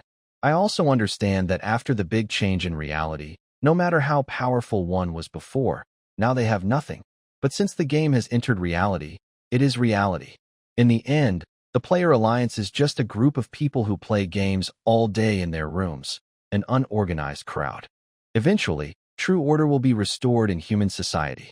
It's foolish to oppose us. Feng Feng's eyes sharpened as his troops moved forward. Fang Zhongqing weighed the pros and cons in his mind. Finally, he looked back at the players in the alliance and said, maybe everyone should just hold on a little longer. But unexpectedly, most of the players behind him did not show fear. Instead, they stared directly at the enemy with determined eyes, gripping their weapons tightly. Uncle Fang, Chen Kaifeng stepped forward confidently and patted Fang Zhongqing on the shoulder. Can I call you that? When it comes to command, I, Chen Kaifeng, can lead 100 of your troops. But you have to understand, war is not something to be afraid of. Some things in daily life we can tolerate, but now that we're playing this game, we should endure it too. Otherwise, what's the point of playing? At worst, it's just death. If we return to the city to prepare, we can form a new team. If our current team was stronger, we wouldn't be afraid of him. Fight them. Chen Kaifeng raised his giant axe high and shouted. The rest of you, fight them too. The players behind him shouted with all their strength, their voices echoing loudly. Fang Zhongqing's eyes changed at this moment. He straightened his back and looked directly at Feng Feng, asking, Feng Feng, do you know how to use a sword? Feng Feng's eyebrows immediately furrowed, anger clearly visible on his face. He clenched his teeth tightly and squeezed out a few words through his teeth. Then let this bunch of bullies see what we can do. Attack. The confrontation between the Player Alliance and the Anti-Player Alliance was clearly visible in the core stone chamber of the dungeon in Lynching. Since you've chosen to fight to the death? Good, President Feng and President Chun. I knew I wasn't mistaken about you. Although I usually take advantage of others, I'll make an exception this time. After saying this, Lynching's mind moved. Earlier, he had been preparing his new skill that he would get after reaching level 10. Previously, he had used Yegelite to disguise, and persuade Feng Zhongqing and the others to leave, mainly for this reason. After all, this skill is hard to use when there are people in the dungeon. Now, watching both sides charge toward each other, about to fight, Lin Qing couldn't help but shout. His loud voice echoed through the stone chamber. "Let me help you. All dungeon participants stand up." Suddenly, the ground shook as if an invisible giant was splitting the mountain with an axe. A huge, tens of kilometers long, appeared on the ground. Then, mountains rose, stone slabs lifted into the air, and the corpses of monsters along with native plants of the dungeon surged out like a tidal wave. All the materials that made up this dungeon gradually piled into a mountain peak in the air, swirling and merging, slowly taking shape. Hundreds of meters away, the forces of the anti-player alliance and the player alliance charged at each other. When they were only about 100 meters apart, they saw this magnificent scene. Both sides couldn't help but stop in their tracks. Seeing the stones, soil, grass, vines, bones, and flesh constantly merging and transforming in the air, gradually forming thick limbs and becoming solid, both sides were stunned. The ground trembled as the underground city giant stood up. In the anti-player alliance army, a scout responsible for reconnaissance couldn't stop trembling as he reported to Feng Feng. "I can see it." Feng Feng's face was pale, his previous fierce and calm attitude gone, as if he had seen his worst nightmare, his eyes nearly popping out. "Can someone tell me what just happened?" For a moment, Feng Feng felt like something inside him was breaking. He stared in shock at the towering mountain giant rising before him, unable to do anything but scream in frantic questioning. At this moment, Lin Cheng, who was in the middle of the underground city giant, smiled. He had heard of Feng Feng before and knew that such a person always thought himself superior, no matter where he was. But so what? Society? Power? Organization? Control over people's minds? Forget it. I only care about numbers. Under Lin Cheng's command, the fully formed underground city giant lifted its foot and charged forward. Every step made the ground shake, and its heavy footfalls cracked the earth beneath. The underground city giant didn't look much like a person. Its limbs were thick compared to its height, more like a child's clay figure. Apart from its overall gray-brown color, its chest emitted a faint blue glow, which was Lin Cheng releasing magic to control the situation. "Retreat. Everyone retreat. Stay away from the giant," Feng Zhongqing ordered as soon as the giant started moving. The player alliance's troops didn't have time to care about the anti-player alliance. They all hurriedly fled. And what about the anti-player alliance troops? In fact, they had already lost formation and scattered in all directions when the giant first moved. "Where's the person controlling that horse?" Feng Feng shouted desperately. He wasn't a summoner. The beast under him was just a puppet controlled by his subordinates. Without those puppets, he was nothing. In an instant, the underground city giant reached the anti-player alliance troops. It swung its fist like a flying mountain, causing the entire grassland to lift off the ground. Before this mountain-like force, Feng Feng seemed tiny, like a small, and was instantly erased from sight. The forces opposing the player alliance were soon destroyed. They had no way to escape, as even a small move by the giant could sweep across thousands of miles. After about a minute of destruction, the underground city giant returned to the ground and slowly collapsed, filling the plains once again with its body. On the wasteland outside Hero Village Mountains, Feng Zhongqing and the player alliance troops had just escaped there. A giant suddenly appeared in the mountains, showing strength far beyond this stage. Although the huge presence made all the members of the player alliance feel very scared, the giant did not seem to want to attack them. Instead, it almost completely wiped out the forces opposing the player alliance. It seems Jigert was right. The Hero Village dungeon has changed. But this time, we gained a lot. The threat from the necromancer is gone, Feng Zhongqing thought as he looked at the battle team members from the Dragon City branch. Because the Dragon City branch had many healing and support players, the fighters suffered little damage. Now that the operation was over, everyone was returning to their own places. Feng Zhongqing, as the branch leader, still held that position. The main gains from this mission were the equipment and items dropped by Yi Qingtian and the opposing players, as well as many materials from clearing the underground city. Since they almost cleared all the native monsters of the Hero Underground City, they didn't completely destroy the core control but achieved nearly the same results as a full conquest. Overall, this event was a big success. The team gradually moved toward Maratone Town. Along the way, they split into 5 or 6 groups. Although they hadn't held a celebration yet, everyone agreed that the mission was finished. Different guilds and squads exchanged information and thoughts about the root causes of the events. Some members wandered between groups, healing the injured and collecting loot. The team gradually drifted apart during this process. Meanwhile, on Lin City's side, the follow-up work was much easier. The entire underground city didn't need his attention anymore, because there was nothing left in the dungeon. All the dungeon creatures stand up. This skill is very powerful and impressive, but it is also the final battle technique. To activate this skill, no outsiders can be inside the dungeon, and the native monsters will be crushed to death during the transformation. Moreover, controlling the entire dungeon to change shape and attack at the same time consumes a huge amount of magic stones. In the previous fierce battles, most of the native monsters had been killed either by players or by necromancers, who used them to fill their undead armies. Most of the original monsters had been wiped out. Plus, the forces opposing the players and the magic stones dropped after Yi Qingtian's death had not yet been collected. Lin Cheng thought the situation was right and decided to use this skill. This was also based on his experience from playing the game. When conditions are right, new skills should be used. Otherwise, when the time comes, not knowing how the mechanism works could cause problems. Because of this, there were no native monsters left in the dungeon now, and most of the magic stones had been used up during the action, leaving only a few dozen as reserves. As for the flesh that could be used to create new monsters, Necromancer Yi Qingtian had left quite a bit, but it was all torn and ragged, almost like meat and bone fragments. Lin Cheng had tried before. Even these tiny pieces of flesh could be used to create monsters, but it required a larger amount. By the way, although Yi Qingtian was once a player, he didn't respawn anywhere after dying. It seems that players with special titles don't have the right to rebirth like regular players. Lin Cheng secretly sighed. This made his situation a bit dangerous. If he died, it would be permanent. Since there was nothing left to clean up in the dungeon, Lin Cheng could only check his status panel before contacting Yegelit and the others again. Name: Lin Cheng. Level: 10. Race: Artificial Spirit. Occupation: Dungeon Builder. Innate abilities: Spirit Vision. Level 4: Self-Healing.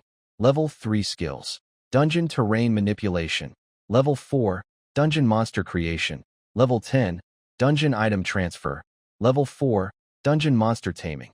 Level 4: Spirit Independence. Level 2: Grand Welcome for Dungeon. Level 3: All Dungeon Creatures Stand Up. Level 1: Current Attributes: Health 1000, Strength 0, Agility 0, Defense 100, Magic Power 100, Resistance 100, Luck 10. Available upgrade points 108. Lin Cheng looked at his panel and thought to himself, as expected. When he first gained control of the Hero Village dungeon, he was level 9, but since he hadn't upgraded, the skill, Dungeon Monster Creation, remained unchanged. Now that he had control of the Hero Village dungeon and upgraded, the Dungeon Monster Creation skill also increased to level 10. Lin Cheng didn't have a physical body, but if he did, his hand would be trembling slightly. Filled with excitement, he opened the list of monsters he could summon. To his surprise, there were 2 types: Guard, level 10, Kungwen Heavy Machine, level 10. That's it, Lin Cheng exclaimed happily. His spirit voice echoed through the core of the dungeon. The Guard is a half-goat demon species, with goat horns and hooves, membrane wings on its back, a face covered in scales, and a lizard-like appearance. It is recognized as one of the top monsters at level 10, not only because of its strong attributes, but also because it can use various magic skills and has the ability to manipulate hellfire. Typically, guards require a higher-level demon to place special seeds inside living creatures. After the creature dies, the guard can hatch from it. Lin Cheng was overjoyed and immediately checked the materials needed to create the guard. 666 magic stones, 6 high-purity red vein steels, 666 milliliters of blood from 6 different levels of monsters, and a corpse of any level of demon. Point 6. Lin Cheng silently read and quietly uttered the word. The first few materials were not too difficult for him to find. The magic stones required were many, but they matched the strength of the guard. However, the last item, a corpse of any demon, was hard to find. I should have thrown out those little demons when I transformed into a giant, Lin Sheng thought.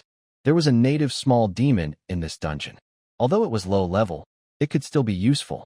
Never mind, there are many other secret places where I can find demon-type monsters. I'll take Su Ji and the others to look for them later. Lin Sheng was planning this in his mind.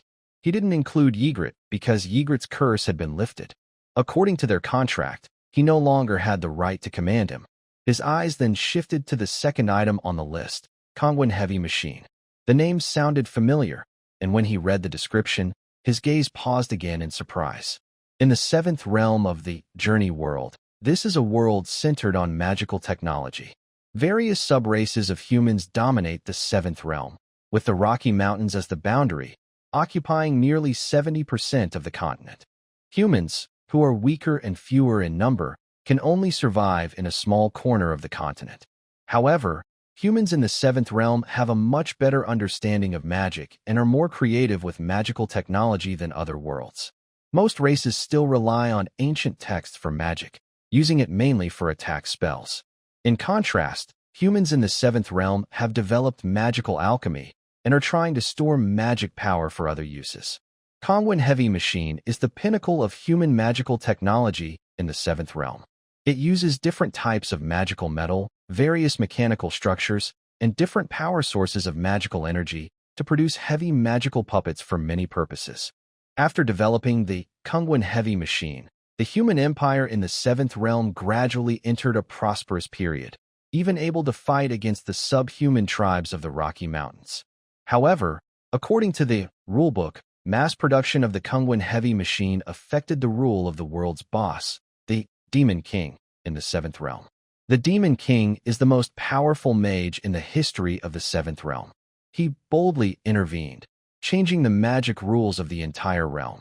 Since then, all magic puppets created have had a hint of innate consciousness. With self-awareness, the Kangwon Heavy Machines caused great destruction in the human empire of the seventh realm. Scientists there couldn't solve this problem for a time and had to temporarily stop using this technology. Those Kangwon Heavy Machines that gained consciousness and left their original roles became a special kind of mechanical monster. Of course, for players of the Journey world, all these details are just a few lines in the background of the rulebook. At least during the game, players living in the seventh realm can still find Kangwon Heavy Machines in the local human empire, and even new models have appeared. The Dungeon Monster Creation skill in Lin Sheng's city interface includes 4 blueprints related to the Kangwon Heavy Machine. 3 of these blueprints detail parts for gravity type, charge type, and leap type Kangwon Heavy Machines. The 4th blueprint explains how to make a magic energy source. These blueprints only show how to prepare raw materials and produce key parts. The specific assembly techniques are not included, so Lin Sheng needs to use his skills to combine them. Each of the 3 types of Kangwon Heavy Machines requires a large amount of magical metal and skilled blacksmiths to craft various styles. The magic energy source looks like a glowing storage tank, a barrel-shaped object that needs magical metal and a large number of magic stones for charging. From the structure shown in the blueprints, I've heard of these 3 types of Kangwon Heavy Machines before in the game. Lin Sheng examined the blueprints. In the 7th realm, traveling around relies heavily on these very convenient transportation tools, so he is familiar with them. The gravity type is mainly used for industrial production and transportation. The charge type is for ground combat, while the leap type has limited combat ability but can fly and move quickly. I didn't expect that reaching level 10 in this skill would give such a big boost. Does that mean I can summon 4 different monsters now? Although the materials are quite complicated, Lin Sheng carefully examined the blueprints, looking at the dozens of magic metals listed. Some he knew very well and had even worked with personally. Others he had never heard of before. It seems I need to find Yejulite. Afterward, Su Ji and Chun Shengsheng were taken away by Yejulite, which was part of Lin Sheng's plan. Since the 3 of them didn't move to a safe place, he couldn't focus on using the dungeon standby skill. Originally, Lin Sheng planned to settle the dungeon first and then contact Su Ji, asking him and Chun Shengsheng to recover from their injuries and come here. With Yegelite's character, taking care of them for a while wouldn't be a problem. But now, since there is a way to create monsters like Kungwen Heavy Machine, Lin Sheng had to try rebuilding a partnership with Yegelite. Because once Yegelite regains his human form, he will surely become the protector and new leader of Hero Village. The mountain people in Hero Village are all skilled blacksmiths and have a very detailed understanding of the properties of magic metals. Isn't that exactly what Lin Sheng needs? Thinking of this, Lin Sheng immediately sent a message through the channel to contact Chen Shengsheng. Hey, Shengsheng, how is Su Ji doing now? Is Yegelite with you? Upon receiving Lin Sheng's message, Chen Shengsheng, who had been watching over Su Ji by his bedside, stood up excitedly and shouted, Boss, I'm here. Su Ji is fine. I gave him medicine, and he's lying down now. But redemption has some side effects, so he probably needs to rest for a day. I'm fine, barely hurt at all. After Yegelite brought us to Hero Village, the mountain people recognized him immediately and surrounded him tightly. He said the curse is lifted now, and your contract with him is over. But you're always welcome to come back here. The mountain people here are very friendly. They provided us with rooms, food, and drinks. But Yegelite just left a moment ago and hasn't come back yet. Oh, boss, after we left. Was that giant standing up from the hillside you transformed? How's the battle? You didn't get hurt, right? Chen Shengxing's words came out rapidly, like a burst of fire, making it hard for Lin Sheng to keep up and unsure where to start speaking. I'm fine here. The battle is over. If Su Ji is okay, you should come over. Okay. Chen Shengsheng happily agreed. The distance from Hero Village to the underground city is only a few miles. With her speed, she could arrive in just a few minutes. After ending the communication, Chen Shengxing quickly rushed into the main stone chamber of the underground city. Lin Sheng hadn't moved the chamber, so she could find it immediately. Panting, Chen Shengxing entered the chamber, and Lin Sheng immediately activated spirit-independent transformation, attaching himself to her. Just as Chen Shengxing paused to rest, she felt Lin Sheng's presence and trembled slightly. Is it the boss attaching to me? So this is how it feels, she said, moving her body a little and seeming to enjoy it. The underground city is currently safe, but I need to visit Ygritte. Follow the direction I tell you. Yes. Chen Shengsheng was very quick to follow instructions. Under Lin Sheng's guidance, she soon left the underground city and arrived at the southern mountains where Hero Village is located. There, on a hill covered with dandelions, she slowed her steps. At the end of the hill, among the dandelions, a knight dressed in red armor sat quietly. His helmet had been removed and placed beside him. Ygritte sat with his back to the hill, quietly on a grassy field full of dandelions. Raindrops tapped on his battered armor, and his helmet was set aside, as if silently telling his long, twisting story. Because he had once become a necromancer, Ygritte's hair was no longer black as in legends, but had turned completely white. He sat quietly, and with his perception, he would have known that Chen Shengsheng had already arrived behind him. But he seemed lost in thought, sitting there quietly, until Lin Sheng's spiritual form appeared. This time, he didn't transform into a small figure, but appeared at his usual size. Lin Sheng restored his true appearance, a tall young man with a clean face and a heroic look. He made a very human-like gesture, supporting himself on the grass with his hand, then bending his legs and sitting down. Standing behind them, Chen Shengsheng raised an eyebrow. In the past, when Lin Sheng depended on others, he communicated directly through his spiritual form, rarely revealing his true self. Especially now, when he had changed to look almost exactly like his original form, Chen Shengsheng knew this was very draining on his magic power. How do you feel? Yegliard. After sitting quietly for a while, Lin Sheng suddenly turned his head and asked a question. I just visited Hero Village and even placed Su Ji in there. Yegliard seemed a bit distracted, talking casually. As soon as I entered the village, I was greeted warmly by the mountain people. Everyone there, from the old with white hair to the children just learning to walk, recognized me. But they no longer see me as just myself. They admire a great hero, a legend. Yegliard took a deep breath and paused. Years ago, I decided to become a knight and left this mountain. Even after fighting in many battles, I would still return home now and then.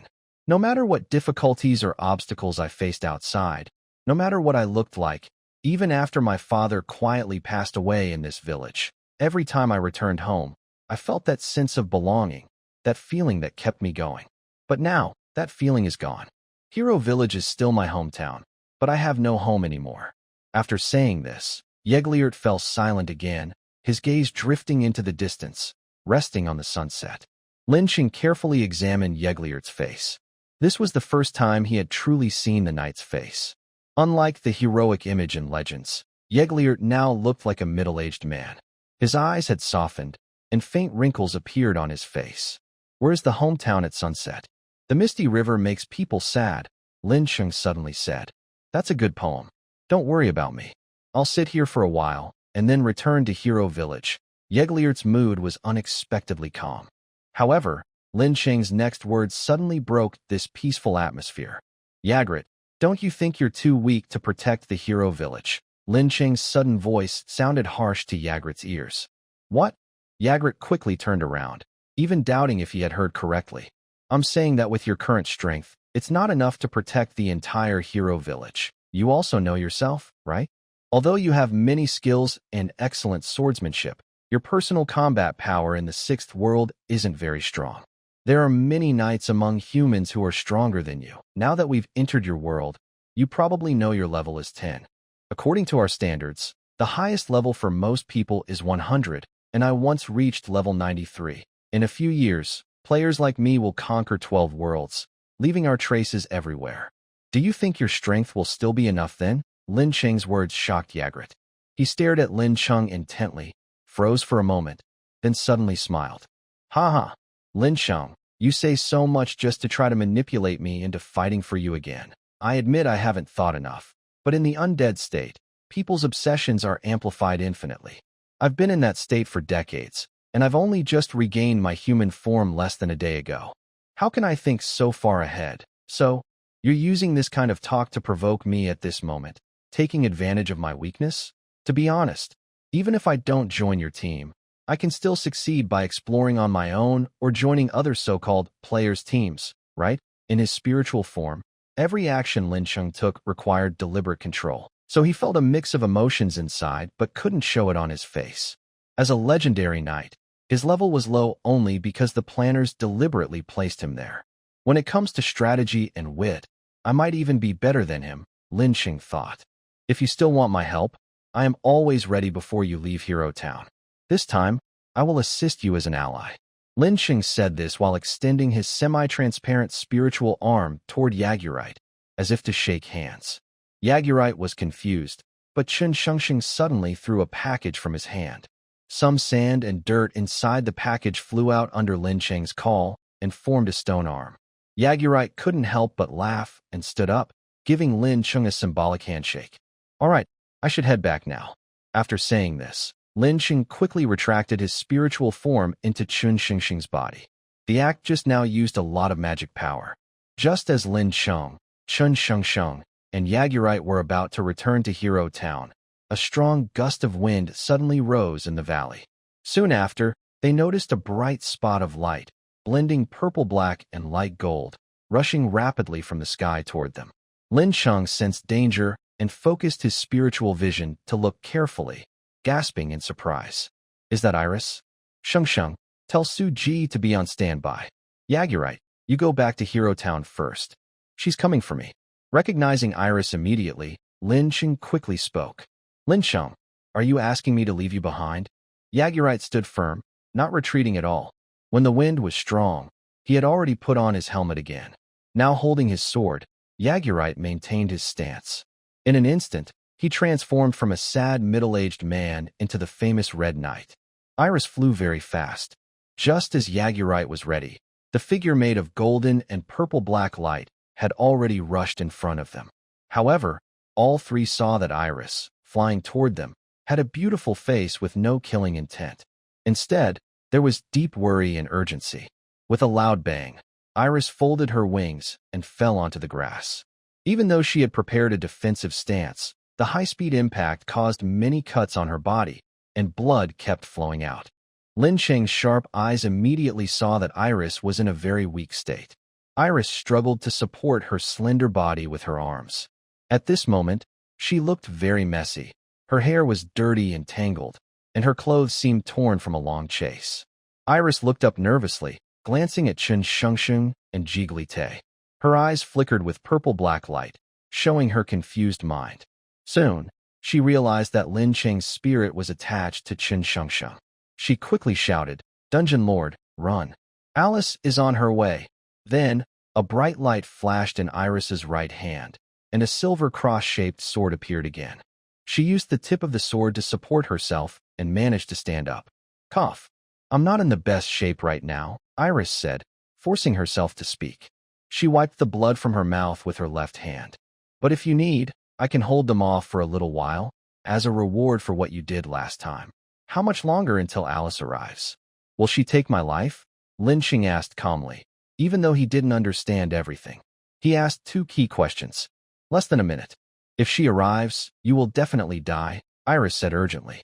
She also looked at Chen Shengsheng with a puzzled expression. Before, she thought Lin Cheng was just a smart elf, but now he seemed very calm and clear-headed. "Jiggly Tay, don't follow us. Iris, run on your own.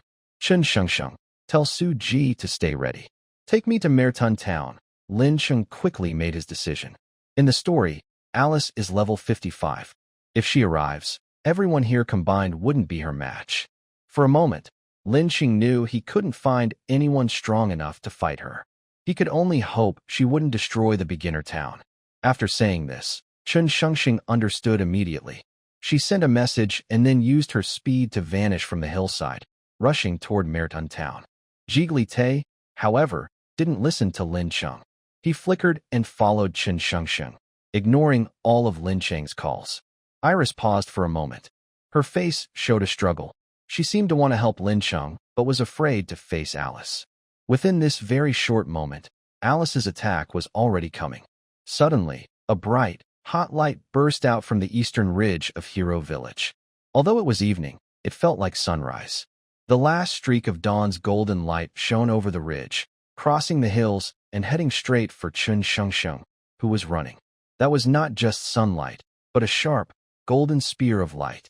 Because of its speed, everyone present could hardly see the spear's true form, only a golden ray shooting toward them. The scorching light hit Chen Shengsheng. The girl, running at full speed, was instantly vaporized. Her clothes and gear also turned to dust in an instant, as if she had never existed. However, a soft gasp came from the ridge. In that moment, Yijilit used all his strength, pouring all his buffs into himself at once. His speed suddenly increased again, and he leapt forward to catch a flying long sword in midair. This was the moment when Chen Shengsheng, near death, threw her sword. Lin Cheng's spirit was attached to it at that time. This small disturbance didn't seem to alarm the light from the ridge. In an instant, another spear of light was launched. Yijilit knew well that his speed was useless against this spear. Feeling the danger, he quickly grasped his heavy sword with both hands, turned around, and drew his sword, showing his sharpness. Lion slash. But Yijilit's strongest strike had no effect. As the spear approached, Iris flew in and raised a shield to defend. Still, both of them were knocked back. Yijilit was protected behind Iris, so he only felt the impact. His armor was shattered, and his heavy sword was knocked away, landing somewhere unknown. Iris also was pierced through by the spear during her defense. The golden spear penetrated her abdomen, pinning her to the ground, unable to move. Yijilit, fallen on the ground, and Iris, pinned down, struggled to move, but they realized how powerless they were. In a flash, a girl like Alice, dressed in a pure white dress, floated gently in front of them. "Iris, I told you before that you can't resist me. Now you're even willing to help this stranger you've never met." Cough. "Alice, you've been trained by the master of humanity, haven't you? Can't even tell elves from humans anymore." Iris knew she was at her limit, but a cold smile appeared on her face.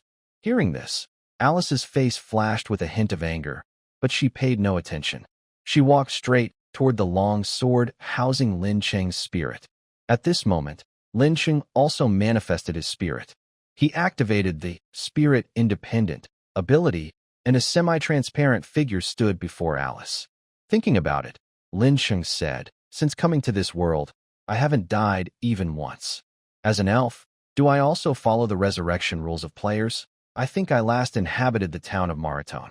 If I revive there, I might have a chance. But if I revive in the dungeon, it's all over. Still, I doubt she will let me die so easily. Sheng Sheng is usually a bit temperamental, but she's not reckless. Knowing this might be useless now, I hope she, along with Su Ji, can run fast enough. Lin Cheng's mind was racing, thoughts flickering rapidly as he searched for a way to escape. Alice smiled gently, her steps light as she approached Lin Cheng's spirit. She raised her left hand, and a beam of light shot straight toward him. I am willing to go with you. Unexpectedly, Lin Cheng said this to Alice, surprising everyone present. Hearing his words, Alice seemed to hear a joke. A light smile played on her lips. Her hands moved quickly, golden light transforming into threads that surrounded Lin Cheng's spirit. Lin Cheng remained calm and steady, saying, I understand the rules of this world. If I really want to die, you might not be able to stop me. If you agree to spare others, including the villagers here, I won't resist. Alice only shrugged, her long golden hair dancing slightly. I never said I would hurt the others here. There's no point in talking more. Come with me. At this moment, the golden light transformed into threads that gradually sealed Lin Cheng's spiritual body completely. Ygritte immediately felt that the connection between himself and Lin Cheng had been completely cut off. Ygritte struggled to support his body and take action. However, since he had just transformed into a human form and lost the resilience of a necromancer to pain and weakness, he was unable to move. Next to him, Iris looked as if she had given up hope. Her hands hung weakly by her sides, her face pale as death, and she remained motionless. Iris had originally hoped to escape Alice's pursuit and save Lin Cheng at the same time. But now, even that small hope was shattered. Alice's pure white palm gently touched her, and a golden cocoon wrapped around Lin Cheng's spiritual body as it flew toward her. Lady Saint, if you don't mind, may I have a word with you? A calm voice suddenly appeared behind Alice. Alice's gaze flickered briefly, but she did not turn around. Instead, a flash of golden light appeared in her eyes, and dozens of silver swords burst out from behind her, tearing the ground several kilometers behind her into dust. The earth-shaking power stunned Ygritte and Iris, but it seemed to cause no harm to the source of that voice. Lady Saint, you are usually very careful. Why are you so impulsive now? The voice came again. Ygritte and Iris looked over, and this time they finally saw the figure. The figure was tall, cloaked in a shining golden robe that concealed all details of his body. Even his face was hidden inside a black hood, with only a dark hollow visible. Everyone present could only judge from the tone of the voice that he was likely male. Lady Saint, I know your plan is urgent, but if you're willing to trouble yourself a little and let this person go, I am willing to offer some compensation. The voice came again from inside the shining golden robe, calm as a still water pool. What if I refuse? Alice's smile grew even brighter, her radiant smile giving her a youthful face a strange charm. In the next moment, a golden cross several meters long appeared out of thin air, completely enveloping the cloaked figure. Alice gently clasped her right hand, causing the golden cross to shatter loudly, along with the figure wrapped in the cloak, which vanished like a bubble. However, that cloaked figure did not disappear completely. Instead, a black whirlpool the size of a basin appeared beside the golden cocoon surrounding Lin Cheng. A clearly jointed arm reached out from the black whirlpool. The arm was covered with shiny black patterns, and the fingertips were about to touch the golden cocoon. Alice reacted quickly. She pulled the cocoon back, while slapping a light ball from her right hand. When the light ball touched the arm, it burst open, smashing the withered arm into pieces. But after being cut, the arm did not bleed. Instead, it turned into sparkling stars and disappeared into the air. The black whirlpool also shrank sharply and vanished. Why do you have to be like this, your holy maiden? I'll be honest. This person is far more important to me than to you. The price I am willing to pay to take him is beyond your reach. The voice spoke again. In the next moment, Alice's figure suddenly paused, and then disappeared abruptly into the air. Silence fell. Jekyll and Iris had not yet realized what had happened. Alice had vanished suddenly, leaving the golden cocoon surrounding Lin Cheng quietly floating there. Because Alice left, the golden spear that Iris held on the ground was starting to fade away. Iris's eyes changed, as if a new hope was ignited. She grasped the golden spear tightly with both hands, and her eyes showed swirling purple-black patterns. As the purple-black glow grew stronger, Iris forcefully squeezed the golden spear, smashing it into pieces. After breaking free, the wound in her abdomen, which had been pierced, healed visibly and quickly. Soon, the scar disappeared completely. Through the holes in her sheer dress, only her flat stomach was visible. Iris staggered forward, placing her hands on the golden cocoon. She poured all her strength into trying to break or move it. But everything seemed futile. No matter how hard Iris tried, the golden light appeared fixed in midair as if nailed by invisible nails, unmoving. Lin Chung, can you hear me? Because of Jekyll's earlier shout, Iris knew Lin Cheng's name. Now, she was pounding weakly on the golden cocoon, seemingly calling out to Lin Chung. However, this golden cocoon seemed to block all outside information. No matter how Iris called out, there was no response. Iris's legs buckled, and her body wavered as if about to fall. I'm sorry, but Iris's expression quickly changed from frustration to determination. She gave up on saving Lin Chung and spread her wings again, preparing to fly away. Yedlith lay on the ground nearby, watching everything. He wanted to help, but was too weak to move. Until now, he still couldn't do anything. Just as Iris was about to flap her wings and fly off, a flash of golden light appeared in front of her, and Alice suddenly showed up again. Alice clenched her left fist and struck Iris in the stomach. Iris was knocked down and sank into the ground. Iris's body hit the ground, creating a small crater. She spat out blood and frowned again. At this moment, Alice looked much more battered than before. Her long hair was messy, and she had minor cuts on her face. Her white dress's left shoulder was torn, revealing a smooth shoulder. Meanwhile, a figure in a long robe appeared nearby. His situation was not good either. His golden robe was torn in half, exposing a dry, black-lined body underneath. The robed figure said nothing, clearly indicating that the two had completely fallen out and were now forced to fight. Alice extended her right hand, and a faint light floated from her palm. This time, there was no dramatic attack. The light was gentle and small, like a firefly in a summer night. Seeing that tiny light, Iris's face turned pale, and her voice trembled as she said, "The light of humans? Is it really in your hand?" Seeing Alice summon that mysterious glowing sphere, Yedlith initially thought it was a more powerful skill. But when the light from the sphere shone on him, he suddenly realized his wounds were healing rapidly. This healing speed was astonishing.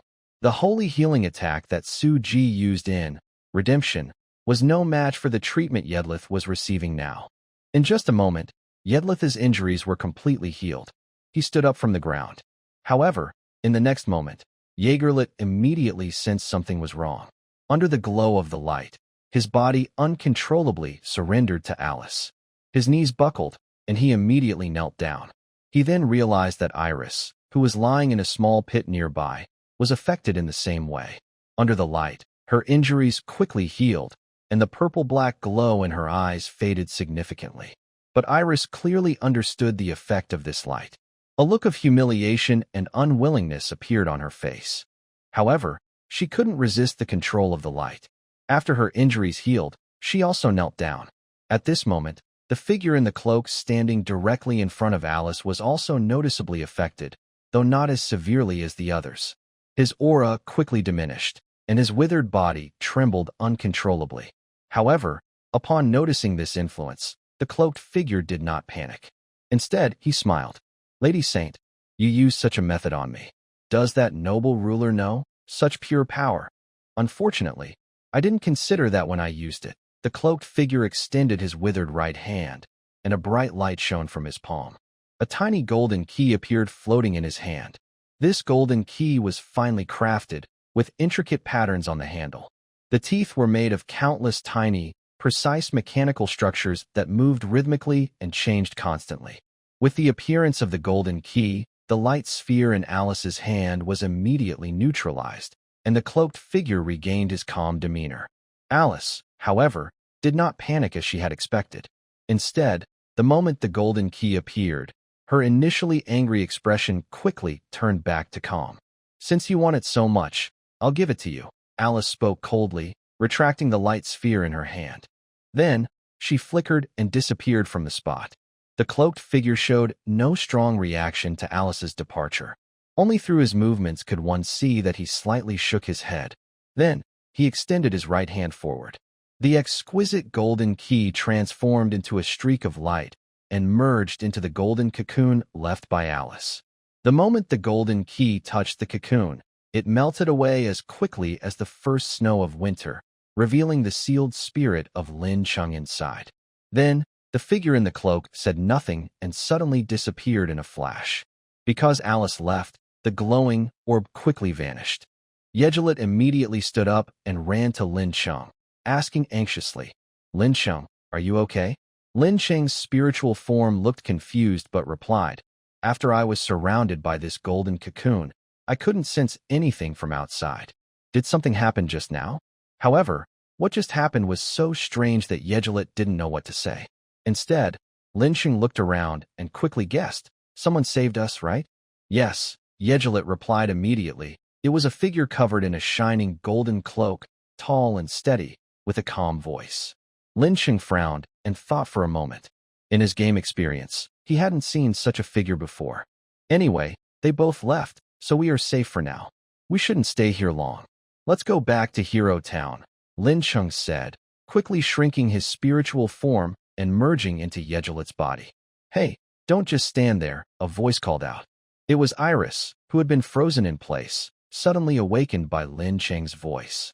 "Thanks for saving me earlier. We're even now. You have nowhere to go, right? Want to come with us?" Lin Cheng asked gently.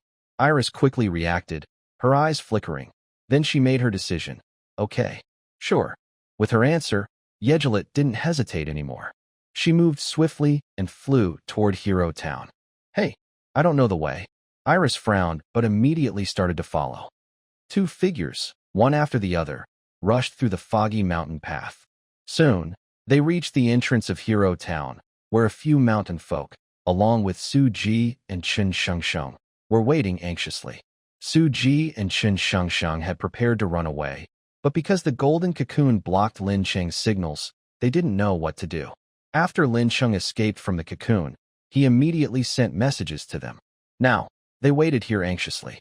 Yagrat paused for a moment, then stood firm in front of the two people. Lin Cheng's spirit body separated and floated in the air. Running here was not too tiring for Yagrat, but Iris looked a bit exhausted. She was now leaning on her knees, panting, with a slightly red face.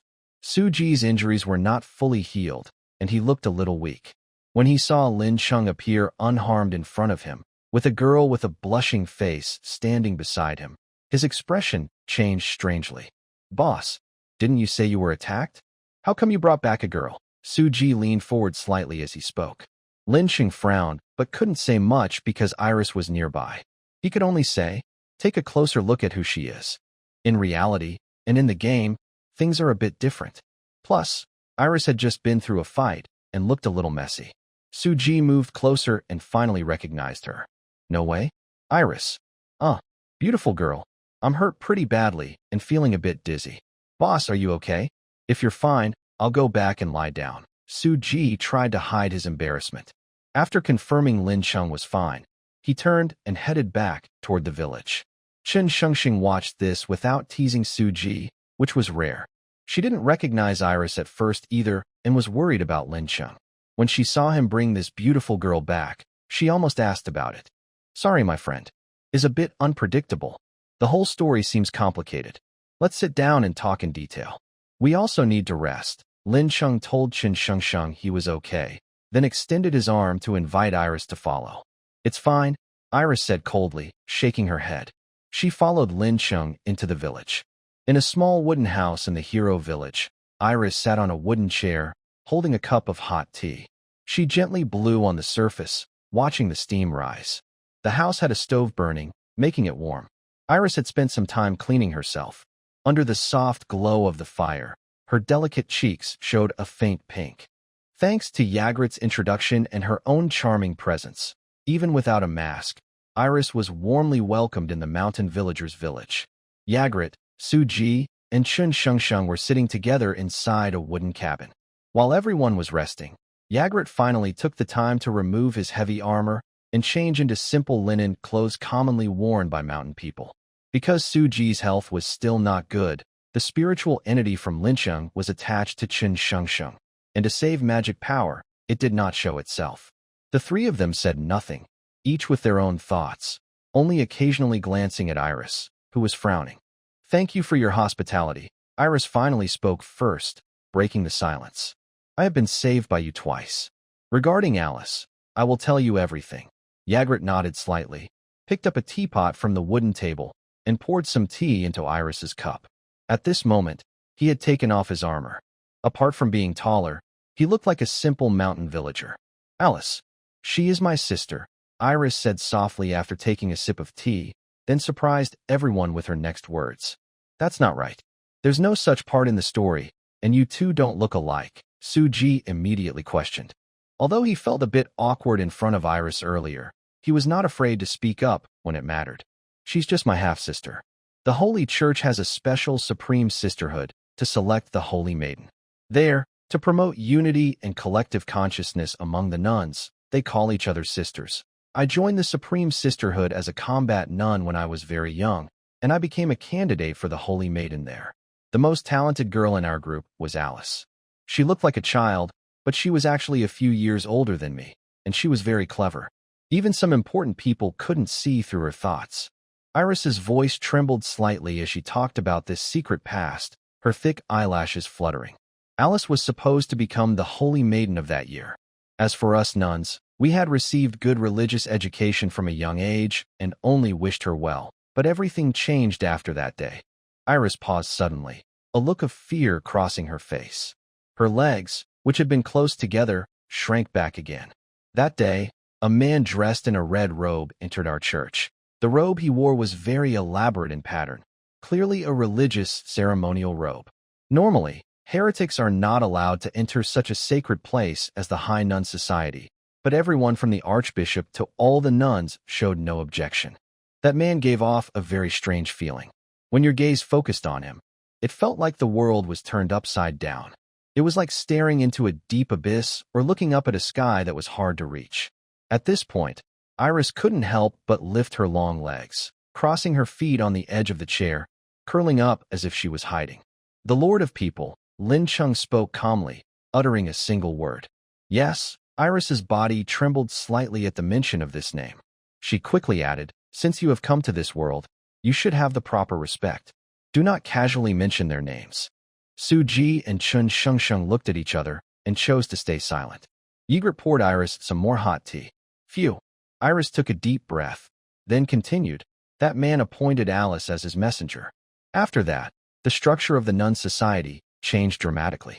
In fact, the Holy Maiden is just the most representative among the high nuns. The real decision-makers of the Holy Church are the noble Red Cardinals. But once that man chose Alice as his messenger, overnight, she went from an ordinary nun to a major figure who could discuss matters with the Red Cardinals. Of course, Alice naturally withdrew from the Holy Maiden selection, and the title fell to me, the second place." After saying this, Iris seemed to finish something important. She took a few more deep breaths and consciously relaxed her legs again. After seeing all this, her mood settled. She looked like she had gone from a frightened little girl back to a noble Holy Maiden. "You also know what happened next. I led the team to fight the evil demons. In the end, I was the only one left, and I was also corrupted by the demon's power." Iris took another sip of tea, then placed the half-empty cup back on the wooden table. She said, "I don't know why Alice chose to become a saint again. During her time as a nun, Alice was very ambitious. After gaining influence within the church, she made many reforms and gathered followers. After I was corrupted by the evil spirit, I tried to suppress its power inside me while fleeing. Because in the past, those who were corrupted by evil spirits usually met a bad end.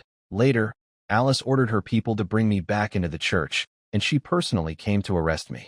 I had no choice but to pretend I was possessed and lost my will, wandering around aimlessly. So when you lured me into your underground city, you actually created a barrier for me.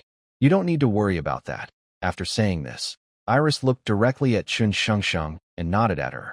Of course, she was speaking to Lin Cheng, but Chun Shengsheng felt a slight sense of danger. "All right, I understand Alice's background now," Lin Cheng said, manifesting his spirit form into a small, semi-transparent figure on Chun Xingxing's shoulder. According to your previous words, when that cloaked figure appeared, Alice used a transparent light sphere to fight, Lin Cheng asked again, focusing on the key point. You called that transparent light sphere the light of humanity. Are you referring to the artifact called the light of humanity, the god of humanity? As soon as Lin Cheng said this, the room's temperature seemed to rise a few degrees. Iris's bright eyes flickered, and then, under everyone's watch, she nodded heavily. Since the game opened, players have for the first time observed creatures above level 100. The giant beast Tiefing is level 105. In the world of the game, players can have up to 5 professions, each with a maximum level of 20. This means a level 100 player must have changed professions at least 5 times. Some races with their own racial levels can only fill their levels up to 100 using their profession levels. This balance allows weaker races to have more profession attributes. Even gods are not exempt from this. When players learned about this, the story researchers quickly guessed that Tiefing has a way to break the level cap beyond its racial and profession levels. After about half a year, the Jade Record Guild made a big breakthrough while studying the Master of Humanity. They first saw the divine artifact called the Light of Humanity. The Light of Humanity is the only divine artifact in the entire 6th realm. When worn, it grants the holder an extra 5 levels in the profession called Messenger of the Gods. It also provides many attribute bonuses and special effects unique to divine artifacts. In other words, each realm has its own unique divine artifact, making 12 in total across the 12 worlds.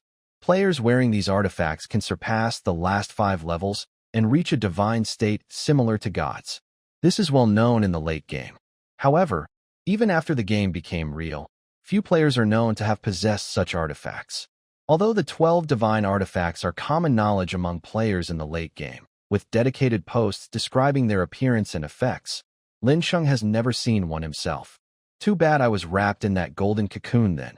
I couldn't see the outside world.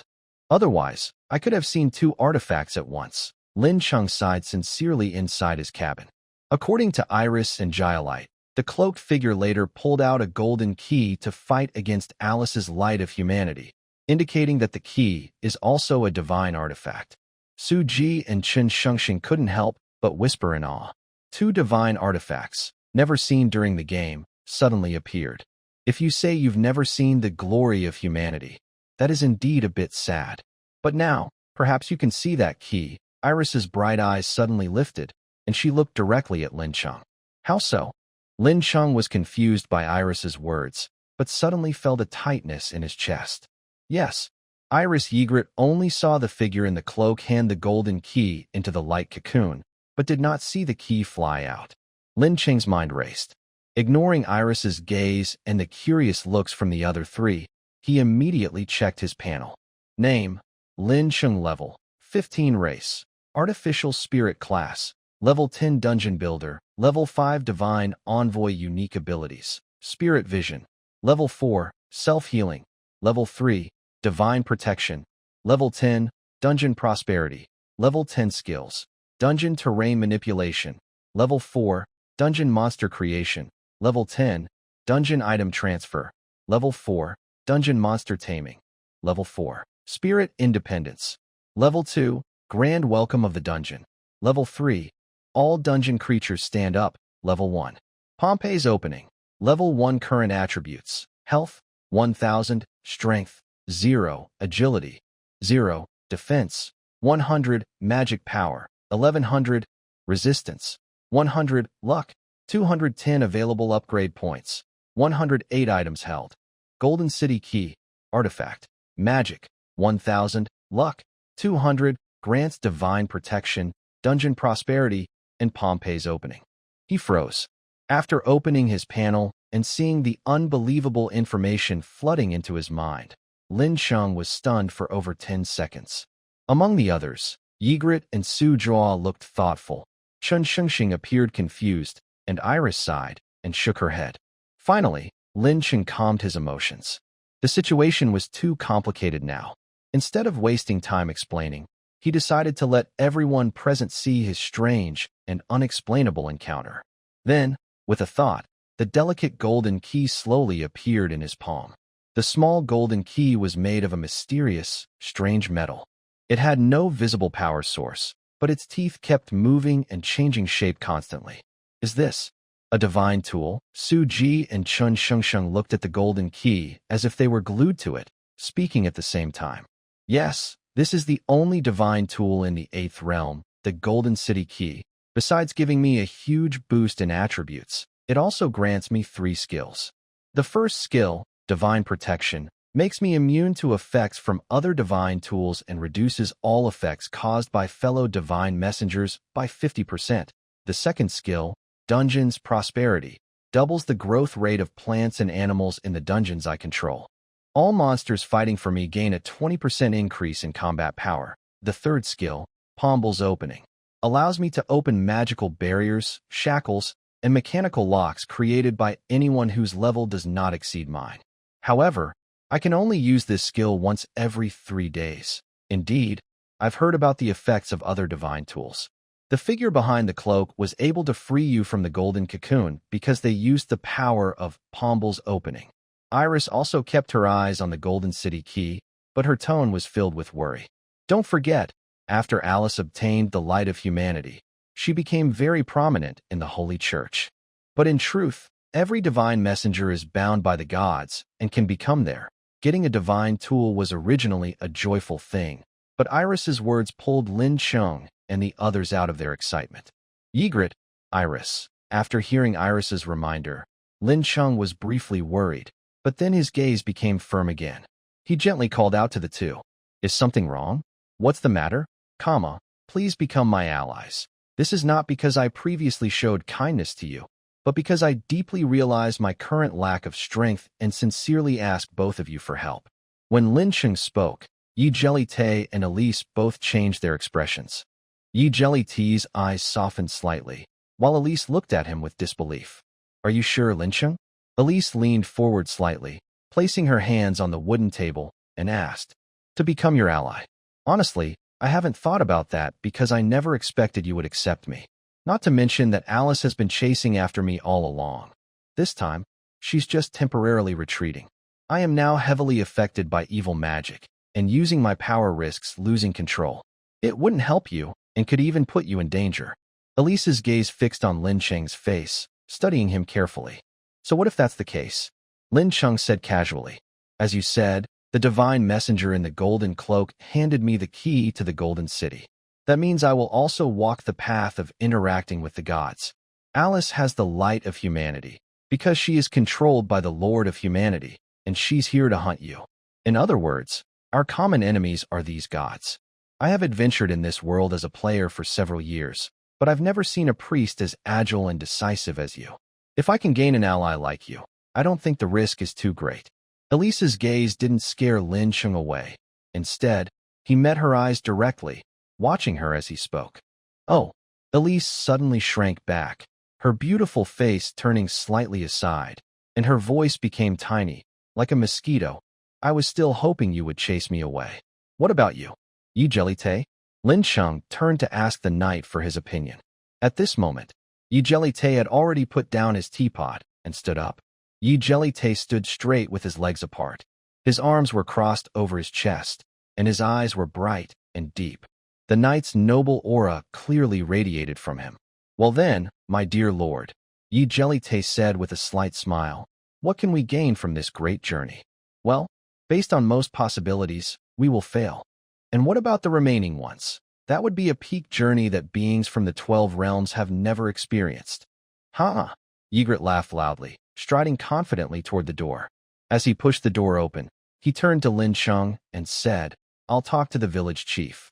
Within today, I will give you a list of magic metals that can be forged in Hero Village. Also, because of your special artifact, the village might need to move some farmland and pastures into your underground city. Of course, Lin Chung nodded firmly at Ygritte. Eris, who had just recovered from her shock, also came over to Lin Chung. She placed her delicate hands on her hips and said, let me be clear, I won't use my power to help you unless it's a critical moment. Usually, I can fight using just my strength. Oh, and bring me a set of clothes too. My current outfit is still wearable, but it's too eye-catching. When she said the last part, Eris looked a bit shy. Chun Shengsheng immediately stood up, stepped forward, and put his arm around Eris's shoulder. I'll go get you some clothes. We're about the same height, so they should fit.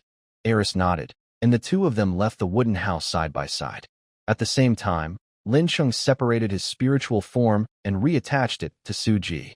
He couldn't go with them to change clothes. Ugh, ah.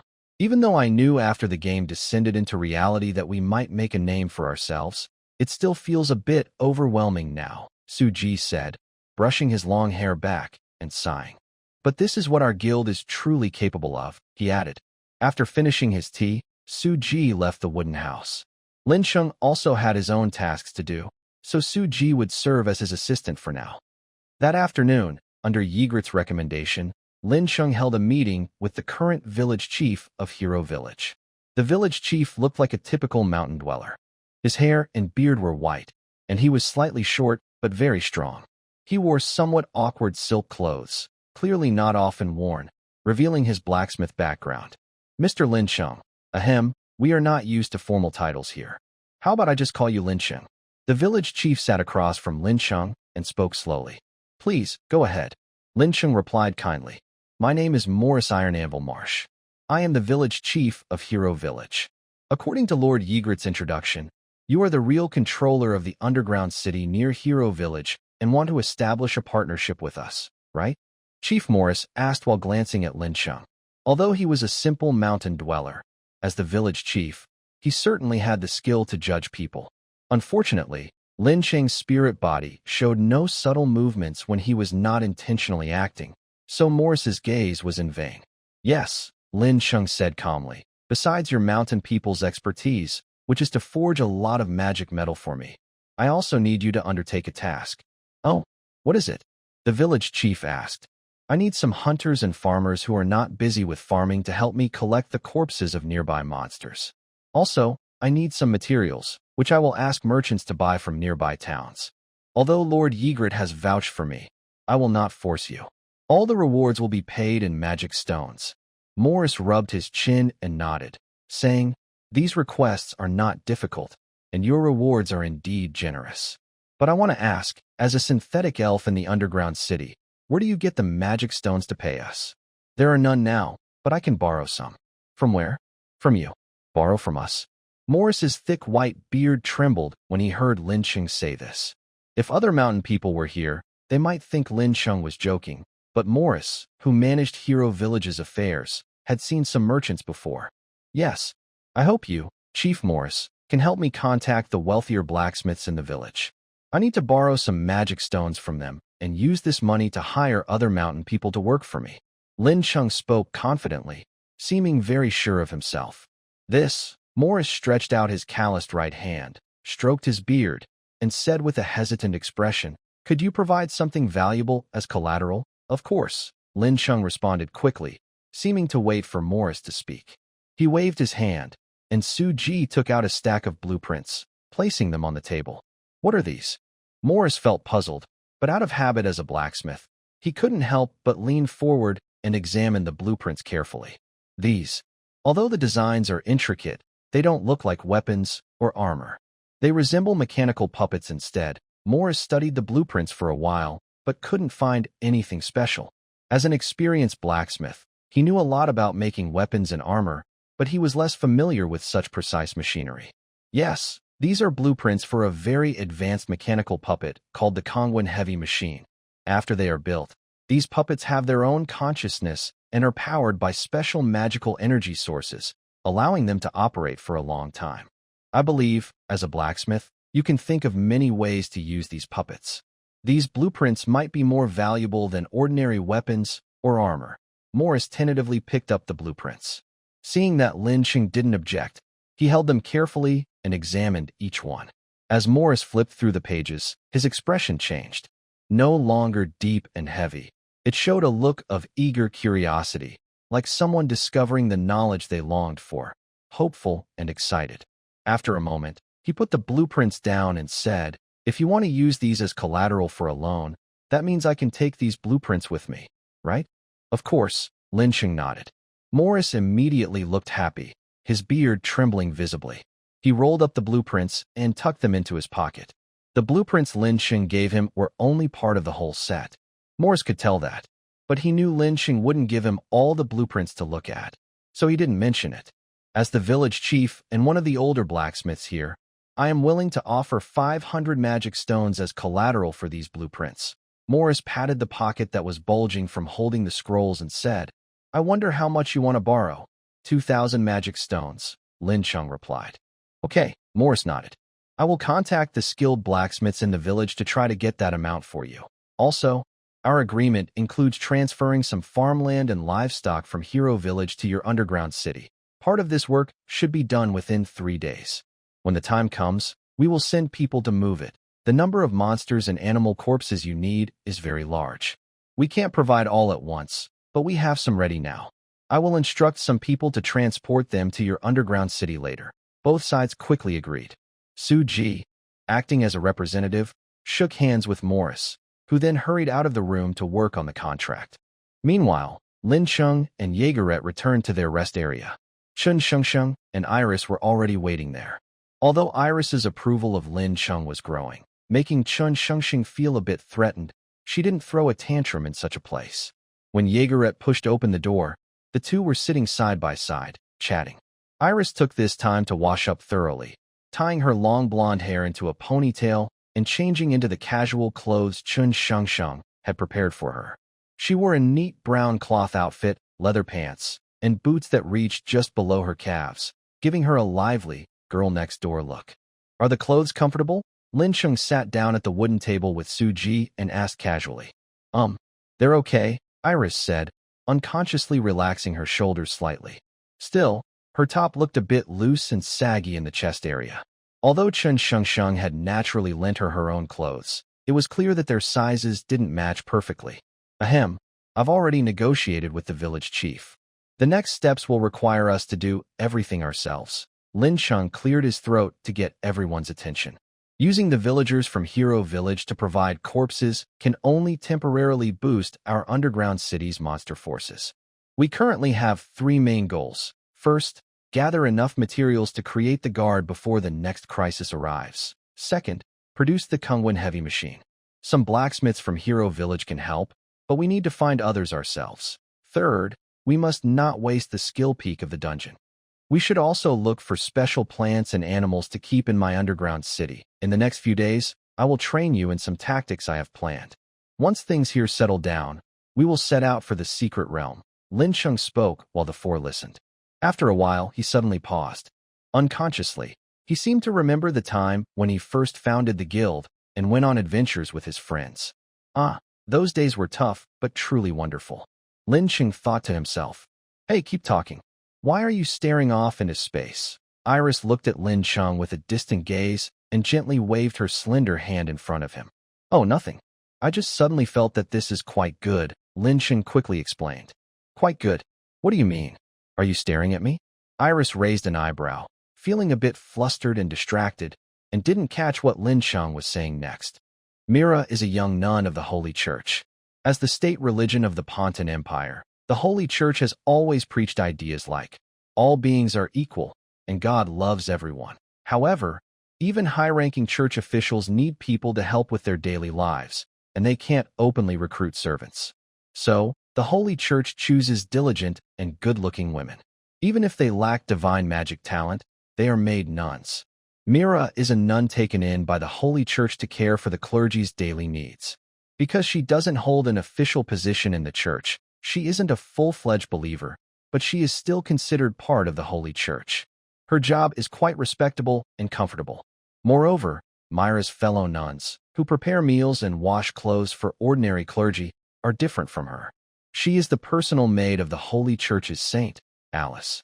At this moment, she is dressed in a spotless nun's habit, holding a delicate white porcelain tea tray, walking slowly down the church corridor. Alice has a habit of having morning tea, and in different seasons and weather, she has her own set of rules for it. Mira remembers these rules by heart. Most of the time, Alice is busy with church affairs, and Mira cannot see her. But these tasks are essential. Mira carries the white porcelain tea tray to Alice's door.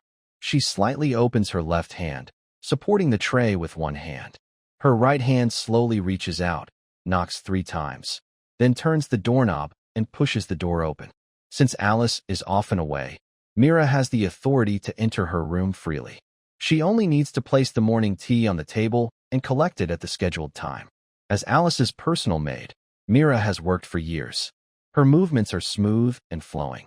When she enters the room, the tea in her hand remains perfectly still, without a ripple. However, once fully inside, Mira turns her head to look into the room. Her mouth drops open, and her face turns ghostly pale in an instant. It's as if a pair of hands has forcibly taken her soul.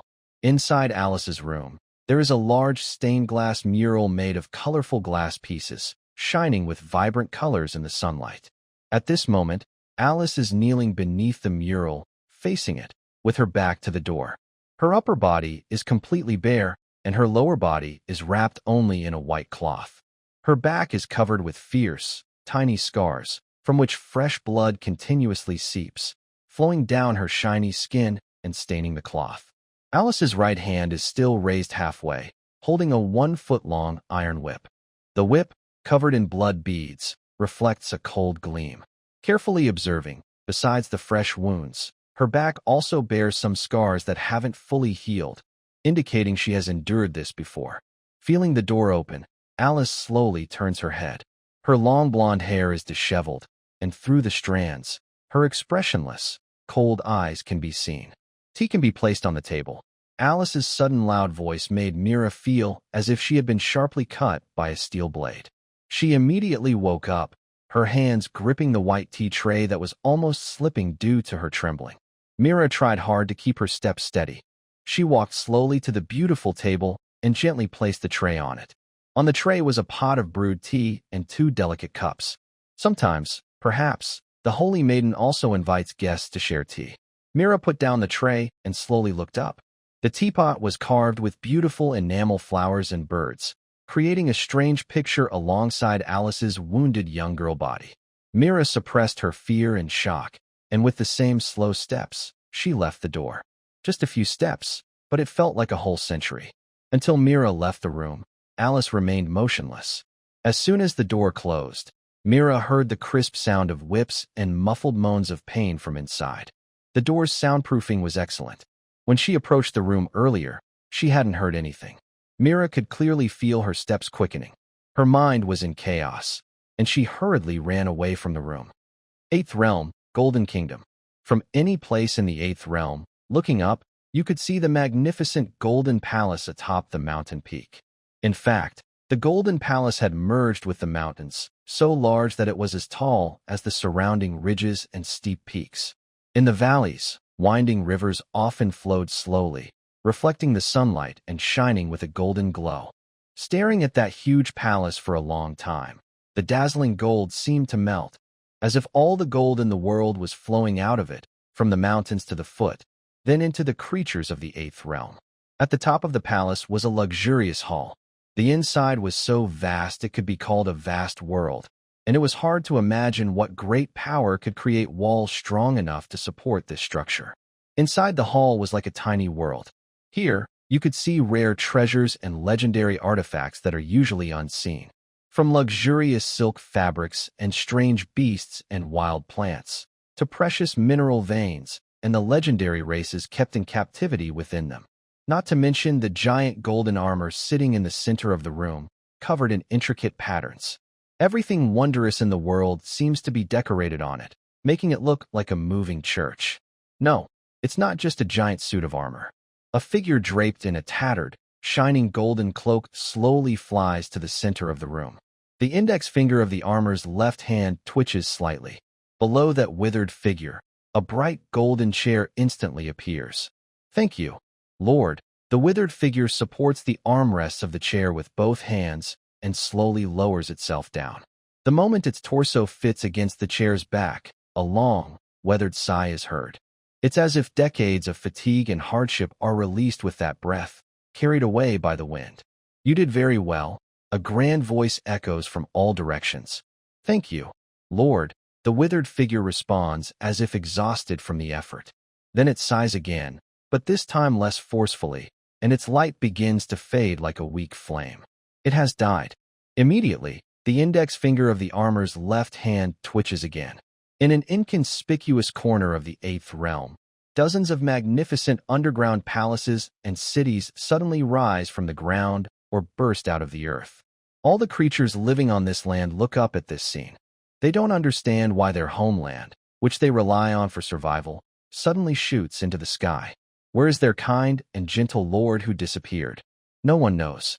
Those massive underground palaces and cities fly across distant distances and eventually reach the highest peak of the Eighth Realm, gradually merging into a golden palace, becoming a tiny, untraceable corner within it.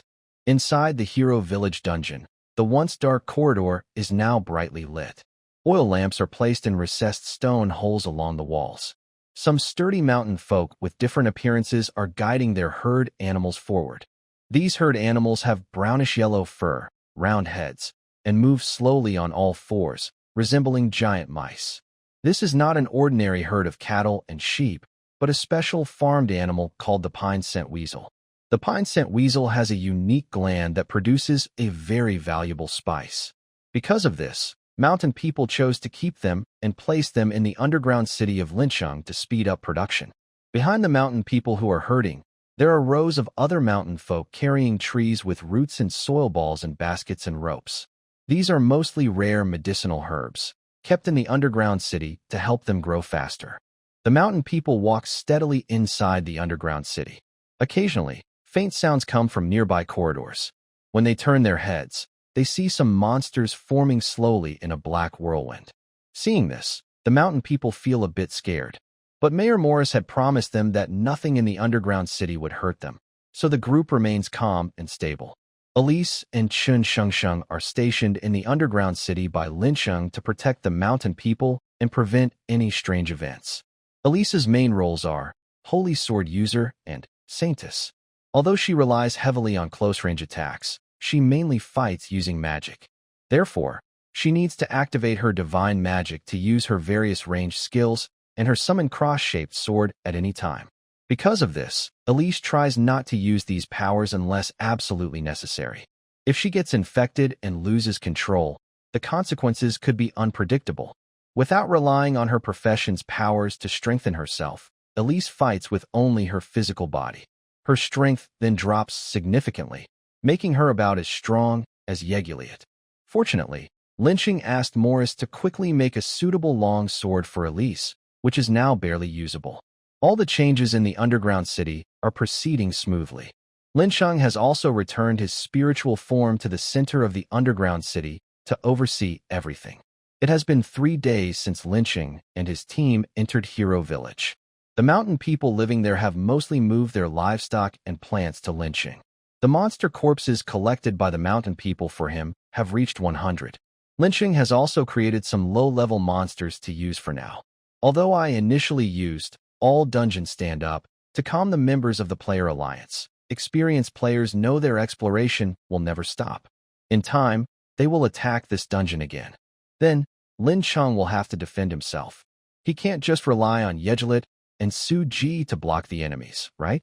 Meanwhile, the mountain people have started helping to produce the energy and various parts needed for the Kungwen heavy machine. To prevent them from learning how to make it, Lin Cheng assigned different parts to different craftsmen. Even if he didn't do this, the mountain craftsman wouldn't learn the process, because even Lin Cheng himself doesn't know how these parts are assembled. During these 3 days, Su Ji, Chen Shengsheng, and others also helped solve some monster problems near Hero Village. Chen Shengsheng was killed by Alice while protecting Lin Cheng during her attack, and his level dropped to 7. So, during these 3 days, Su Ji took some time to help Chen Shengsheng level up again. While leveling up, Su Ji also met some players from the beginner town team and gathered some information from them. After this incident, the anti-player alliance has gone into hiding. When the players returned to Maratone Town, they immediately started preparing. Although Hero Village suffered heavy losses, the top members of the player alliance gained a lot of experience and resources. Lin Cheng estimates that within a month, the top team of the player alliance can reach level 9. Then, they will need to think about defeating the final boss in the beginner area. It seems our time is running out, Lin Cheng thought. He must develop within a month. Once the final boss in the beginner area is defeated, there will be a route for large-scale trade with the outside world. At that point, not only players from Maritone Town can communicate with the natives of the Sixth Realm, but players from other beginner towns will also reach this stage. That will be the true era of big players. To stay ahead in this wave, his team must seize this precious time. Boss, the mountain people's livestock and crops have been moved. News from Chun Shengsheng immediately caught Lin Cheng's attention. Okay, Lin Cheng replied. You go to the core room to pick me up, and also inform Ili Si to return to Hero Village for defense. Have Su Ji come along too. We need to visit Maritone Town. Chun Shengsheng quickly carried out the order. In no time, she connected with Lin Cheng's spiritual form and arrived at the entrance of Hero Village to meet Su Ji. Why do we need to go to Maritone Town now? Chun Shengsheng asked, holding the long sword in her waist sheath. Didn't we agree that after finishing things here, we would explore the secret realm? Although Chun Shengsheng hadn't shown it openly in the past few days, during Alice's attack, she couldn't protect Lin Cheng, which had been a painful point in her heart. We'll go tomorrow. The casual teams outside are just grinding levels, but they can't give us reliable information. We must go to the beginner town for real, and there are other things we need to do, Lin Cheng answered, noticing Chun Shengsheng's inner thoughts. Shengsheng, you don't need to worry too much about what happened a few days ago. Anyone in your place would probably have done just as well. You're working so hard to protect me. I should be thanking you. Chun Shengsheng was momentarily stunned, then touched her nose and said, I didn't really mind. Su Ji just pursed his lips silently, not speaking. The three quickly set out. Two figures dashed swiftly, disappearing into the thick fog on the hillside. In an inn in Maritone Town, Li Xiuqin placed a towel on the handle of an iron pot and brought a steaming stew to the table. Although the inn didn't have proper cooking facilities, Li Xiuqin, as a priest, could cast a small spell to heat the iron pot, allowing her to prepare simple dishes. Meanwhile, Wang Jinlin and Wang Pingqing sat nearby, handling the pelts of two monsters over a basin of water. Seeing his wife bring the food to the table, Wang Jinlin immediately stood up and said, Smells so good. Your cooking is still the best.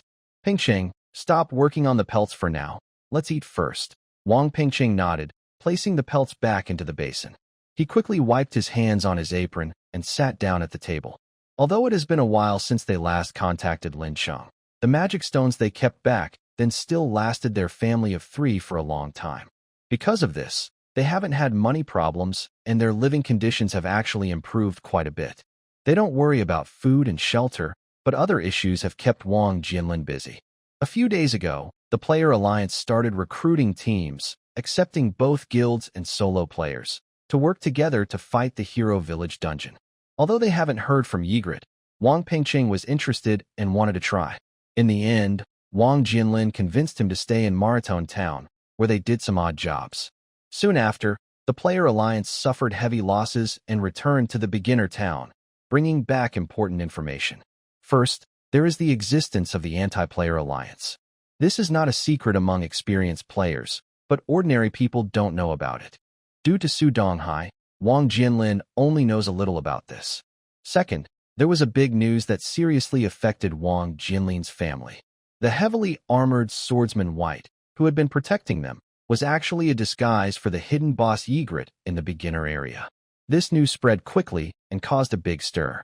Most people hadn't played Journey World before and only understood the game mechanics vaguely. This news made them panic because they thought dangerous monsters might be hiding among the crowd. Wang Jinlin's family, who had a close relationship with White, naturally became targets. The Blood Battle Guild members immediately came to protect them and promised to keep them safe. But members of other guilds questioned Wang Jinlin subtly, which was unavoidable. At the same time, some solo players and people who had never played the game before looked at them with cold eyes. Li Xiuqin and Wang Pingqing even asked him about it. Wang Jinlin said he didn't know anything about it, and he truly didn't. The pressure has been growing over these days. Although it hasn't caused big problems yet, Wang Jinlin feels uneasy. He hasn't told anyone about signing a contract with the dungeon controller.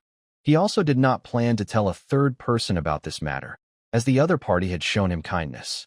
Just as Wang Jinlin was tidying his thoughts and preparing to eat, there was suddenly a knock at the door.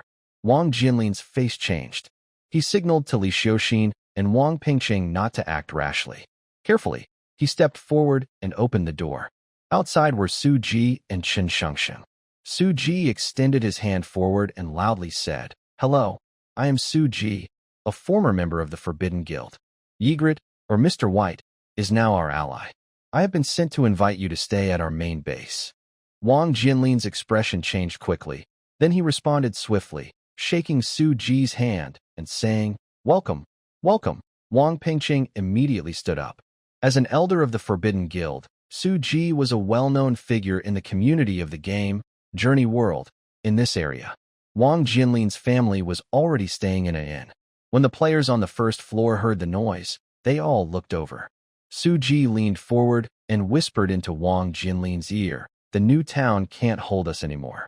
For information, they will do anything very soon. Pack your things quickly. We will prepare everything and come to pick you up this afternoon. Just get ready to leave. Don't worry. We will take you to a village where life won't be worse than now." After saying this, Su Ji nodded to Wang Jinlin and then turned to look at the players on the first floor, scanning the crowd. The crowd's gaze quickly shifted away. In the team from Lin City, Su Ji was just a member, but among players, he was considered one of the strongest. Ygritte had now left his player identity, and none of the first-tier players in the new town had reached level 9. Su Ji fully deserved the title of strongest player. Plus, his impressive performance in the Hero Village battle, where he ended the necromancer Yi Qingtian with a divine judgment, had spread throughout the streets. After eliminating other threats, Su Ji gave Chen Shengsheng a signal, and the two quickly left the inn. Lin Cheng's spirit naturally attached itself to Su Ji. He witnessed everything that happened, but he cannot reveal his presence to Wang Jinlin yet. Meanwhile, at the Dragon City branch venue, Fang Zhongqing was wearing a loose outer coat, with a bandaged body underneath, leaning on a lounge chair. During the Hero Village battle, he was directly hit by Yi Qingtian. Although he was not in life danger, he was injured all over and needed some time to rest and recover. There are advanced magic spells that could help him recover quickly, but many others with more serious injuries needed these spells more urgently. "Oh, has Su Ji and Chen Shengsheng come? If they want to take Wang Jinlin's family away, just let them do it." Fang Zhongqing waved to the intelligence officer and said, "Currently, it seems that Wang Jinlin's family is just a temporary base for Yi Jelly-Tay in the beginner town. As for Su Ji and Chen Shengsheng, it was a mistake to let them form an alliance with the regional boss first. But the most urgent matter now is to leave the beginner area. We have no conflicts of interest with them, so we should not interfere for now." At this moment, Chun Mo and Songya were not here. The intelligence officer directly handed the information to Fang Zhongqing. Recently, the Dragon City branch has been busy preparing and working hard. Maratone Town, inside the Thousand Faces Guild Hall. Because Zhang Muin and his sister were kidnapped by the holy cult earlier, the Thousand Faces Guild disbanded. Now, there are only a few people left in this hall. Zhang Muin was not planning to rebuild the guild anytime soon. The experience of being kidnapped by the holy cult and the battle in Hero Village made him realize deeply that the current situation could no longer be judged simply by game experience. The Thousand Faces Guild focused on studying the game background. The members with combat power were few, and Zhang Muin didn't want them to risk adventures with him. But because of this, many tasks had to be done personally by two people. At this moment, Zhang Muin was carefully reviewing a thick stack of intelligence on the table. Meanwhile, Zhang Miaoran was practicing swordsmanship. She faced an iron, wielding a swift spear, repeatedly aiming at its head and chest. However, Zhang Miaoran seemed a bit distracted, and her spear kept missing the target. Several times, the tip of the sword slipped off the smooth shoulder of the doll. Zhang Miaoran finally sighed, sheathed his sword, and looked at Zhang Muin, who was flipping through some documents nearby. After the battle in Hero Village, all clues related to the Holy Church were completely cut off, Zhang Miaoran said, leaning back on a lounge chair. Recently, we received news that there was a large-scale fight in Hero Village. If we had participated at that time, we might have been able to catch up. This matter made Zhang Miaoran feel very uneasy. Although she was leaning on the lounge chair, her body kept twisting slightly. But if we don't go, the player alliance might collapse. Zhang Muin put the information aside and turned to look at his stubborn sister. We didn't know what would happen afterward, and participating didn't cause us any real loss. At this point, Zhang Muin's gaze fell on a purple-red necklace on the table. It was the Legion necklace. Ygritte was very trustworthy. After using it, she returned it to Zhang Muin immediately. But afterward, it was hard to investigate further. According to the game background, Alice and the Lord of Humans should have a very close relationship, but when we tried to investigate the Lord of Humans, she deliberately let us go. There must be something suspicious. Before the battle in Hero Village, someone saw Alice fighting near an underground city with the fallen saint, Iris. Based on our brief contact with Alice before, she definitely wasn't aimless. But we didn't follow this lead, and now we can't even find Iris. After this incident, the Dragon City branch also revealed what Zhao Qi and the others experienced. It seems that during that time, the fallen Saint Iris was wandering in the underground city. It would have been better to just go once. We really are slow, step by step. Seeing Zhang Miao ran leaning on the lounge chair, complaining about everything, Zhang Muin couldn't help but find it a bit funny. He looked at his sister with a smile and said, "Silly girl, if you had gone back then, wouldn't it have been over? Could you have fought Iris?" Of course, Zhang Muin couldn't bear to see his sister feeling down. Just as he was about to make a joke to lighten the mood, his expression suddenly stiffened. At the same moment, Zhang Miaoran's face also grew serious. She straightened her posture and looked toward the door at the other end of the study, which had been pushed open. After the Thousand Faces Guild disbanded, the guild no longer had any claim to the venue. However, the brother and sister were well known, and their current guild base was quite fixed, so no one needed to use this library. Although the rules allowed anyone to enter the library, most of the time, no one disturbed it. So, who could be visiting at this time? With steady footsteps, Su Ji crossed the door and approached the siblings step by step. Seeing Su Ji and Chun Shengsheng, the brother and sister were cautious, but both felt a little relieved inside. If it had been members of the other two major guilds visiting, they would have notified them in advance. The worst they could imagine at that moment was another attack by the Anti-Player Alliance or the Holy Church. But they didn't expect it to be Su Ji, especially since Su Ji had ended the necromancer in the Battle of Hero Village, which was a kind act toward them. Su Ji and Chen Shengsheng. Since you're here, why not send a message in the chat channel first? Zhang Muin immediately stood up to greet them. Both were experienced players and had crossed paths a few times during the game. But since they were young, they didn't bother with formal titles like Sir. Didn't I forget to add you as friends earlier? Su Ji smiled casually and nodded to them. If I had sent a message in the public chat, it might have leaked some information. Oh, Zhang Muin's eyes lit up. I wonder what information you have to share with us. It's about the Lord of People. When Su Ji said this, Zhang Miaoran suddenly stood up. Usually, such negotiations would be handled by Zhang Muin. So Zhang Miaoran had been leaning back in the lounge chair, not making a move, just nodding in agreement. But now, hearing about the Lord of People, she couldn't stay calm. Hee, everyone, please stay calm. Su Ji quickly waved his hands when he saw the intense look in Zhang Muin's eyes. Honestly, whether it's the battle between Alice and Elise earlier or the recent fight in Hero Village, we were all there. We witnessed many of Alice's abilities, including some information she revealed during the conversation. But if you want detailed information, you'll need to cooperate and exchange it. Of course, Su Ji didn't think of using intelligence as a bargaining tool with the Zhang siblings. This was all Lin Cheng's idea. At this moment, Lin Cheng's spirit was also attached inside Su Ji, watching the siblings' every move. Hearing Su Ji's words, the siblings calmed down for a moment. Zhang Muin then spoke. We are very interested in information about the Lord of Humanity. But right now, the Player Alliance is preparing to team up to attack the final boss in the beginner area, and things are very busy. Most of the cooperation projects you mentioned are negotiable, as long as they don't interfere too much with our progress. Of course, Su Ji nodded. This isn't urgent. In fact, our specific cooperation will have to wait until the boss in the beginner area is defeated. At least, could you share a little more? Zhang Muin narrowed his eyes and looked at Su Ji. Su Ji knew that without sharing some information, the siblings wouldn't trust him. He also received a signal from Lin Cheng, so he said, I think you two might have guessed that Alice is the divine messenger of the Lord of Humanity. After revealing this crucial piece of information, Su Ji hurriedly said goodbye and left. Time was tight. After sending Wang Jinlin's family to Hero Village, they still had to rush to the secret realm. When the siblings received this information, they were neither overly surprised nor eager to discuss it. Instead, they bid farewell to Su Ji and saw him off. Alice, being the divine messenger of the Lord of Humanity, is indeed valuable information. In the game background, her identity as a divine messenger was not explicitly stated.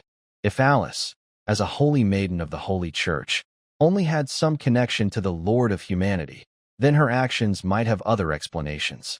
But if she is a divine messenger, then most of her actions must be considered in the interest of the divine, because gods often lack free will. Also, confirming Alice's identity means that the divine artifact of the sixth realm, the light of humanity, is indeed in her possession. As for Zhang Muan, how the siblings Zhang Muran will use this information is not something Su Ji can know. After completing all tasks assigned by Lin Chang, the two immediately took the prepared carriage and transported the Wang Jinlin family from Mertun town to Hero Village. Once the three were settled in Hero Village, Lin Chang also called out Ygritte and Iris, who were stationed there. Everything is finally ready. Compared to the Player Alliance, we are 2 days behind in progress, Lin Chang said to the four at the village entrance. But our team's overall quality is far better than any unit of the Player Alliance. I am confident that within a month, we will catch up completely. Our goal before heading to the teleportation array is the first secret realm. At Lin Chang's command, the four quickly disappeared from the hillside of Hero Village. Only then did Lin Chang's small team officially begin their secret realm journey. In fact, neither the Player Alliance's mid-range team nor Lin Chang dared to overestimate the progress of players in other regions. After all, neither the Player Alliance nor the Anti-Player Alliance expected that Lin Chang, reborn as a dungeon spirit, was secretly controlling everything. When planning, Lin Chang never considered what extraordinary changes other players might make. For example, right now, the neighboring city H, next to S City where Lin Chang is another beginner area.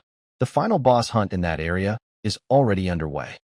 In the beginner area of Meyerson Town, the final boss secret realm, the giant oak forest. Roar, with a thunderous roar that shook the mountains, the entire giant oak forest trembled. From afar, a huge figure charged through the woods, its towering back even surpassing the treetops. It was a massive elephant covered in fierce wounds, stomping with its heavy legs. Its savage charge destroyed every tree in its path. This is the final boss of the beginner area in Meyerson Town, the ferocious elephant, a level 10 beast-type boss. The giant oak forest is known for producing huge acorns.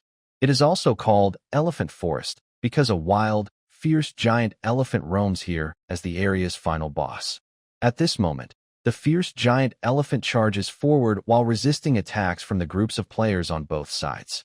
Its goal is to defend the group of players directly in front of it. Compared to the groups on the sides, this front group seems very weak, with only one person standing there. That person is a tall young man wearing a dark blue cloak decorated with large bird feathers. His hairstyle is wild, with hair standing up like porcupine quills, ending in twisted shapes. He is Gao Zhantong, the leader of the largest guild in City H, called Feather Crown. Right now, Gao Zhantong watches calmly as the giant elephant charges at him without hesitation, as if nothing is in front of him. It's important to know that the giant elephant is a very strong monster. Its charge can even challenge a level 10 warrior. But Gao Zhantong remains completely still, with no guards around him. He only extends his right hand and gently hooks his long index finger. How, with a louder roar, the ground beside Gao Zhantong suddenly rises. From underground, a huge troll bursts out. The troll is nearly 20 meters tall, about the same height as the giant elephant. It is dark blue in color, mostly except for some cloth wrapped around its groin. Its back and chest are covered with scars. Unlike ordinary trolls, this one has very thick, long claws on its fingers, and its skin on its arms and face is tougher. This is a mutant troll, called a cave troll. It has good digging ability, and its sharp claws can also attack. Come on, brother, as Gao Zhantong's playful voice sounds. The cave troll angrily pounds its chest and rushes to meet the charging giant elephant. The two huge creatures collide, causing the ground around them to. Dust rises several meters into the air. The impact shakes the nearby trees violently, making them tremble intensely. The underground troll was pushed back by the wild giant elephant's impact, almost sinking its heavy feet into the ground. However, it used its brute strength to stop the elephant's charge and kept clawing at the elephant's front legs and back. The elephant's charge was halted, and its momentum weakened. The troll's scratches caused it to bleed all over, making it struggle and try to break free from the troll's control.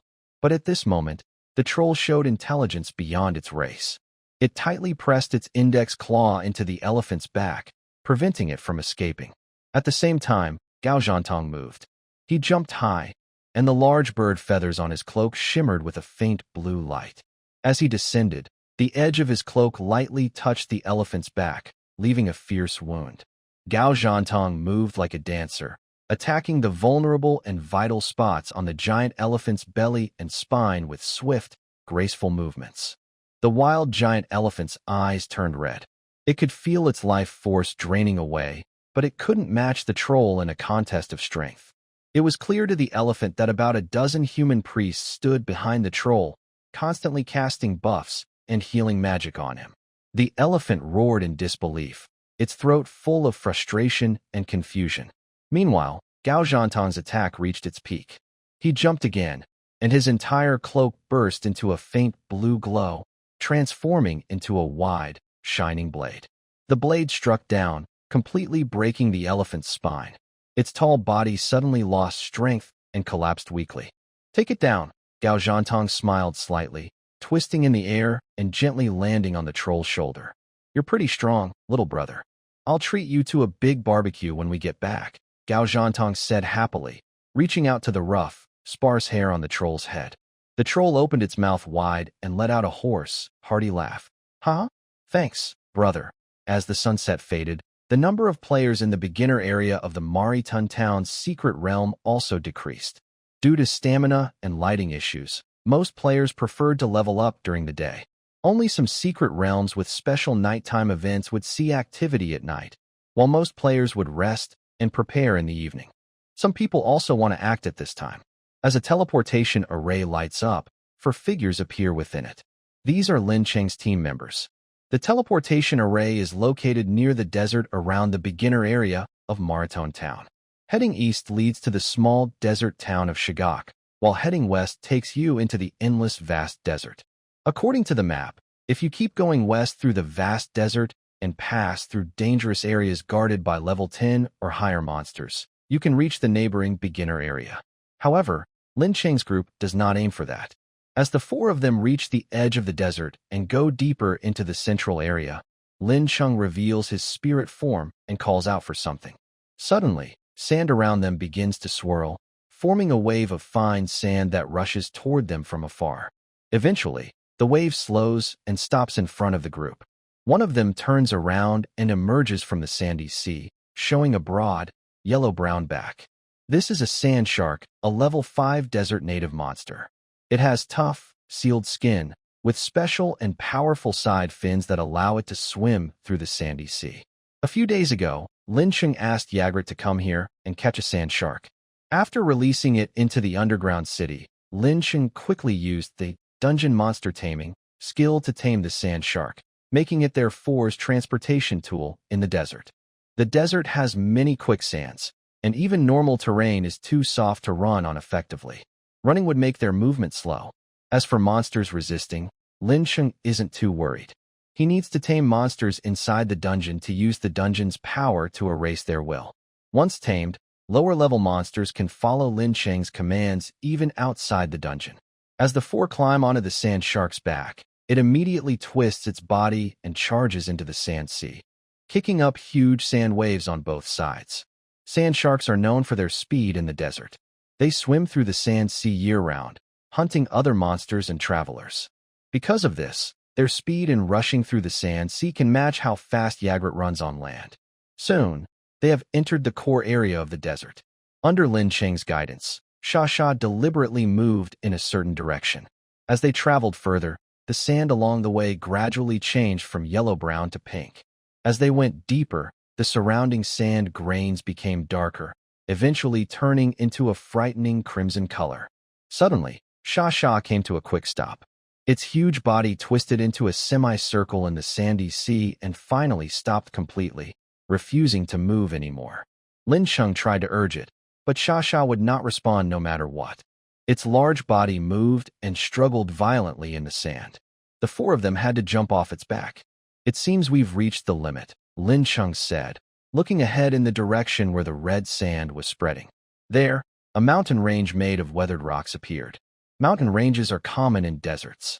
Some sand grains turn into solid stones through piling and pressure, becoming landmarks in the desert. But this mountain range was different. The red rocks on the surface were covered with fierce cracks, and deep inside the cracks, a faint red glow could be seen.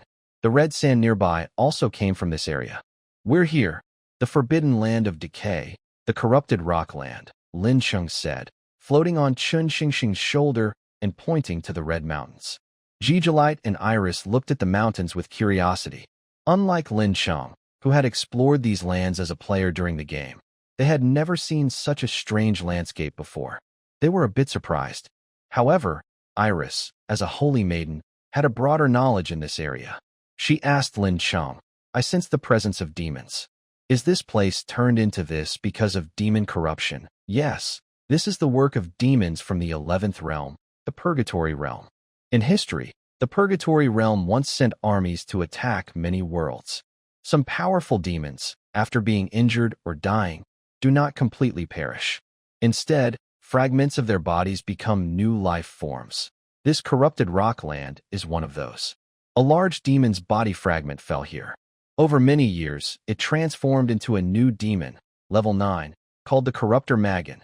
The well-known secret realm near the beginner area is familiar to Su Ji and Qin Shengxing, so Lin Sheng's explanation is meant for Gigolite and Iris. After finishing the introduction to the secret realm, the four of them officially step into this place. Their figures gradually disappear behind the red sandstorm rising near the rocky hills. In the Purgatory world, beings with independent intelligence are called demons, equivalent to humans in other worlds. Those without independent intelligence are called prison beasts. All demons, regardless of level, have the ability to infect nearby terrain and life. However, lower-level demons infect more slowly and cover smaller areas. Some native creatures in the corrupted rocky land, like lizards, birds, sand foxes, and worms, have also turned into prison beasts because of this infection. Of course, the desert's native monster, the sand shark, is also present. As they go deeper, Lin Sheng occasionally sees large red figures flying between the rocks. At the same time, some transformed prison beasts begin attacking the four. But since they are still shallow, most are level 4 or 5 and not very dangerous. Iris leads the way confidently. After fighting Alice, she completely sealed her original powers. Now she fights with her body alone, needing battles to improve her skills. Her steel sword flashes with arcs of light, each strike killing a prison beast. These beasts, turned into by demons, have exhausted their life force.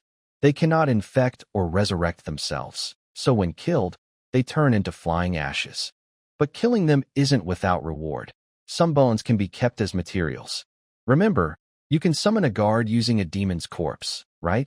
Gigolite, leading the charge and slashing at attacking prison beasts, asks Lin Sheng. Should we bring back some small demon corpses? Lin Sheng smiles and replies. Yes, we should bring some small demon corpses, but not to make guards. I want to use the corpse of the Corruptor Magan to make one. First is the first world, the creation realm. The world boss here is the creator god, Daimi. The world's special item, artifact, is the life forge. The creation realm is believed to be the first world to appear. In this world, objects and creatures often blend together. For example, horses and carriages might be fused into one. Large flying birds could have a hot air balloon-like basket in their belly. Some armor pieces may have features similar to insects, able to attach to a person's body. The life forge can consume life energy to create items or use rare materials to restore life. When in Daimi's hands, it can also be used to merge creatures and objects. Next is the second world, the Abyss realm. The world boss is Silent Abyss Sky. Originally, the second realm was a thriving world, but later, it was invaded by evil spirits, the same ones that corrupted Iris, turning most areas into forbidden zones. Due to the world's rules, the beginner areas of the second realm are protected from evil spirit corruption. Because resources are abundant and monsters are easy to defeat, it's a good place for development. However, leaving the beginner zone makes things much harder. The artifact of the second realm is the glass heart, which makes its holder immune to any abnormal states or negative effects. The third realm is the purgatory realm. Its world boss is the Demon King, an ancient demon skilled in all kinds of weapons and combat styles. Purgatory realm is the harshest environment among the 12 worlds. No humans live here. Survival depends on cunning and endurance. This realm is filled with various demons and beast-like creatures corrupted by demon influence. Only players seeking a Real challenge choose to enter this world. The artifact of the third realm is the Berserker's armor, which can be strengthened by hunting demons. When activated, it turns the wearer into a powerhouse with the highest stats. There are no humans in the third realm. The conquest difficulty is extremely high. The fourth realm is the god-hunting realm, with the world boss, Mother of the Hunt. The technology in the fourth realm is quite primitive. Other worlds can already use magic to create some transportation tools or produce light. The fourth realm is still in the stage of making fire and cooking.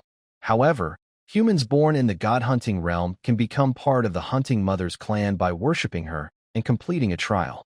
This grants them the abilities of beast transformation and blood rage. The divine artifact in the god-hunting realm is the 100 Beasts Fur, which allows the holder to transform into various animals. The fifth realm is the beast realm. The world boss is the great beast Typhon. Besides stronger and more numerous monsters, there are no other special features in this realm. The main world item here is the heart of 100 dragons. Its holder can gain affinity with magical beasts and, if powerful enough, can even control many of them. The sixth realm is the human realm.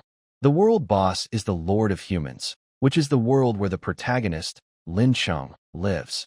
The human realm is the largest among the 12 worlds, with a human society made up of 4 great empires that cover most of the continent. Each empire is a religious empire, with its own state religion and a dedicated deity. Although most people in the sixth realm do not know the legend of the Lord of Humans, he shows absolute dominance everywhere. His avatar is worshipped by all humans, and his worship power even surpasses that of the main gods of their religions. The divine artifact here is the Light of Humanity. It grants the holder affinity with humans and can suppress human influence when used. The human population in this realm is very large, and the difficulty of conquest is moderate. The seventh realm is the Magic Curse realm. The world boss is the Demon King, Barrowman. This realm is the most advanced in magical science. Its human population is small, but its magic knowledge is the highest. The boss of this realm, the Demon King, is also one of the top magicians among the 12 worlds. The divine artifact in this realm is the Eternal Gate. It is a huge stone door, so it cannot be carried around, but the holder still receives level and attribute boosts from it. The Eternal Gate allows the holder to see and communicate with souls. If held by the Demon King, it also has the power to bring the dead back to life. Because the Demon King rules over many subraces, the magic world corresponds to the special creatures section in the rulebook. The magic world has fewer humans and is harder to conquer. The eighth realm is the dungeon realm. The world boss is Golden Lord Pompier. There are no secret realms in the eighth realm, only dungeons. The eighth realm is a large area mainly inhabited by humans, divided into dozens of countries. However, all these countries ban their people from exploring the Sacred Mountain. The Sacred Mountain is the highest mountain range in the eighth realm. On it stands a huge golden palace the size of a large country. Golden Lord Pompier lives there. On the surface, everything in the eighth realm seems prosperous, with no major crises. But Pompier controls all the countries and absorbs their wealth. The divine artifact of the eighth realm is the Golden City Key, which was mentioned earlier. The eighth realm corresponds to the dungeon section in the rulebook. It has a large human population and is difficult to conquer. The ninth realm is the land realm. The world boss is Jia. In the ninth realm, all terrain, including mountains and rivers, seems alive. They tend to restore their original shape naturally. No matter how much humans damage them, they slowly recover. If the damage is too severe, the ninth realm can create powerful magical beasts out of nowhere to attack players who damage the terrain. Later, players studied and believed that the entire continent of the ninth realm is a giant living being. It has no intelligence, but acts on instinct to protect itself. The divine artifact of the ninth realm is the miniature world. Its holder can create a small world where they can freely place other creatures and objects. The terrain inside this small world can also be controlled by the holder. However, if the holder enters the miniature world, it will turn into a crystal ball and fall out until they leave. The ninth realm corresponds to the terrain section in the rulebook. It has a large human population and is difficult to conquer. The 10th realm is the Thousand Ranks realm. The world boss is Dragon Ancestor. The 10th realm has no dungeons, only secret realms. These strange and diverse secret realms, along with creatures living within them, fill the continent. Humanity and players can only survive in the gaps between these realms. Fortunately, since creatures in secret realms usually do not leave their homes to invade, humans can enjoy themselves as long as they avoid entering these very large secret realms. However, once inside a secret realm, the 10th realm's secret realms are much larger than those in other worlds, each spanning hundreds of thousands of square kilometers. Other worlds are like small dungeons for leveling up, but in the 10th realm, it is much more difficult. The divine weapon of the 10th realm is the Lake Sword, which grants its wielder powerful sword skills. Additionally, the wielder will not get lost inside the secret realm. The 11th realm is the Celestial realm, with the world boss, Lolicum. The Celestial realm is a space that extends infinitely in all directions. Flying from one end to the other, you will eventually be transported back to your starting point. In the center of the Celestial realm, there are thousands of floating continents of various sizes. Players usually rely on different flying ships to travel through the fierce weather, moving between these continents. Harsh weather only exists in the airspace between the continents. On the continents themselves, there is no turbulence, and life is similar to the real world. The divine weapon of the Celestial realm is the Fantasy Weaving Garment, which makes its wearer immune to extreme weather and allows them to control the weather within a certain range. The 12th realm is called the 12 realm, with the world boss, World Witch, Mafidel. The 12 realm is the most peaceful of the 12 worlds, with no external threats. However, because of this, there are fewer battles to gain experience and equipment, making it harder for players to develop. World Witch, Mafidel is considered the strongest mage in the 12 realms. She usually lives in a tall tower called the 12 Palaces, staying out of worldly affairs. The divine weapon of the 12 realm is the magic staff Clarklala, which can freely adjust magic flow and output based on the user's needs. It also greatly enhances the user's magic power and can accommodate any type of magic attribute. Eris seemed eager to prevent the other 3 team members from taking action. She charged ahead, continuously defeating the approaching beasts. Unlike Ygritte's bold fighting style, Eris preferred to dodge and strike flexibly. This was partly due to her fighting style, and partly because she wore only light armor. To help Eris perform well, Chun Shengxing chose a more agile outfit for her. Whenever Eris finished a group of beasts and paused to rest, sweat would stream down her perfect waistline. "Don't push yourself too hard," Lin Xing said while commanding Chun Shengxing and Su Ji to attack the surrounding beasts. He took a moment to speak to Eris. Her long blonde hair was tied in a ponytail, but a few strands stuck to her face with sweat. She brushed her hair back and replied, "Thanks for your concern, but I can still hold on." Lin Cheng was speechless for a moment. After a few seconds of silence, he said, "You're already level 45. Killing these beasts doesn't give you much experience. Let us share some of it." Eris was surprised. Her expression changed slightly. Then she silently sheathed her sword and moved to the back of the team. Since the world rules hadn't changed after the game entered reality, Eris didn't think about gaining experience by defeating monsters. To her, those rushing beasts were just trouble to handle. She never considered why Lin Cheng and the others needed to level up. Thinking she had misunderstood earlier, believing Lin Cheng was genuinely caring for her, Eris's cheeks turned red. She frowned and reached out with her slender hand to rub her face. Meanwhile, Ygritte quickly adapted to this way of leveling up. When he was excited in battle, he jumped into the beast's swarm and used his sword whirl to harvest experience, like mowing grass. But leveling up was a slow process. The four of them fought from the edge of the corrupted rocky area toward the inner core. Ygritte, Su Ji, and Chun Shengxing's experience bars only grew a little. Huh! Yegelite shouted loudly, gripping his heavy sword with both hands, and swung it at a charging tiger-shaped prison beast. This beast was much larger than the others around it, likely at least level 6. With one strike, the tiger-shaped beast was instantly cut in half, its body falling to the ground. It quickly decayed into scattered bones. At the same time, because Yegelite hit too hard, his sword struck a nearby rock. The rock shattered, and some thick red liquid flowed out from within. Seeing this strange sight, Yegelite looked at Lin Cheng with a puzzled expression. Along the way, they had occasionally damaged the terrain, but no other rocks had shown this kind of reaction. Lin Cheng also noticed this and explained, "The appearance of this red liquid in the rocks means we are truly entering the core area of the corrupted rocky land. From now on, we might face not only prison beasts but also demons." Then Lin Cheng turned to Illis, who had been retreating at the back of the team since earlier, and said, "Illis, the upcoming fight will be very dangerous. We need you to help." Illis looked up, her beautiful eyes meeting Lin Cheng's.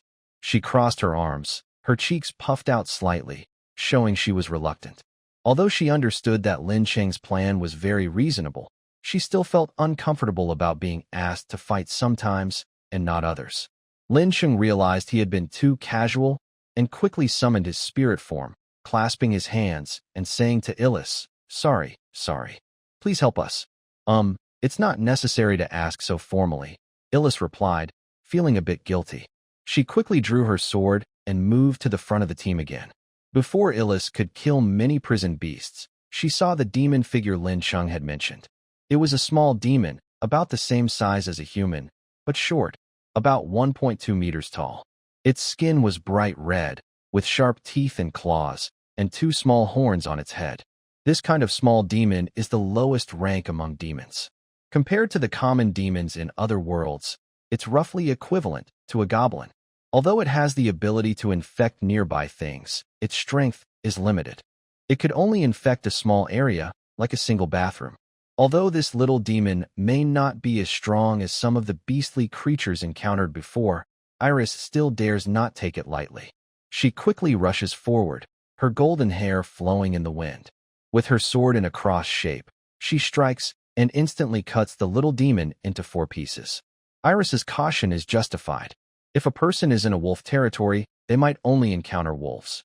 But if they meet a small tiger, even though it is less dangerous than a wolf pack, it suggests there could be a real tiger nearby. And that is exactly what happened. At the moment Iris pulls back her attack, a thin red beam flashes past her cheek. She senses danger instantly. She turns her head to dodge, but feels a hot pain on her face. She quickly looks up and sees a tall, slender figure flash across the top of a mountain a few hundred meters ahead. It's here. If there are no other demon mages in this secret place, it must be the corruptor Magan you mentioned. Iris immediately turns back and informs the others. As a demon mage, Magan is especially good at long-range attacks and curses. Let's rush forward together. Following Lin Cheng's order, the 4 of them activate high-speed mode. They no longer focus on fighting the beast and demons in front of them, but move swiftly through the terrain, closing in on the mountain. A few hundred meters might seem long, but in midair, it's only about 10 steps for them. After killing a few flying demons with bat wings that tried to block their way, the group is now close to the mountain. Meanwhile, in the shadow of the mountain, a withered red arm reaches out and waves. Suddenly, a large swarm of blood-colored bats appears out of nowhere, lunging toward the group. Seeing the blood bats flying toward them, Iris raises her sword, her golden hair flowing. She is about to use her holy powers. But Ygritte is a step ahead. He grabs Iris's shoulder, pulls her back, then swings his great sword. The blade immediately unleashes a whirlwind. The sudden gust of sword wind instantly destroys the bloodbat swarm. However, when Ygritte stopped his action, everyone looked again, and the hidden withered figure behind the shadows had already disappeared. Corruptor Magan, as a demon sorcerer, is a very clever enemy. We can't fight him the same way we did with the ancient tree spirits before. Lin Sheng warned everyone while noticing several faint red figures appearing among the surrounding rocky hills. Be careful, more demons are coming. As soon as Lin Sheng finished speaking, the red figures instantly turned into fleeting shadows and rushed toward them. These demons are much stronger than the small demons encountered earlier, more human-shaped, with goat horns on their heads and very strong arms. Yagrat shouted loudly, activating a group shield, then swung his heavy sword and knocked away one of the demons at the front.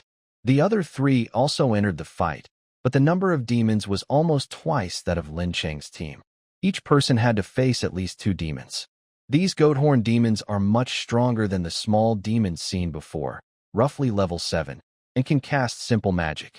Moreover, Magan, the corruptor, kept casting disruptive magic without exposing himself. Several times, Elise saw Magan's hooked nose hidden under his cloak. She wanted to rush forward and fight him, but was blocked by the demons. In a blink, Magan disappeared into the complex terrain of the rocky hills. At this moment, Elise saw a blue light glow on Su Ji's shoulder, and 2 scrolls floated up. Then, Elise felt 2 powerful magical energies flowing into the scrolls. The scrolls suddenly shattered, releasing the magic sealed inside. The first spell was a fierce lightning bolt. As the arc of electricity was released, it instantly pierced the air, striking and killing many demons around Lin Sheng and his team. The demons were immediately injured to varying degrees. Some were scorched black all over, giving off a burnt flesh smell. One demon, already badly wounded from Yagrat's fierce attack, was struck by lightning and died instantly. The second spell released a silver light that shot into the rocky hill like a shooting star.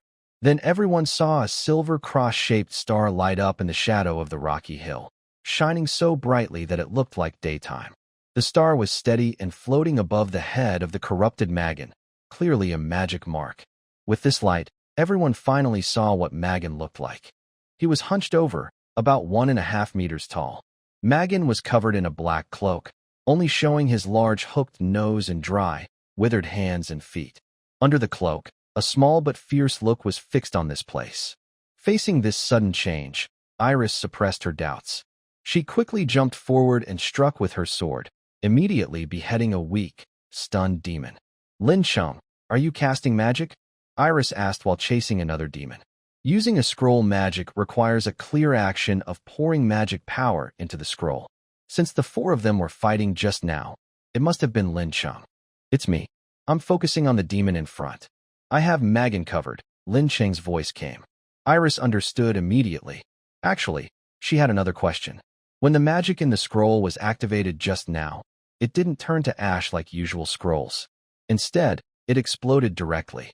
This was a rough way to use magic, by pouring more magic power than needed to release the spell, slightly strengthening its power. But this method was not very efficient. Usually, it required 2 to 3 times the magic power, and the increase in power was only about 10 to 20%. However, Iris knew that Lin Sheng wouldn't do something so wasteful. With the blessing of the Golden City Key, he had plenty of magic power now. On the contrary, what he lacked was money. These 2 scrolls were bought from a blacksmith in Hero Village, who collected magic scrolls, and cost a lot of magic stones. So, this somewhat wasteful way of using magic was actually very cost-effective in Lin Cheng's eyes. With the power of lightning magic, the 4 of them immediately pressed the attack. The previously stalemated battle was broken, and most of the demons were quickly slain. Seeing that the situation was unfavorable, Magong immediately gave up on using magic to interfere with the battle. He rolled up his cloak and rushed into the shadows of the rocky mountain. However, because of the cross-shaped mark, a beam of light could still be seen coming from inside the mountain. Su Ji, Sheng Sheng, I leave the remaining demons and other leftover soldiers to you. Lin Sheng quickly issued the order. He activated spirit independence, and a light blue spirit emerged from Su Ji. The spirit flew swiftly and attached itself to Iris. What's that coming in? Iris shivered, turned her head, and saw a small blue figure transformed from Lin Sheng, standing on her shoulder, pointing forward and saying, "Charge." Magong is trying to escape. Iris clenched her silver teeth and pushed herself to chase after him, saying, "Next time, Tell me in advance. Sorry. I have a secret magic spell ready. Once you and Yegulite reach inside the mountain, I will activate it and take him down in one go, Lin Sheng hurriedly explained. Although he had considered practicing with Iris before, trying to attach the spirit to her, there were two reasons he didn't. First, he didn't have enough time, and second, he was worried Iris might refuse, risking failure. Now that Magong was about to escape, and Iris's attack ability was the strongest among the four, Lin Sheng had no time to think and could only go along with the plan. With the guidance of the beam of light, Iris could roughly determine Magong's position. Her agile figure darted through the mountain, increasing her speed to the limit. In just a few breaths, Iris and Magong's positions were quickly brought closer. Magong had already entered inside the mountain, and the red glow on the rock walls grew even more intense. Could there be an ambush in the cave? Iris cautiously asked Lin Sheng. Lin Sheng peeked out. At this moment, the spirit he transformed was only palm-sized. Since spirits are not completely immune to physical effects, and Iris was running at high speed with strong wind in her face, the wind was very strong. There is a magic circle that boosts him, and some hellish beasts summoned by demon magic, Lin Sheng said, bracing against the wind, his small blue hand touching Iris's cheek. As she moved further inside, Elise felt the cold wind hit her face more strongly. Dark, heavy air currents blew from deep within the cave, and the smell of blood grew stronger. Finally, with her long legs touching the ground, Elise reached the bottom of the rocky cave. It was an open space. This stone-walled area was not natural. The walls were full of random digging marks, making them look rough and uneven. There were also many dead creatures and beast corpses piled up here. It seemed there was a special magic circle that kept the beast corpses from turning to ash. Magan was standing in the middle of this stone room. He had changed from hiding to showing himself. He took off his cloak and threw it aside, spreading his arms wide and standing confidently. He looked at Elise with a challenging glare. Elise kept her calm and didn't rush forward. Instead, she carefully looked around. She saw small grooves on the ground. Blood from the dead creatures and beasts flowed into these grooves and gathered at Magan's feet. Be careful. Demon wizards often study blood magic. It's better to wait and see. Jekyll is on his way here, Lin Sheng advised. Hearing this, Elise nodded and tiptoed back a few steps. Suddenly, Magan's eyes flashed with a sneaky light. He waved his arms forward, and the red glow inside the stone room grew brighter, rushing toward the tunnel where Elise was. This magic circle can expand, Lin Sheng cursed silently. He had never seen this skill in the game before. In an instant, the magic circle spread faster than Elise could react. The red light on the surrounding walls shone brightly, trapping both of them inside. Seeing this, Magan's ugly face twisted into a cold smile. He reached out and clenched his fist. The red glow that was spreading between the cracks in the wall suddenly seemed to come alive, shining like a solid object, sealing off the space where Elise was. As the dense red beams filled the tunnel, Magan stretched out his withered left hand. An invisible force pulled Lin Sheng out from Elise's shoulder. I've been watching you for a long time, you elf. Magan sneered with a sharp, cruel voice. Under his magic control, Lin Sheng was completely separated from Iris's body and pulled toward Magan. Iris immediately felt anxious and frowned deeply. Ignoring the dense red light around her, she quickly flashed forward to rush ahead. However, this red light seemed to be a special forbidden magic. When Iris's body collided with it, she immediately felt a slow effect taking hold. Iris's speed greatly decreased, and she could only watch helplessly as Lin Sheng's spirit was drawn toward Magan. But just as Iris was anxiously looking at Lin Sheng, she saw his spirit turn back and smile at her. In the next moment, a golden light burst out from Lin Sheng's spirit. The opening of Pompey's cave. Under the glow of the golden light, the blood streams beneath Magan, which connected to the magic circle at the center of the floor, quickly dissolved. Magan's face changed from a fierce expression to one of fear and shock in an instant, because he suddenly realized he had lost connection with the magic circle. Without Magan's control, the red beams that had sealed the space disappeared immediately. Iris also felt the sluggish sensation on her body vanish completely. At the same time, Lin Sheng reached out again and took out a scroll. With a surge of powerful magic energy, The magic scroll quickly could not bear the strain and exploded loudly. Then large chunks of ice burst out from it, instantly covering Megan's body. Seeing the situation turn around in an instant, Iris felt her strength flow back into her body. She straightened her right arm, gripping her sword horizontally, and charged forward. The sword's tip sliced through the underground space like a swift shuttle.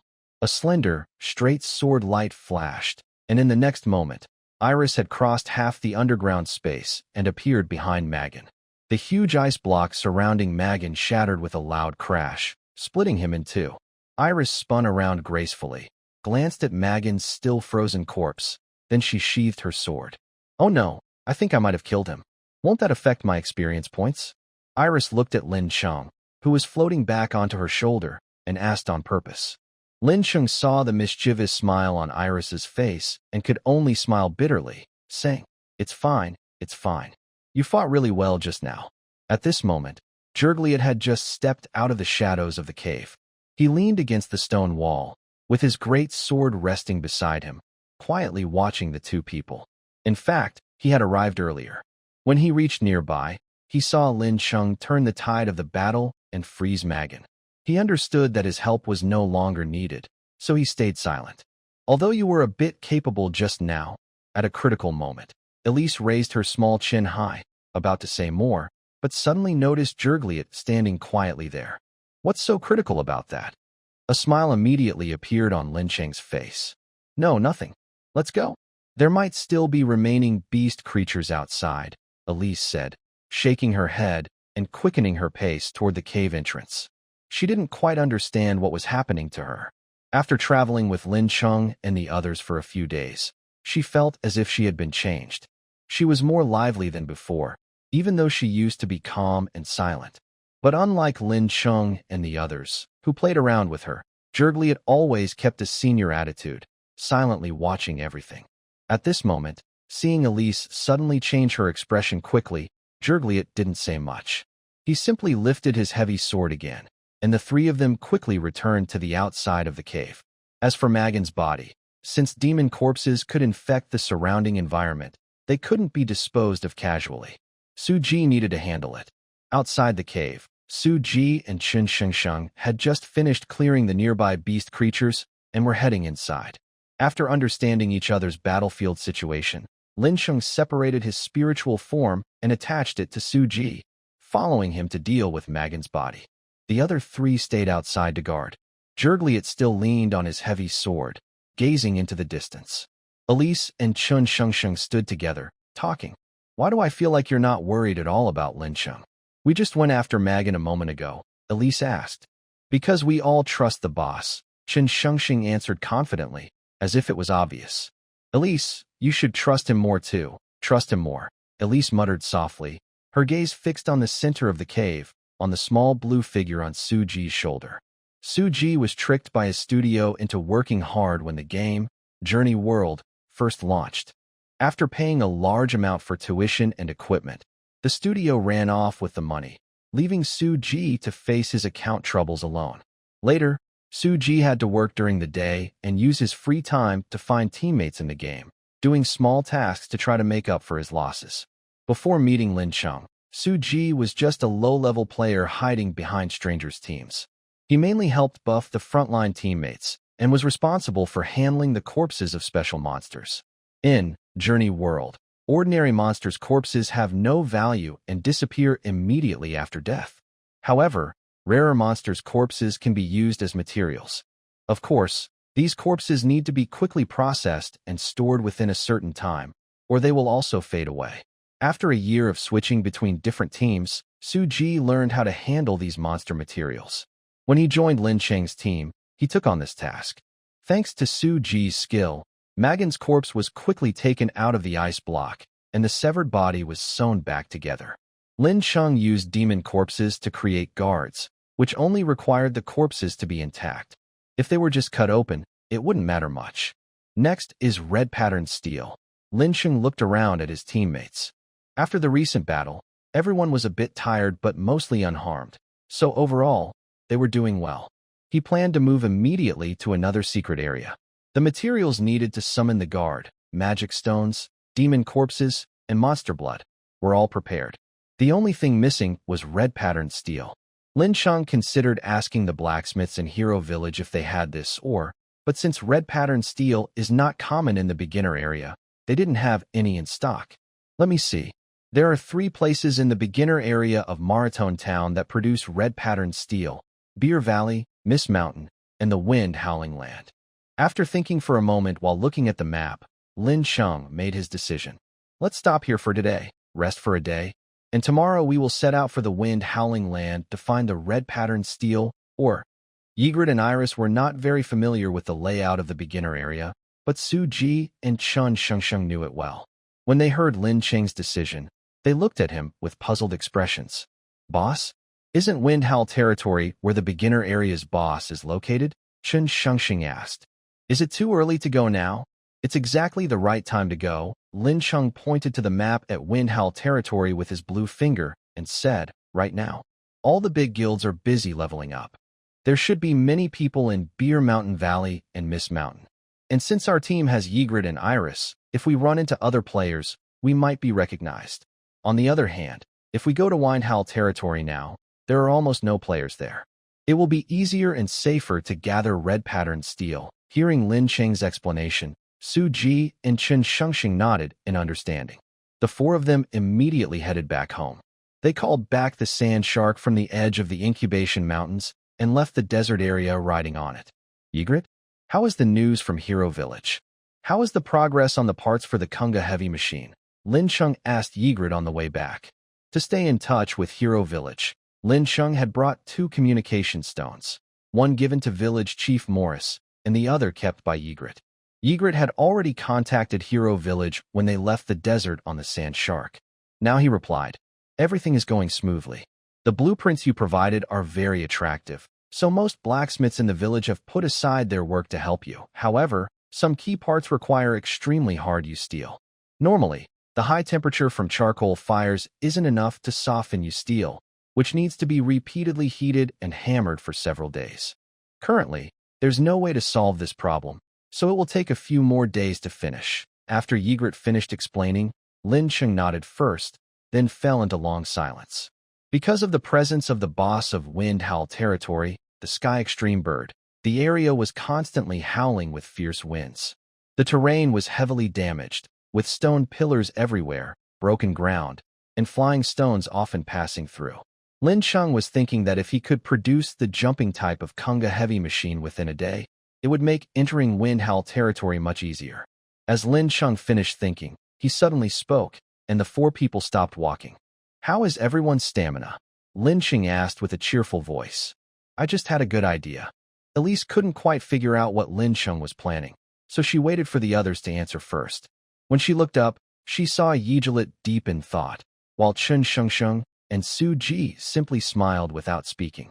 All right, just tell me what we need to do, Elise said instinctively, crossing her arms and giving her usual angry glare at Lin Cheng. Okay, since it's not too late, let's change direction and go to the Furnace Gorge first. Furnace Gorge used to be a flat plain. Later, due to tectonic movements, underground magma layers fractured and erupted. This made Furnace Gorge a low-lying area with frequent lava eruptions. Many fire element monsters also live there. However, Furnace Gorge isn't a very high-level secret place. The strongest monsters there are only level 6. The 4 of them immediately followed Lin Cheng's instructions and headed toward Furnace Gorge. Elise was a bit annoyed by Lin Cheng's habit of keeping secrets, but she knew that he only kept things mysterious when he was sure he had everything under control. It was evening when they arrived at Furnace Gorge. They saw a large group of fire lizard monsters gathering near a riverbank. Fire lizards are a special kind of monster in Furnace Gorge. Their bellies are swollen and very hot inside, and they can open their mouths very wide. Their way of hunting is simple. During the day, they wander around, hunting small animals and insects nearby, and eating fire element minerals from the rocks of Furnace Gorge. Eating these minerals keeps them alive, but it also causes their body temperature to rise sharply. The intense activity during hunting makes this even worse. So, at dusk, many fire lizards gather at the riverbank. They rush to the water to cool down. This scene is quite impressive. When all the fire lizards are in the river, You can even see the entire river boiling. Elise had never seen a misty, steaming river before. She opened her mouth slightly in surprise, but she still didn't understand what Lin Cheng was planning. The fire furnace lizard is a level 6 monster, but its fighting strength isn't very high. So my request is to avoid killing them and capture 4 to 5 alive. Can you do that? Lin Cheng's spirit pointed to the boiling river and asked the 4 of them. At this moment, Ygritte also focused on the river. After observing the lizard's movements for a while, he said, "From what I've seen, this type of lizard only has extremely high temperatures in its belly. Its limbs, head, and tail don't seem to be as hot." Exactly, Lin Cheng nodded and gave Ygritte a thumbs up. But be careful. The fire furnace lizard has a desperate move. It can quickly spit out its high temperature. Its stomach, entirely in an instant. After its stomach opens, it covers several square meters and is extremely hot.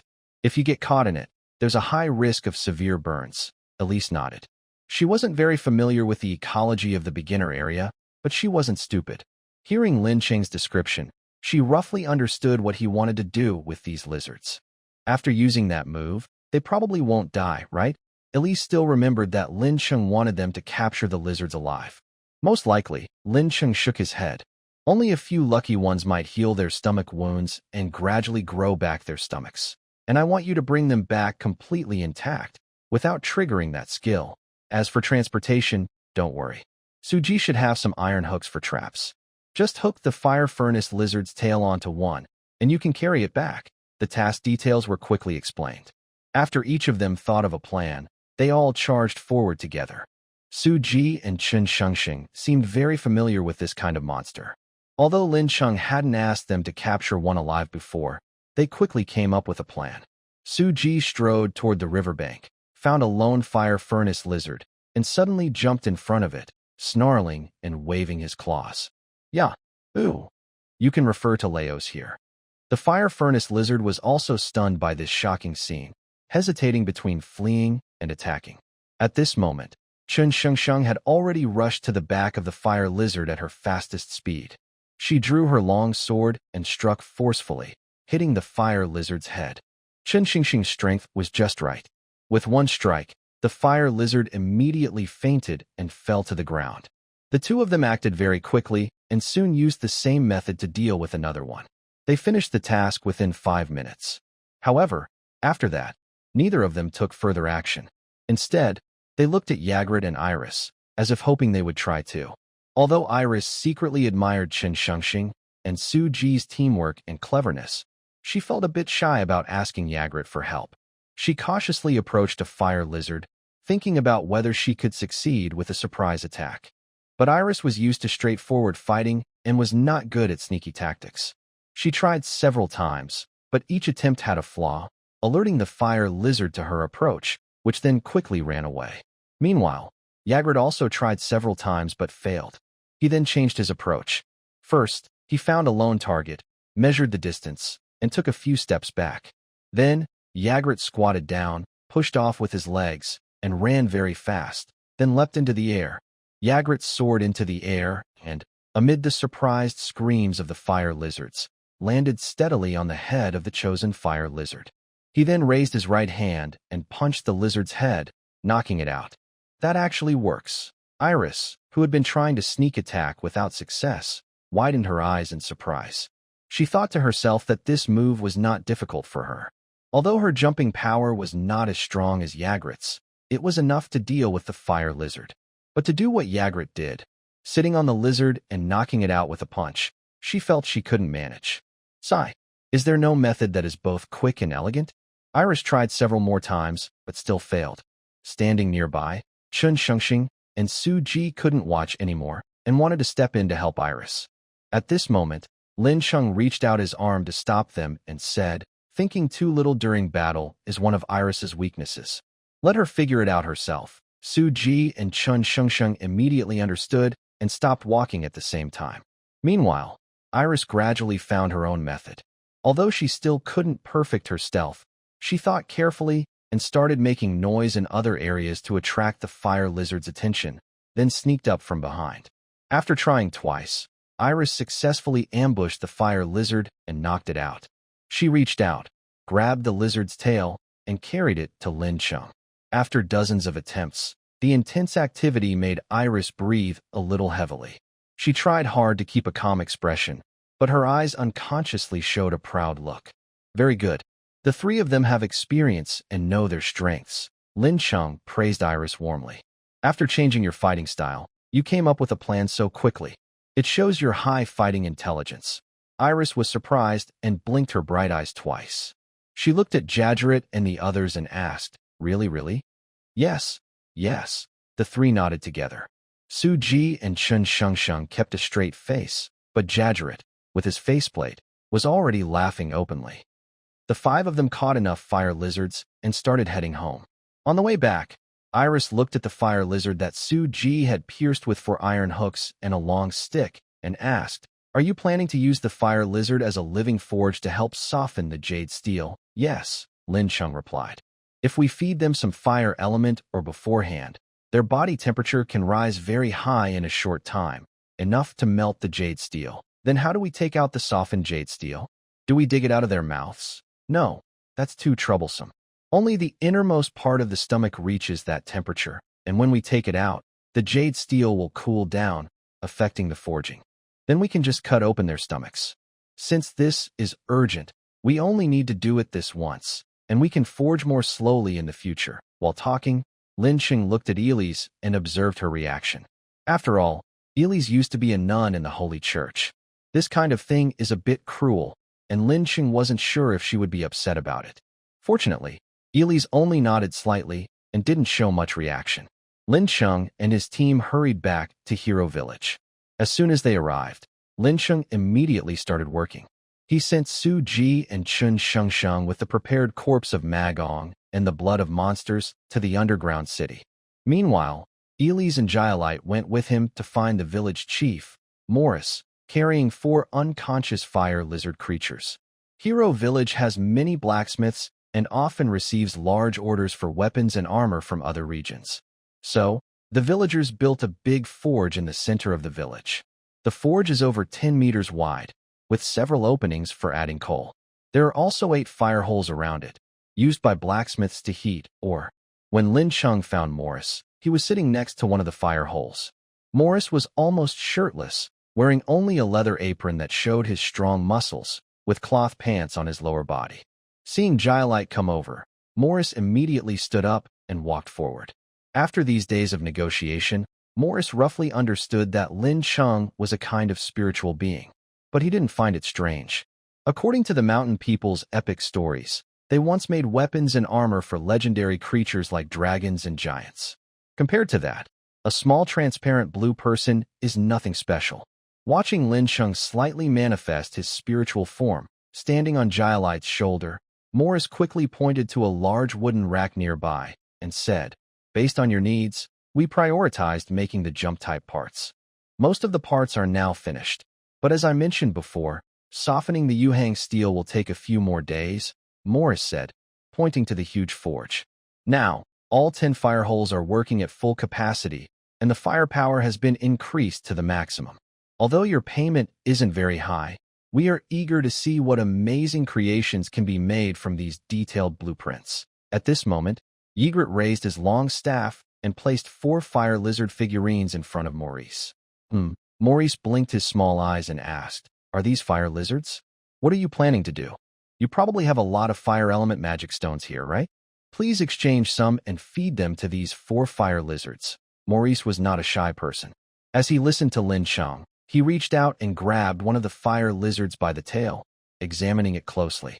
I do have quite a few fire element stones here, but feeding them to these lizards will cause their body temperature to rise quickly for a short time. Oh, I see.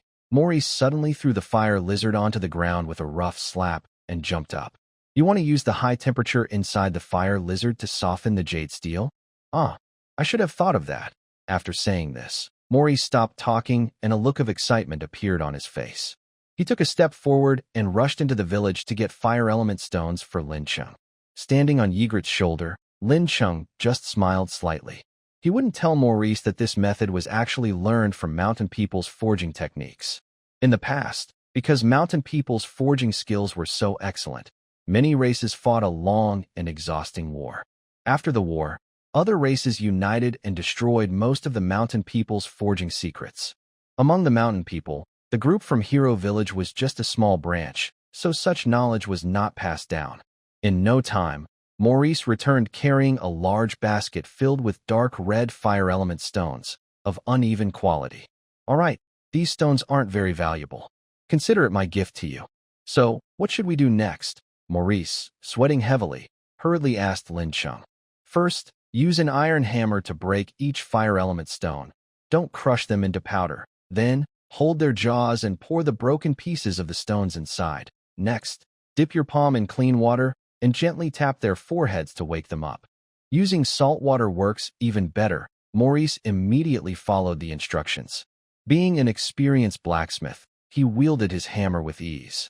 As he quickly raised his hammer and applied force, the basket of fiery stone fragments was soon smashed into tiny pieces. Then, following Lin Cheng's instructions, he fed the small fragments one by one to each of the fire lizard furnaces. Soon, the bellies of all 4 fire lizards swelled up. All right, next is salt water. Oh, why didn't you say that earlier? I'll go back and get some salt.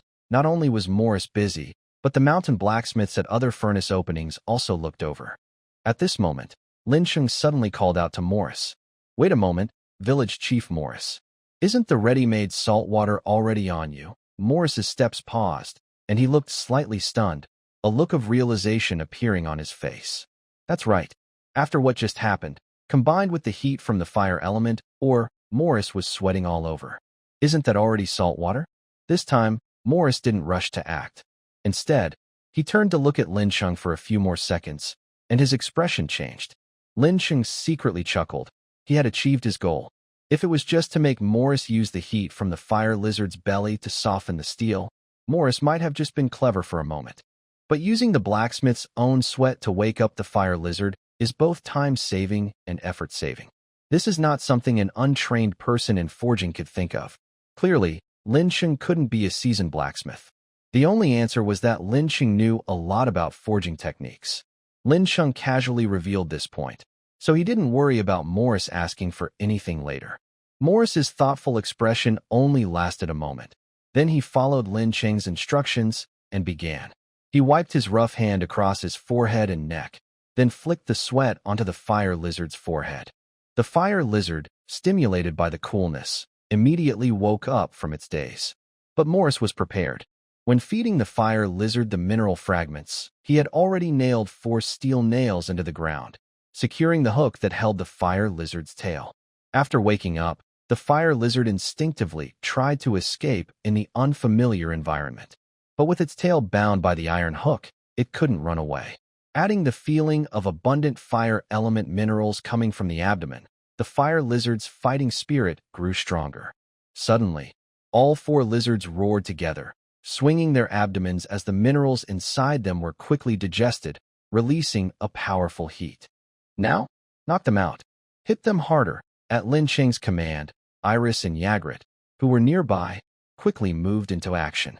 They had held back earlier because they were worried that harming the fire lizards too much might cause them to die during transport. But now, it was the final step, and there was no need to hold back. Like lightning, the 2 of them attacked from opposite sides, and the 4 fire lizards were hit hard in different ways, each falling to the ground. Quick, bring all the used steel here. Morris waved his hand, and the mountain blacksmiths nearby quickly grabbed their tongs, placing them into the steel furnace. They took out chunks of glowing red used steel. Morris used a large pair of tongs to hold the fire lizard's jaw and lift it up. The blacksmiths carefully divided the glowing red steel into 4 parts and gently placed each piece into the lizard's abdomen. Good. Now put them back into the steel furnace. In an hour, the used steel will be fully softened. Once that happens, we can cut open the belly to take out the steel and start forging immediately. Lin Cheng gave the order again, but this time, the effect was not as good as before. The blacksmiths didn't know Lin Cheng's identity and looked at him with suspicion. Morris was immediately annoyed and shouted at the young blacksmiths. What are you looking at? Do as I say. Startled by Morris's shout, the blacksmiths hurriedly began working, grouping to place the 4 fire lizards into the steel furnace. Phew, okay. After an hour, we will start forging. It will take about another hour to finish all the parts you need. So, in 2 hours, all the parts will be ready.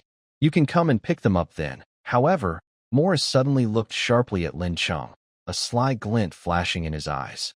Even if we give you the parts, can you assemble them yourself? Why not take this hour of free time to show us the assembly diagrams too? Morris spoke, and the white beard on his face trembled a few times, clearly indicating he was smiling. At this moment, Lin Cheng coldly waved his hand and said, "No need.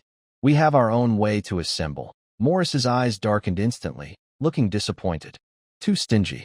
If you won't give it, then forget it. The clever old mountain man immediately lost his enthusiasm, walked aside, and started knocking on his iron hammer by himself. Just then, a loud voice called out, "Village Chief! Village Chief!" There is a group of people outside the village, claiming to be players. Morris had just sat down, but upon hearing this, he immediately stood up again and signaled to Lin Cheng. Lin Cheng looked toward Iris nearby. Iris understood immediately, nodded quickly, and ran swiftly toward the depths of the village. Since Iris's presence was still a secret, Lin Cheng had told her beforehand that if players arrived, she should go back to her hiding place. After doing this, Lin Cheng, along with Jadred and Morris, went to the village entrance to greet the group of players. Of course, Lin Cheng was hidden from view.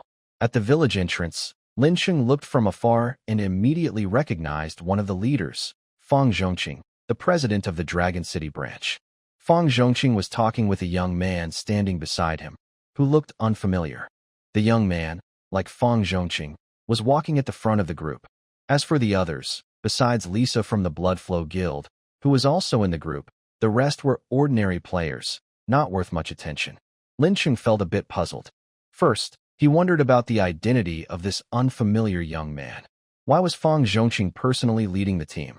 As Jadred and Morris approached the group and greeted them, the young man stepped forward and called out to Jadred, "Hey, are you Jadred?" Jadred paused briefly, but responded politely, "Yes, I am. May I ask what you want?" Fang Zhongqing took a half step forward and advised the young man, "Brother Chong Chong, Jadred was once an ally of our player alliance. Please don't be rude." The young man, called Chong Chong, listened to Fang Zhongqing and restrained his actions somewhat, but his eyes still carried a strong challenge. "No need to say more, President Fang. Although we once cooperated with the Red Knight, that was only because our interests coincided. From now on, he will never leave Hero Town again, and it's unlikely we can count on him for help. As for the leaders of City S, I will be the one in charge." Chong Chong's proud expression couldn't be hidden, and he kept praising himself in his words. Lin Cheng didn't make any move. At this moment, his mind was quickly recalling all the players in City S, but he couldn't remember the young man in front of him. As the former president, Lin Cheng knew well the distribution of players' forces in City S. So he was almost sure that this young man either never played Journey of the World before or was an unknown character during the game. After Chong Chong finished bragging, he revealed his purpose. "According to the game, as long as you challenge and defeat me, you can get your armor and sword, right?" When Chong Chong said this, Lin Cheng immediately concluded that he had never played Journey of the World before, because a veteran player wouldn't refer to it as this game. As for the challenger being able to get Yagrat's armor and sword, that was true during the game period. But now Lin Cheng was sure that Yagrat, under his leveling strategy, wouldn't be surpassed by any player, so he didn't care much about this. Even if later a stronger player than Yagrat appeared from another area to challenge him, it didn't matter. This wasn't the game period anymore. Yagrat had gained his own free will and could refuse challenges or run away. However, to avoid revealing any flaws, Yagrat was still pretending to be a local NPC and was willing to accept the challenge. After Chong Chong received Yagrat's affirmative response, he immediately looked arrogant and said, "No problem then. I want your armor and sword." Yagrat remained calm despite Chong Chong's repeated provocations. Hearing this, he simply said softly, You want to challenge me?" Chong Chong shook his head with a slight smile and said, "No, Yagrat, you are the challenger." As Chong Chong issued his challenge, Lin Cheng's doubts reached their peak. Why was this young man so arrogant? According to Lin Cheng's judgment, even if the Players' Alliance in Meriton Town gave their all, only 1 or 2 players might reach level 9. Yagrat, a level 10 novice boss, only shows his normal strength in challenge mode. To have a real chance of winning, you need a level 12 player to fight him. Players can also choose a different challenge, using a team of up to 8 people to face Ygritte, but in that case, Ygritte will also fight with full strength. Could this unknown young man in front of them actually be a level 12 player? Lin Sheng strongly doubted it, but remained cautious. At the same time, Lin Sheng received messages from Su Ji and Chen Shengsheng. They had already placed the materials in the dungeon and had returned, now arriving at the entrance of the hero village. So, Lin Sheng sent a message to Ygritte, asking him to find an excuse to delay for a while. Ygritte immediately said he had just finished work and needed to complete that before accepting the challenge. He also suggested that Chong Chong and others rest for a while. Hearing Ygritte's excuse, Chong Chong's eyes flashed with disdain, but he said nothing and followed Maurice to a nearby house. In no time, Su Ji and Chen Shengsheng hurried to Lin Cheng's side. On their way, Lin Cheng explained the situation to them. After arriving, Su Ji immediately found Ygritte. The two exchanged Lin Cheng's spirit form quietly. Then, Su Ji took Chen Shengsheng to the house where Chong Chong and others were resting. As soon as they entered, Su Ji heard a very frivolous voice. "Miss Lisa, forgive me for saying this, but the idea that only a level 12 player can fight Ygritte is just their one-sided opinion. Once I defeat him, although you won't be able to use that heavy armor and giant sword, Lisa, if you're willing, I can give you all the magic stones as a gift." Chong Chong was sitting beside Lisa, speaking endlessly. Although he tried very hard to make some flashy moves, to outsiders he only looked like he was shaking his head and making a fool of himself. When Fang Zhongqing saw Su Ji and Chen Shengsheng enter the room, he immediately looked over with a mix of welcome and a subtle plea for help.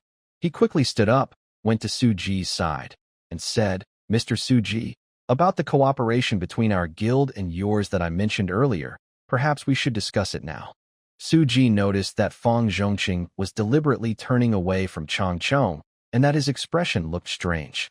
Su Ji understood immediately and nodded, saying, "Yes, please come with me. We will discuss this alone." Chong Chong only glanced at Su Ji, then quickly shifted his gaze to Chen Shengsheng nearby. Su Ji clearly sensed Chong Chong's bad intentions and immediately pulled Fang Zhongqing and Chen Shengsheng away from the house. Chong Chong snorted coldly and continued to bother Lisa.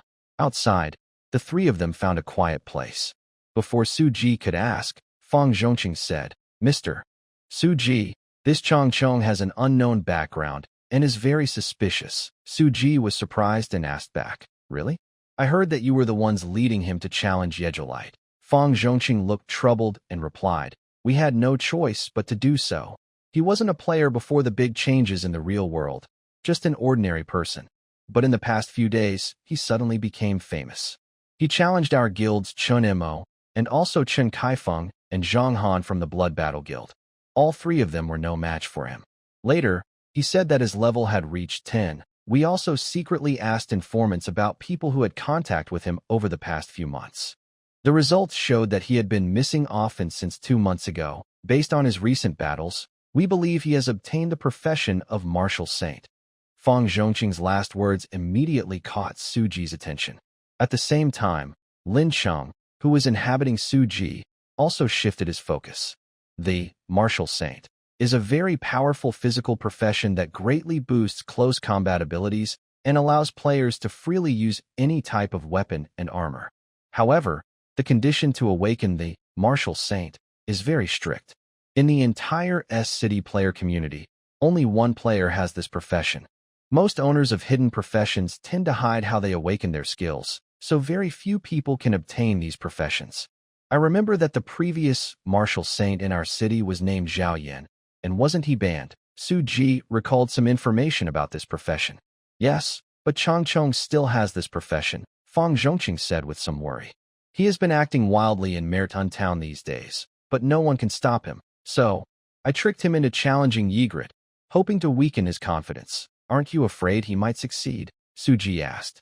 "I have no other choice. He's just a player and hasn't done anything against the rules. We can't punish him," Fang Zhongqing replied. "He lacks battle experience and might not be a match for Ygritte. But the skills of the martial saint can make up for that." Su Ji's voice suddenly grew louder. Suji was clearly anxious. Chong Chong's sudden appearance not only disrupted their plan, but could also weaken Ygritte's strength. He was secretly asking Lin Chung how to deal with this. Lin Chung thought for a moment and said, "Let's ask Ygritte." Suji nodded. That was all they could do now. He told Fang Zhongqing to go back first, claiming he needed to discuss something with Ygritte. When Suji reached the village center, he saw Ygritte already dressed neatly. His blood-red armor shone brightly, and his cape fluttered in the wind. "Are you really going to fight?" That Chong Chong is a bit different. He has a profession that enhances close combat and can use various weapons skillfully, Suji quickly warned Ygritte. Ygritte shook his head and said, "As a knight, I have never promised not to fight when challenged." At that moment, Lin Cheng's voice sounded. Since there was no one around, it seemed like Suji was asking himself, "Do you think you can win?" "Of course. Then go and teach this arrogant fool a lesson." "That's exactly what I intend to do." Ygritte closed his helmet and strode toward the open space in the village. On the other side, Chong Chong was already eager and ready to fight. Before the big change in the world, Chong Chong was just a small-time street. After exhausting his parents' savings, he cut ties with his family and lived a carefree life, playing e-day and relaxing for free. He once thought about earning money through gaming or social media, but Chong Chong couldn't even stay disciplined enough to play games daily, let alone stick with it. After the world changed dramatically, he briefly had a burst of enthusiasm, carrying a long sword and running back and forth outside the beginner village. But he soon got injured for the first time, which completely killed his motivation. After reaching level 2 to avoid instant death, he could only do some casual tasks in Maratone Town to get by. However, an unexpected encounter completely changed Chong Chong's life in this game world. One day, he took on a quest. While transporting goods and resting in a forest, he saw something that surprised him. It was a small goblin, different from its wild and social kin. This goblin had left its usual habitat and was using a homemade weapon, wandering alone in the forest. At first, the goblin was very cautious of Chong Chong, but after a few exchanges, it relaxed and suddenly started speaking human language. It turned out that this was no ordinary goblin. Inside its small green body was a human soul, and that human was Zhao Yin, the former martial saint of City S. After the big change in the world, Zhao Yin, a top-ranked player, did not become part of the human race. Instead, under the random race system, he was transformed into a goblin. Zhao Yin was not discouraged by this, but because his race was too weak, he could only wander in the wilderness where monsters were weaker. Fearing that players might kill him on a whim, Zhao Yin dared not get too close to players. However, as a former experienced player, Zhao Yin offered Chong Chong a lot of benefits and asked him to temporarily join him. As a former martial saint, Zhao Yin still wanted to regain his glory. To complete the strict class transfer quest as a goblin, he needed a helper. In the following months, Chong Chong worked from dawn to dusk. Besides buying supplies for Zhao Yin in the town, he also kept going with him to a secret realm to complete the Martial Saint class transfer quest. This secret place is very unique, with 6 different small terrains and 6 powerful guardian beasts inside. The job of becoming a martial saint is to use 6 different weapons to defeat these guardian beasts. Then, take their blood and pour it onto a flower at the center of the secret area. With Chong Chong's support and Zhao Yan's experience, the two quickly increased their levels and then defeated each guardian beast one by one. However, the final step to become a martial saint is to sit and meditate at the center of the secret area for 3 hours, absorbing the flower's energy. Initially, Chong Chong was a bit reckless but not malicious. He genuinely wanted to help Zhao Yin. But when he saw Zhao Yin sitting cross-legged with the white flower floating quietly over his chest, Chong Chong felt that time was dragging on forever, and his evil thoughts grew stronger. Eventually, Chong Chong's mind became hot, as if something was controlling him. He drew his long sword and easily killed Zhao Yin, who was meditating peacefully. To others, Zhao Yin was just a low-level monster that had died there. Chong Chong then absorbed the flower and gained the hidden profession of martial saint. The martial saint is a very advanced profession, and since there was only one flower in the secret area, Zhao Yin had kept the method of awakening this profession a secret. Now, everything was in Chong Chong's favor. Killing Zhao Yin gave him a lot of experience. Plus, With this powerful profession and the many level-up methods Zhao Yin had taught him, Chang Chong quickly reached level 10. Chang Chong was not very far-sighted. Recently, seeing high-level players look down on others in Maratone Town, he couldn't help but feel jealous.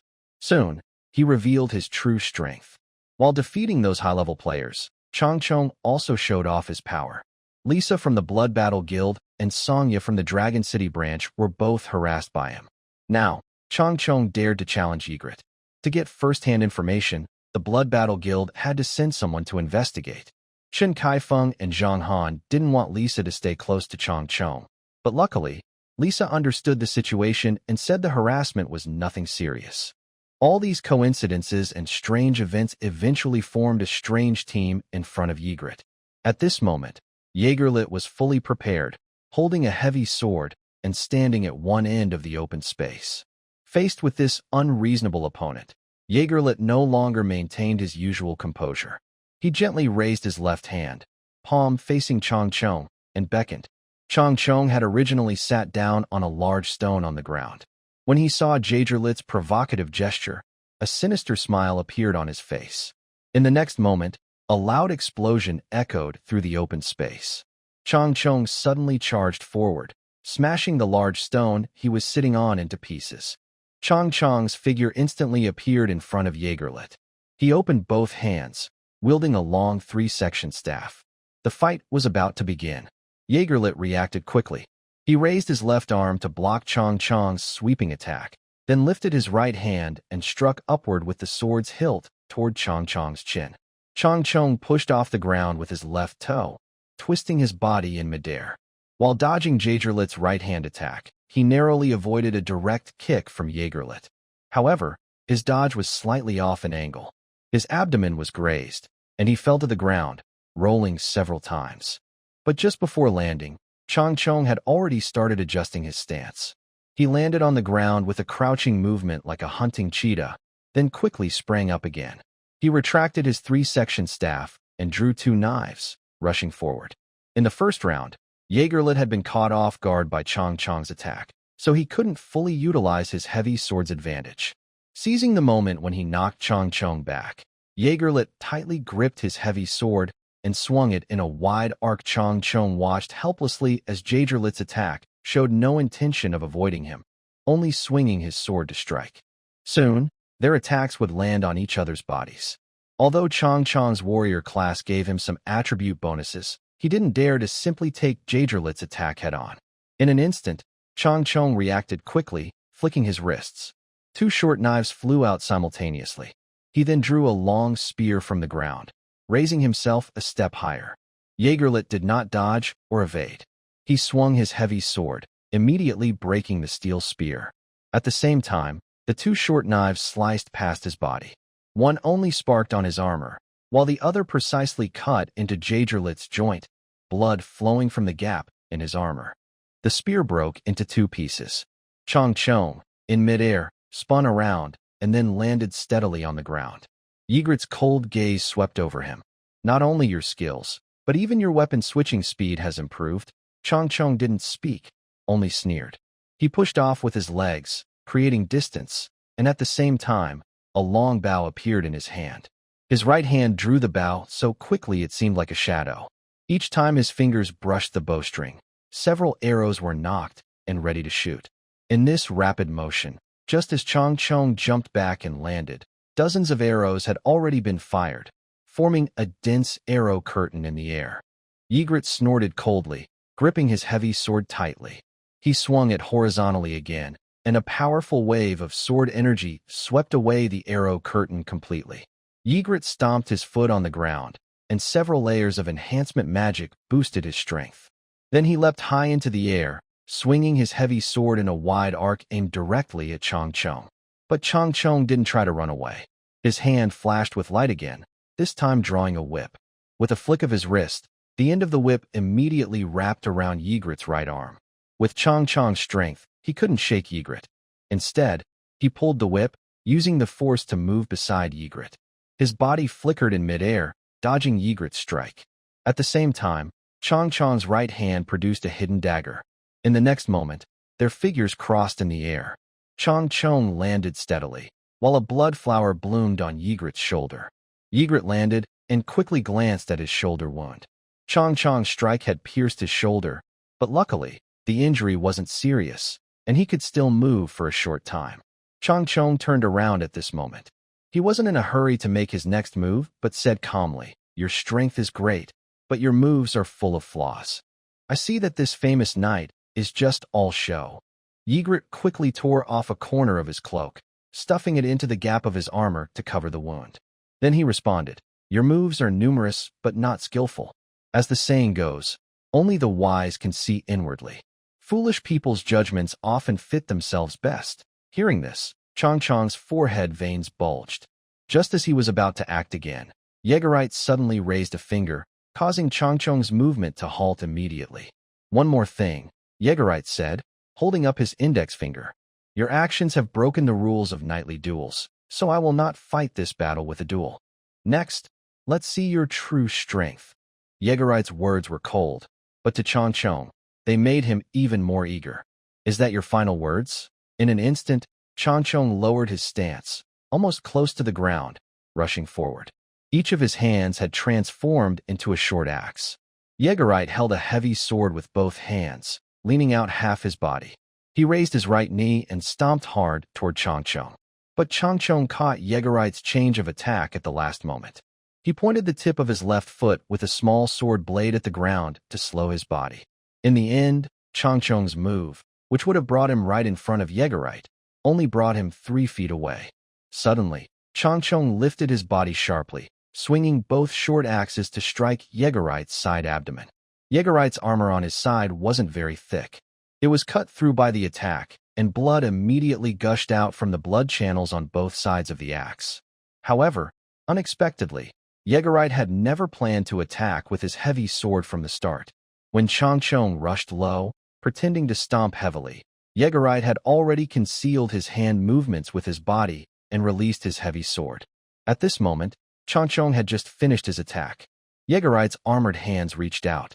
Chang Chong immediately felt something was wrong. Just as he was about to change his move, a powerful roar came from beneath Ygritte's helmet. Whoa! The wild roar hit Chang Chong's eardrums in an instant, causing him to feel a sharp pain in both ears and momentarily freeze. Ygritte's arms seized the opportunity. His left arm wrapped around Chang Chong's waist, while his right arm pressed against his shoulder. "I've got you. Wait a minute." But before Chang Chong's plea could be heard, Ygritte forcefully twisted Chang Chong's upper body, tearing off his entire right shoulder. Ygritte's left hand still held Chang Chong's waist, grabbing his clothing and forcing him to the ground. Ygritte's entire torso was pressed to the ground, causing his internal organs to rupture and blood to spurt out heavily. Ygritte straightened his body, placing his right foot on Chang Chong's abdomen. He then lifted his heel, causing his heavy sword to fly up and land steadily in his hand. Next, Ygritte balanced on his right toe on Chang Chong's side, kicking him into the air with one swift move. Ygritte then stomped on the ground, propelling himself and Chang Chong into the air together. He swung his heavy sword backward, leaving a curved arc in midair. Lion's drop slash. With a full force strike, half of the sword was driven into the ground by the momentum. Chang Chong's body was split in two by this. His broken body, like a kite with its string cut, was dragged by his intestines and flew diagonally away through the air. Ygritte pulled his heavy sword out of the ground without looking at Chang Chong again. He only glanced at Fang Zhongqing and others nearby, before turning to leave. Fang Zhongqing secretly wiped his sweat, realizing he had hoped to schedule Ygritte's challenge for launching branch. Now, it would have to be postponed further. As for Chang Chong's death, he felt no regret. Ygritte had already warned Chang Chong before, and Fang Zhongqing didn't want Chang Chong to become too powerful. Lisa, however, was not disgusted by the bloody scene. Instead, she smiled happily. Her usually cold face now showed admiration for Ygritte. Chang Chong's challenge to Ygritte ended in failure. Soon after, Fang Zhongqing led his team to leave hurriedly after saying goodbye. After killing Chang Chong, Ygritte returned to Linxing to be with Su Lisen. As soon as they entered the room, Su Ji quickly helped Ygritte sit down, removing his armor and treating his wounds. Ygritte felt a bit embarrassed and hurriedly waved his hand, saying, It's just minor injuries. No need to fuss over me. Don't be so modest. Su-ji used holy magic to heal several of Yejulit's wounds, then took out a bottle of ointment for him to apply himself. You fought well just now. Yes, the martial Saintess close combat style is very versatile. Yejulit, you performed surprisingly well. Lin Qing's spirit form appeared, sincerely praising him. War Saint is a profession whose awakening method has always been controlled by Zhao Yan. It's not something that can be obtained by accident or luck. So I guess Changcheng already knows Zhao Yan, and Zhao Yan was a top-ranked player during the game. Based on current experience, he definitely was not born as a human. Plus, if a special profession is obtained by an outsider, Zhao Yan probably met a bad end. Hearing Lin Qing's deduction, Chun Shengsheng, who was originally giving a thumbs up to Ygritte, suddenly looked surprised. During the game, many talented veteran players appeared, but after the big changes in reality, many of them had already died before even meeting once. However, Su-ji's expression only changed slightly. He is better at reasoning than Chun Shengsheng, and from these clues, he could roughly guess what happened to Zhao Yan. All right, let Ygritte rest for a while. Shengsheng, go wait for us at the dungeon. Su-ji and I will call Illis, and then we'll head over. Everyone nodded in agreement. After the small incident of Changcheng challenging Ygritte, a lot of time had passed. Kuan-gu's forging of the heavy machinery's joints was probably finished by now, so Lin Cheng naturally gathered a few people to go to the dungeon together. After assembling the Kuan-gu heavy machine, whether Lin Cheng could fully control it was still uncertain. Then Lin Cheng transformed into a spirit form, sitting on Su-ji's shoulder, and the two went to Illis' place. It was an unremarkable small house, originally used as a seed storage. But after Lin Cheng signed a contract with the hero village, the villagers took out many seeds to plant crops and move them into the dungeon, leaving one room empty. Since Illis moved in, the small house had become noticeably cleaner over the past few days, and some flowers and grass had appeared at the door. Su-ji approached the door, about to knock, but Lin Cheng's arm stretched out long and pushed the door open. Inside, Illis was lying in a rocking chair, with a plush mining mouse on her belly. She was gently rubbing the mouse's face with both hands, and her mouth curled up unconsciously. Hee, little mouse. The mining mouse is a creature raised by mountain villagers, looking very much like a hamster. Villagers raise small animals in the mines to observe their droppings and find hidden or veins. Seeing Su-ji and Lin Cheng suddenly enter, Iris straightened up quickly and hurriedly placed the mining mouse on the nearby table. Remember to knock first. Iris stood up from the rocking chair, pouting her lips. For a moment, she felt her usually cool image was slightly broken. Su-ji and Lin Cheng couldn't speak immediately, their eyes darting back and forth. Leader, why did you just push the door open? I was thinking of calling her, but I forgot. Besides, it's no big deal. You're fine, but I feel awkward. Cough, cough. Iris cleared her throat, breaking their gaze, and asked, how are the players? What are they here for? Oh, Lin Cheng replied quickly. There's a player named Changcheng challenging Yegliat. He has a hidden powerful class called Martial Saint. We suspect he might have murdered the previous class holder. But it's okay, Yegliat defeated him. Now we need to go to the dungeon to assemble the Kungwen heavy machine. After explaining briefly, Iris nodded and said, then let's go. Su-ji also nodded and started walking outside. However, Lin Cheng hesitated and looked at Iris for a moment longer. He thought to himself, luckily he had hidden Iris earlier. If Changcheng had seen her, he might have immediately given up Lisa and started chatting her up, given his personality. After all, Iris is a true fantasy character, with perfect looks. Real-life beauties like Chun Shengsheng and Lisa still can't compare to her. But Iris didn't realize this. To her, Lin Cheng's few seconds of staring was just a sign of doubt about her teasing the mouse. Really? He cares about this. My image. No, a Saintess must act like a Saintess. I can't show weakness. Iris slightly tilted her head, pretending not to notice Lin Cheng's gaze, and followed Su-ji out of the room. The two moved quickly. Su-ji soon reached the village center and found Morris. At this moment, Morris's forging process was nearly complete. A strong young mountain man helped him by holding the steel with tongs. The steel was placed steadily on the anvil, and Morris picked up a large hammer to strike it repeatedly. Their teamwork was very smooth. The young mountain man often turned the tongs to adjust the steel's position, while Morris carefully hammered with skillful techniques. Together, in a kind of artistic harmony, they quickly shaped a flat piece of steel into a hollow, one-piece spherical joint. Morris then placed the red-hot steel back into the furnace to temper it. Afterward, he took it out and used a small hammer to carefully fix tiny bumps on the surface of the joint. Finally, after a clean and quick quenching, Morris used tongs to take out the steel, which now shone with a bright greenish-blue metallic glow. "That's it, the last piece," Morris said carefully, placing the spherical joint on a nearby wooden rack. He then shook his hands and declared the forging finished. When Lin Chung and the other two turned to look, they saw the rack was filled with various metal joints. All of them looked just like the one they had made, smooth, round, with no deformation, and reflecting a faint greenish-blue light. Great craftsmanship, Lin Chung and Su Ji both couldn't help but praise. At the same time, Su Ji quickly packed all the joints into his storage bag. Morris proudly stroked a bit of beard on his face and said, "Well, if you really want to thank me, how about taking me to see the assembly process?" "Sorry, that's not possible." Lin Chung waved his hand and quickly led the others away. The three of them soon disappeared on the way to the underground city, leaving the lively old man behind, his beard twitching with irritation.